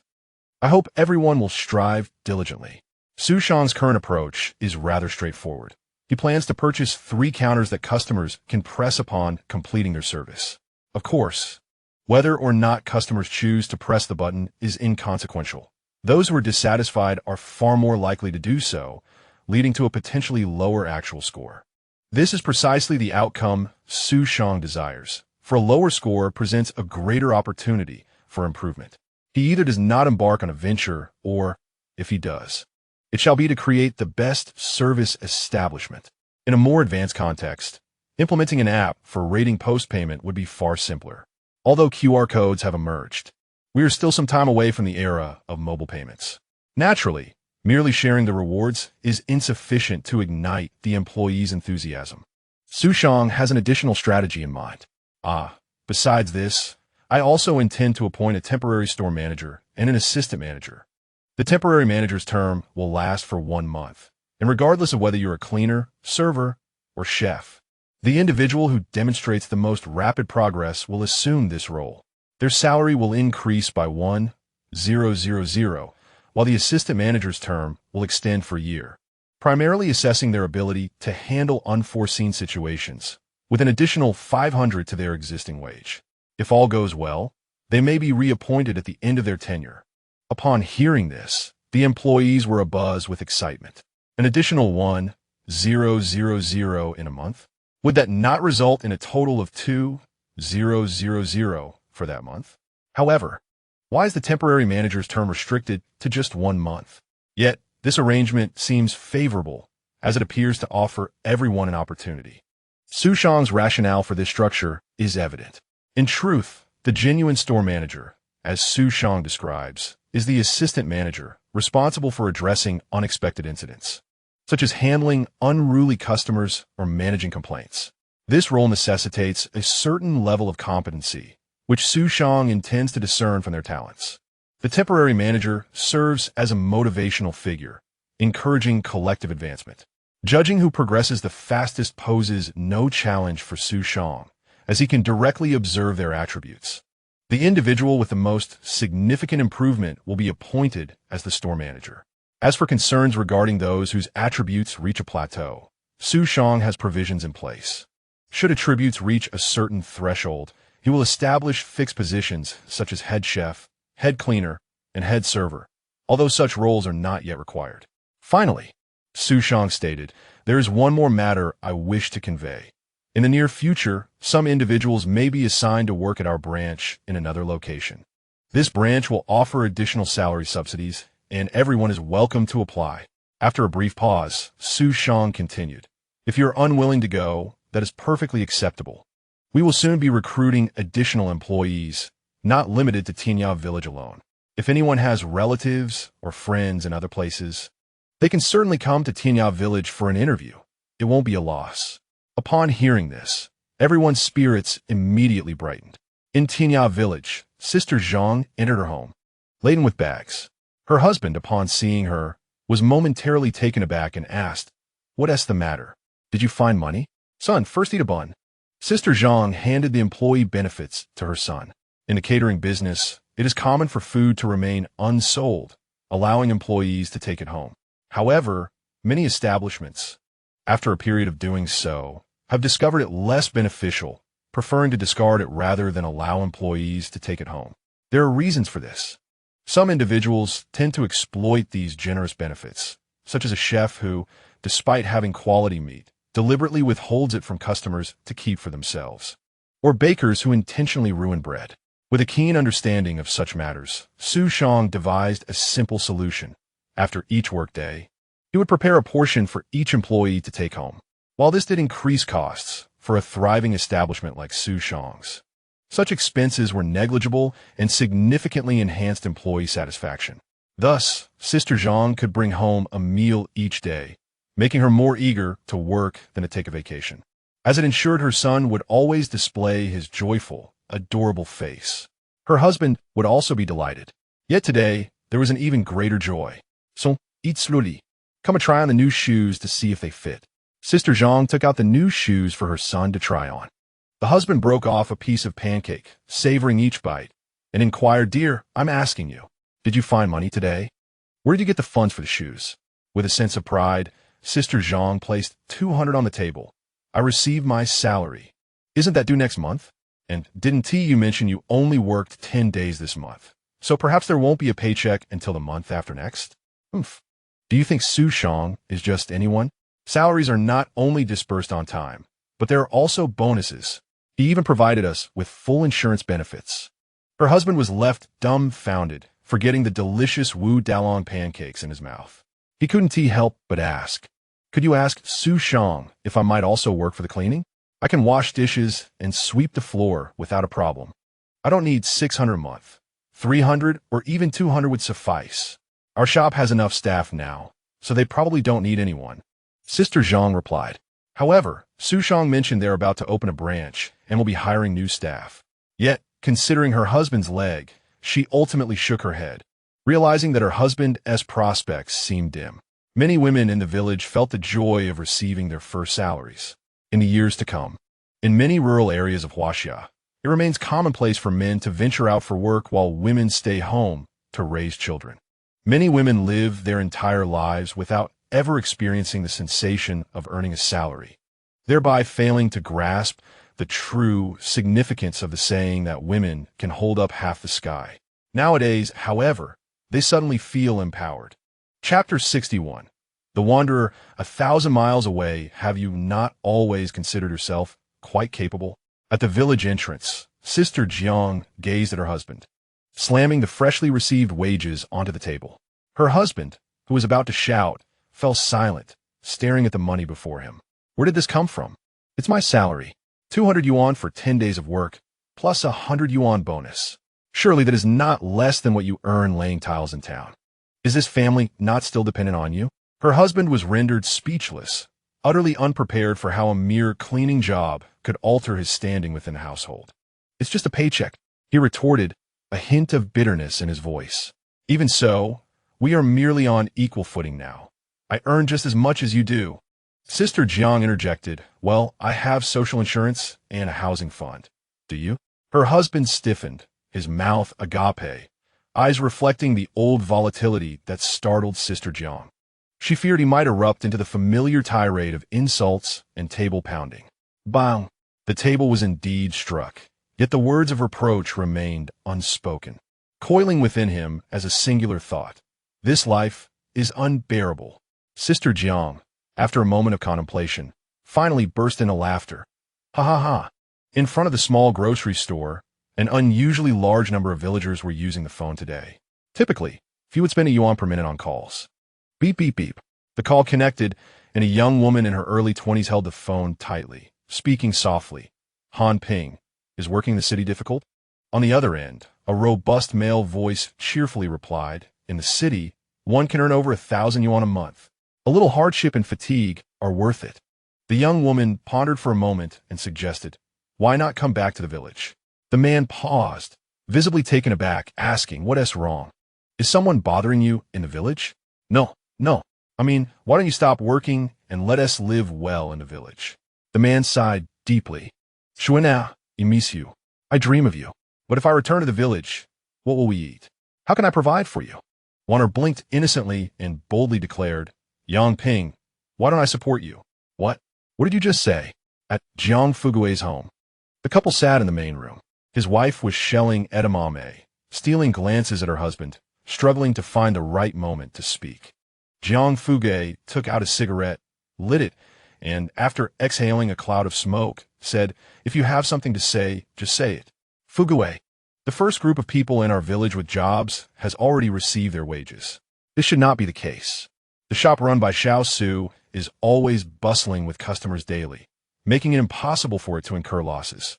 The enterprise we established together is entirely to our benefit. The wages are quite generous indeed. Well, they certainly surpass my stipend as the village head. Aunt Jiang paused momentarily before finally voicing her true feelings. Fugua, do you think we should bring Daqiang back? I have heard that Xiao Su plans to open a branch and is looking for a store manager. Working at home is undoubtedly better than struggling outside, don't you think? Jiang Fugua furrowed his brow slightly and replied, since I took on this responsibility for my uncle, I have never taken advantage of the collective in any way. This enterprise belongs to the community, and I cannot provide any preferential treatment to my own family. I did not suggest you give our family preferential treatment. In this enterprise, Xiao Su is the chairman. Whatever he decides, who would dare oppose it? Xiao Su has a good relationship with our family. Would he treat our son unfairly? Jiang Fugua shook his head. Even so, if Daqiang returns, he cannot become the store manager. He simply does not possess the aptitude for it. Aunt Jiang cast a reproachful glance at her husband. However, Jiang Fugua shifted his tone and added, but I do agree that Daqiang should come back. You are right. Xiao Su would not treat our family poorly. I believe it is better for Daqiang to be here with Xiao Su than to remain outside. In a certain city in the east, under the sweltering summer sun, a robust young man pushed a cart of cement to the construction site elevator, then turned to shovel another load of cement. So engrossed in his work, he only took a moment to wipe the sweat from his brow. The cement work is influenced by its curing time, so once it begins, it cannot be halted. Thus, it was not until after 1 in the afternoon that the crew could finally take a break. They wiped their sweat with towels and made their way to the site canteen. By then, most of the others had nearly finished their meals, leaving only a few to eat the remaining food in large bites, quenching their fatigue with a big jug of cold tea. A foreman approached the young man and said, Daqiang, work hard, and I will not treat you poorly in the future. Jiang Daqiang politely smiled at the foreman without uttering a word. However, as soon as the foreman left, the others began to grumble. That scoundrel is the worst. He claims he won't treat us poorly. Damn it. He assigns all the hard and laborious tasks to us. Who told us not to be from his hometown? Upon hearing this, Jiang Daqiang's expression dimmed. In this day and age, the factional struggles on construction sites seem akin to the political parties of the Ming dynasty centuries ago. No one from the same hometown can hope to compete on the site without being bullied. Yet, who could deny the allure of the higher wages? The journey from his hometown to here spanned over 1,000 kilometers, requiring a full day and night on a metal train. He came here to earn more money. Working 10 hours a day and resting only 2 or 3 days a month could yield a salary of around 17 to 1,800 yuan. Although this construction site may not offer the highest wages, it is one of the rare sites that pays monthly, which is precisely why Jiang Daqiang is willing to endure hardship to remain here. Just as he was lost in thought, his phone suddenly rang. Dad, I'm doing well. Really well. Every day, there is an abundance of sumptuous food, generous salaries, and even fans in the dormitory, making the environment rather comfortable. Upon hearing his father's suggestion, Jiang Daqiang paused momentarily and then replied, Dad, allow me a moment to ponder. After considerable deliberation, he still struggled to reach a conclusion. Finally, he turned to his companions and inquired, if we were to return to the village now, our wages might be halved. Would you be willing to go back? To his astonishment, the villagers responded with unwavering conviction. Yes. We must return. I long to go home. I haven't been back in 3 years. I was even present for my son's birth last year. I truly feel sorry for my wife and child. The others glanced at this villager, who had not returned home for 3 years, in astonishment. He, taken aback, quickly clarified, my wife came 2 years ago. She rented a place for 2 months. Don't you all remember? In that moment, Jiang Daqiang's resolve crystallized. Soon after, he approached the foreman. What? You're quitting? The foreman's expression darkened, and he coldly retorted. You just received your salary, and now you say you're leaving? You're testing my patience. Jiang Daqiang responded defiantly. I came here to work, not to cater to your whims. We can forfeit the first half of our wages. The foreman sneered. You still expect to receive the remaining half? You must think highly of yourself. Just remember, you may come to regret this decision. Even if you beg in the future, I won't look your way. If you refuse to work, there are plenty willing to take your place. Chapter 62. The Dream Architect crew enters the village as those returning to their hometown traveled great distances. Another group was also making their way to Sanma town. Architect Master Tao Jitao sat in the car, voicing his discontent to the director. I refuse. I will not compete with this individual. If he were a true master of folk art, I might accept the challenge. But here I am, a distinguished architect returning from abroad, reduced to competing with a spoiled rich kid from a city. Is this reasonable? Winning would be expected, but losing would be utterly humiliating. Of course, I am confident I will not lose. However, merely engaging in competition with such a person feels like a defeat already. Director Kong, preoccupied with preparing for the program, negotiating with the television station, and searching for folk architecture experts, was too busy to investigate Xu Shang's background. After all, he held considerable admiration for a certain director. Who could have imagined that upon reviewing Xu Shang's credentials, Director Kong would be enraged? He had already negotiated with the television station, and now he was informed that the first episode's folk master was the protagonist from Transformations. Was this some kind of joke? Irritated, Director Kong called an old acquaintance. Jiao? Could you explain to me what this Xu Shang is all about? The director, currently on vacation, sensed that this was a call for accountability. However, he was astute. From the moment he had promoted Xu Shang, he anticipated that Director Kong would confront him, so he had already prepared a well-rehearsed response. Old Kong, am I capable of deceiving you? Just ask yourself, was it not you who sought my assistance? Was I not the one who facilitated your connection with the television station? Did I not provide you with strategic advice?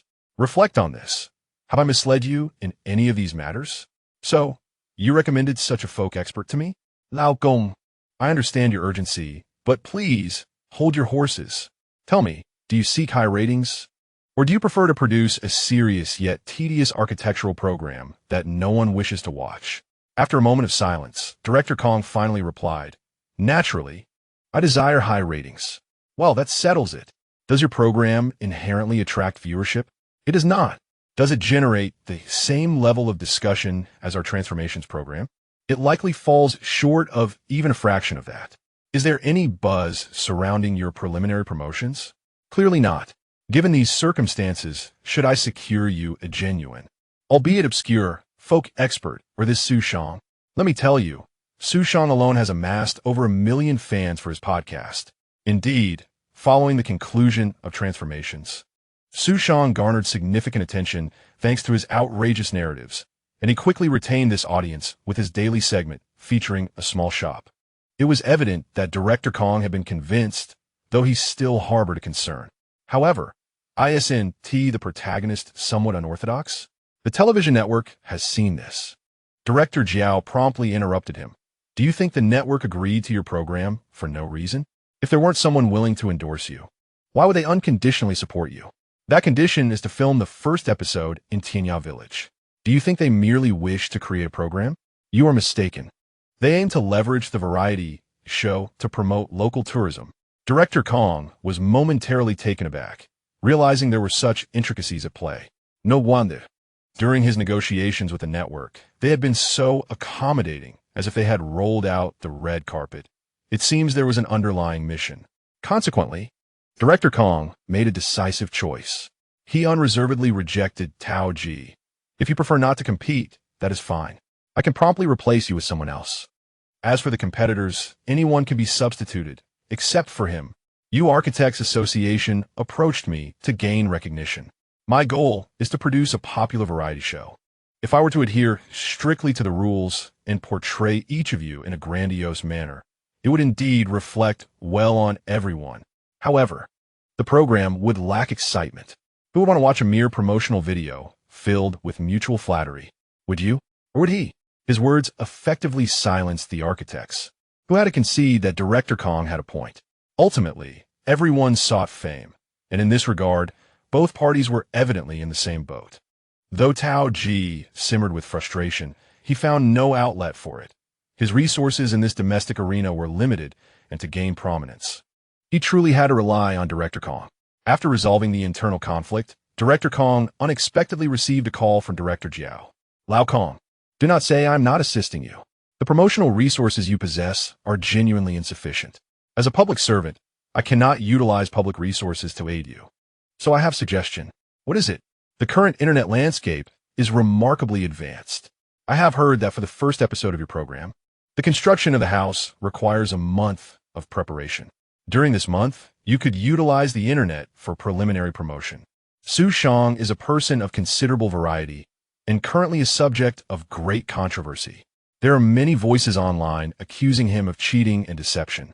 You could use this as an entry point to present a live broadcast that showcases the authentic Xu Shang, perhaps by filming short clips. This would provide ample material for a month of program build-up. Upon hearing this, Director Kong felt a sudden clarity and expressed his gratitude, saying, "It's all thanks to you, my good brother. A lifetime of friendship, a glass of wine." Meanwhile, Director Jiao, who was vacationing by the seaside, reclined under an umbrella, adjusting his sunglasses while joyfully remarking, "Ah, this month of vacation will surely not lack for entertainment." At that moment, in Tianya Village, Xu Shang was in his room sketching designs. He had finally entrusted the preparation of Wu Dalan's pancakes to his apprentice chefs. After several days of training, the three apprentices, working collaboratively, were able to produce pancakes that met Xu Shang's previous standards. This is noteworthy because Xu Shang's own skills had significantly improved since then. His experience as a butcher had enhanced the flavor of the meat filling he crafted, and with the apprentices now reaching about 80 to 90% of his skill level. The signature snacks' taste remained uncompromised. In truth, creating snacks is not a difficult endeavor. In later times, one could simply purchase a recipe and in about 10 days, master the preparation of a snack. The reason for Xu Shang's slower pace is solely due to his exceptionally high standards, which meant that even with the most talented apprentices selected through his skills, a lengthy period of learning was still required. Now, Xu Shang could finally set aside the burdens he had been shouldering, as he was only responsible for the fillings and the secret seasoning recipe, while everything else was handled by his capable team. However, Xu Shang was not idle. On one hand, he had developed an interest in whether he could attain the title of chef, and, on the other, he was preparing for the upcoming challenge of dream architect. Yet, a dilemma troubled Xu Shang. Since obtaining the architect profession, he had not gained a single bit of experience. Chapter 63.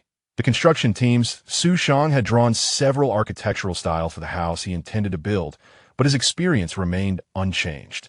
Clearly, even as an architect, one cannot simply rely on sketching to accumulate experience. Based on Xu Shang's understanding of the profession system, it is quite pragmatic. One must produce tangible results to gain experience points. So, should he randomly select a design and start constructing? After reviewing the sketches, Xu Shang found himself unsatisfied with each. This does not imply that the architect profession is lacking. After acquiring this title, Xu Shang was quite pleased with his ability to effortlessly draft architectural plans. The designs he created for a rural, independent villa style were certainly commendable. Nevertheless, Xu Shang had not forgotten his promise.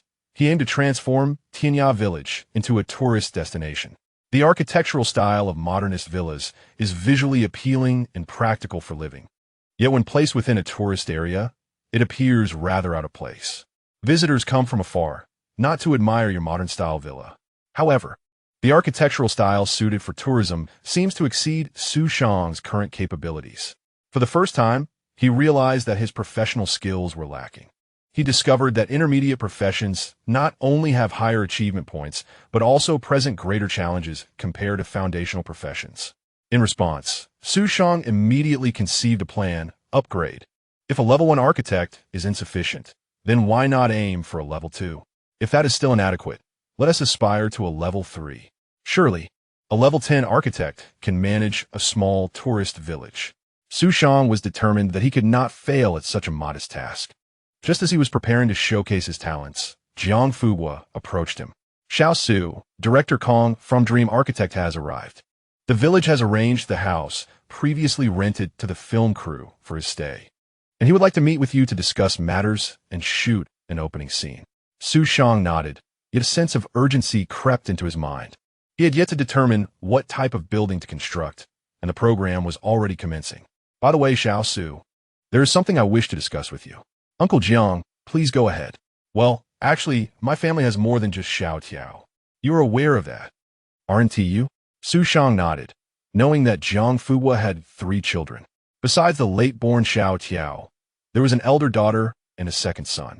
The elder daughter, Jiang Caixia, was already married, while the second son, Jiang Daqiang, was currently working in the city alongside several villagers. I called them, hoping they would return to the village for development, as I heard you were planning to recruit again. Is that true? Yet, Xu Shang furrowed his brow. While he did need to hire, his criteria were quite specific, requiring individuals with high attributes and relevant talents. Thus, he intended to recruit only half from the village, as most suitable candidates had already been chosen. Those working outside the village generally lacked the culinary, hygiene, and service attributes necessary. Nevertheless, Xu Shang assured him, Uncle Jiang, it will likely be difficult to integrate them into Tianya cuisine, but I promise to find them suitable arrangements.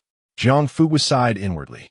Though he did not wish to resort to connections, Xu Shang's unequivocal refusal left him feeling somewhat disheartened. After all, which parent does not desire a bright future for their child? Upon arriving at the Dream Architect camp, conveniently located across from the village committee, Xu Shang found himself in a familiar setting. Several tents had been erected in front, serving as a temporary studio. As he entered, he felt countless gazes directed towards him. You must be Xu Shang. A kind-faced, plump middle-aged man approached him, and without a doubt, he was Director Kong of the program. Indeed, greetings, Director Kong. Upon first glance, Director Kong found Xu Shang to be quite impressive, and he felt a twinge of curiosity as to why Director Jiao had remarked on Xu Shang's remarkable sense of variety entertainment.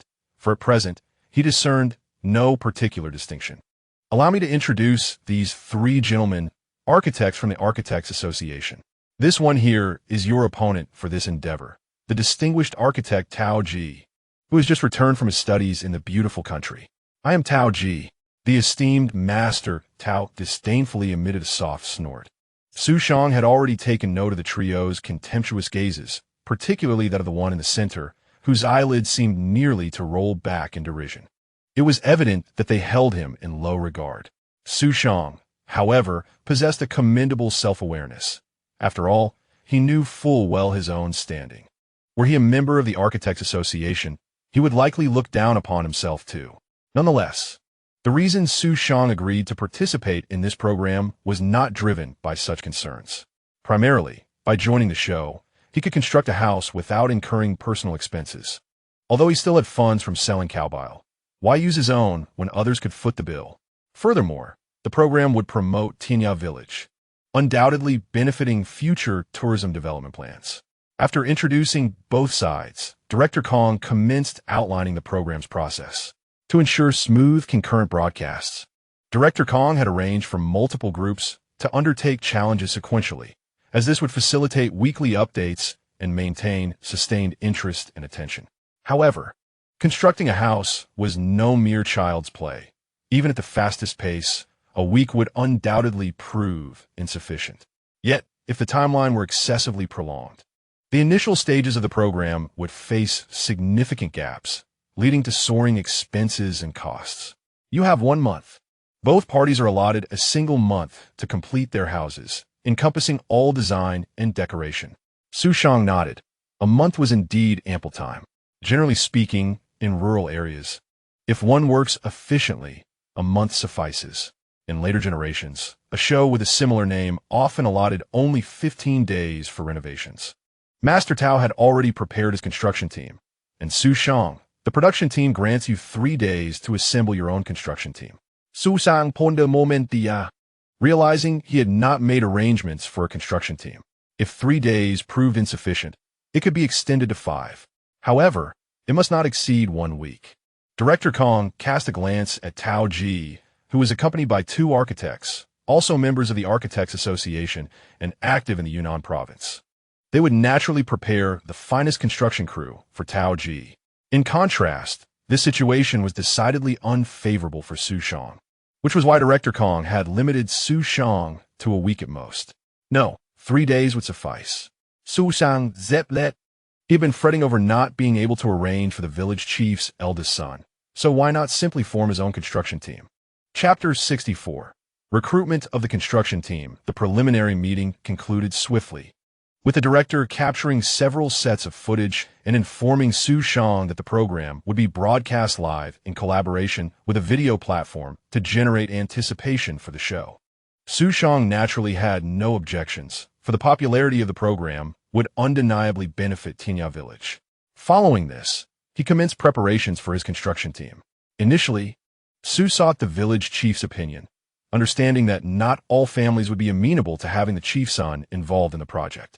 However, Jiang Fuguo promptly expressed his approval, as Jiang Daqiang and his associates were already engaged in construction work. Choosing to work locally with Xu Shang was evidently the more favorable option. After all, who would willingly travel over 1,000 miles for employment if they had choice? Once all preparations were complete, Xu Shang did not rush into action. Instead, he swiftly established a storefront in the village, branding it as the Tianya Village construction team. The villagers found this somewhat perplexing. If he was forming a construction team, what was the purpose of opening a store? Xu Shang promptly clarified that if they were to undertake this endeavor, it must be approached with utmost seriousness. The shop would operate under the auspices of the Tianya Village enterprise and would henceforth undertake corresponding construction projects, with all participants required to sign contracts offering the benefits of formal employment, including comprehensive insurance. Upon hearing this, the men of the village were immediately filled with excitement, as they had long awaited jobs that provided such benefits. Little Xu, I am skilled in masonry.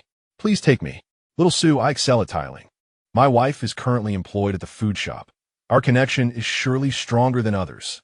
Little Xu, I may not possess any skills, but I am eager to learn. Xu Shang rolled his eyes and shouted, Everyone, please form an orderly line, one at a time. Anyone who continues to shout will be disqualified. At this, the crowd promptly complied, forming a neat queue. This scene left Jiang Daqiang and his companions, who had recently returned for the bustling city, utterly astonished. They had journeyed from afar, initially hearing that they might be assigned to work at the food shop, which promised ample holidays and decent wages, especially since they could bring home a meal each day. They were genuinely looking forward to it.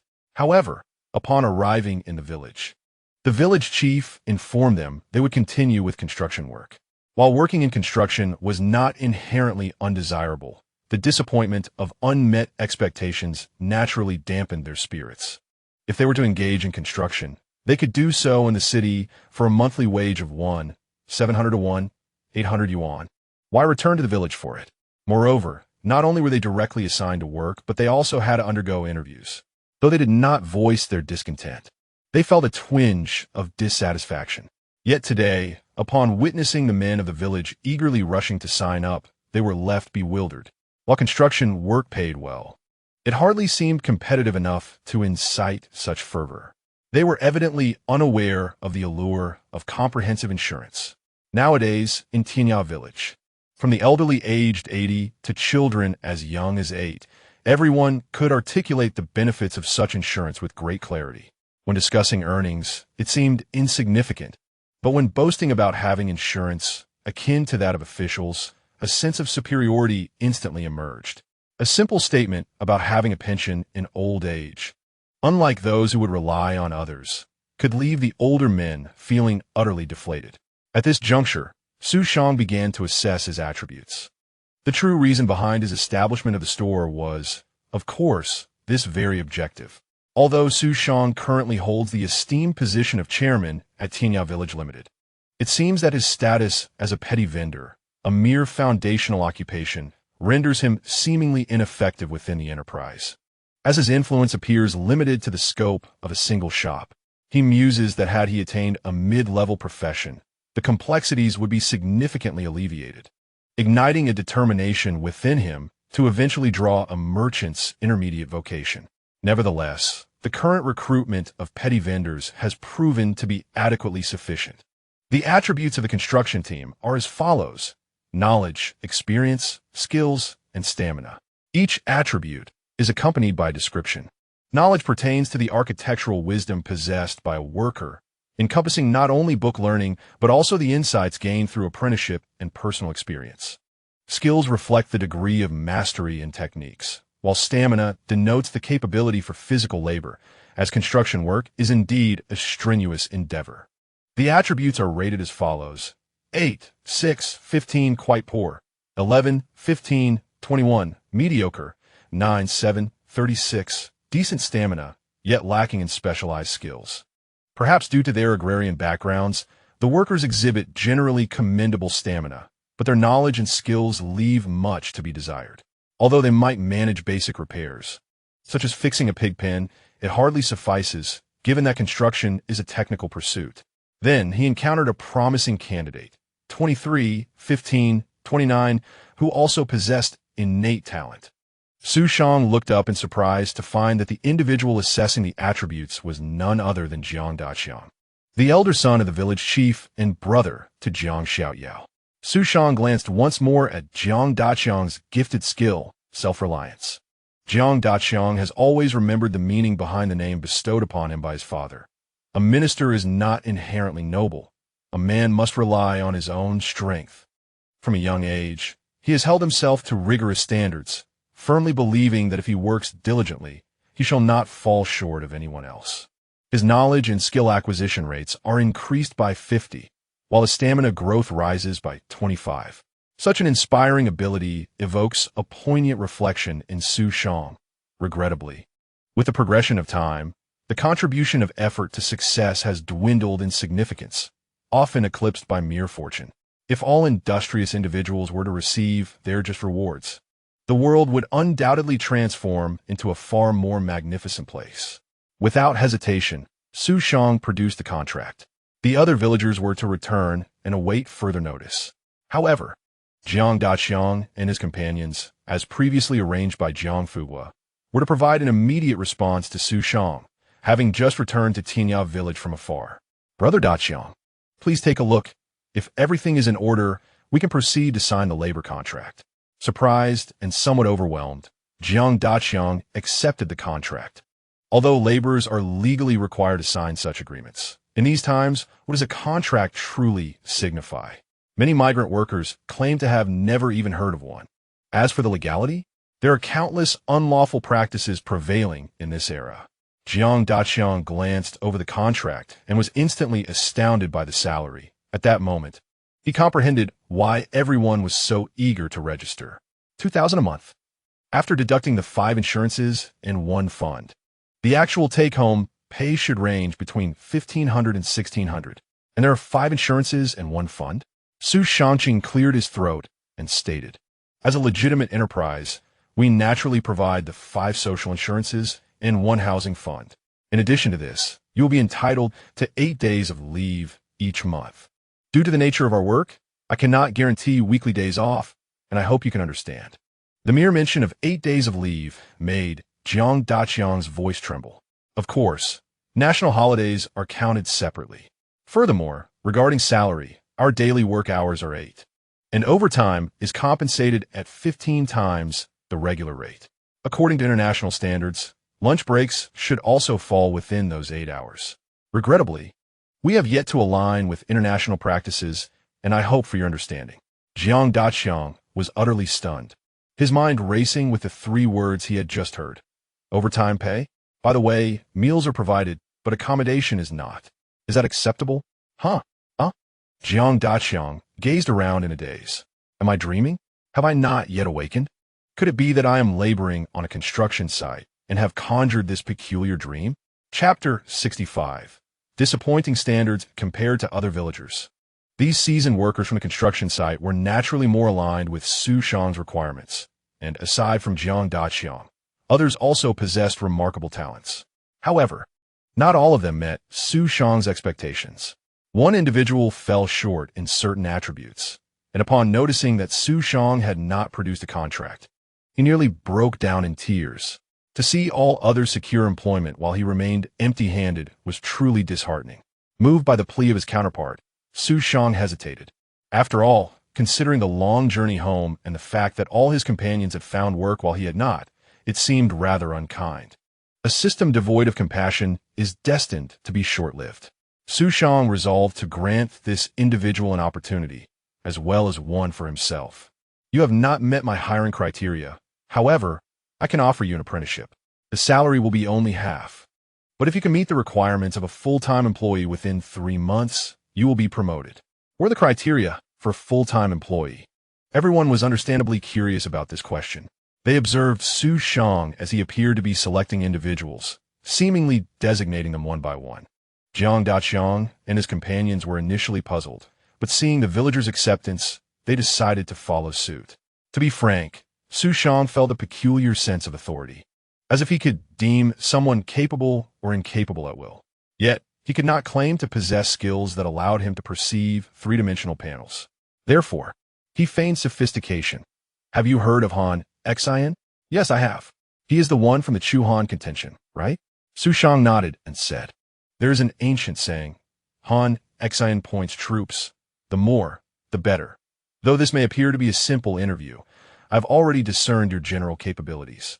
Your current level is insufficient. I do not need to inquire further to know that your previous experience on the construction site is undoubtedly lacking compared to others. And I trust you are aware of this. To meet the standards for promotion, I offer you 6 words. Learn more, ask more, practice more. The crowd could not help but engage in hushed discussions. Tianya cuisine recruits in a similar manner. Indeed, their standards were exceptionally high, making it difficult for the average person to compete. Young Su's discerning gaze was quite formidable. Han Xian, who is that? A deity of warfare? Goodness. Little Su must be some sort of celestial being as well. Xu Shang smirked, wondering how he had come to be labeled a celestial being. However, at times, intricate explanations are far more palatable than simplistic concepts. After all, he could hardly claim to possess a system or skills. Don't ask. He simply learned the art of utilizing talent from Liu Bei. Upon completing the attributes, Xu Shang commenced the selection of individuals with the most comprehensive skills, subsequently delegating the task of notification to others. This time, he recruited a total of 14 individuals, a considerable expenditure, as one could conservatively estimate a monthly salary of 500 yuan per person. In total, this would amount to nearly 40,000 yuan in a single month. Truth be told, had there been more suitable candidates in the village, Xu Shang would have been inclined to hire even more. His ambitions extended beyond merely constructing the house belonging to Granny Sang. He envisioned developing a tourist attraction. Indeed, 14 individuals may not suffice. Even 140 might prove inadequate. Naturally, not all construction work would be conducted by his own hands. Yet having knowledgeable personnel on site is crucial. It is wiser to invest funds in trusted individuals than to risk being deceived later on. In terms of compensation, he offered substantially higher wages. While the income from construction sites can be decent based on the foundation of major cities, in the impoverished Sama town, a salary of 0.000 yuan per month with 8 days off is merely a pipe dream. Locally, the maximum wage is around 1,000 yuan, and securing 2 or 3 days off in a month would be considered fortunate. The reality is that local construction teams often struggle to find consistent work, with intermittent employment being the norm. Indeed, while exploiting workers may yield greater profits in this era of demographic dividends, the prevailing strategy is to transform that demographic advantage into tangible financial gain. Yet, such a strategy ultimately leads to ruin. At dawn the following day, the members of the construction team for Tianya Village gathered at the village entrance. Xu Shang nodded in satisfaction, impressed by their vigor. Today, he aimed to assess the true capabilities of the group. Although he had already examined their attributes through his skills, numbers alone do not convey the essence of a crew's proficiency and specialties. Understanding the skill set of his construction team is the foundational competence of an exceptional architect. After all, today marked the first acquaintance between them, necessitating a mutual understanding. Thus, they would not engage in any other task today, but would instead focus on constructing a baking furnace. Xu Shang intended to build a furnace for herb drying, a project he had long envisioned, and now presented the perfect opportunity for a trial run. As for the blueprints, they had been meticulously prepared in advance. Jiang Daqiang harbored substantial expectations for the construction team, but remained skeptical of Xu Shang, the architect. After all, could a mere high school dropout truly comprehend architecture? Yet, as the pioneer of culinary delights in Tianya Village, Xu Shang had become the village's true luminary. Most villagers believed that as long as Xu Shang was willing to undertake a task, nothing was beyond his capabilities. Jiang Daqiang, having just returned from the city, lacked this conviction and merely hoped Xu Shang would recognize his limitations, entrusting specialized matters to professionals and perhaps even hiring an actual architect. Upon receiving the blueprints from Xu Shang, Jiang Daqiang's doubts evaporated entirely. The drawings were remarkably professional. Although he worked on construction sites, he could barely comprehend them. Without further ado, he decided to begin the task at hand. Xu Shang, observing from the sidelines, became captivated by the leveling tool in his hands.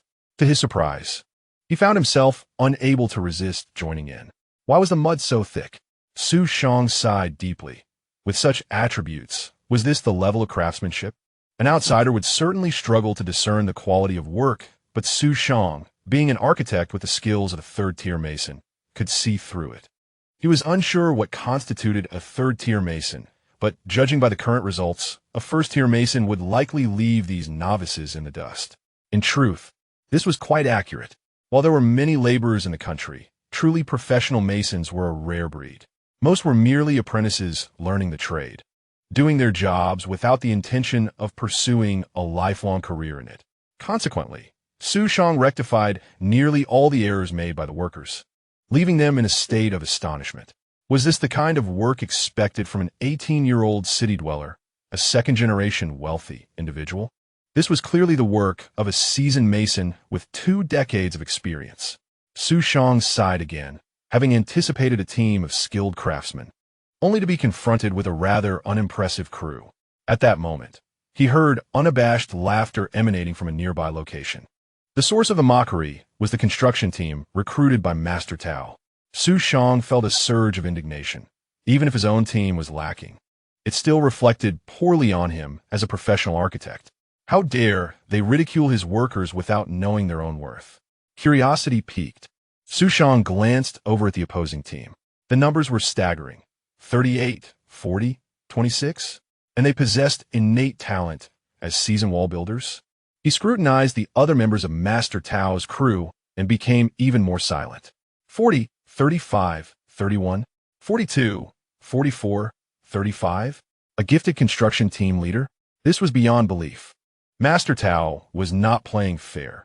Why assemble such a professional construction crew against a novice like him? In reality, it was not that Master Tao lacked integrity. A true architect inevitably collaborates closely with a skilled construction team. As the saying goes, a clever housewife cannot cook without rice. A construction crew is akin to an architect's hands. Without them, even the finest skills cannot be realized. However, This particular team of 8 was not well acquainted with Master Tao, as he had just returned from abroad. Yet, both parties were seasoned veterans, and their collaboration was remarkably swift, far more cohesive than the current team Xu Shang had assembled. Xu Shang sighed as he glanced behind him. Indeed, one should not compare oneself to others. Our skills may be lacking, but they are still family. A child does not scorn a mother for her appearance, nor does a dog disdain a poor household. Otherwise, what else could be done? Jiang Daqiang and his companions could readily discern the disparities between the two parties. Setting aside the uniform attire of the 8 individuals opposite, it was their cohesive manner of conduct that prompted Jiang Daqiang to reminisce about a master craftsman who once instructed him on the intricacies of work on construction sites. Each individual across from him evoked the aura of that esteemed mentor. After a brief moment of hesitation, he turned to Xu Shang and remarked, "Xiao Su, it appears that everyone opposite us embodies the essence of seasoned experts. Our craftsmanship cannot rival theirs." Xu Shang felt a profound sense of gratitude towards Jiang Daqiang, appreciating their self-awareness.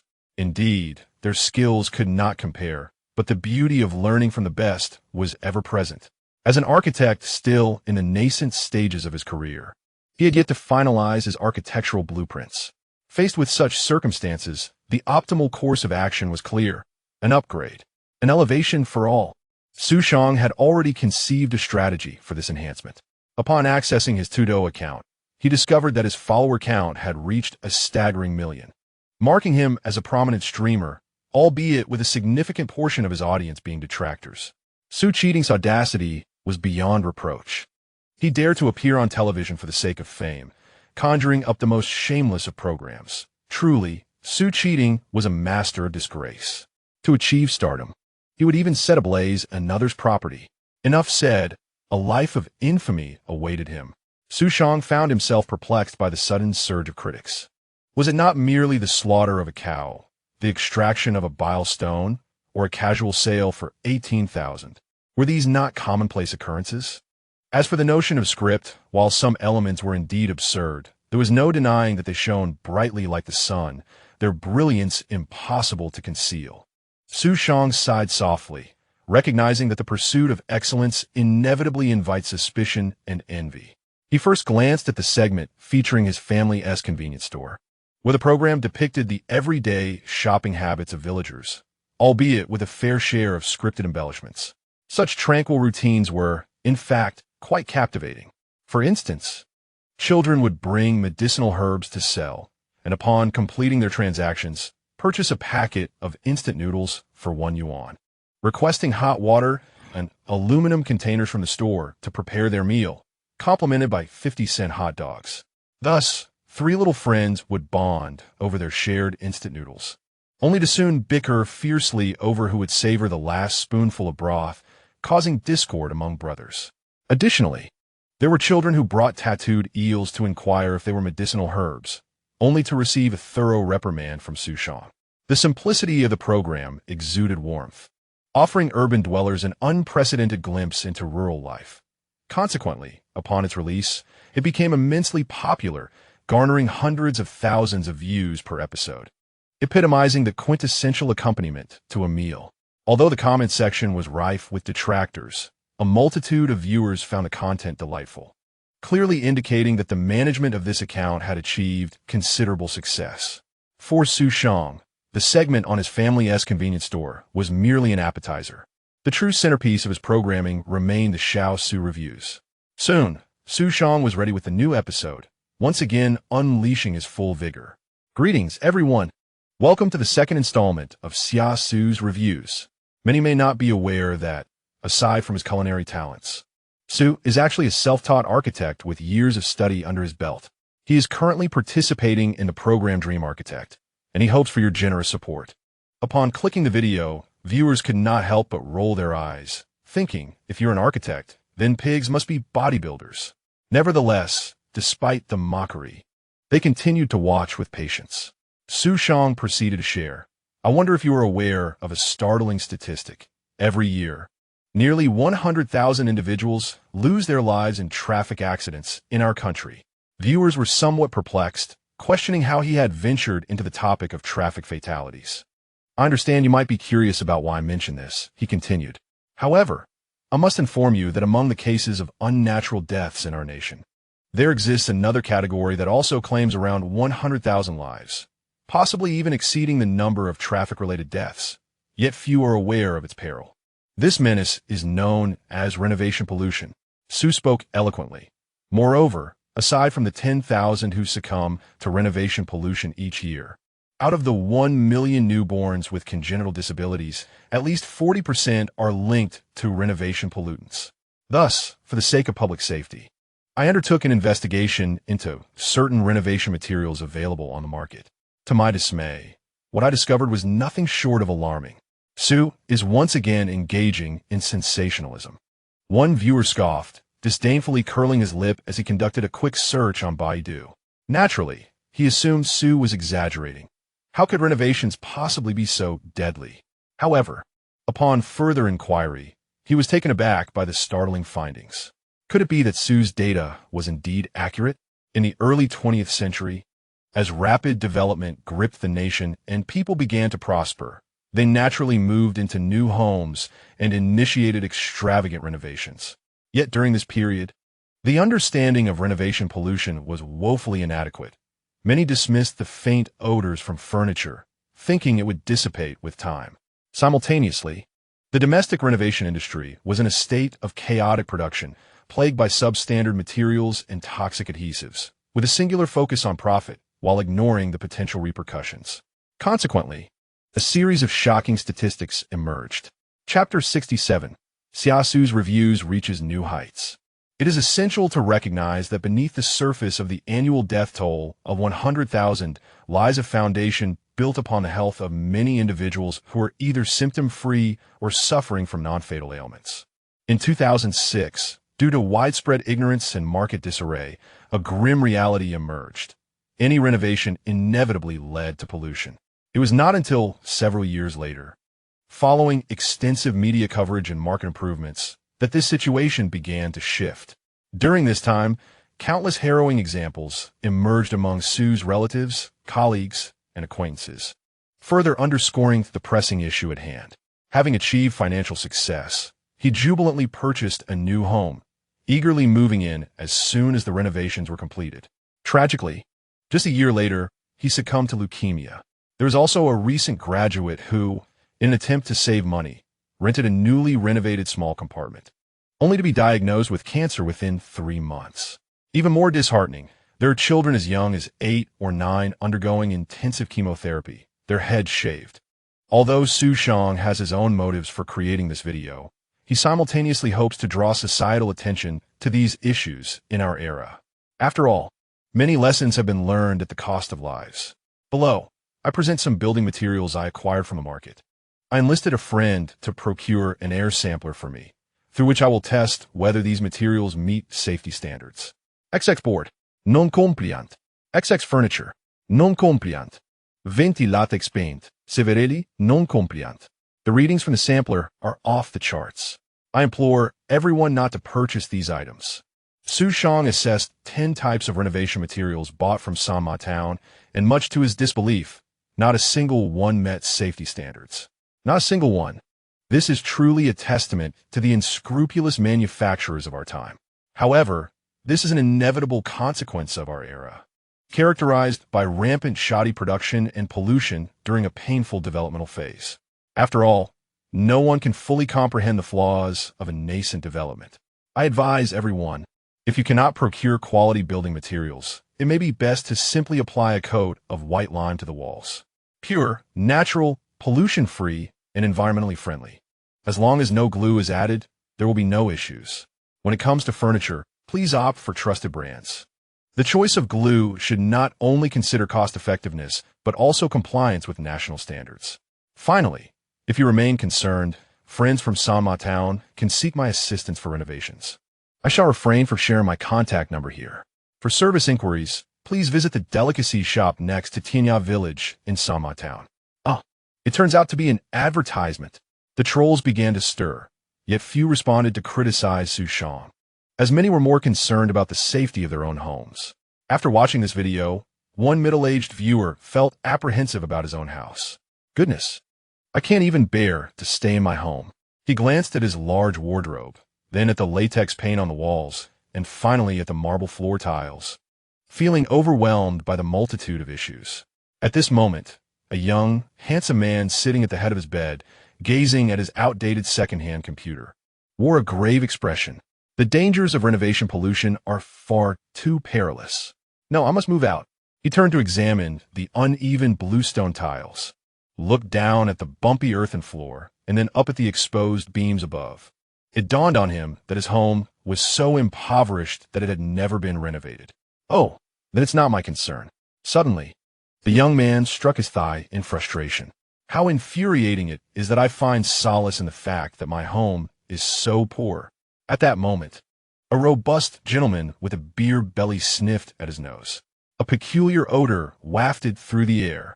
He is a man who, in a frenzy of urgency, moved into a house less than 10 days after its renovation, initially thinking that a bit of odor was inconsequential, believing he would acclimate to it in due time. Yet at this moment, he felt like a complete fool. Without further contemplation, he dashed into the living room, scooped up his daughter who was sitting on the floor playing with toys, and shouted to his wife who was cooking, "We must leave immediately. This house is uninhabitable." With that, he cradled the child and made for the door. His wife, bewildered, exclaimed, "What's wrong? What illness has struck you?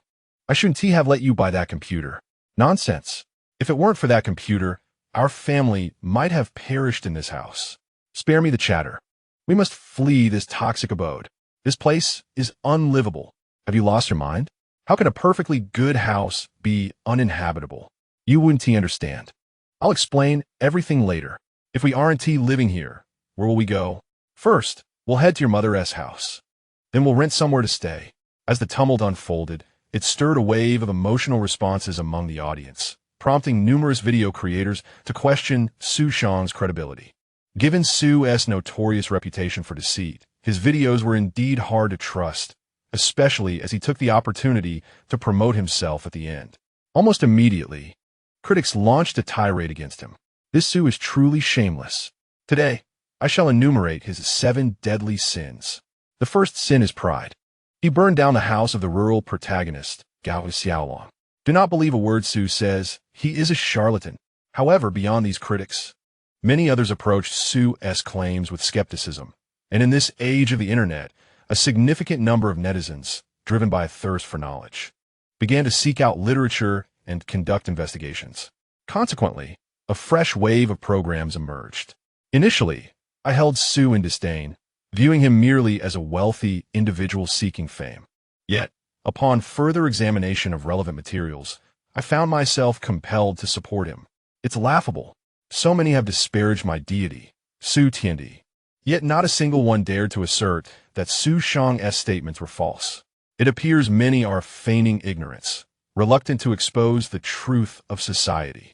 While they hesitate, I shall speak out today about the grave issues surrounding current renovation materials. The speed at which public discourse evolved online was astonishing, capturing the attention of television stations. In no time, several news outlets began discussing the topic of renovation pollution.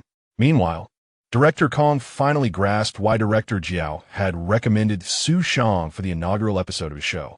This was no mere figure of public opinion. He was a veritable tempest of controversy. All the effort Kong had expended devising ways to generate buzz for his program paled in comparison to the tempest that Xu Shang represented. Even those sponsors who had previously ignored him were now calling, though a significant portion of them insisted that while they were willing to sponsor, they demanded Xu Shang's removal. Yet Director Kong stood firm. The notion of toxic building materials is simply intolerable. Even if they were to beg, I would refuse their sponsorship. Not all companies in the construction industry prioritize affordability and usability. Some have astutely sensed a lucrative opportunity.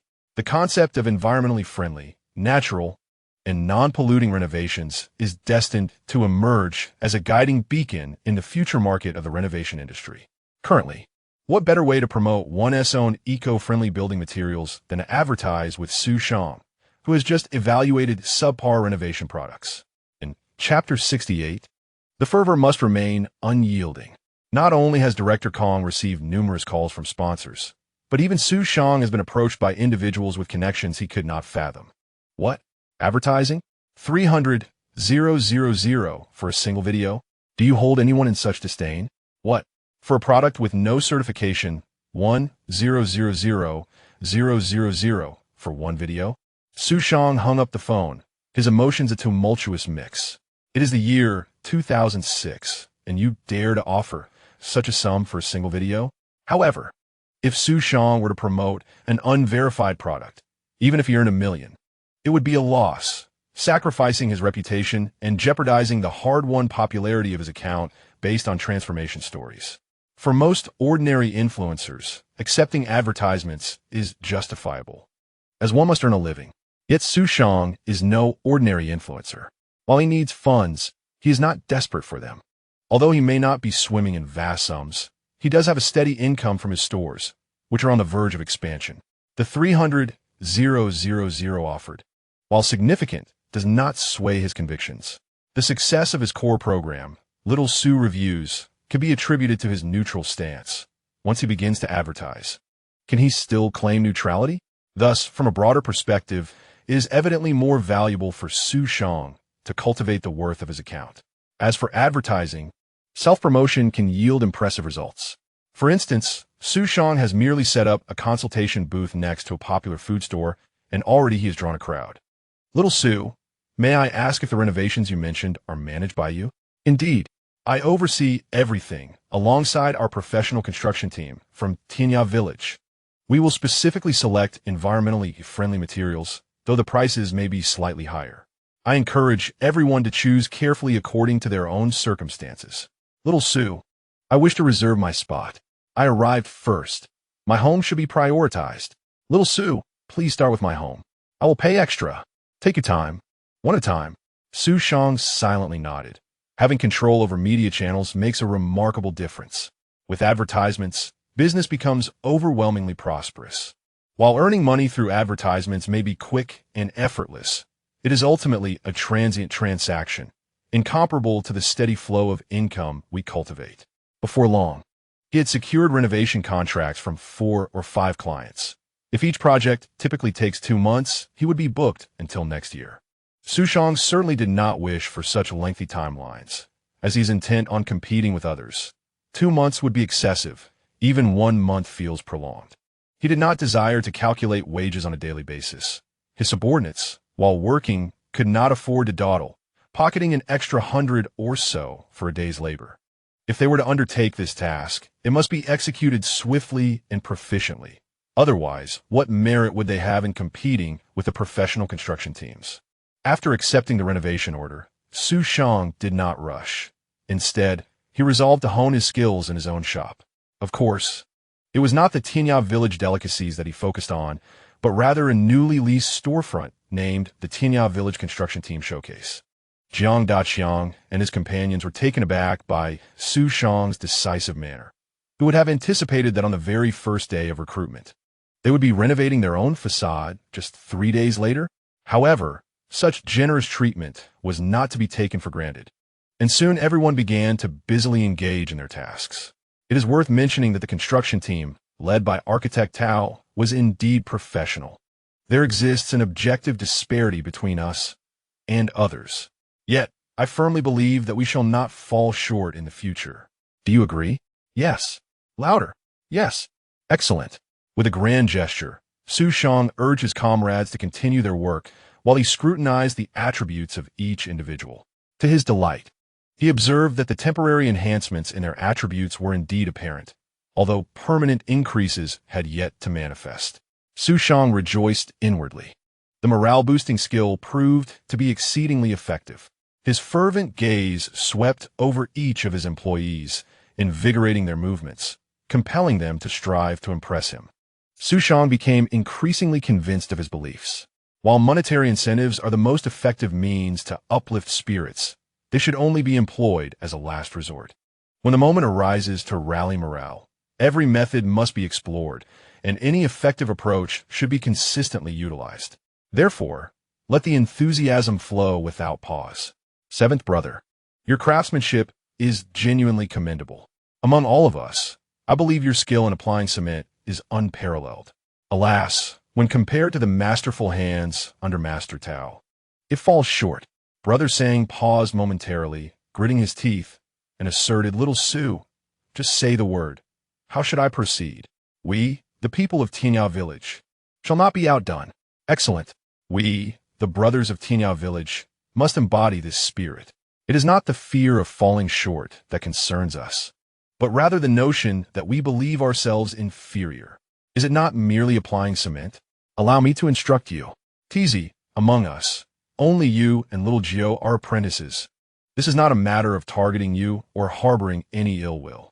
Our skills must still be refined. If you dedicate yourself to practice this month, I assure you that you will receive the benefits of a formal worker. Understood? Jiang Jintai nodded earnestly, admiration gleaming in his eyes as he gazed at Xu Shang. I will certainly learn diligently, and I will teach with utmost care. Xu Shang patted Jiang Jintia's shoulder, conveying a resolute glance.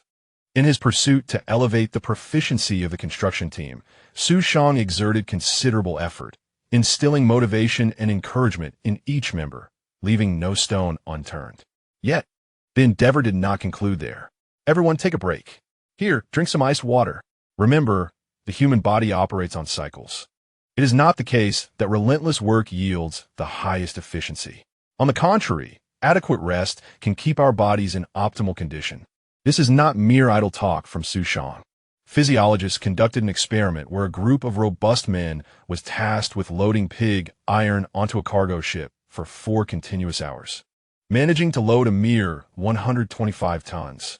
The following day, they were allowed to rest for 4 minutes after every 26 minutes of work and within the same 4-hour time frame. They managed to load 47 tons, resulting in a remarkable increase in efficiency by 276 times, which is nearly 4-fold compared to their previous output. The human body's mechanisms operate in such a manner that prolonged, high-intensity work leads to a significant decline in concentration and endurance. A balanced approach, blending work with rest, is indeed a more scientific method. Jiang Daqiang and his companions gazed at Xu Shang with eager eyes, their hearts brimming with gratitude. After all, it was their own construction team. They truly understood the value of caring for their own. Remarkably, after a brief respite and a refreshing drink, their vigor was rejuvenated. As evening approached, Xu Shang announced the end of the workday, prompting an uproar among the crowd. "Little Xu, I don't want to clock out. I want to work overtime." "Yes, little Xu, I'll just acquire these skills, and I wish to master them while my hands are still warm." Xu Shang, with a fervent gaze, addressed everyone. "In principle, we do not permit overtime. However, today I can make an exception, for I cannot disregard your hard work. Today we shall work overtime. Triple pay. Paid on the same day." Upon hearing this, Jiang Daqiang and the others momentarily held their breath. What extraordinary treatment was this? Chapter 69. Where is Xu Shang? Director Kong. Since Xu Shang has assembled his construction team, do you think we can commence filming our program? Facing the inquiry from the executive director, Director Kong pondered briefly before responding. Indeed, the construction team has been established, but it seems Xu Shang is not yet ready, as he has not responded to me. Nevertheless, we can no longer afford to wait. Let us issue a notice to both parties. At 9 o'clock the day after tomorrow, the 1-month construction period shall officially commence, which is fair to both sides. I will have someone notify them immediately. The executive director nodded and added, Director Kong, can we not proceed with a preview for our program? I see that Xu Shang's video is gaining significant traction. We cannot let this opportunity slip away. His video even mentions our program, Dream Builder. Director Kong slapped his plump thigh in realization. Indeed, he had been closely following Xu Shang's evaluation program, which had garnered over 2 million views, and the resulting online traffic could easily be in the tens of millions. Several spin-off videos had also gained popularity, turning the topic of renovation pollution into a hot-button issue online. He had squandered such a golden promotional opportunity, completely forgetting the live broadcast that Director Jiao had discussed with him. Director Kong slapped his thigh again, declaring, prepare for a live broadcast immediately. One segment will be a preview for the program, and the other will address the claims of cheating made against Xu Shang. This time, We will use the camera to reveal whether Xu Shang cheated or not. Understood, Director Kong. The official account of Dream Architect swiftly emerged on various platforms, such as Tudo and Stormplayer, promptly releasing a trailer that showcased breathtaking aerial views of Tianya Village while introducing the competing parties. The moment this video aired, it garnered an overwhelming response. Indeed, Dream Architect is a genuine program. I initially thought it was merely a fabrication. Joking aside, could a program trailer possibly be fictitious? Xu Cheating must be quite affluent. To elevate his fame, he even enlisted 2 production teams consecutively. It seems Xu Shang is set to cheat again. To those upstairs, could you please pay closer attention to the program? This Master Tao, who returned from the United States, possesses a fortune of several million, and that's in dollars. Do you comprehend how substantial that is? I've heard that Xu Shang's family barely surpasses 100 million. Is Master Tao willing to sacrifice his reputation and future to pave the way for Xu Shang? Truly, this time Xu Shang should have no opportunity to cheat. This is a master architect returning with accolades from America. I eagerly await Xu Shang's clownish performance this time around. Director Kong, observing the trailer's million views and the plethora of comments, felt a surge of joy. Although this was not his first experience wielding a director's baton, the viewership of his recent works had been rather disheartening, leaving him somewhat despondent. This was the first time he encountered a program with such promising anticipation before its premiere. He owed a debt of gratitude to his old comrade. After all, their success was not without reason. Even the television station called him, rambling on about various matters. But the essence was commendation. They praised Director Kong's exceptional work, expressing that they initially perceived it merely as a filler program, unaware it would attain such popularity and respect. Though Director Kong remained verbally modest, his face beamed with delight. Seizing the momentum, Director Kong promptly arranged for a live broadcast, utilizing some behind-the-scenes footage to sustain viewer engagement. On the inaugural day of the program, we witnessed architect Tao Ji commencing the foundation work for the house. It is said that a towering edifice rises from a solid foundation, making this phase of construction immensely significant.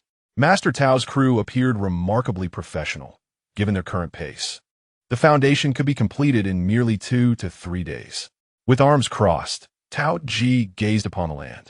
The task of constructing a house was, for him, exceedingly straightforward. However, his ambitions extended far beyond that. He aimed to thoroughly showcase his overseas style, allowing the entire nation to appreciate his creativity and prowess. The site he chose for reconstruction was the very location of Gao Xiaolong's former residence. He was uncertain why Xu Shang did not contest this choice. Perhaps Xu Shang felt inadequate when compared to him. Nonetheless, Tao Ji remained unaware of Xu Shang's intentions regarding where he planned to build.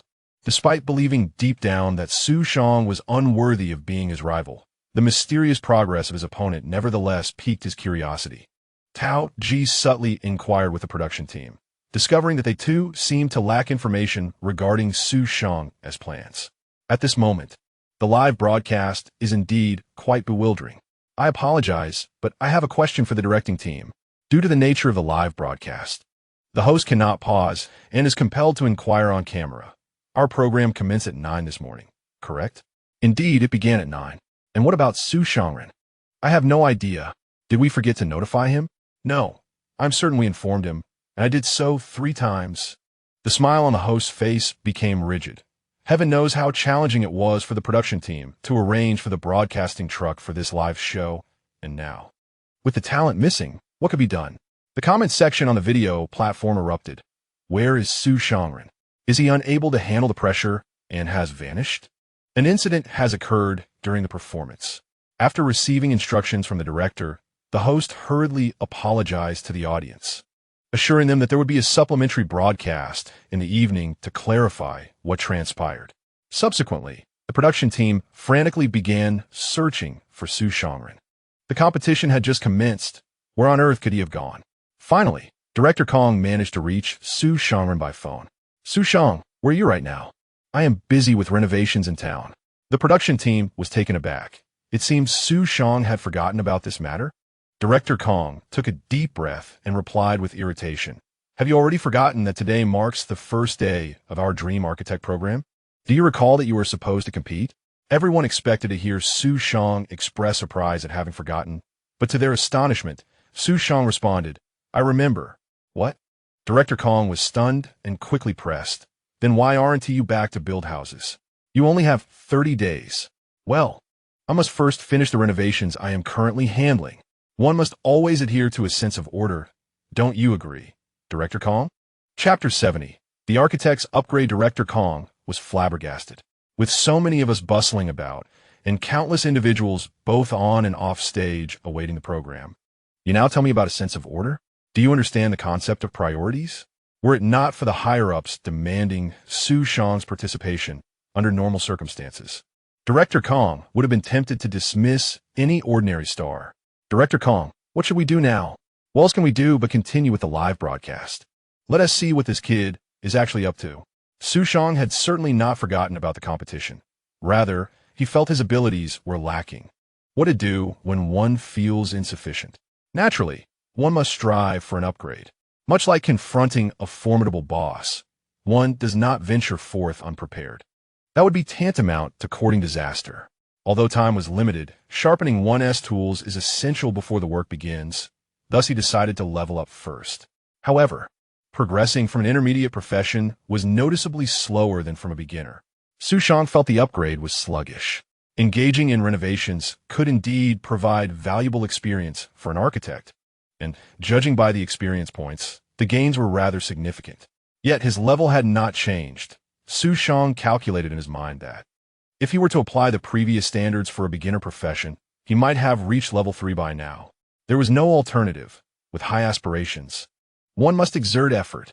While Xu Shang continued to strive toward enhancing the capabilities of his construction team, he also engaged directly in the work. As an architect, he gained invaluable experience, both from supervising the team and from hands-on involvement. This dual approach allowed him to accumulate a considerable amount of expertise. Xu Shang was determined not to believe he could not achieve level 2. He was counting on the rewards from this promotion to challenge Tao Ji in a competition. From 8 in the morning until 5 in the afternoon, with an hour's break for lunch, another 8-hour day passed. Just as Xu Shang prepared to announce the end of the workday, he was met with pleas. Little Xu, let us continue working overtime today. Yes, please, little Xu.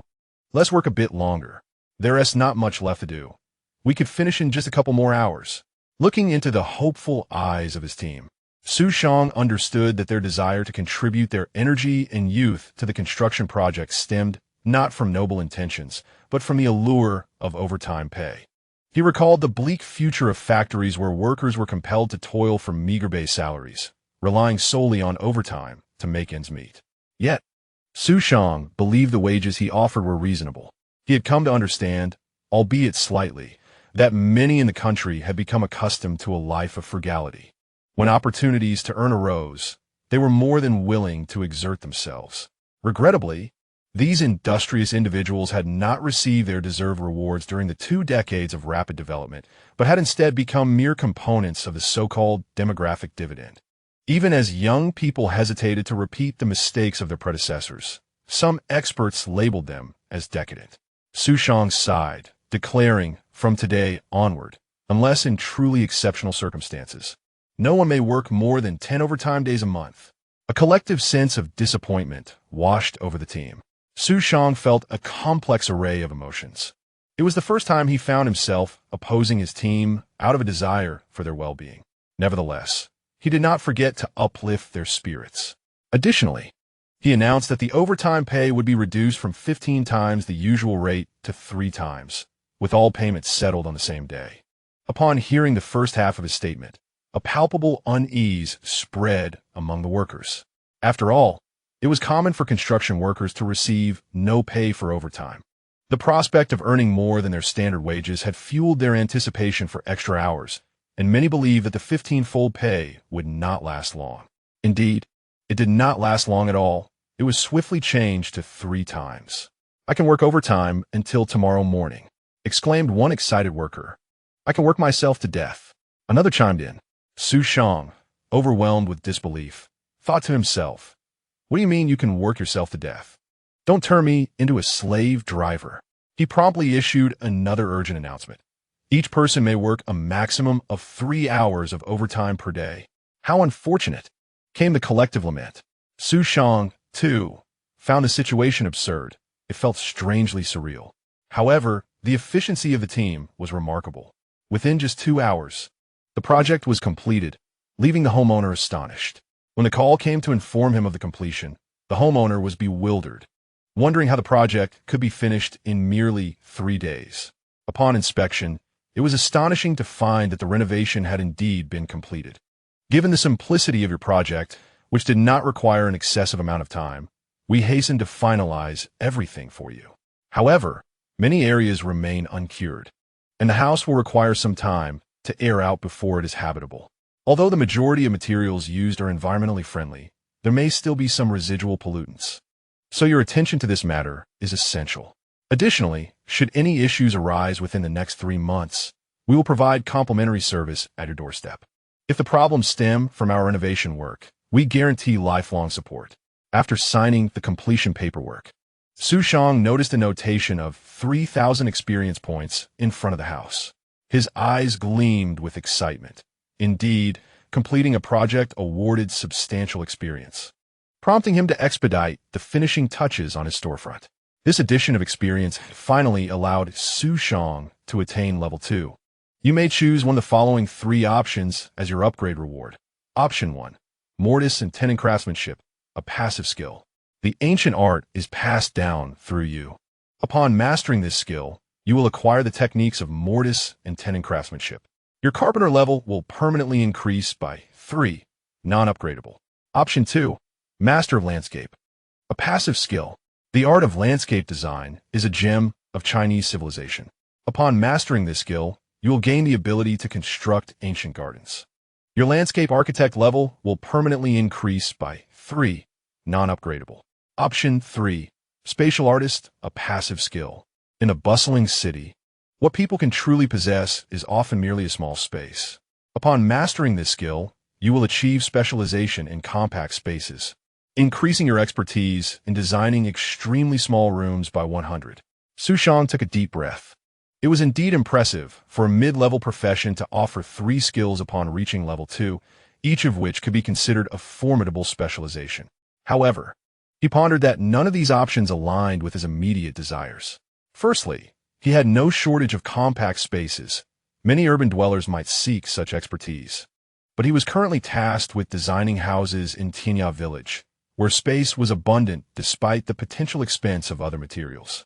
Furthermore, the title of Master of Landscape seemed excessive for his current endeavor, as he was merely looking to construct a house. Designing a garden of that magnitude would require at least millions in investment. It appeared that only the mortise and tenon craftsmanship offered some utility. Yet it still did not address his present challenges. As Xu Shang wrestled with his thoughts, the production team arrived at the location. He resolved to contemplate his choice of upgrade reward after returning to the village. His hesitation regarding the Master of Landscape option was notable. Xu Shang believed that a field investigation would clarify whether this choice was suitable for the circumstances of Tianya Village. Setting this matter aside for the moment, Xu Shang collected the project payment from the homeowner, totaling 32,000. After deducting the 20,000 spent on materials, the remainder constituted his profit. Xu Shang could not help but reflect on the impressive figures. A net profit of 12,000 in merely 3 days. Indeed, renovation proved to be a lucrative venture. Yet, it was also evident that the homeowner had gained significantly from this arrangement. Due to the standard construction process, workers are generally compensated on a daily basis. As for overtime pay, the homeowners are typically reluctant to provide it, and the workers would not willingly work extra hours without compensation. Thus, it is commonly understood that renovating a house usually takes at least a month. If delays occur, it could extend to 2 or even 3 months. As the workers are paid daily, and any opportunity to extend their workdays is seized. Consequently, the labor costs are substantial, not to mention the outrageous discrepancies in building materials. Xu Shang himself earns nothing from the suppliers. His income is solely from labor fees. After deducting the wages and overtime for the construction team, his profit amounts to merely around 6,000. While this may seem respectable, Compared to his peers in the renovation industry, Xu Shang appears to be engaging in charity work. However, for Xu Shang, the greatest reward is not monetary, but rather the rapid improvement of the construction team's overall skill level and his own experience gain. Yet, others perceive the situation differently. The production team happened to capture a moment when Xu Shang was collecting payments, and viewers across various platforms were taken aback. While others were busy filming the show, he seemed preoccupied with earning money. It appeared that his participation in the program was merely a means to promote himself and secure jobs. The host approached Xu Shang, asking, "Do you know today marks the first day of the program?" Xu Shang responded affirmatively, "Yes." The host continued, "Are you aware that there are only 30 days in total, and you have already squandered one?" Xu Shang replied, "I understand your point, but as an architect, I must treat my work with the utmost seriousness. Therefore, I did not rush to construct the house. Instead, I contemplated its shortcomings. My work inspires me." His statement was delivered with righteous fervor, convincing many viewers of his sincerity. However, when a moment of payment arrived, with the announcement of overtime pay, the viewers began to realize the reality. How come it's only 100? It's just 2 hours of work. The additional funds were merely a bonus upon project completion, based on a monthly salary of 2,000 for 8 hours a day. The hourly wage for Jiang Daqiang and others should be around 115 yuan, with triple pay totaling 34 yuan, leading Xu Shang to distribute 100 yuan to each worker upon project completion. Although the live broadcast did not capture the conversation between Xu Shang and Jiang Daqiang clearly, it did capture the moment of payment with precision. An eerie silence enveloped the audience. Indeed, you were just busy making money. The viewers were not merely casual observers. Master Tao, too, had opened his laptop, curious about the whereabouts of his elusive rival. Upon seeing the unfolding events, he nearly exploded with rage. Tao had thought he already held Xu Shang in contempt, only to discover that Xu Shang looked down upon him even more. He could not fathom that Xu Shang was in need of money, as he remembered that Xu Shang came from a wealthy family. How could he possibly be short on cash? The actions taken were clearly a humiliation and provocation directed at him. What was wrong with Master Tao? It seemed he was incensed by Xu Shang's actions. In the adjacent room, the construction crew, hearing the commotion from Tao Ji, expressed a certain understanding. After all, the scenes displayed on the computer screen were undeniably enticing. Renovation indeed proves lucrative, one seasoned worker remarked. Yet, such a crew, despite their experience, were merely ordinary laborers, lacking the technical expertise and blueprint knowledge of professional contractors. Even after years of collaboration with architects, their wages were only marginally higher than those of typical laborers. This situation was regrettable. The glory of construction belonged solely to the architects, and no one would extol the virtues of any worker as a master craftsman. Their primary advantage lay in the constant availability of work. Some tasks were slightly easier, and they received their wages punctually. Beyond that, their circumstances were little different from those of regular migrant workers. In the current societal climate, few respected these laborers, and even fewer recognized their remarkable skills with any regard. One of the workers could not help but exclaim, "Qin Tu, do you think Master Tao could take us along to earn some extra cash? How long could it possibly take to build a house in the countryside? We could certainly take on some renovation work ourselves." Upon hearing his companion's words, Foreman Qin Guangqing shook his head and replied, "What sane person would say they are filming a show and then go off to take on private renovation jobs? Such a thing is utterly impossible. Master Tao, I hear, has assets worth millions of dollars. He certainly does not lack for money. Once this program gains fame, he will either take on large projects or design villas for the wealthy, earning tens of thousands or even hundreds of thousands in a single endeavor. He has no need for trifling private jobs." Then, Qin Tu, do you think once the program concludes, Master Tao could lead us to prosperity? Qin Guangqing sighed and said, "It's possible he might allow us to work on projects, but becoming wealthy? Don't count on it. Nowadays, workers are everywhere. If we refuse to work, there are plenty of others who will take our place. We are not valued. The most we could hope for is an extra 10 or 20, and we should be grateful for that. Let us not indulge in fanciful thoughts." Qin Guangqing cast a lingering glance at the computer screen. where the Tianya Village construction crew had received a mere 100 yuan. He had witnessed their work, and their skill level hardly qualified them as seasoned workers, at best. They were mediocre. Compared to him, they fell far short. Yet they could still earn 100 in a day. Based on his skill level, he believed he should be earning at least double that. Of course, at that moment, Qin Guangqing was unaware that Jiang Daqiang was not receiving a salary, but rather overtime pay. Meanwhile, Xu Shang had returned to Tianya Village and stood atop the hill adjacent to the village, gazing down for a considerable time. After a thorough comparison, Xu Shang shook his head. With his current qualifications as an architect, he could decisively conclude that the architectural style of a garden bore no relation whatsoever to Tianya Village. It was as if they belonged to completely different realms.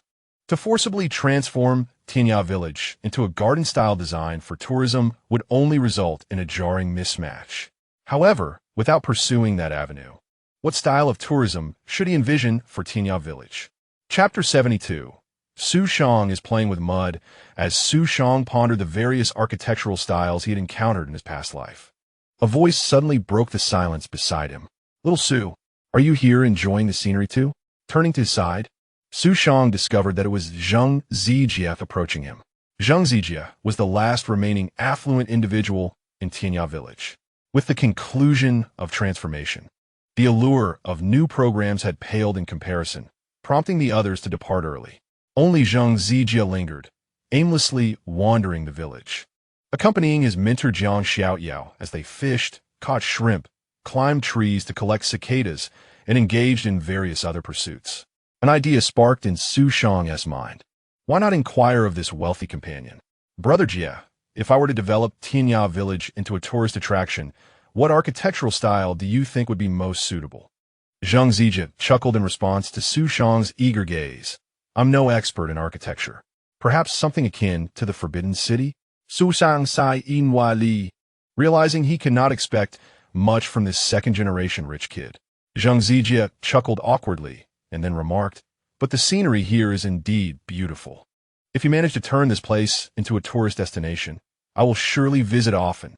Xu Shang discerned the deeper meaning behind Zheng Zijie's words and asked, "Are you planning to leave?" "Yes. I've enjoyed my time here, but it's about time to return home," Zheng Zijie lamented. "I've been here for at least 10 days and don't have any souvenirs to take back." Suddenly, an idea struck Xu Shang. He considered Zheng Zijie a dedicated supporter and felt he ought to create a keepsake for him. Though he was uncertain about how to craft such a token, he had yet to select his foundational profession. The reason for his hesitation was precisely because he intended to utilize this moment. Xu Shang contemplated creating something handcrafted, perhaps jewelry. That would suffice. "Wait a moment. Let me see what talents I possess." "What?" Zheng Zijie looked at Xu Shang with a puzzled expression, aware that Xu Shang indeed had many skills. Could this talent be evaluated on the spot? Xu Shang then initiated a draw. 3 professions whirled to a stop. Fruit farmer. Blue. Mud sculptor, blue. Miner, white. Mud sculptor? Ignoring the other 2 professions entirely, Xu Shang fixated on the mud sculptor, his curiosity piqued. What sort of profession was this? It seemed to align perfectly with his intentions. Without further contemplation, he decided to select it. Upon choosing the mud sculptor as his foundational profession, Xu Shang once again felt the profound transformation emanating from deep within his DNA, accompanied by an influx of knowledge into his mind. After briefly organizing the threads of this profession, enlightenment dawned upon him. Isn't this akin to the mudman Zhang from our language textbooks? I've drawn this profession." Xu Shang then turned to Zheng Zijie, saying, "I just remembered, I possess a skill for crafting souvenirs. Allow me to showcase my talent today and present you with a keepsake." Zheng Zijie was once again astonished. He truly had conjured skill. Is his craft truly so casually approached? To be frank, Zheng Zijie harbored little expectation for Xu Shang's skills. After all, who would take seriously someone who suddenly declares an interest in a particular craft? In truth, Zheng Zijie swiftly concluded that Xu Shang was merely jesting. As Xu led him to a small shop and retrieved a lump of modeling clay from among the toys, Zheng Zijie's cheeks twitched slightly. "So, the souvenir is merely a large piece of modeling clay produced by a local stationery factory?" You truly are a little genius. Xu Shang. While I appreciate your thoughtful gesture and understand the adage that a gift, however modest, carries deep sentiment, I believe this particular souvenir is unnecessary. You don't think I'm merely gifting you a lump of clay, do you? Oh, isn't it? Although it may appear as a simple lump of clay at present, it has yet to incorporate my artistry. Once my craft is applied, it shall transcend its humble beginnings and transform into a masterpiece of modeling clay. Zhang Zijie was taken aback. So your craft consists of kneading modeling clay? Who knew that such a simple act could be deemed a skill? By this logic, can an otaku call themselves a sharpshooter as well? As Zhang Zijie pondered whether he ought to regard himself as an artist, Xu Shang had already begun to mold the clay in his hands. At that moment, Xu Shang felt as if his hands had transformed into magical instruments, allowing the clay to take on any shape he desired. Soon enough, Zhang Zijie's attention was captivated by Xu Shang's dexterous hands. After a series of manipulations, the modeling clay began to take on a strangely familiar form, initially featuring only a nose and mouth, leaving him momentarily puzzled as to where he had seen it before. Only when the facial features became more defined did Zhang Zijie suddenly realize this was, indeed, an uncanny likeness of himself. He gazed at Xu Shang in astonishment. Goodness, you truly possess the talent for sculpting with clay. Once Xu Shang had dried the clay figure and placed it before Zhang Zijie, he inquired, "So, what do you think of this souvenir?" "It is simply magnificent," Zhang Zijie replied, bemused as he looked at the chibi version of himself. He then raised his gaze to Xu Shang, asking, "Could you perhaps think of any other talents you might possess?" "My talents? Well, that is..." Xu Shang fixed his gaze intently on the clay figure. If he was not mistaken, a notification had just appeared above the figure, indicating an experience gain of 30. This experience was not related to sculpting. Different professions had distinct experience colors, and Xu Shang was certain this experience pertained to architecture. Wait, what is this situation? Xu Shang promptly examined his skills, and after a moment's reflection, he discovered the reason. Under the architectural professions supplementary section, it clearly stated, Level 5 Sculptor, non-upgradable. A sculptor? Clay sculpting? Ah, so you're all part of the same family. With this realization, it seemed the mystery had been resolved. Xu Shang was instantly filled with joy. The issue that troubled him was the design of the Tianya Village buildings, and the solution lay in upgrading to an architect. However, the path to becoming an architect required engaging in construction work, which would consume too much time, a luxury he could no longer afford. At last, he had discovered a method to swiftly gain experience for his upgrade. The following morning, his companion Zhang Zijie had departed from Tianya Village with a set of clay sculptures. The live preview of Dream Builder continued. We could observe that Master Tao Ji had made considerable progress on the foundation. His speed was truly remarkable. Meanwhile, it remained uncertain whether Xu Shang had finalized his architectural plans to commence work. As the host attempted to discern Xu Shang's actions, he was momentarily rendered speechless, finally managing to utter a phrase due to his professional demeanor. We could see Xu Shang engaging in the art of clay modeling. Chapter 73. Do you understand what art is? The host should be grateful that the barrage feature would not become a trend in Huaxia for several years. Otherwise, the live channel's comment section would surely have erupted. Even so, viewers, unable to express their emotions adequately, flocked to forums and comment sections. What was Xu Shang doing? Wasn't he supposed to be competing with the overseas architects? How did he find time to play with clay? The host was equally curious about the answer. So he approached Xu Shang with a microphone. May I ask what you are currently doing? Xu Shang looked up at the host and replied, Isn't it obvious? I'm working with clay. The host exclaimed, You are truly just playing with clay? Suddenly, a spark of realization ignited in the host's mind. He understood. Just as architects must prepare blueprints before commencing a project, some engineers create scaled models that reflect the architectural style more vividly. This method allows for the most direct expression of a building's shape, structure, and style, while also permitting real-time modifications to enhance the overall design, an undeniably effective approach. The host promptly shared his thoughts with the audience, and after hearing his insightful commentary, viewers experienced a moment of clarity. So that was it. I mistakenly judged Xu Shang. While his skills may not be exceptional, he certainly possesses a unique perspective. I had assumed he was merely playing with clay, revealing my own superficiality. The host then addressed the audience. I believe it won't be long before we see a scaled architectural model. In the preview of the show the day after tomorrow, I will witness it alongside all of you. Let's make sure to reunite then. The live preview of Dream Builder is scheduled to take place every 2 days. Due to the research conducted by the production team, it was ultimately revealed that the effect of updating the program daily did not foster greater audience engagement compared to a bi-daily schedule. The frequent updates may induce a certain degree of aesthetic fatigue, compounded by filming costs, making the bi-daily option significantly more economical. This observation appears valid, as the one-day interval between updates leaves many viewers in eager anticipation, akin to a cat's paw scratching at their curiosity regarding Xu Shang's architectural style. At last, the day for the program's preview live broadcast has arrived. Dear viewers, I'm delighted to reunite with you. Today marks the 4th day of work for our 2 architects, and we can observe that Master Tao Ji has completed all foundational work. Truly, as an architect returning from abroad, his efficiency is remarkable. The audience readily acknowledges this, affirming his prowess as a master craftsman.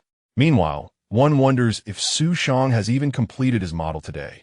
The camera follows the host to Xu Shang's workspace, where the host cleverly stirs the audience's anticipation. I believe many of you, like myself, are curious about the architectural model designed by Xu Shang. I understand that some viewers harbor doubts regarding Xu Shang's self-proclaimed title of architect. Will he deliver a satisfactory outcome? As the host approaches Xu Shang, he scrutinizes the area but fails to locate the architectural model, prompting him to inquire, "Where is it?" Xu Shang responds, "What are you referring to? The model you spent 2 days creating." The host exclaims, "Oh, I see. I was just about to use it for a video. Since you are here, you've saved me the effort of making one." The host silently acknowledges that Xu Shang indeed dedicated 2 full days to crafting the architectural model. Following this, the host accompanies Xu Shang to a nearby room, where they find it filled with a myriad of items. What on earth is this? The host muses, perplexed by the array of objects, questioning the connection to architectural modeling. The assortment is indeed diverse, ranging from chickens and ducks to rockets and Gundams. Yet conspicuously absent is the architectural model. In a display of pride, Xu Shang lifts a model before the camera, exclaiming, "Look at this!" The host observes a model with a round face, slightly raised chin, and a haughty gaze, clad in the attire of an American cowboy, an unmistakable likeness to architect Tao Ji. "How remarkable!" The host remarks. Xu Shang continues, "I wonder if anyone is interested in this clay figurine, a genuine piece of traditional folk art. I recently opened a shop on Taobao called Tianya Village Xiaoxiu, selling clay figurine blind boxes for 8 yuan each. If damaged, I can resend. But due to the nature of blind boxes, returns are not accepted. A minimum purchase of 3 is required, so please consider it." The host is momentarily taken aback, widening his eyes as he gazes at Xu Shang. "Do you remember that we are here to produce a program?" The audience expressed their disbelief towards Xu Shang. Yet among them, a small faction of traders discreetly ventured to Taobao to place their orders. They believed that Xu Shang's clay sculptures were truly remarkable. Soon, someone noticed the emergence of these traders, for when they attempted to order, they discovered the items were sold out. Who could be so swift? Instantly, voices in the comment section began to denounce the traders. Someone commented on Xu Shang's podcast account, "Su Qiandi, I desire a figurine of an anime character. Could you possibly make one?" "Su Qiandi, might you create a figurine of Naruto?" "Su Qiandi, my request is modest. Could you craft a figurine of Louise from Zero no Tsukaima?" Naturally, there were also those in the forums who scoffed at Xu Shang. 8 yuan for a blind box clay figure? Only a fool would buy that. Isn't clay just dirt? A lump of clay, and they dare to sell it for 8 yuan with a minimum of 3? It's a blind box, and who knows what's inside? Only fans of someone like Xu Shang would purchase such nonsense. Upon reading this post, someone couldn't help but laugh. Do you even understand what art is? A clay figurine from a neighboring country, even back in 2006, would cost dozens of yuan. Plastic figures would easily fetch hundreds. If Xu Shang's figurine were genuinely as good as depicted in the video, selling it for 8 yuan would hardly constitute a business. it would be akin to charity. Xu Shang himself never anticipated that the clay sculpture business would flourish so abundantly. He merely wished to gain experience as an architect while exploring the possibility of earning some extra income. However, to his astonishment, his Taobao shop received a flood of orders, depleting his self-set inventory of 999, and the customer service received an astonishing 999 unread messages. Is it truly so easy to earn money in the realm of anime? Chapter 74. The whole village plays with clay following the little shop of Xu Shang's family. A brand new program titled Xu Shang's Clay Sculpture Studio was launched under his podcast account. Upon its release, it garnered an impressive addition of 300,000 followers, propelling Xu Shang's blog followers toward 1,500,000. In the video, Xu Shang was shaping a clay sculpture of Sasuke Uchiha, simultaneously stating, "I have received numerous requests for personalized orders in the background, and I would like to address this. Given my current status, my appearance fee cannot be less than several thousand. It must be at least 300 to 500. Therefore, the matter of personalized orders is not due to my unwillingness, but rather the fact that the price is beyond your means. However, I am not entirely devoid of compassion. Each day, I will select 5 fortunate viewers from the comment section of every video to create personalized clay sculptures for free." Xu Shang spoke without hindering his work, and before the astonished gazes of the audience, the lump of clay seemed to be infused with life by his hands, and in an instant, a vibrant model of Sasuke emerged before the camera. Wow! Although I have consistently criticized Xu Shang, I must concede that he is undeniably talented. Xu Qiandi is indeed deserving of his title. I am Wang Ergu, willing to serve the heavenly emperor through thick and thin. However, not everyone who views this video holds it in admiration. For instance, a certain director, surnamed Kong, finds himself at a loss for words in assessing the video. It must be said that the clay figurine is indeed quite impressive. Yet, are you here to participate as a dream architect? Is it possible that one can now claim the title of architect simply by molding clay? While Xu Shang is engrossed in his clay crafting, Sister Zhang's husband is grappling with a significant crisis regarding his domestic status. Money is not as tight as it used to be, so why settle for this? Sister Zhang remarked disdainfully at the 2 modest dishes on the table, a stir-fried vegetable and a small portion of pickles. Their household had always lived in such simplicity. For what delicacies could the impoverished afford? Yet, Sister Zhang vividly remembered how her husband would scowl and hurl his chopsticks in frustration whenever she put forth the effort to create elaborate vegetarian meals, complaining about toiling outside only to return home to such fare. Now, it seemed it was finally her turn to express her dissatisfaction. Indeed, now that she has become a working woman while her husband has been without work, even on her day off, it falls upon him to prepare the meals. After all, he often lamented about toiling endlessly to provide for the family, only to return home to a meal that was already prepared. The man, with a hint of defiance, picked up a piece of vegetable and retorted, "In a few days I will have work again. With my skills, what you earn is hardly significant." "Oh, you're quite impressive, aren't you? Didn't you boast about your exceptional tile-laying skills? Why isn't that young fellow Sue hired you?" The man fell silent, struggling to respond before finally muttering, "He simply lacks vision. Your lack of ability is evident, and yet you dare to claim that Sue lacks vision." Sister Jiang scoffed. "Everyone knows that young Sue has eyes like an eagle. If he deems you capable, you are indeed capable, and if he thinks otherwise, then you simply lack that capability." Frustrated, the man slammed the table and stood up, exclaiming, "What do you mean I lack ability? Let me tell you, I simply don't wish to go. Do you think construction work is easy? It's exhausting, filthy, and fraught with issues like renovation pollution. It's hardly the golden ticket you envision. Just wait, soon enough. They will all regret it." As he spoke passionately, a waft of meat aroma drifted in, tantalizing the senses of the man who had been subjected to such bland meals. He caught the sound of a knock at the door. "Sister, is Sister home? It's Sixth Aunt. What brings you here? I heard you were stewing meat today. I brought you a bowl." Sister Jiang glanced at the large porcelain bowl in Sixth Aunt's hands, filled with tender, aromatic chunks of pork. Although the arrival of Xu Shang had brought some change to Tianya Village, the residents still led frugal lives, even when indulging in meat, which was typically a rare treat. Today, Aunt Lu's generosity is quite remarkable. This bowl likely contains over half a kilogram of meat. Aunt Lu, why such a lavish amount of meat? Has your family struck it rich? Oh, my son Juzi has been working with the construction team. Just the other day, they distributed wages, and in a moment of excitement, he brought back over 10 kilograms of meat. You see, this reckless spending is absurd. Even with money, one should not squander it like this.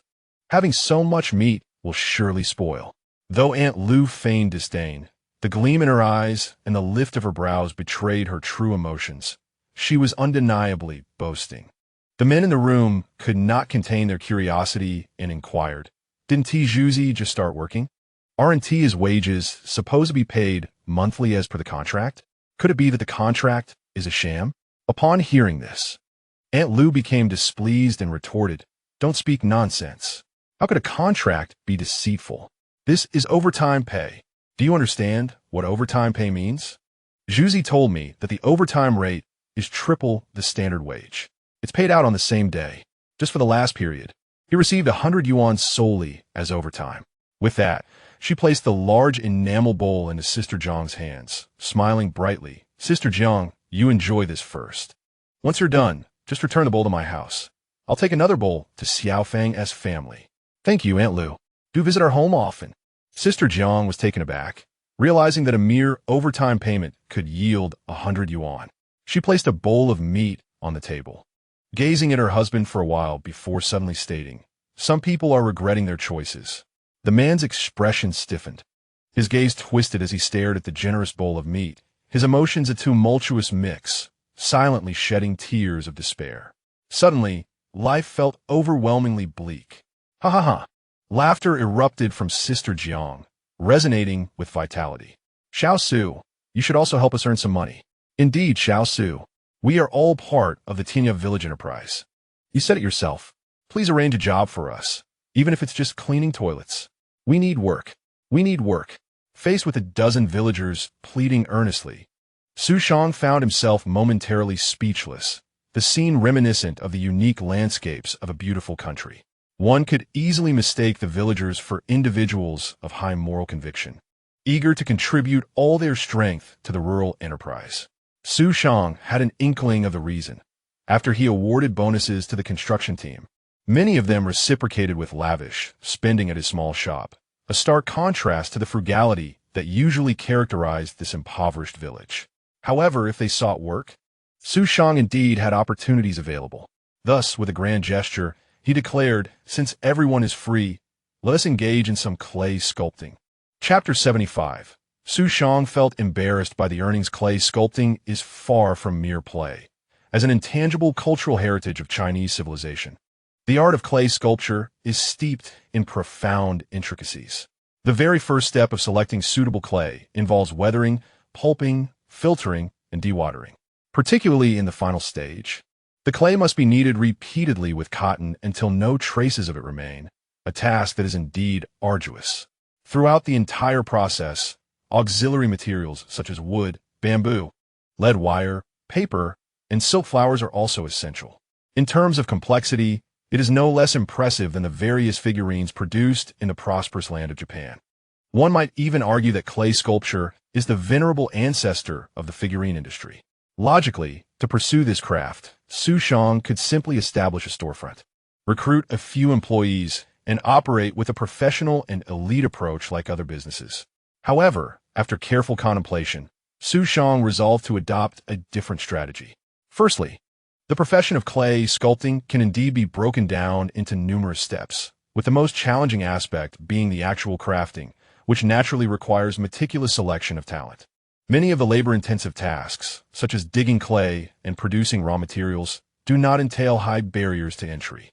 Furthermore, Xu Shang sensed that the reasonable wages he offered had a stimulating effect on the villagers of Tianya. As the ancients wisely stated, the issue lies not in scarcity, but in inequality. While some individuals have begun to prosper, many others could only look on enviously, which was clearly unjust. Consequently, Xu Shang initiated a project for casual labor. Except for the final selection and training of the clay sculptors, all other tasks were subcontracted. Compensation was based on a fundamental hourly wage supplemented by performance incentives and to ensure equitable access to opportunities. Working hours were capped at a maximum of 3 hours of casual labor per person each day. Although many were dissatisfied with the absence of benefits typically associated with full-time employment, the high wages offered for casual work motivated them to exert considerable effort. Xu Shang was also eager to cultivate a skilled cohort of clay sculptors. Even if he maximized the efficiency of the sculpting process, he would still struggle to keep pace with the influx of orders. However, the cultivation of talent is not something that can be rushed. It requires time. Yet, after subcontracting tasks such as clay digging, processing, packaging, and shipping, Xu Shang was able to significantly enhance his efficiency by focusing solely on the sculpting of figures. Moreover, he discovered that this endeavor was far more lucrative than making pancakes. A comment from a post disparaging Xu Shang accurately noted that the cost of clay figures is remarkably low, especially when compared to the price of 8 yuan for a blind box. None of the materials, soil, cotton, or wood, appear particularly valuable, as the essence of this trade lies in the craftsmanship. The most substantial costs likely stem from packaging and shipping. Although he utilized custom boxes, the amount of cardboard used for a single clay sculpture is minimal, rendering it inexpensive. Shipping, however, posed a challenge. Even in 2006, the average person might pay around 10 yuan to send a package. Despite negotiating as a business, Xu Shang could only secure a rate of 5 yuan per delivery. Thus, he reluctantly resorted to the controversial strategy of selling blind boxes with a minimum purchase of 3. After all, selling individual pieces with shipping costs left him with little to no profit. It turned out that the blind box concept was somewhat outrageous. Xu Shang even witnessed individuals purchasing as many as 20 boxes at once. Remarkably, he had not employed any elaborate schemes, such as offering a one chance to unveil an SSR or limited edition golden variants, nor did he create combinations of the 8 immortals or the 12 zodiac signs. Conservatively estimating, Xu Shang realized he could earn at least 6 yuan per clay figure. He earned so much that he nearly felt embarrassed about it. Thus, Xu Shang did not hesitate to offer his fellow villagers a higher wage. 80? For just 3 hours of work? You're giving me 80 yuan? A nimble auntie, upon receiving her payment, could hardly believe her eyes. Annie, you are the most diligent worker among us all. With a base salary of 10 yuan per hour plus an additional 50 yuan in performance pay, this amount is rightfully yours. The auntie remained incredulous, wiping her hands several times before taking the money, cautiously inquiring, "Little Xu, you won't be at a loss for paying me such a sum, will you?" Xu Shang thought to himself that a loss was out of the question. With such outrageous profit margins, even if he quadrupled her salary, he might still come out ahead. Of course, none of this accounted for Xu Shang's personal technical contributions, as the true value lay in individual craftsmanship. The expressions of others receiving their wages were equally nuanced.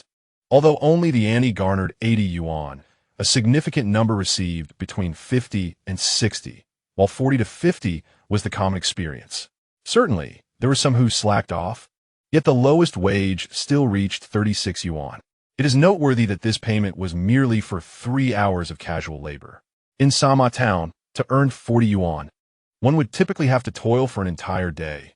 8 hours was nearly impossible unless one dealt with piecework. No employer would be so generous. Consequently, everyone was eager to convert this job into a primary occupation. "Little Xu, I want to continue working." "No, you've already worked. What about others? Each person can work only once a day. It's first come, first served. Those who didn't sign up today will have to wait until tomorrow." Disappointed, the crowd departed, yet they quickly rallied, eager to share this delightful news with their friends and family. After all, arriving late could mean losing a spot in line. It seemed that securing work would likely have to wait until the following day. Some chose to visit Xu Shang's small shop. The young girl he had hired for 20 yuan to manage the store was exceedingly content with her job. Besides the 20 yuan wage and 3 meals a day, there were additional unseen benefits, such as a ceiling fan and a black and white television installed in the shop. Given that the villagers of Tianya were quite impoverished, the shop saw little business, allowing the girl to happily enjoy the breeze while watching television. However, Her joy was somewhat marred when the newly formed construction crew members started coming by in the evenings to purchase items, often interrupting her during the most thrilling moments of her favorite dramas. Thankfully, during the day, she could still focus on watching television. Just as she was engrossed in the 2003 adaptation of The Heaven's Sword and Dragon Saber, a voice called from outside. "Girl, bring me 2 bars of soap and a box of toothpaste." Reluctantly, she tore her gaze from the screen and quickly gathered the requested items for the customer. Yet before she could complete the transaction, another person walked in. "Dear sister, bring me 2 bottles of beer and a bag of drunken peanuts." Oh, the girl was somewhat anxious. She had just witnessed the most thrilling moment of the 8 great sects attacking the Bright Summit, and suddenly 2 patrons arrived. As she hurried to fetch the beer, several more people entered the establishment. "Sister, 2 packs of instant noodles." "Sister, could you fetch me a bottle of soda?" "Sister, I want an ice pop." The girl, feeling a bit overwhelmed, bit her lip and gazed longingly at the back of the television. Why are there so many people in the shop today? Chapter 76. The Inheritance of Intangible Cultural Heritage. 5 days had passed since the program aired, and let us see what Xu Shang is currently engaged in. The host, feeling a mix of emotions, approached Xu Shang, not even wishing to check on the progress at Tao Ji's side. Living in the village, he had already heard from others in the crew that the house S structure was almost taking shape. Meanwhile, Xu Shang's side was eerily quiet. Well, it was entirely devoid of activity. The little clay figurines were selling like hotcakes. Online, some had even received their first batch of clay sculptures and promptly offered high praise. One individual even compared a blind box clay sculpture with a charming imported clay figurine from another country. The result, naturally, was a resounding victory for the 8 yuan blind box figurine. This further ignited the audience's enthusiasm for purchasing, and Xu Shang's Taobao store was selling out almost immediately upon restocking. Although the host had not witnessed any absurd incidents, such as a certain artist's new song outselling J-Cho in the future, he could still sense the terrifying power of fan economy at this moment. Yet, the question remained, weren't we filming a dream architect? Wasn't this about crafting little clay figurines? The host sighed softly, hoping for some action from Xu Shang today. However, upon arriving at Xu Shang's location, the host felt an overwhelming urge to cover his face. He suppressed this impulse and, with professional composure, introduced. We can see Xu Shang engaging the entire village in some clay play. This could hardly be blamed on Xu Shang, for the orders were simply too numerous. While he need not concern himself with other tasks, the final step of manual labor was irreplaceable. Xu Shang had indeed recruited several apprentices, nearly a dozen.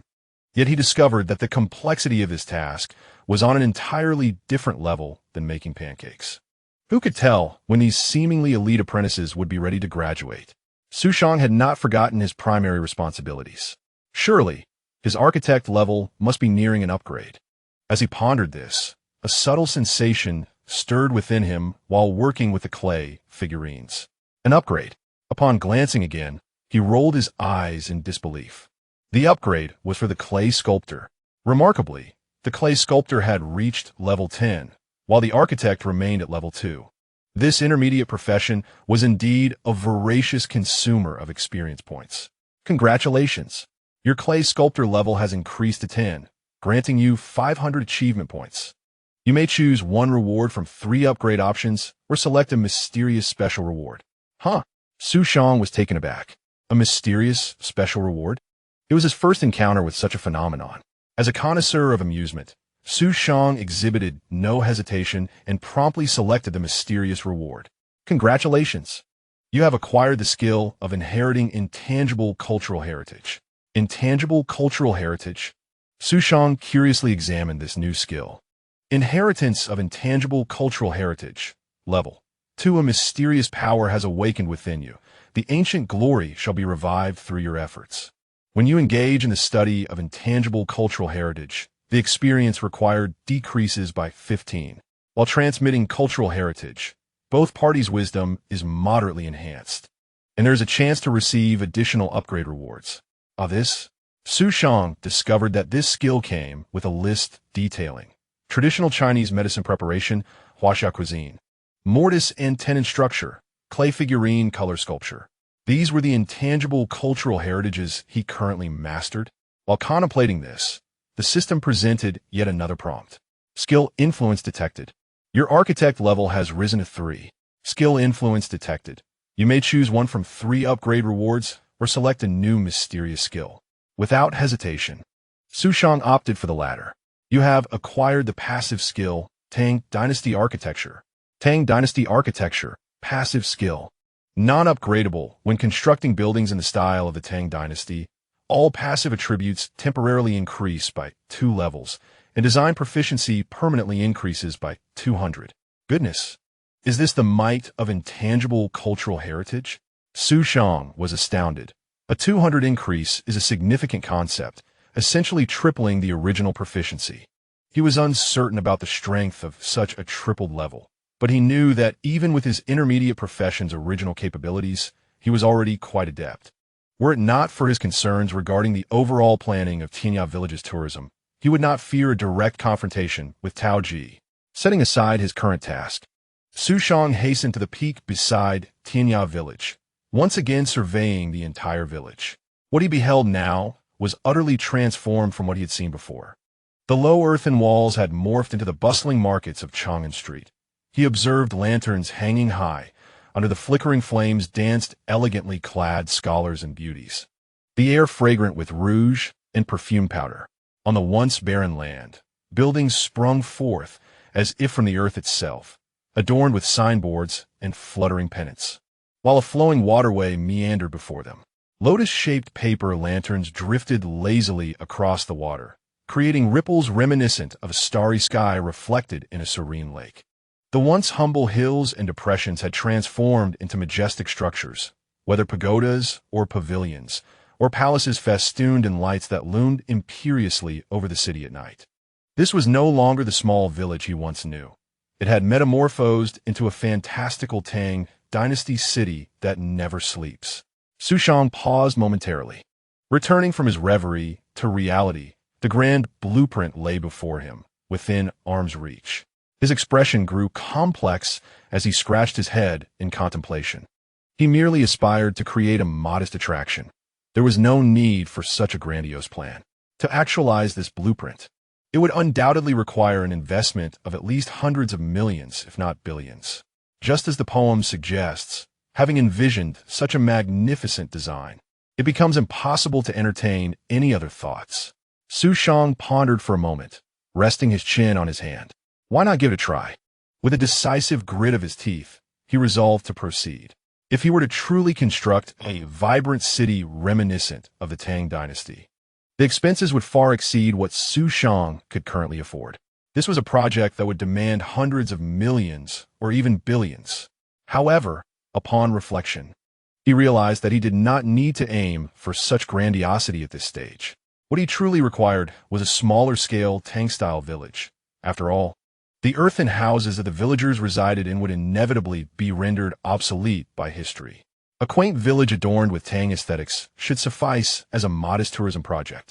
The vision of a bustling Tang city, of course, lingered in Xu Shang's future aspirations, but it was evidently not the right time.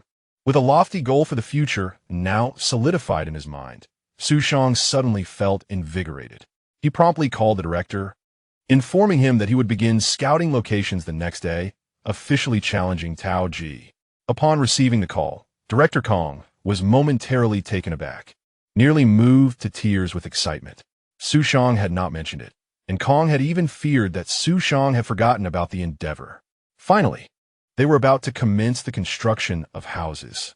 Chapter 77. Do you not consider feng shui before building? Hey, it's time to get up.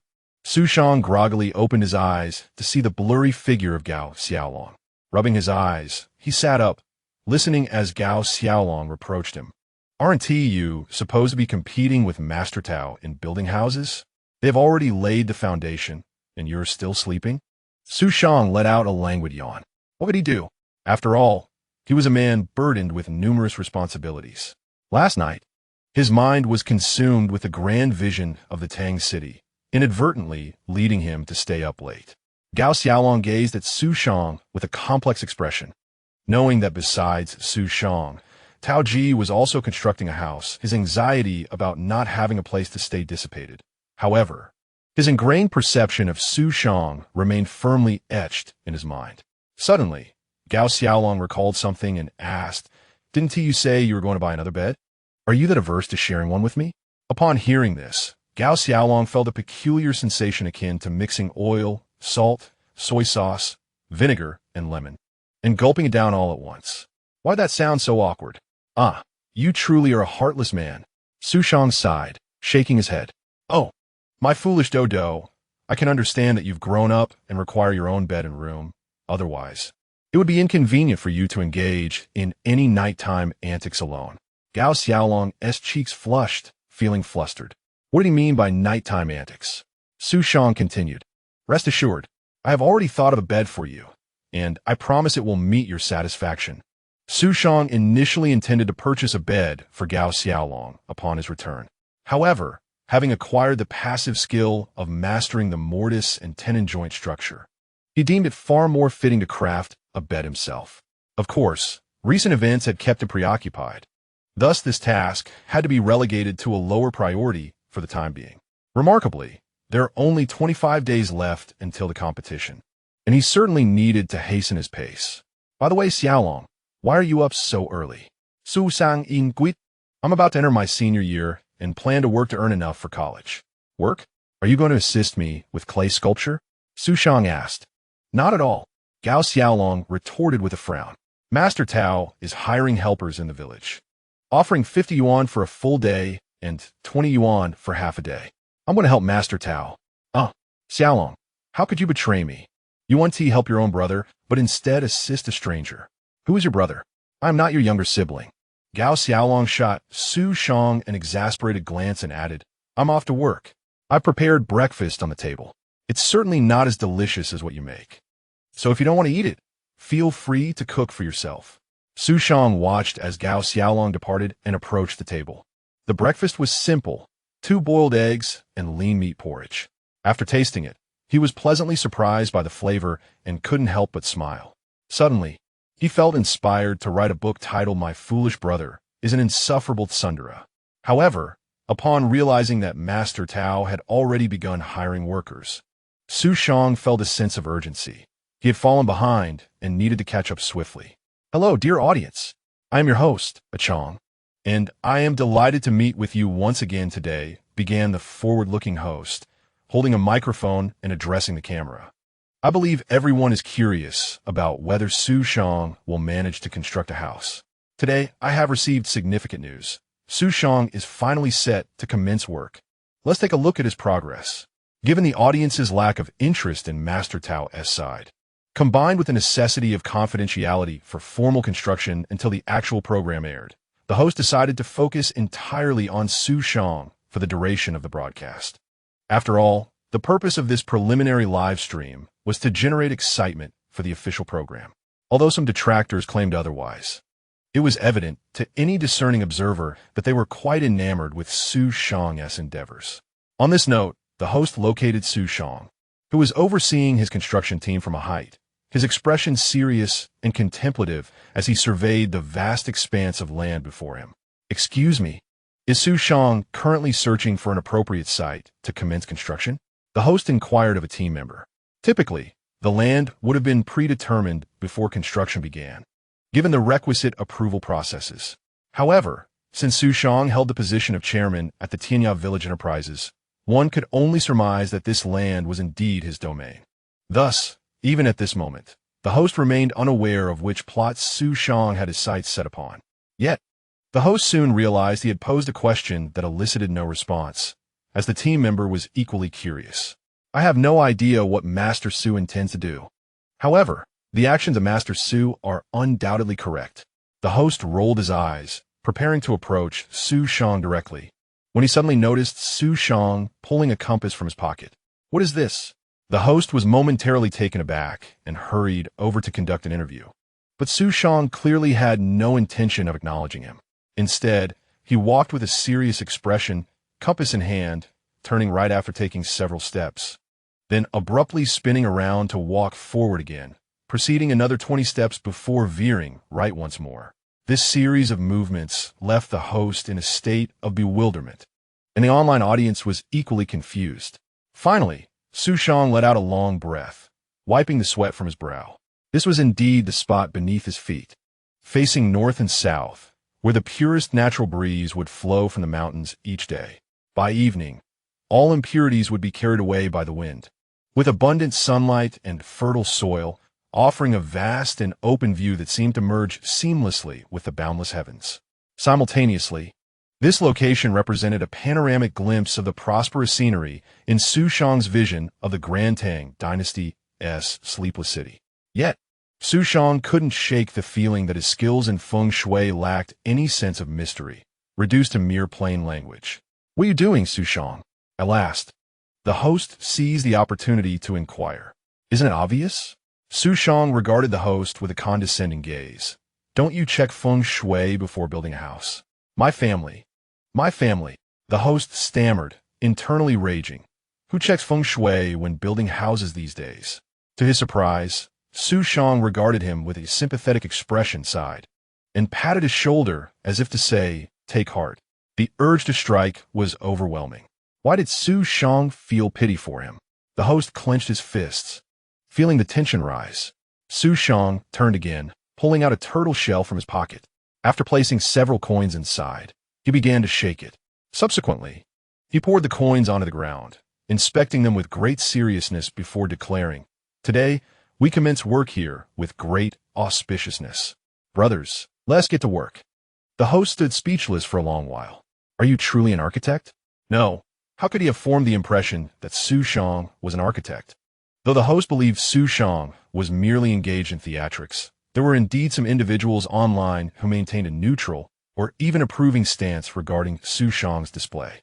These voices were largely ignored, as the prevailing public opinion surrounding Xu Shang was embroiled in a maelstrom of seeking fame by any means, even resorting to deceit, until a certain television station took an unprincipled stance. This station, during its morning news program, seriously presented a feature on the dream architect, inviting an expert to elaborate. We can see that the architect from the Tao era is a quintessential representative of the overseas school, with a diverse and distinctly modern artistic style. As for Xu Shang, he is evidently from the classical school of architecture. The news anchor promptly asked, "So, is this a contest between the classical and overseas schools?" Indeed, regrettably, the distinctive styles of the two architects remain elusive for now. It seems that we must await a month until the premiere of the program Dream Architects to indulge our visual appetite. It is evident that the provincial television station, which has invested in this show, is the very one behind it. Furthermore, the commentary section of the morning news is undoubtedly aimed at generating buzz for the program.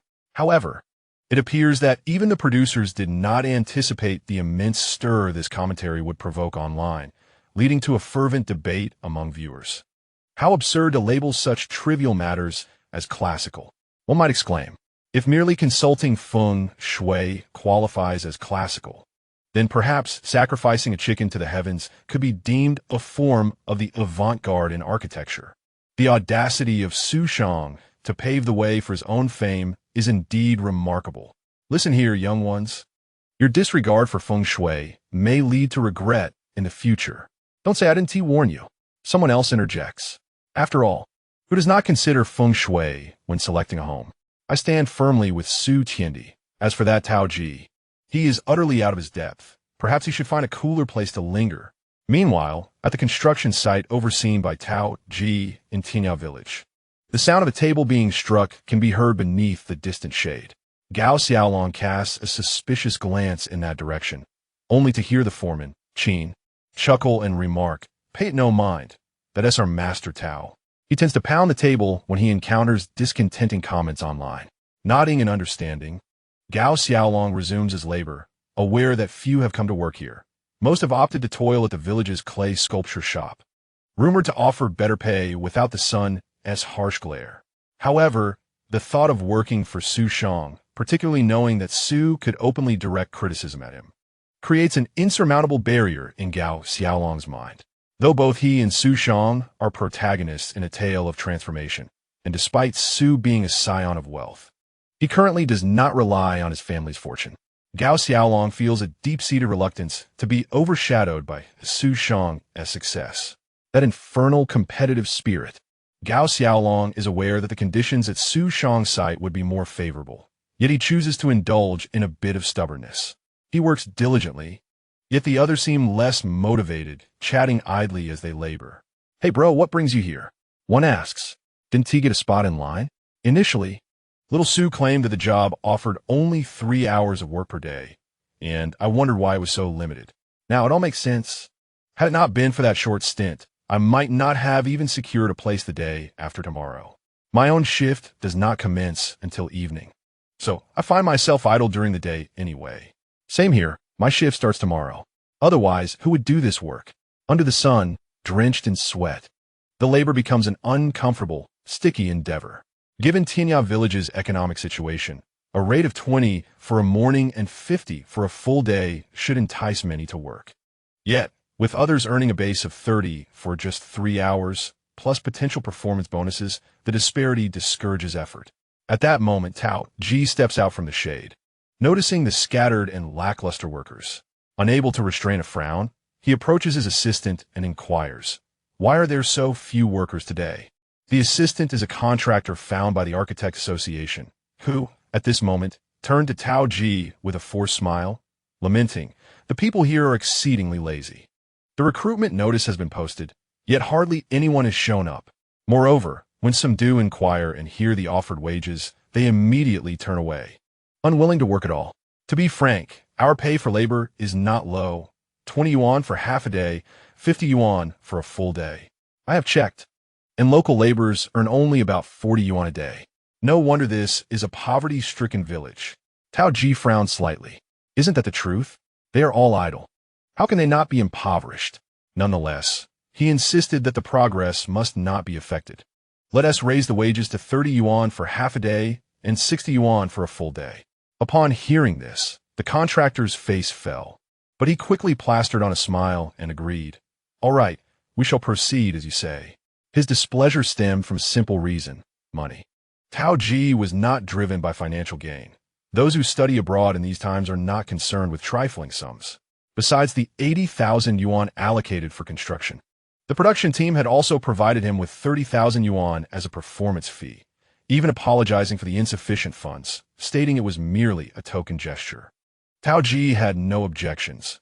After all, this investment was made by their Architects Association to promote their program. Even if they had not offered him the 30,000 yuan, he would not have minded. He graciously treated the production team and the members of the Architects Association to food and entertainment, returning the entire 30,000 yuan without keeping a single cent.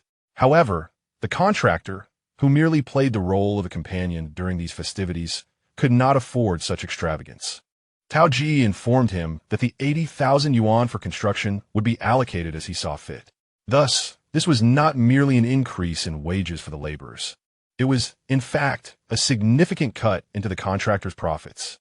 Yet, Tao Ji was the undisputed authority here.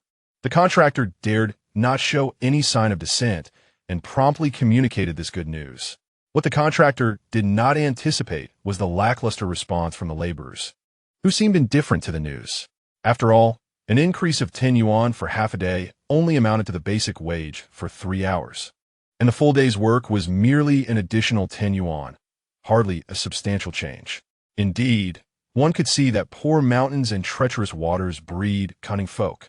The contractor cast a disdainful glance at the laborers while simultaneously urging them to hasten their pace.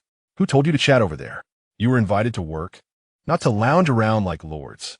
Although these words were somewhat harsh for Gao Xiaolong to hear, he nonetheless obediently quickened his pace, perspiring profusely until noon.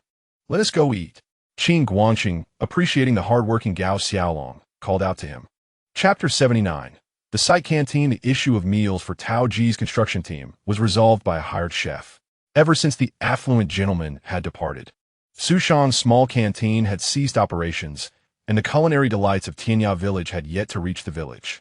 Thus, the matter of sustenance had to be addressed by the construction team themselves. This certainly posed no challenge for the contractor, who promptly sought out his brother-in-law, who managed the canteen, while concurrently liaising with the production team, grappling with similar concerns regarding meals. Ultimately, they agreed upon a meal standard of 15 yuan per person per day. Of course, this 15 yuan standard was set by the crew. The contractors subsidized the workers' meal expenses, reducing it to a mere 10 yuan. In these times, a 10 yuan standard is not to be dismissed lightly. In this era of rampant growth, many construction sites resort to mere cabbage and vermicelli to appease the laborers. However, the situation here was not particularly commendable, as his brother-in-law still needed to turn profit. When Qin Guangqing arrived at the makeshift canteen, he found the crew members ahead of him in line. The contractor's brother-in-law generously added an extra chicken leg to their meal boxes, but by the time it was Qin Guangqing's turn, the chicken leg had naturally vanished. Qin Guangqing had grown accustomed to such treatment. It was not a new occurrence for workers to be treated differently. To receive a generous helping of braised pork with green beans, alongside vermicelli and shredded potatoes, was already quite commendable. Gao Xiaolong followed closely behind Qin Guangqing, aware that although he could enjoy meals prepared by Xu Shang at home, which far surpassed anything prepared by others, he relished the sense of independence that came with self-sufficiency. Just as he was about to serve himself, a voice rang out, "Who permitted you to eat here?" Gao Xiaolong froze mid-action and turned to see the contractor approaching, exuding an imposing presence and casting a disdainful glance at him. "You're a temporary worker. When you were hired, was there any mention of lunch being provided for you? Aren't you all from this village? Don't you know you can eat at home? Always looking for a free meal." In that moment, Gao Xiaolong felt the weight of everyone's gaze upon him, their questioning stares burning like a fiery blaze, igniting his anxiety.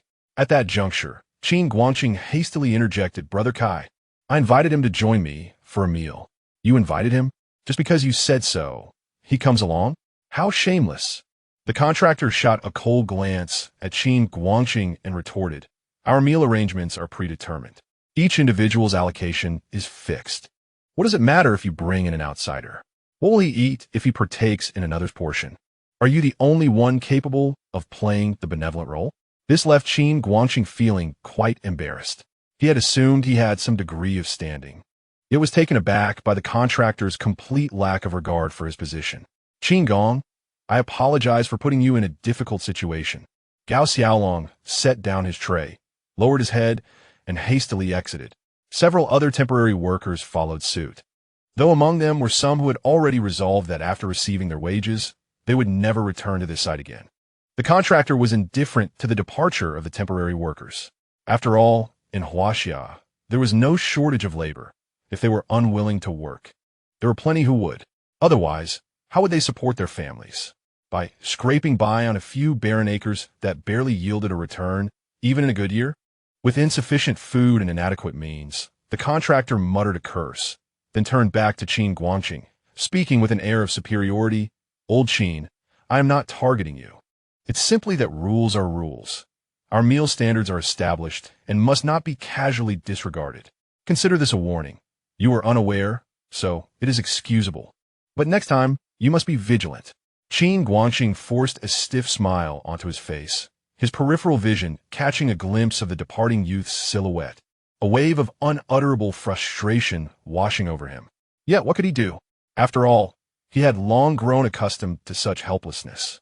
Enduring humiliation and oppression seemed to be the inescapable fate of a laborer.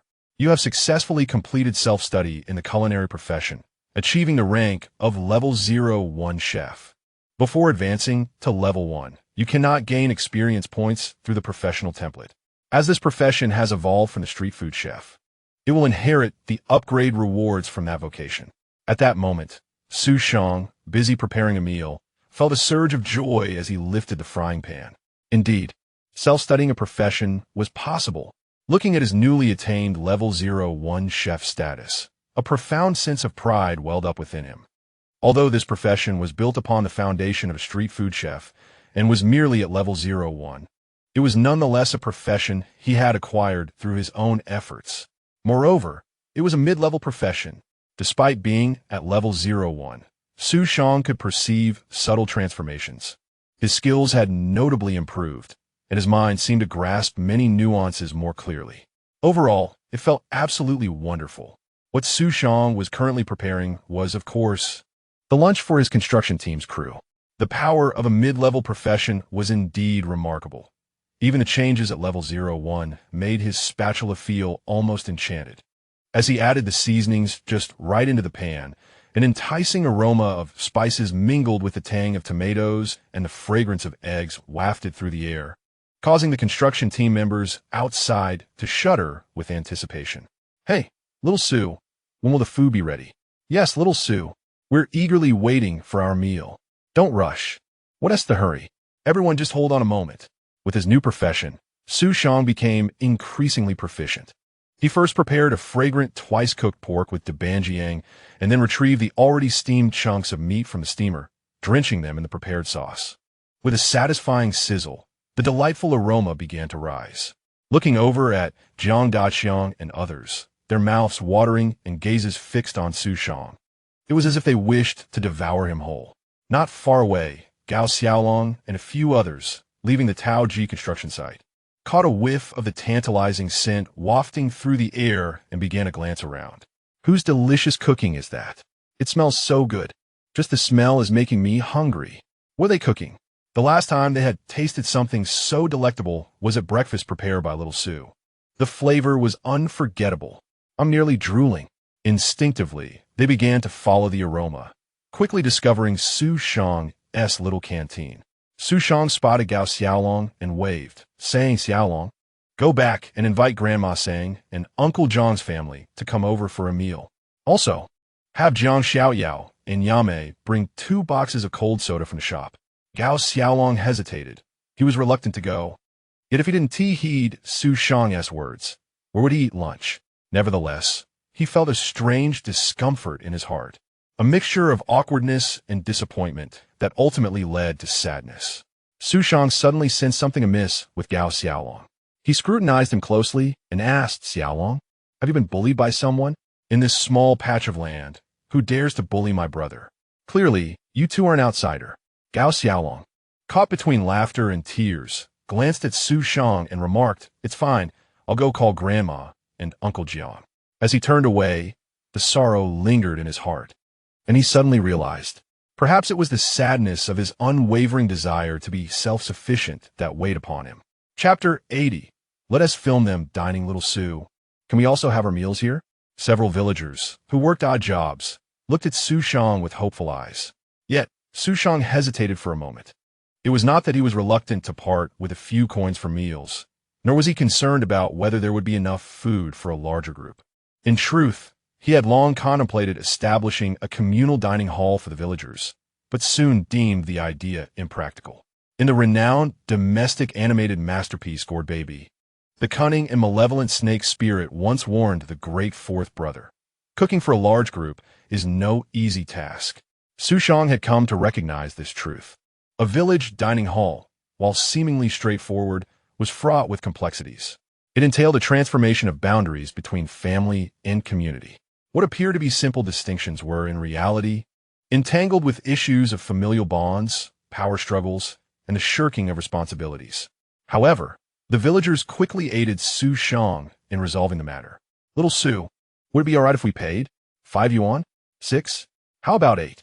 Xu Shang pondered for a moment and thought, "Well, that settles it. Payment would suffice." In the future, the village could indeed establish a dining hall, but it would not be free to prevent a casual attitude towards food that could lead to waste. Those who wished to dine could do so, while others could eat at home. Additionally, they could provide meal cards as benefits for the elderly. And the village enterprise could also distribute meal cards as perks, an efficient plan. With a grand gesture, Xu Shang declared, "All right, since we are all from the same village, I shall only charge the base cost. 4 yuan per person, drinks will be charged separately. Today, there won't be much food prepared, so please refrain from inviting others. Tomorrow, if anyone needs lunch, let me know when the work is called." "Thank you, little Sue." The villagers joyfully rushed to the small dining hall, lining up with their trays, eagerly awaiting their turn. The person serving the food was Zhang Daniu, Xu Shang's old companion, currently serving as a secretary with a monthly salary of 1,500 yuan, primarily assisting Xu Shang. Xu Shang had but one requirement for Zhang Daniu when serving food, No hesitations. Especially, there was absolutely no room for the spoon to tremble. After all, everyone worked so hard. How could they not be allowed to eat their fill? Of course, it was best not to overindulge, as there was still work to be done. Zhang Dainiu grinned, for his most commendable trait as a secretary was his obedience, and he was now faithfully executing Xu Shang's instructions. First came a generous ladle of glistening twice-cooked pork floating in red oil, followed by a hearty scoop of tomato and egg soup, and finally, a mound of rice topped with a substantial piece of braised pork. The sight was enough to make the odd-job workers swallow in anticipation. They swiftly approached the dining table with their trays, settling down, and eagerly grasped their chopsticks to take a hearty bite of the braised pork. The rich, fatty meat burst in their mouths, and the robust flavor of the sauce seemed to dance upon their tongues. One word: exquisite. The culinary skills of little Xu are truly commendable. Must you make such noises while eating like a pig, slurping away, and you dare criticize me? Without hesitation, everyone buried their heads in their plates, devouring the meal voraciously. By the time Gao Xiaolong and his companions arrived with beverages, they already spotted several individuals patting their bellies, thoroughly enjoying the post-lunch indulgence. Gao Xiaolong took his seat and served himself a generous portion. The thick layer of meat atop the rice resembled a warm quilt covering the pristine white grains, which momentarily reminded Gao Xiaolong of the cafeteria meals back at Taoji. Upon careful reflection, it seemed perhaps he suddenly felt less irritable. He picked up a slice of twice-cooked pork and placed it in his mouth, his eyes lighting up instantly. The meat was sliced thinly, with the fat having been perfectly rendered, leaving no greasiness, while the lean meat was infused with the savory essence of the dish. Mixing the tomatoes and eggs with the rice, the slight tanginess further ignited his appetite. Although he was somewhat reluctant, he had to concede that Xu Shang's culinary prowess had indeed improved. Initially, he was astounded by Xu's breakfast creations, while lunch and dinner were merely pleasant. But now, how could it taste so divine? Xu Shang approached with a radiant smile, placing a bottle of chilled Sprite beside Gao Xiaolong, exclaiming, "What do you think? Our cooking is unmatched." Gao Xiaolong pursed his lips, hesitantly responding, "Well, it's just passable, I suppose." Xu Shang's heart swelled with delight. "TCH, such a tsundere. Here, let me treat you to a drink." After placing the beverages on the table, he called out to the others, "We have free bone broth here along with drinks. Those who wish to purchase can find Yao Mei for payment. Bring me a bottle." "Me too. Little Xu, do you have any cold beer?" Xu Shang rolled his eyes, replying, "Beer will be available tomorrow. Today, without Dechang here, you are not allowed to drink beer. After work, feel free to drink as you please. But drinking during work hours is strictly prohibited. Do you understand?" "Understood." Although Jiang Daqiang felt a twinge of regret, he promptly affirmed. For many workers, alcohol was a rare comfort in their lives. Yet Xu Shang was keen to avoid any increase in accident risks, especially since the Tianya Village construction team comprised his own people.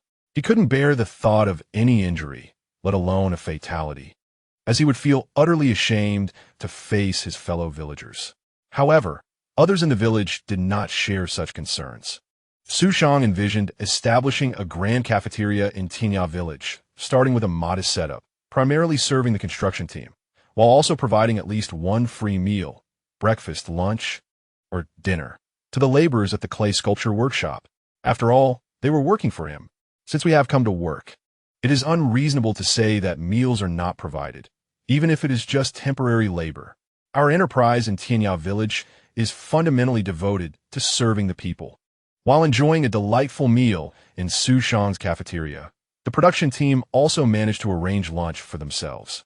To be fair, the catering from the production team was quite satisfactory. In addition to the stewed meat with green beans, each person was generously given a chicken drumstick, making the treat all the more delectable.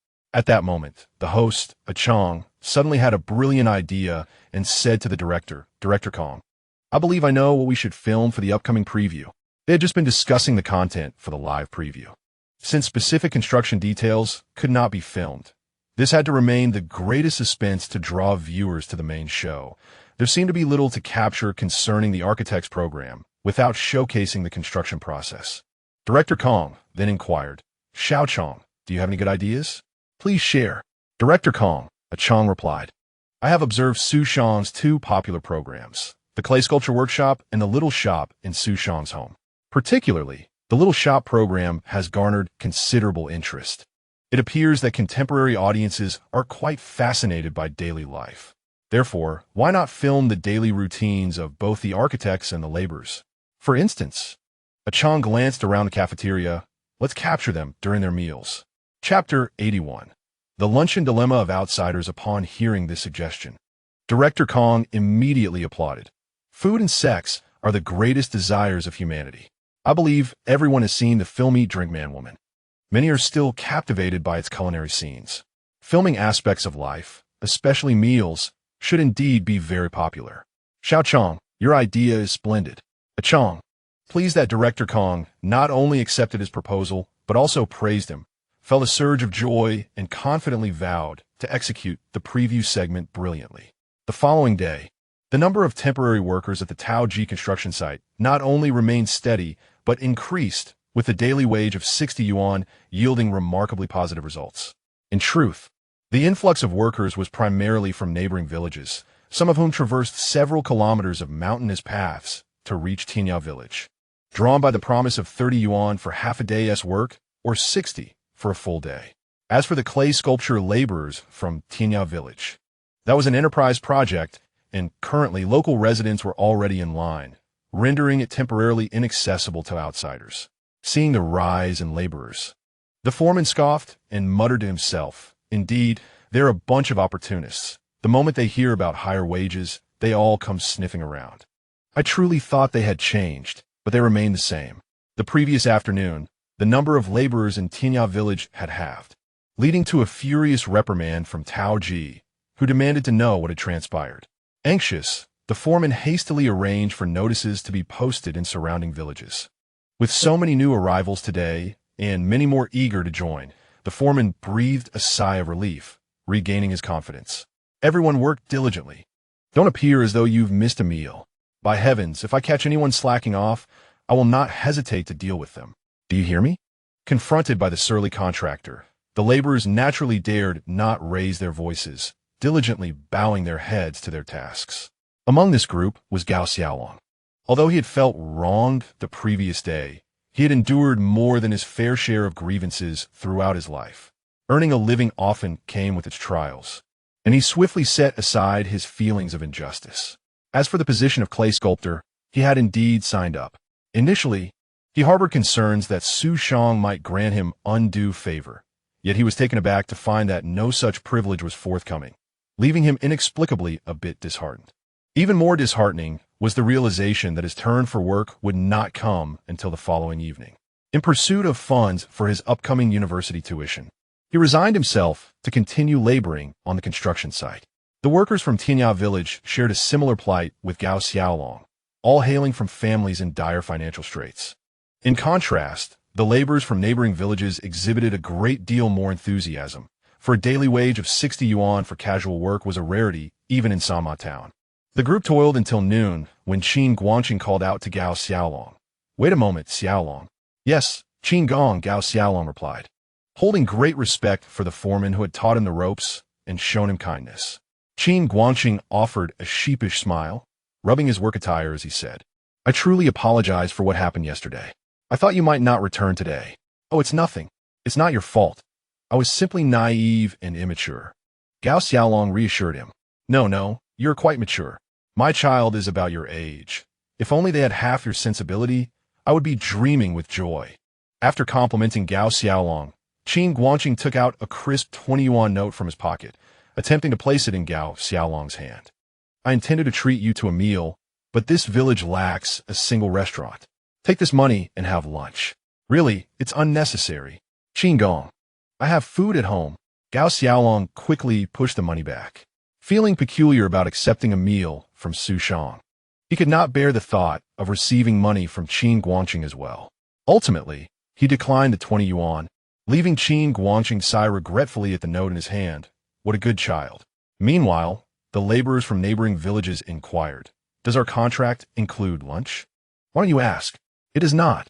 A villager from Tianya, recalling the previous day's unpleasantness, remarked, We were mocked when we went to their cafeteria.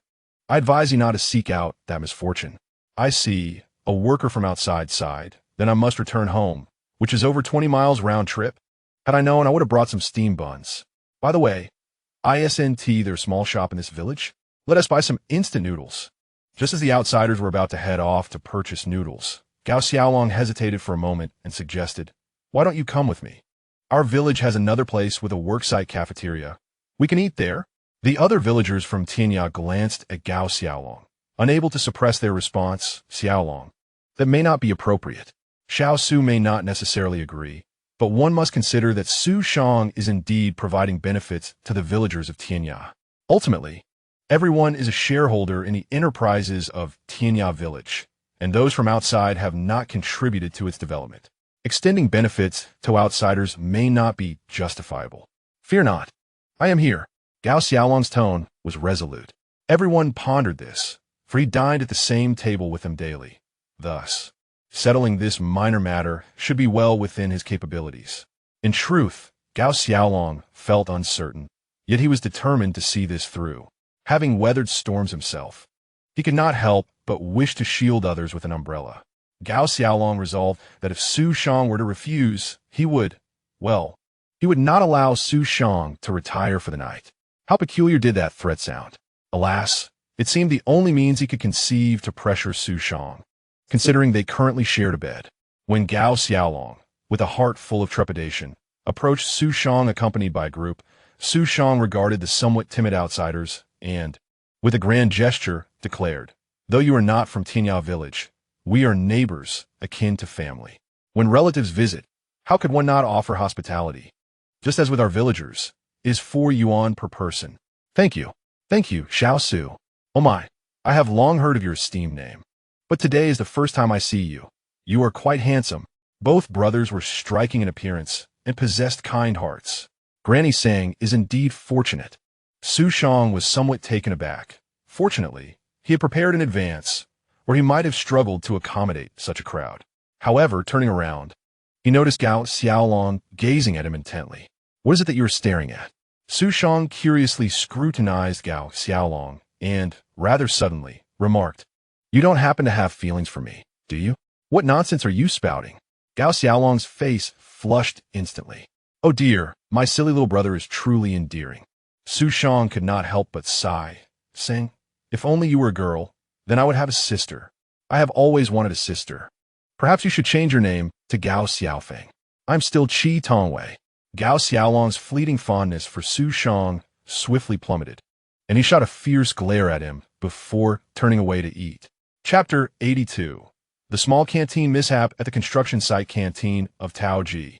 Host A Chong was commencing today's program preview live broadcast. Hello everyone, I am A Chong. I am delighted to meet you again today. Some of you may wonder why today's live preview is scheduled for this midday hour. It is, of course, for a special program we wish to present. Welcome to the special preview live broadcast of Dream Builder's Small Canteen. The name of this program is purely an imitation of Xu Shang's small shop, and the host does not feel embarrassed. After all, borrowing ideas is perfectly acceptable. If someone has succeeded with a name, why not learn from it? Without further ado, he commenced the formal program. Let's take a look at what the workers under architect Tao Ji are having for lunch today. Wow, today's lunch appears quite delectable. There is braised meat with potatoes, scrambled eggs with chives, and stir-fried bean sprouts. It is uncertain whether it is a subconscious influence, but the host did not introduce the fried chicken legs placed on the serving table, and the audience seemed to pay little mind to it. The host continued with the program, stating, "Let us inquire with the workers regarding their satisfaction with this food." He approached a worker who was dining and asked, "Are you pleased with the meals provided by our humble canteen?" "Very much so. The flavors are delightful," the worker replied, swallowing a mouthful of stewed meat and nodding in agreement. "Can you manage to fill your stomach?" "Of course. The rice is unlimited." "Does such sustenance empower you to work?" "Indeed it does." Although the canteen's meals were not visually impressive, this home-style cooking resonated with the audience, prompting many viewers to share their own lunches in the comments. "The meals at the canteen are quite commendable. Here is my lunch today. Do you think I've won? We work on the same site. Look at mine. I can barely uncover 2 pieces of meat from my cabbage and pork. Seeing the workers enjoy such good food reassures me. The host, noticing the thumbs up from the assistant director, felt a surge of joy, realizing the program was achieving its desired effect. He took the opportunity to add, in fact, our production team also dines here. The host gestured for the camera to focus on a colleague serving food, while also addressing the contractor's brother-in-law, saying, "Master, do remember to save us a portion for lunch. We haven't eaten yet." Sure. However, at that moment, many viewers began to notice a discrepancy. The comment section quickly filled with posts. Have you all noticed that the production team's meals include an extra fried chicken leg, while our migrant workers do not? I noticed too. Kudos to the production team for their hard work, sitting under the shade all day. Surely they deserve an extra chicken leg to replenish their energy. Meanwhile, we workers toil under the sun. Do we not deserve a chicken leg as well? How ungrateful. Master Tao, a learned architect from overseas, was indeed adept at charming the audience with the program. After all, they needed to cater to the show. As for the workers on site, a chicken leg? You're lucky to have a meal at all. If you're dissatisfied, Master Tao will send you to build houses in Africa. The public outcry erupted, and although it was merely a fried chicken leg, it ignited a fuse of intense discontent among netizens.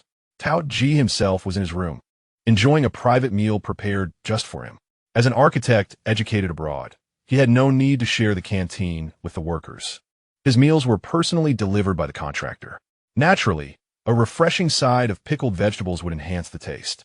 For instance, akin to the forward-thinking live broadcasts on video platforms.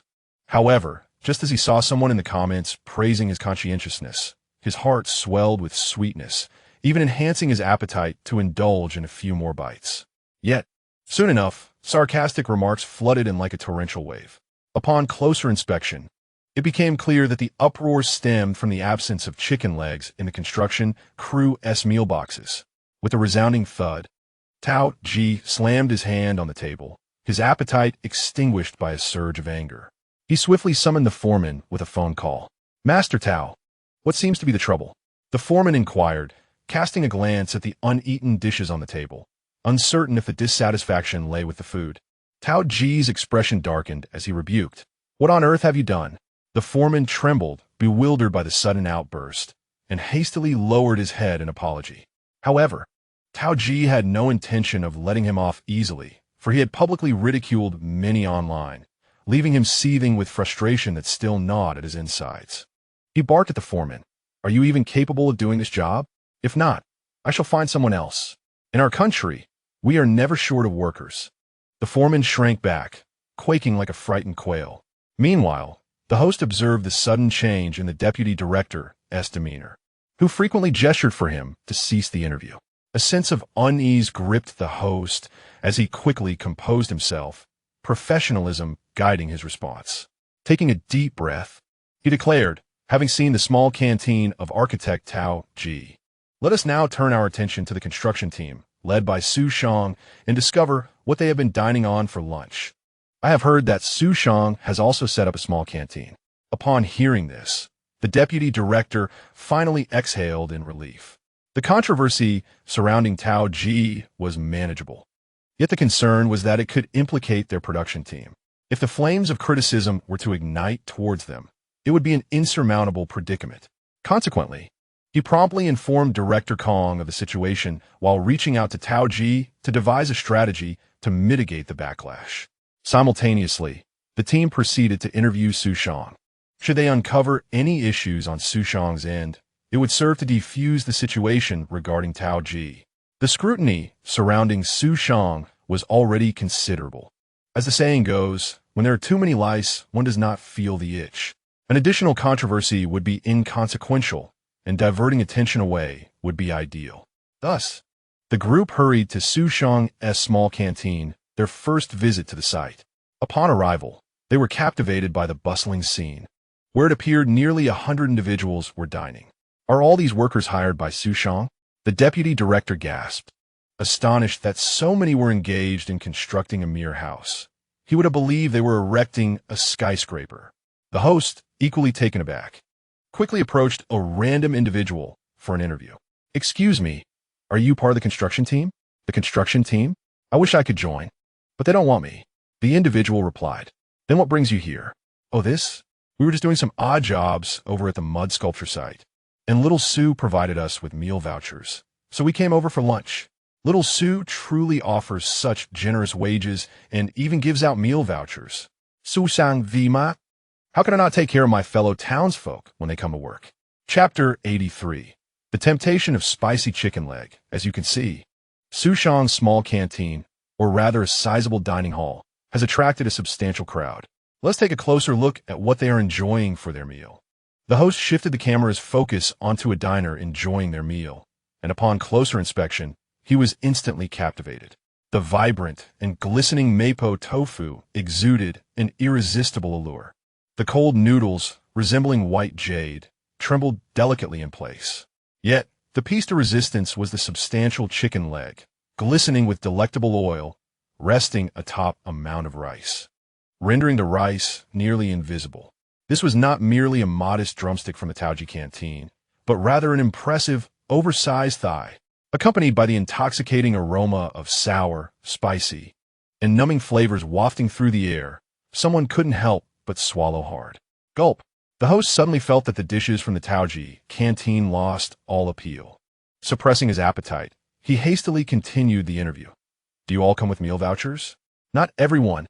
There are villagers who don't work part-time and others from neighboring villages who still have to pay. The host nodded and inquired. How much does a seemingly delectable chicken leg meal cost? Brother Sue only charges us the cost price for yuan. How much? 4 yuan. The host was taken aback. Was this truly not an act of charity?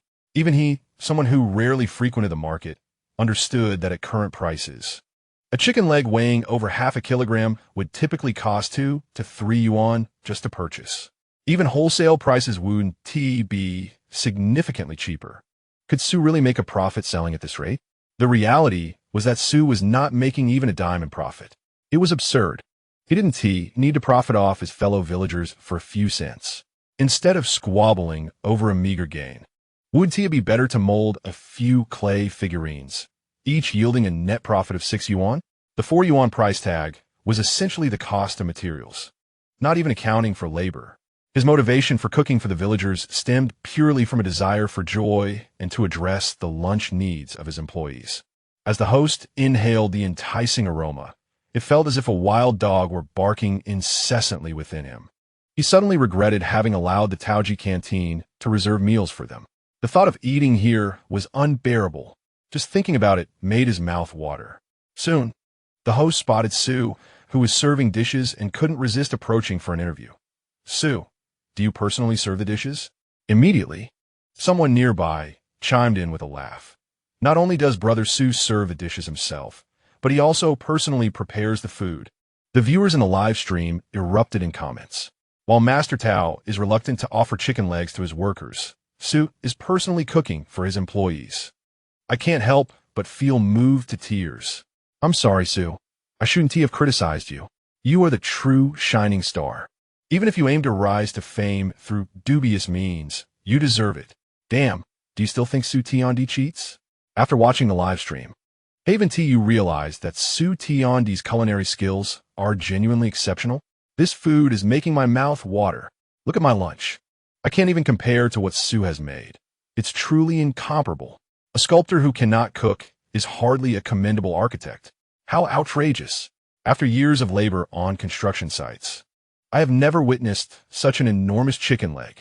You wonder why Tao Gigi feels disheartened by the comparison to Xu Shang's cafeteria offerings. It is akin to stepping into the line of fire. After all, Xu Shang has become a sensation online with his delectable pancakes.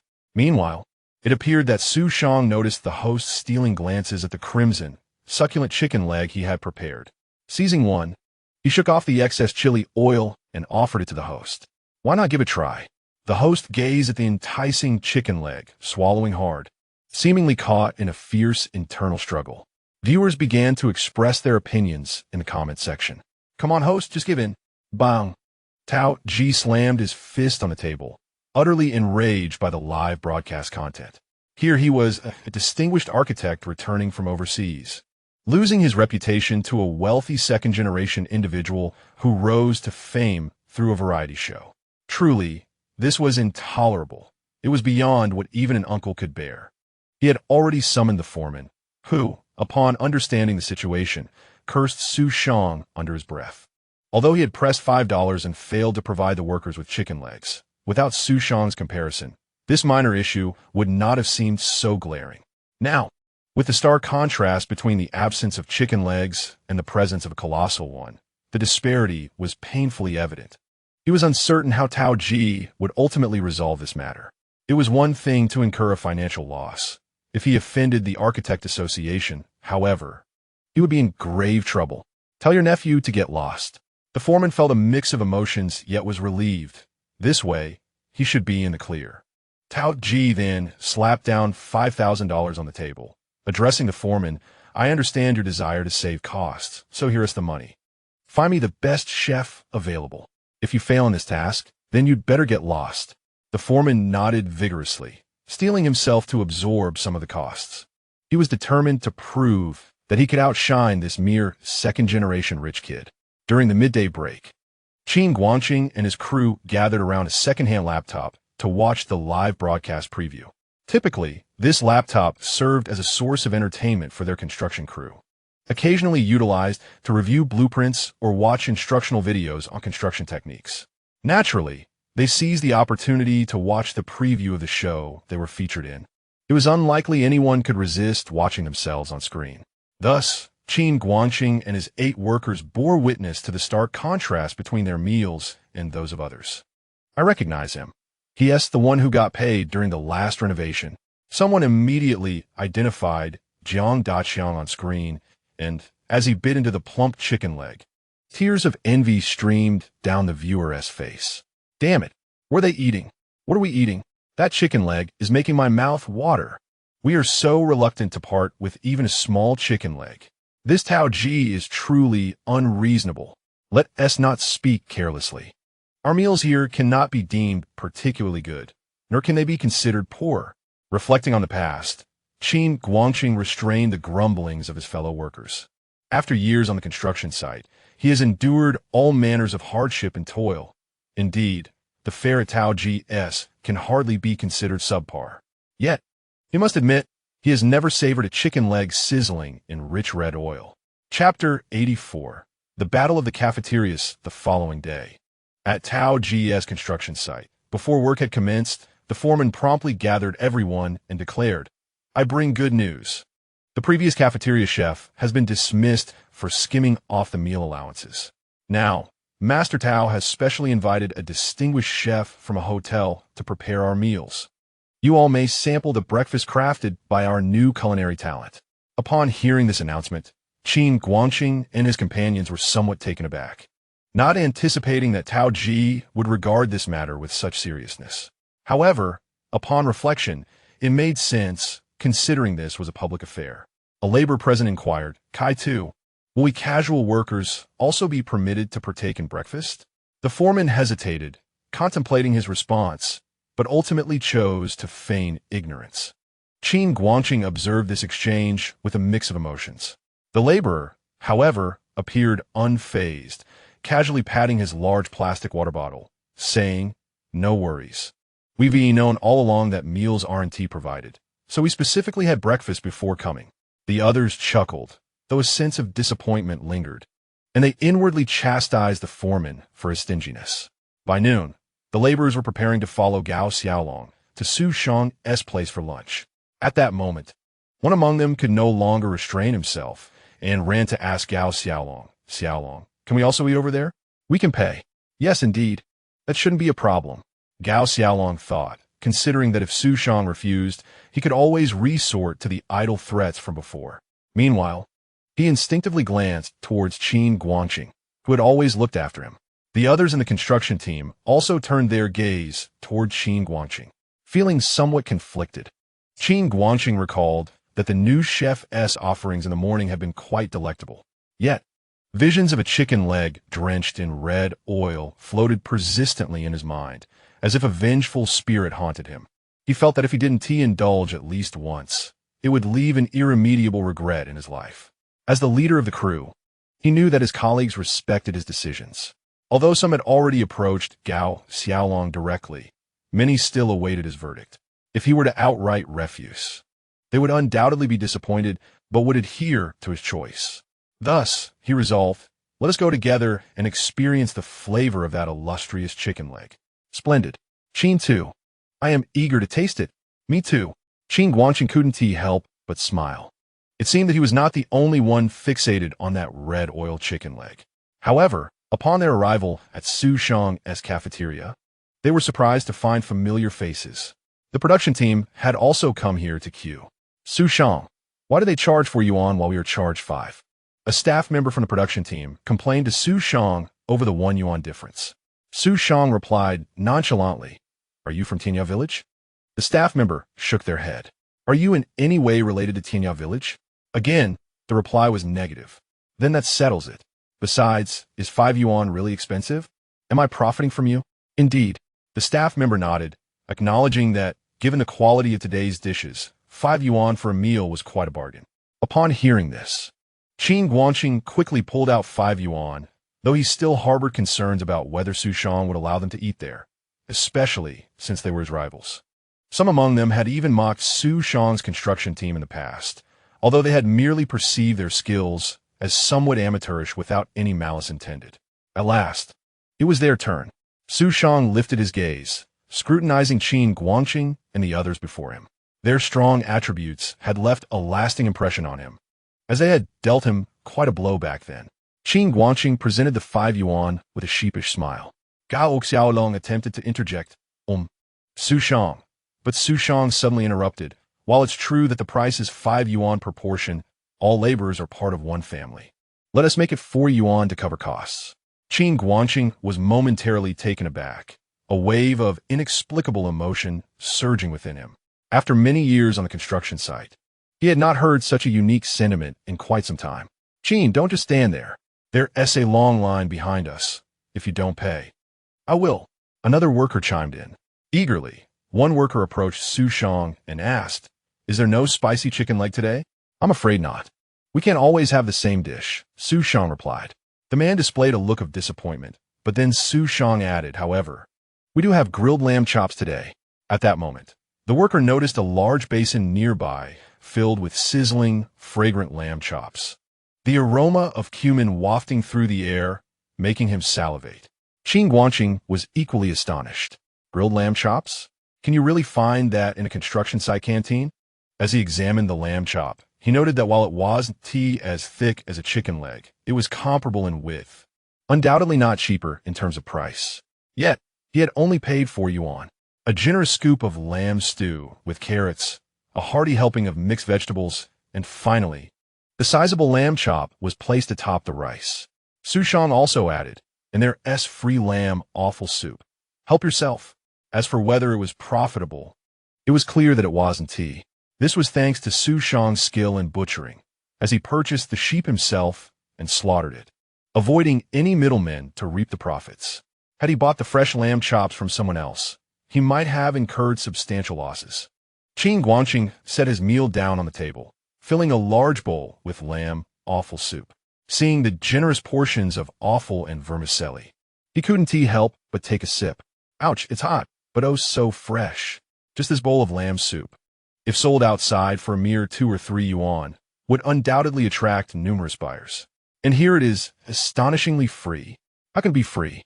Qin too thought to himself, today's decision to come here was indeed fortuitous. A worker took a bite of the lamb chop and instantly displayed an expression of unparalleled bliss. It was simply delectable. Truly, it was exquisite. A colleague nearby shook his head in amazement, reflecting, after so many years on construction sites, I have never had lamb chops in a site canteen. This is my first taste, and I dare say I shall never forget it for the rest of my life. Qin Guanqing felt a mix of emotions, indeed. In these times, if a construction site is generous enough to provide a substantial portion of pork, that is already commendable. Lamb chops, perhaps only the big boss, out of seasonal goodwill, would think to arrange such a treat for the workers. While the crowd reflected on this, in the nearby Tao Ji canteen, the chef's face was anything but pleasant. Within the entire canteen, only a handful of patrons had come to dine, barely enough to count on one hand. Chapter 85. A backstab for Tao Ji from the production team. When Tao Ji came to inspect the results of the canteen reform, he was nearly driven to exasperation. He couldn't help but confront the head chef and the contractor, demanding, "What is going on? Where have all the diners gone?" The head chef, equally irked, retorted coldly, "No matter how skilled I am, if no one comes to eat, can I be blamed for that?" This chef was a bona fide sous chef with a high-level culinary certification. He had deigned to work at Tao Ji's modest canteen purely due to the rising publicity from the show, hoping to gain recognition. However, he was baffled that, despite his culinary prowess, no one had come to savor his dishes. Tao Ji realized it was unfair to blame the chef, having tasted the dishes himself, which were indeed quite delightful. Yet the current situation was utterly perplexing. How could it be that, in just one day, all the patrons had vanished? Tao Ji fixed his gaze on the contractor and inquired, "Where are our construction team members? Aren't they coming here to eat?" "I don't know." Tao Ji frowned and pressed further, "What about the production team?"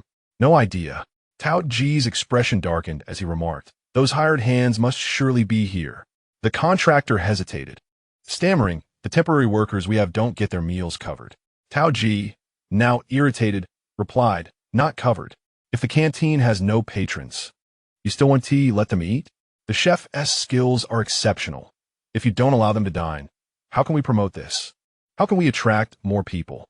Tomorrow is the preview for the next episode, and if it turns out as poorly as last time, you'll have to answer for it. The chef nodded in agreement. He had come here to gain fame, and without the opportunity to showcase his skills, how could he expect to be featured more prominently?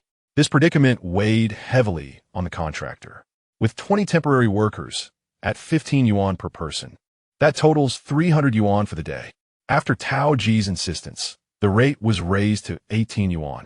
Although Tao Ji had provided 5,000 yuan, the remaining cost would still need to come from him.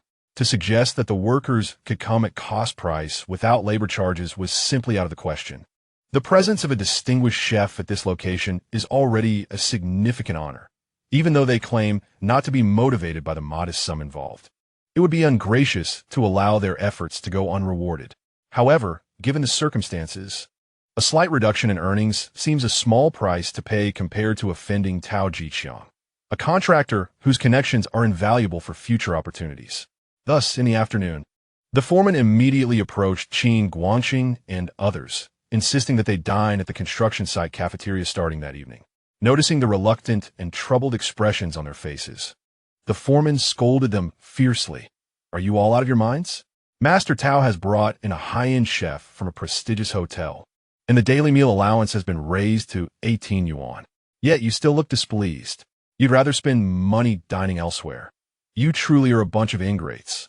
Qin Guangxing couldn't help but think, although we are paying to eat there, the chef treats us as brothers and isn't profiting from us. Yet here we are, merely viewed as a bunch of ingrates. Regret aside, when under someone else's roof, one must submit. It seems they would ultimately miss out on the sizzling, richly sauced chicken legs, and the delectable roasted lamb chops they had just tasted that day. Subsequently, the foreman announced the new dining policy to the laborers. Contrary to the anticipated enthusiastic response, the workers appeared quite conflicted. Tianya Village is impoverished, and the surrounding villages fare little better. Free meals are certainly appealing. Yet the cafeteria at Xu Shang's place is genuinely exceptional. They have scarcely enjoyed such delightful meals at home throughout the year, especially at the remarkably low price of just 4 yuan, which feels like a stroke of luck for them. The foreman was also seething with frustration. Truly a bunch of difficult individuals. Just this morning, they were eagerly inquiring about breakfast. Now that it's offered, they display such ungratefulness, acting as if they are of some importance. Were it not for the upcoming festival, even providing them with water would be considered an act of great generosity. After addressing the construction team and temporary workers, the foreman had to make his way to the production team, seeking to persuade them to join the cafeteria for meals, especially since he was still receiving meal subsidies from them. Naturally, he had to approach the production team with a smile, ensuring they felt his sincerity, for offending them could lead to serious repercussions. Unbeknownst to the foreman, while he contemplated how to win over the production team, they were actually scheming to undermine Tao Jichang's cafeteria. Director Chi, should we really film this? Yes, if we see it, we must capture it. The speaker was Chi, the assistant director of Dream Architect, and the production crew stood before a trash bin overflowing with food, including large chunks of braised pork, remnants from the cafeteria's lunch service.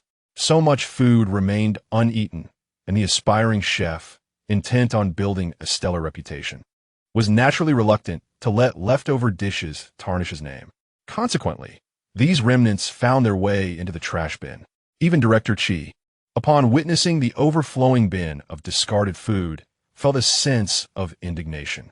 He promptly resolved to capture this moment on film and release a separate video. Of course, his motives were dual. He sought to unequivocally dissociate the production team from Tao Ji Canteen, positioning himself as an impartial observer. After all, the controversial chicken leg incident had involved the program's members, who were, in essence, quite innocent, having merely submitted their meal allowances. Who could predict how the workers would manage the distribution, especially when it was rumored that everyone contributed equally? All right, let's begin. With Director Chi's command, host A Chong approached the food waste bin, microphone in hand. Greetings, dear viewers. I am your companion, A Chong. Today, I have come across a rather regrettable situation on set. Before long, the video was uploaded online, and the audience erupted once again. What a waste of food. That delectable braised pork just tossed away. I've heard about the wastefulness in America, and now I've finally witnessed it. If you can't finish it, why prepare so much? If all else fails, it could have been given to the villagers to dispose of it directly. Wasting food is something I detest. Tao Ji deserves his fate. No matter how splendid the houses he designs, I shall not spare him a glance.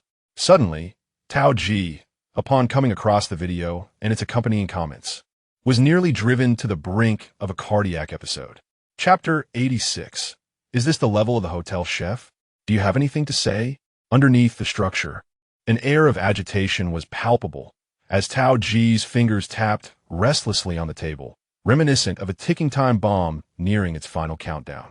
Meanwhile, the computer on the table replayed the production team's special report on food waste. This is not my fault. The chef protested, his innocence apparent. This is standard practice in our hotel. What else can we do with the leftovers? With the heat so intense, giving the surplus food away could lead to spoilage.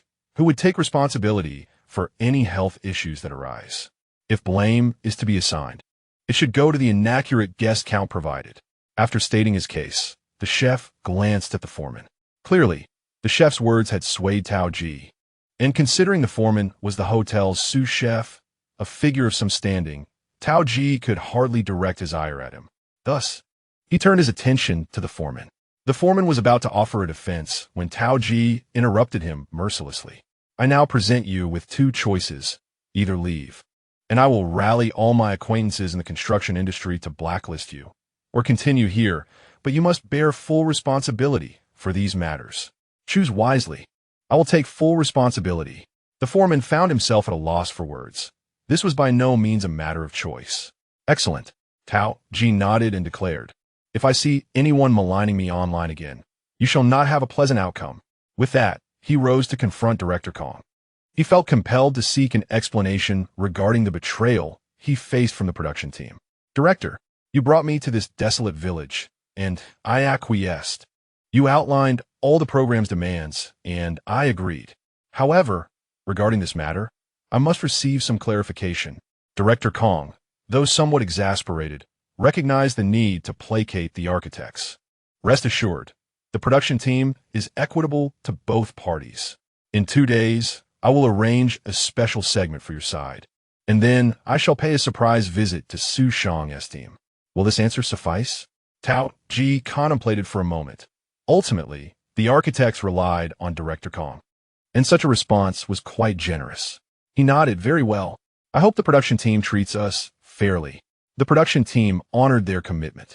At the preview 2 days later, the foreman was the first to apologize. I am Kai Lei, the foreman of Tao Ji's construction team, and I extend my sincerest apologies. Due to my personal oversight, I hired an exceedingly irresponsible chef who, while serving meals to the workers, embezzled funds for himself.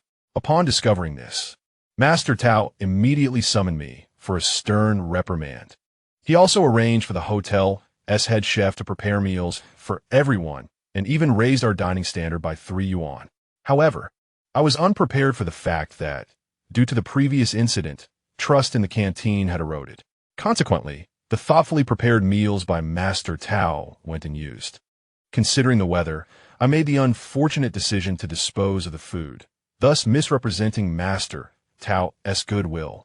I am truly sorry. Viewers on the video platform quickly flooded the comments section, some labeling him a scapegoat, though such sentiments were in the minority. The major comments were divided. Some expressed skepticism regarding his explanation, while others, driven by disdain for the foreman, unleashed harsh criticisms. It is easy to deal with the king of hell. But the little devils are a different story. I knew this was the work of those little devils. They exclaimed, deceiving superiors while draining the lifeblood of subordinates. Such individuals are rampant in society. Would Master Tao, with his millions in assets, stoop to the petty act of skimming off workers' chicken legs? This foul deed bears the mark of that villain. Just look at his countenance. It reeks of malice. The apology segment reached a temporary conclusion as the host shifted the conversation in another direction. I hear Master Tao's hotel chef is preparing meals for everyone. Is that true? Indeed, it is. May we interview the chef? Certainly. Please follow me. In truth, the hotel chef had been procured by the foreman through connections. Yet at this moment, he could only bestow the accolades upon Tao Ji, for he was his superior. Upon entering the kitchen, the chef, clad in pristine white attire and a chef's hat, stood in a spotless kitchen, evidently prepared for the interview. Good day, sir. May I inquire your name? Hello. My name is Luo Jingguan, and I am affectionately referred to as Master Luo. Master Luo, may I inquire if you are indeed the head chef of the hotel? Indeed, I hold the position of head chef at the XX Grand Hotel in Yunnan Province, as evidenced by my work ID and senior chef qualification certificate. It is astonishingly true. The host directed the camera to zoom in on the two certificates, and I couldn't help but feel a tinge of regret for not dining at the Tao Ji canteen yesterday and today. Although the culinary offerings at Xu Shang canteen are delightful as well, one cannot help but think that when the opponent is a hotel head chef wielding a senior chef qualification, they would likely pale in comparison. Not to mention, there are meal allowances here, making dining virtually free. So, Master Luo, what brings you to a humble workers' canteen to prepare meals for everyone? It is, of course, due to the earnest invitation from my good friend, architect Tao Ji. Although I was previously unacquainted with Tao Ji, this did not hinder our prior discussions. Master Luo spoke with eloquence. I have heard that there have been instances of deductions from the workers' meal allowances in the canteen below. Tao Ji felt a deep sense of guilt, believing he had let down his laboring brothers. Thus, he reached out to me, wishing to convey his apologies through genuine action. How profoundly moving! The host exclaimed with heartfelt enthusiasm, even though he was aware that a significant portion of this was performative. Nonetheless, it was evident that this act of redemption was remarkably effective. Viewers tuning in to the live broadcast drastically changed their perception of Tao Ji, with many even apologizing for their prior disparagement of him. Now, let us sample the culinary prowess of Master Luo. The host prepared himself a serving and commenced a live eating broadcast. Having prepared in advance, today's meal standards were exceptionally high, featuring oil-exploded prawns, garlic pork, and fish-flavored eggplant, showcasing Master Luo's culinary expertise. As the host lifted a piece of garlic pork to his mouth, the lines he had prepared flowed forth effortlessly. It is absolutely delectable. How peculiar. The host felt a slight unease. Wasn't he touted as a hotel head chef? Why did this dish, while indeed quite commendable, seem to fall short of the offerings at Xu Shang? Could it truly be that the hotel head chef could not surpass Xu Shang?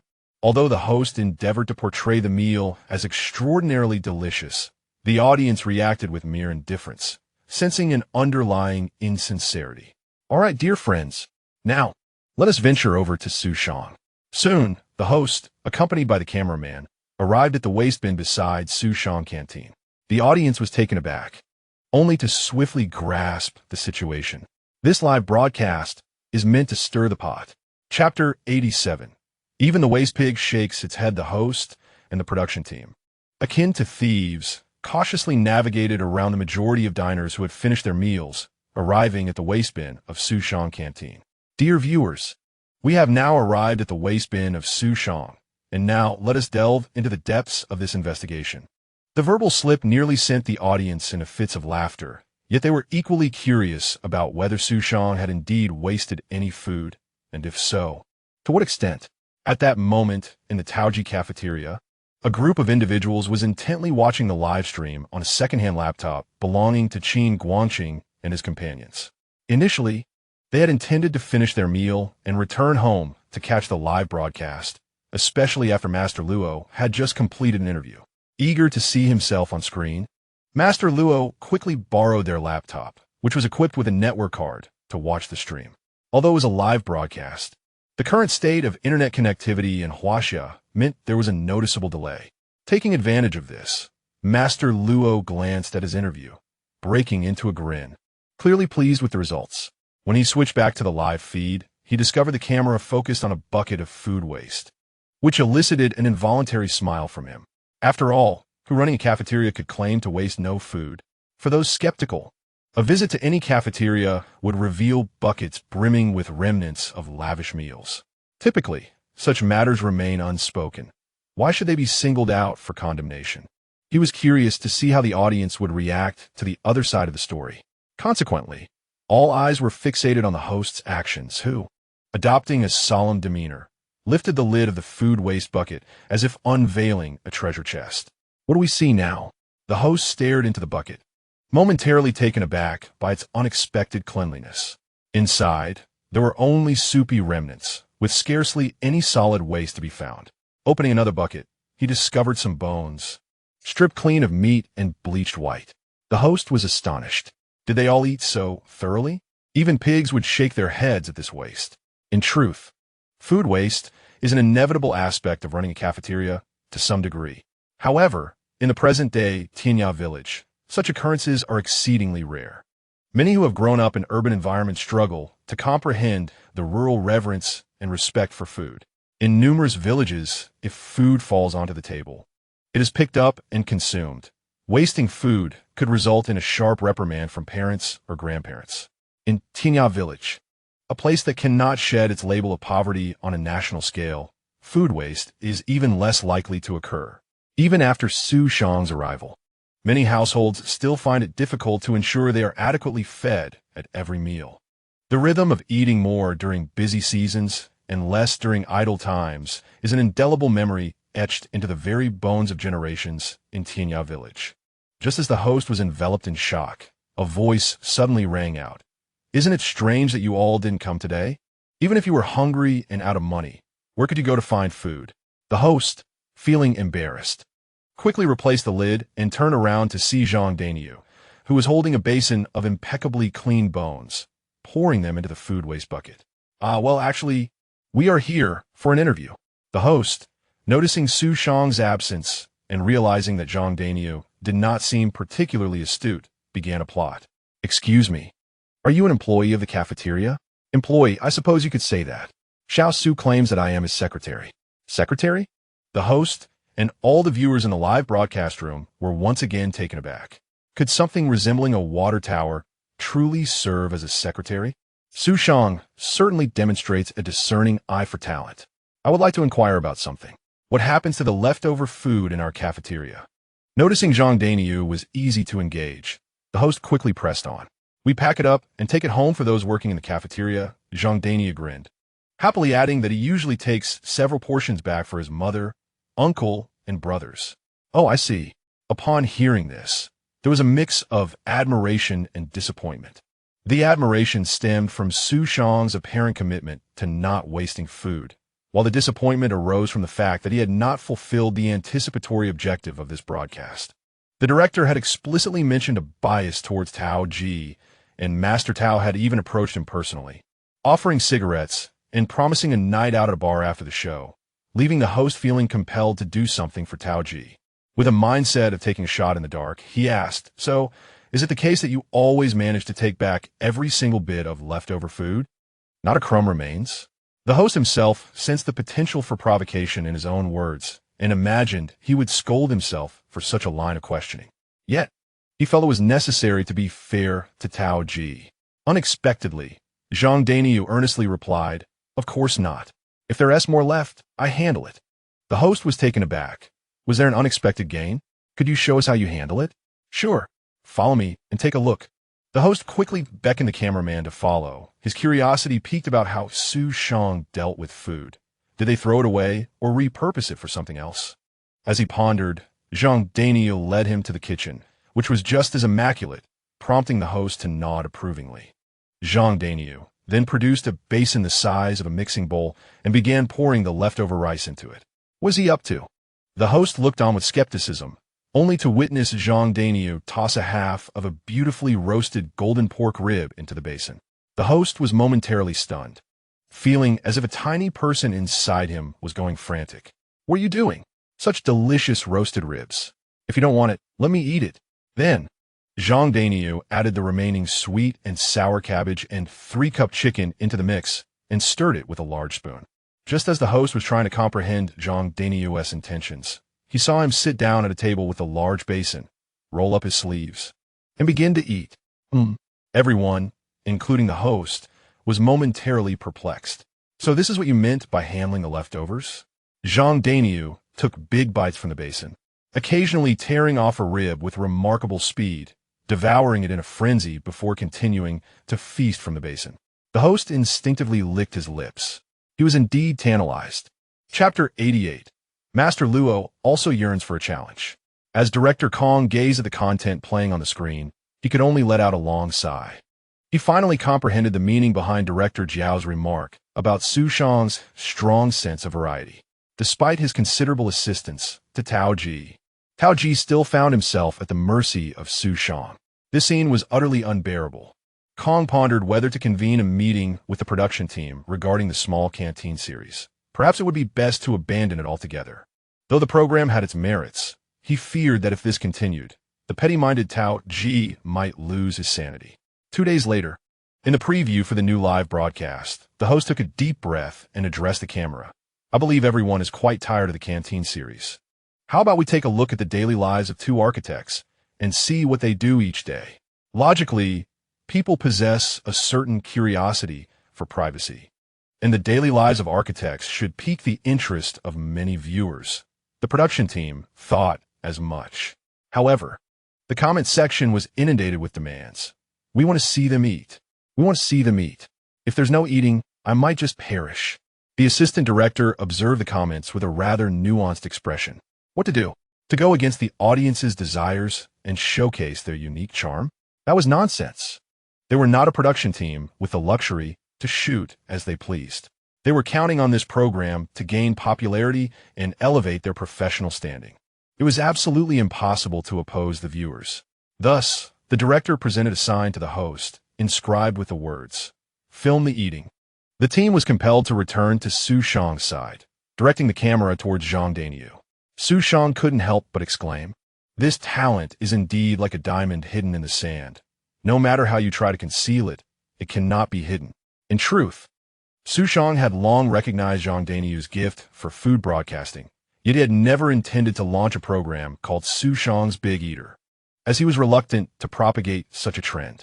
To be honest, there is nothing inherently wrong with the public's fascination for watching big eaters. Among the essentials of life, the people of Huaxia possess an especially fervent love for food, and there exists a notable group of individuals with prodigious appetites who are enjoyable to watch while eating. Their programs serve as delightful entertainment. However, in later generations, those who feigned eating and induced vomiting truly undermined the very essence of this series. Indeed, the people of Huaxia harbor a profound love for food, making them particularly intolerant of its wastefulness. Regarding the unexpected popularity of Zhang Daniu's food broadcasting, Xu Shang resolved to let things unfold naturally, opting not to intervene. After all, he was not a dictator who felt compelled to control every affair. Instead, he could spend his time molding clay figurines and nurturing his apprentice, thereby passing down intangible cultural heritage. Was that not more rewarding? Yet, just as Xu Shang decided to allow the situation to progress naturally. Some believed he was orchestrating it deliberately. For instance, a certain architect and a particular chef from the canteen. In the bustling dining hall, the screen of an old, second-hand laptop drew everyone's gaze like a vortex. Zhang Daniu, with deft fingers, lifted a piece of succulent pork belly, its crispy skin crackling audibly as he bit into it, sending splatters of grease across the lens. He set the meat down and heartily devoured 2 large mouthfuls of rice, followed by a vibrant, glistening piece of leafy greens. How fragrant! The allure of the food was irresistible. It must be said that some individuals make eating appear so enticing, it stirs the heart, unable to contain their hunger. Several crew members from the production team expressed their desires, with one exclaiming, "Even if I have to pay, I'm going to the cafeteria at Xu Shang's tomorrow. Count me in. It looks simply delectable." On the other side, Qin Guangxing and his companions cast envious glances towards the production team. The crew had options, while they were confined to the dishes prepared by Chef Luo. It wasn't that Chef Luo's cooking lacked flavor. His culinary prowess was beyond dispute, but they yearned to experience the tantalizing taste that danced across the screen. Alas, they could only bow their heads and eat, pretending that their meal was the same juicy, crispy pork belly featured on camera. Chef Luo was incensed. He was seething with rage. No chef could endure having their creations dismissed as mere substitutes for another's fare. And to make matters worse, he was a distinguished head chef, while his rival was merely an 18-year-old rookie. In Chef Luo's eyes, it was not a matter of his own inadequacy, but rather Xu Shang's despicable tactics. Yes, despicable. The shameless Xu Shang wielded visual shock to captivate the audience.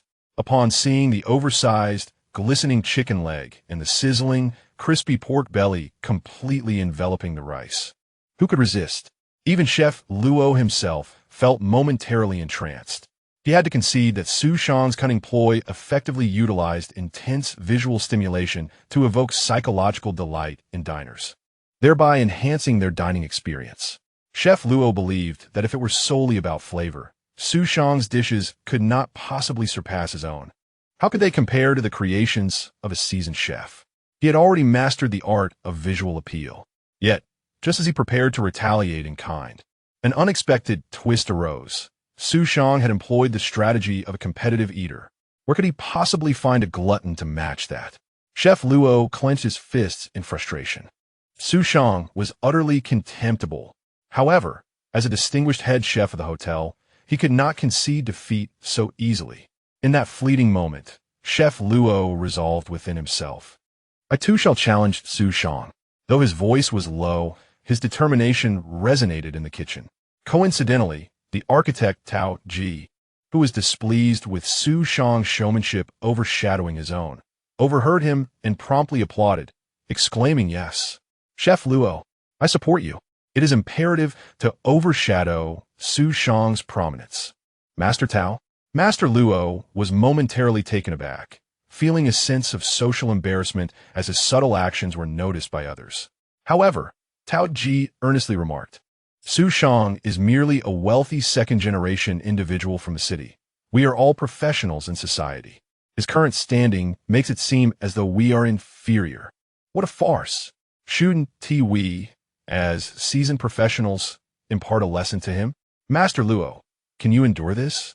Master Luo paused, inhaled deeply, and gritted his teeth, declaring, "I cannot endure it." "Well done, Master Luo. I support you." The two exchanged glances, and though they had been strangers just days prior, they swiftly forged a profound, revolutionary camaraderie in that fleeting moment. Comrades, upon confirming that they were united in purpose, they promptly made a decision. "I will handle the director. I will secure the opportunity for the duel. The rest is up to you. Give me 3 days, and I will take care of Xu Shang." Chapter 89. Master Luo's duel cut short at 7:30 in the morning. Master Luo set his plan into motion. The first step to defeating an opponent is to understand them. Although Master Luo regarded Xu Shang as insignificant, just a young brat whose culinary skills couldn't be that impressive, he nonetheless approached the task of gathering intelligence with due respect for his adversary. Acknowledging that Xu Shang's underhanded tactics were indeed effective, Master Luo took this reconnaissance seriously. He learned that Xu Shang's operations commenced at 8 o'clock, while many were already heading there for breakfast by 7:30. In contrast, Tao Ji's establishment opened at 7. Thus, Master Luo had ample time to execute his special operation. He changed into a new outfit, disguised himself, and posed as a villager from an outer village seeking temporary work. Making his way to Xu Shang's small cafeteria, Xu Shang was preparing breakfast. It must be said that the profession of an architect is quite leisurely. After submitting the initial building plans, Xu Shang's daily routine consisted of inspecting the construction site and directing the workers, leaving him with little else to do. Of course, not all architects enjoy such leisure, but for Xu Shang, who had already achieved level 4 with some specialized enhancements, this was indeed a relaxed existence. Consequently, he spent his days either cooking or sculpting small clay figures. The culinary skills he developed independently were formidable, despite being only at level 2. He had diligently studied numerous recipes and materials to enhance his abilities. When it came time for him to prepare breakfast, he was entirely at ease, as this was his forte. Since the cafeteria in Tianya Village began operations, it attracted quite a number of patrons, including some rather peculiar outsiders. For instance, Xu Shang noticed a man wearing sunglasses and a mask on that scorching day. He did not think much of it. In fact, influenced by his past life, he couldn't help but commend internally. Wearing a mask is commendable. Who would have thought that in this day and age there would be individuals with such a strong sense of hygiene? Truly rare. I would like a bowl of spicy soup, a wu dalong pancake, and a steamer of soup dumplings. Do you have meal tickets? To obtain this meal, one requires a meal voucher of 1.5 portions. One bowl of soup paired with a basket of soup dumplings for a full voucher, while the wu dalong pancake would only require half a voucher or 2 yuan. Lacking a voucher, I must pay. The total amounts to 6 yuan. If the hot and spicy soup is finished, I can return for more. Master Luo approached a dining table, carrying breakfast, his expression somewhat grave. Such pricing. It seems reasonable for a basket of soup dumplings accompanied by hot and spicy soup to cost 4 yuan, yet the option to refill the soup feels excessive. Even more outrageous is the fact that this substantial meat pie is priced at a mere 2 yuan. Xu Shang, how despicable. It is no wonder that the production team refrains from dining there. The cafeteria was filled with ragged farmers and day laborers in the morning. Such alluring prices, even if free on his side, do not provide any competitive edge. Furthermore, given the limited funds for meal allowances, he prefers to allocate money towards lunch and dinner. In comparison, breakfast does indeed seem somewhat lacking. Realizing his misjudgment, Master Luo resolved to enhance the quality of ingredients, even if it meant incurring losses. He cautiously took a bite of the soup dumpling. Naturally, he knew how to appreciate a soup dumpling. The broth cascaded into his mouth, igniting an explosion of flavors. In an instant, an intense umami burst forth, causing his eyes to widen, pupils to constrict, and his heart to race like a drum, thumping furiously.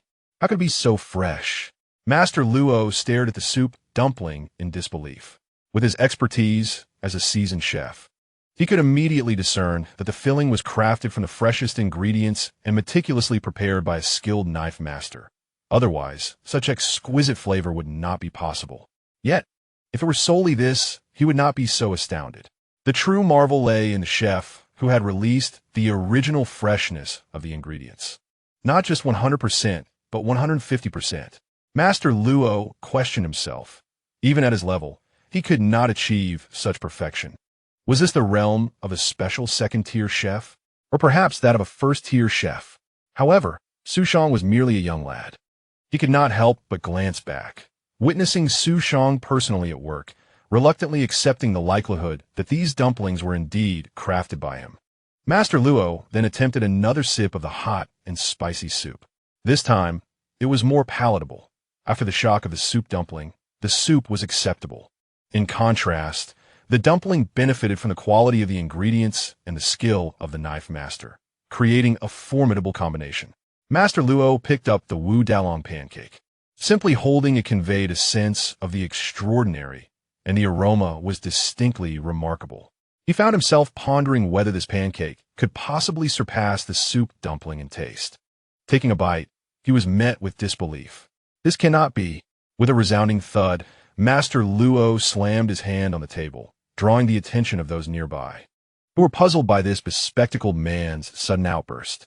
Yet, he suddenly felt as if his very bones had been removed, slumping back into his seat, gazing in astonishment at the Wu Dalong pancake in his hand.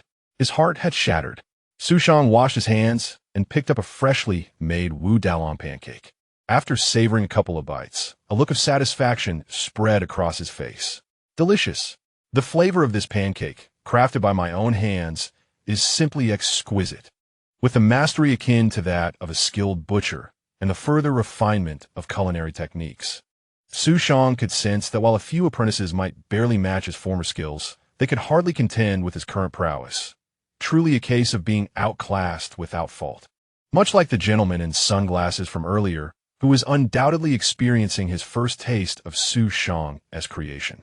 His excitement was palpable, nearly leading him to shatter his own table. Yet, one could hardly blame him for his exuberance. If blame were to be assigned, it would fall upon Xu Shang for bringing the pancake to such an extraordinary level of artistry. Meanwhile, Master Luo returned to his kitchen, profoundly disheartened. Tao Ji awaited him, eager to share some uplifting news. I've spoken with Director Kong. He mentioned that we can shoot a preview live stream of a private gathering. You and Xu Shang could each prepare a few signature dishes, and the Director's team will evaluate them. What do you think? This opportunity seems perfect for you. Master Luo lifted his weary gaze to meet Tao Ji's eyes, then shook his head in dismay. What? Do you think this opportunity is insufficient? No. I am preparing to leave. I cannot compete. I truly cannot. Master Luo clenched his fists in impotent fury. I, Luo Jingguang, am outmatched and willingly concede. I shall return to my role as a humble sous chef. Tao Ji was taken aback, confused by the sudden turn of events. In truth, had Master Luo dined at noon, he might not have felt the vast chasm between himself and Xu Shang. However, when it came to breakfast, I'm sorry, but there isn't a single competent person present here, Xu Shang remarked, dismissing the notion. Chapter 90. You intend to destroy my establishment? Master Luo departed, skipping lunch. As if swept away by a gust of wind, Tao Ji watched the retreating figure of his comrade, his feelings a tumultuous blend of emotions, suddenly resonating with the sentiments of Jiang Wei from the Shu Han. We are prepared to fight to the death. Yet why does our teammate surrender? Director Kong, who had hurried over, was equally astonished. Just yesterday, Tao Ji had informed him of Master Luo's desire to challenge Xu Shang. Thinking it would make for an excellent show, he had readily agreed, only to witness Master Luo's capitulation today. The speed of this white flag was quicker than that of France itself. Director, should we still film this? The host inquired, observing the situation with interest. Perhaps we ought to refrain, Director Kong replied, despite recognizing the dramatic potential. He glanced at the forlorn Tao Ji and chose to shake his head. If they were to film this, it would seem as though the live stream had been funded by Xu Shang's family, despite his clear favoritism towards Tao Ji. With a sigh, they all returned to their respective tasks, leaving Tao Ji to wallow in solitude. However, he was not left alone for long. A trembling contractor cautiously approached him, inquiring, Master Tao, now that Master Luo has departed, what shall we do about our meal? Tao Ji shot an annoyed glare at the foreman. But he wasn't an unreasonable man. He said, just distribute the meal allowance directly and let them eat on their own. Oh, yes. The foreman was actually quite pleased because this way, he wouldn't have to cover any extra costs. He could return the meal allowance from the program at its original price, give back the money Tao Ji had provided, and even if he added 3 yuan per worker to make it 18, he wouldn't lose out. At least now, he didn't have to cover the meal expenses for the casual laborers anymore. After all, the canteen providing meals was a gesture of Tao Master's generosity, and now that the canteen was gone, there was no reason to continue offering free meals. Upon hearing that the meal allowance would be distributed directly, the program team was quite happy because they genuinely preferred eating at Xu Shang's place. The construction crew was even happier because Xu Shang offered them a discounted rate. The 18 yuan meal allowance even left them with a few extra yuan, effectively giving them a raise. The only ones unhappy were the casual laborers who had just enjoyed a few free meals and now had to fend for themselves again. Sigh. Tomorrow morning, we'll have to bring steamed buns again. Master Luo's cooking was actually pretty good. Why did he have to leave? Not everyone was willing to spend money on breakfast at Xu Shang's place. For many villagers who counted every penny, spending a few yuan on a single breakfast was still too extravagant, even if they heard it was incredibly delicious. They couldn't bring themselves to indulge in such a luxury. By noon, the foreman stood outside Tao Ji's room, pacing back and forth for a long time before finally mustering the courage to gently knock on the door. Master Tao, shall we go eat as well? Get lost, came Tao Ji's furious roar from inside the room. Tao Ji, would rather starve to death die outside, or jump off a building than eat a single bite of Xu Shang's food. The foreman shrank his neck, thinking he'd still have to bring a meal back from Master Tao later. So, he followed the crowd heading for lunch and arrived at Xu Shang's place. While waiting in line, he caught sight of the day's main dish and couldn't help but swallow hard. Grilled eel. It was somewhat absurd to find grilled eel in a laborer's canteen. Xu Shang was busy grilling the eel, which wasn't alive but chilled. There was no other choice. In Yunnan province, live eel was simply too expensive. Besides, it was that Xu Shang was unwilling to spend extra to treat the villagers. The real issue was that even if he wanted to buy live eel, he couldn't find anyone selling it. The texture of chilled eel couldn't compare to live eel, but with his skills, the flavor wouldn't be too far off. More importantly, Xu Shang truly enjoyed giving the villagers new experiences. In many parts of central and western China, countless people had never tasted eel rice in their entire lives. Is this fish from the sea? It's so delicious. The taste of fish from the ocean is just different. Thanks to little Xu. Otherwise, I might never have gotten to try this in my lifetime. Hearing the villagers chatter, Xu Shang felt even happier. As a chef, the greatest joy wasn't making money, but receiving the blissful praise of satisfied customers. However, just as Xu Shang was feeling content, he suddenly noticed something that dampened his spirits. Xu Shang raised an eyebrow and approached the food counter, confronting the individual who was unenthusiastically handing over 5 yuan. He uttered a single word, "Leave." The foreman was momentarily taken aback. Apart from Tao Ji, no one had ever dared to speak to him in such a manner. He lifted his head, his expression darkening as he retorted fiercely, "What did you just say to me? Did you not hear? I said leave. Who do you think you are to speak to me like that? I am Xu Shang." The foreman paused, suddenly realizing that this was the very Xu Shang who was challenging Tao Ji. However, despite his respect for the Architect Association and Tao Ji, he viewed Xu Shang with disdain and replied with a feigned bravado, "What do you mean? You're running a business, and I am a customer. You dare to treat me this way? Do you believe I won't smash your establishment? You intend to smash my establishment?" Xu Shang slightly raised his voice, and at that moment, the entire cafeteria erupted. Everyone from Tianya Village stood up, their collective gaze fixed intently on the foreman. In that instant, the foreman felt as though he had been surrounded by a pack of wolves. A handful of laborers from neighboring villages, unsure of the situation, also rose to their feet, feeling it inappropriate not to conform. The only ones who remained seated were Qin Guangqing and a few others, yet they clenched their fists, silently expressing their support. Xu Shang chuckled, "Repeat that. What do you intend to do?" The stares behind him were like countless daggers pressing against the foreman's back.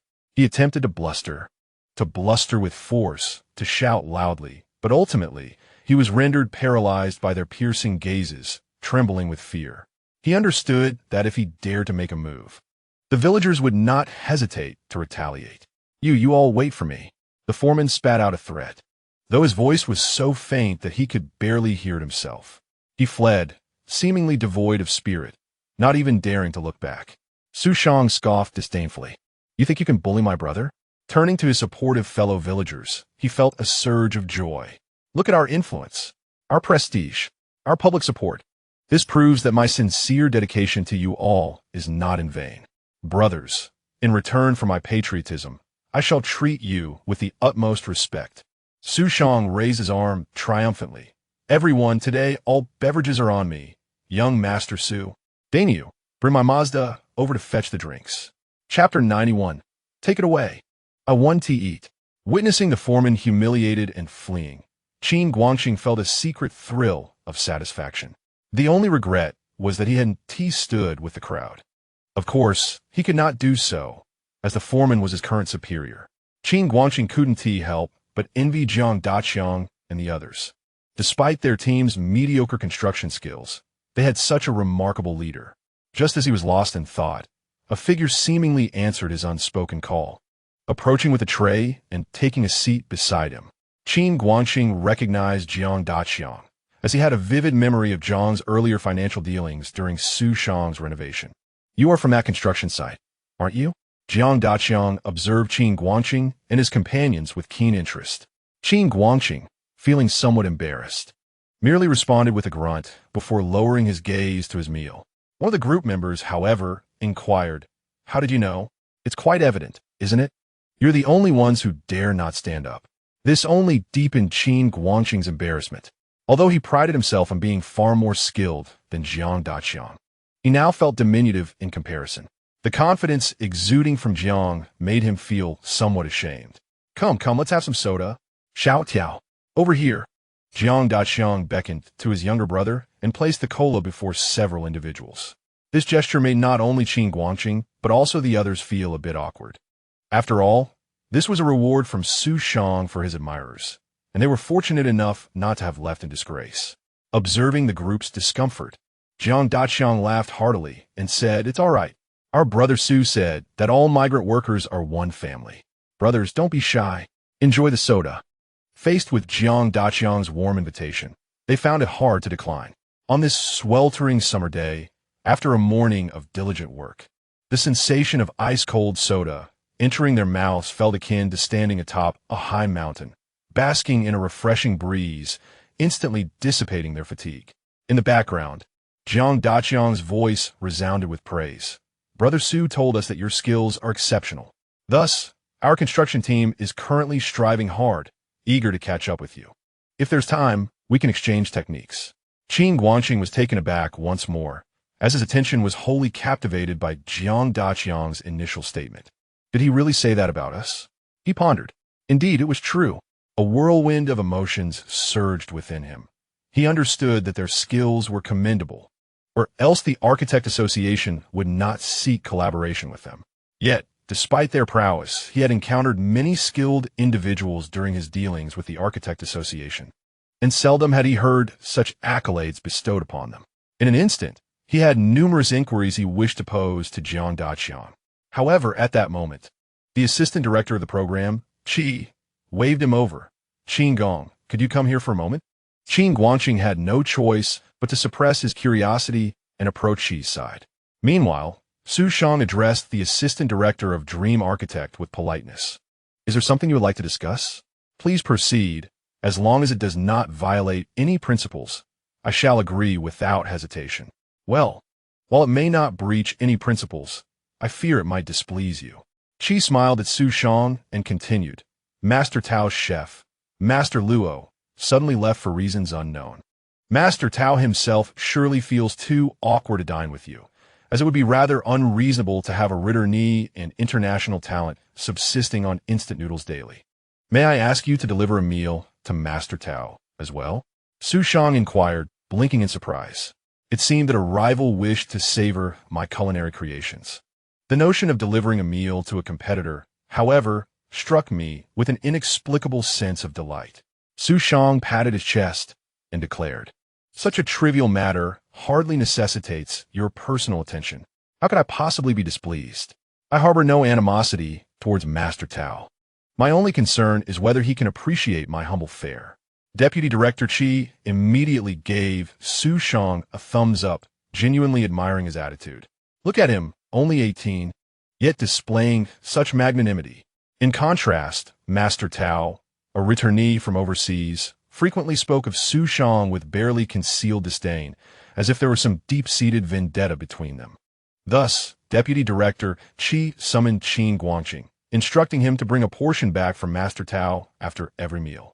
Although the production team could have managed this, their schedules did not align with those on the construction site, making Qin Guangxing the more suitable courier. Of course, today, members of the production team accompanied him. Qing Guanqing, along with two heads of the production team, arrived at Master Tao's residence and knocked on the door. Master Tao, Director Kong has sent me to deliver your meal. Inside, Master Tao, who was ravenously hungry, stared at the half-eaten chocolate in his hand, suddenly feeling as though he had been rescued from drowning. While chocolate could provide energy, it was hardly a substitute for a proper meal. Nevertheless, he first inquired, "What meal? Who prepared it?" This question left the three men exchanging glances, stammering, It was made by the villagers. Surely, you needn't concern yourself with the details. It was made by Xu Shang, wasn't it? Take it away. I won't eat it." The trio sighed in unison. However, the two heads of the production team had anticipated this response. Otherwise, Director Kong would not have dispatched them. One urged Master Tao, "Listen to me. After all, you are an architect. It's no disgrace if the cafeteria can't compare. Indeed, it's not a disgrace. We architects are judged by the quality of our buildings. This is Dream Architect, not Master Chef competition. Why should it matter to you?" Another chimed in. "Xu Shang doesn't mind delivering food to you, so let us not allow others to look down upon us. Remember, Sima Yi took Zhuge Liang's wife's clothes and still asked others if they looked good. In the end, it was Sima Yi who had the last laugh." This remark stirred something within Master Tao. Although the comparison of Xu Shang to Zhuge Liang and himself to Sima Yi felt somewhat odd, he pondered whether being petty would mean conceding defeat to Xu Shang. After all, if Xu Shang could so generously offer a meal, what was the point of his own stubbornness? With a creak, Master Tao opened the door and, maintaining a neutral expression, said, "Bring the meal inside." "Very well." The production team members exchanged knowing glances. Though Master Tao accepted the meal prepared by Xu Shang, he resolved internally that he would not take a single bite. Accepting it was merely a display of his own magnanimity. It is utterly inconceivable to allow him to partake in the meals prepared by Xu Shang's young child.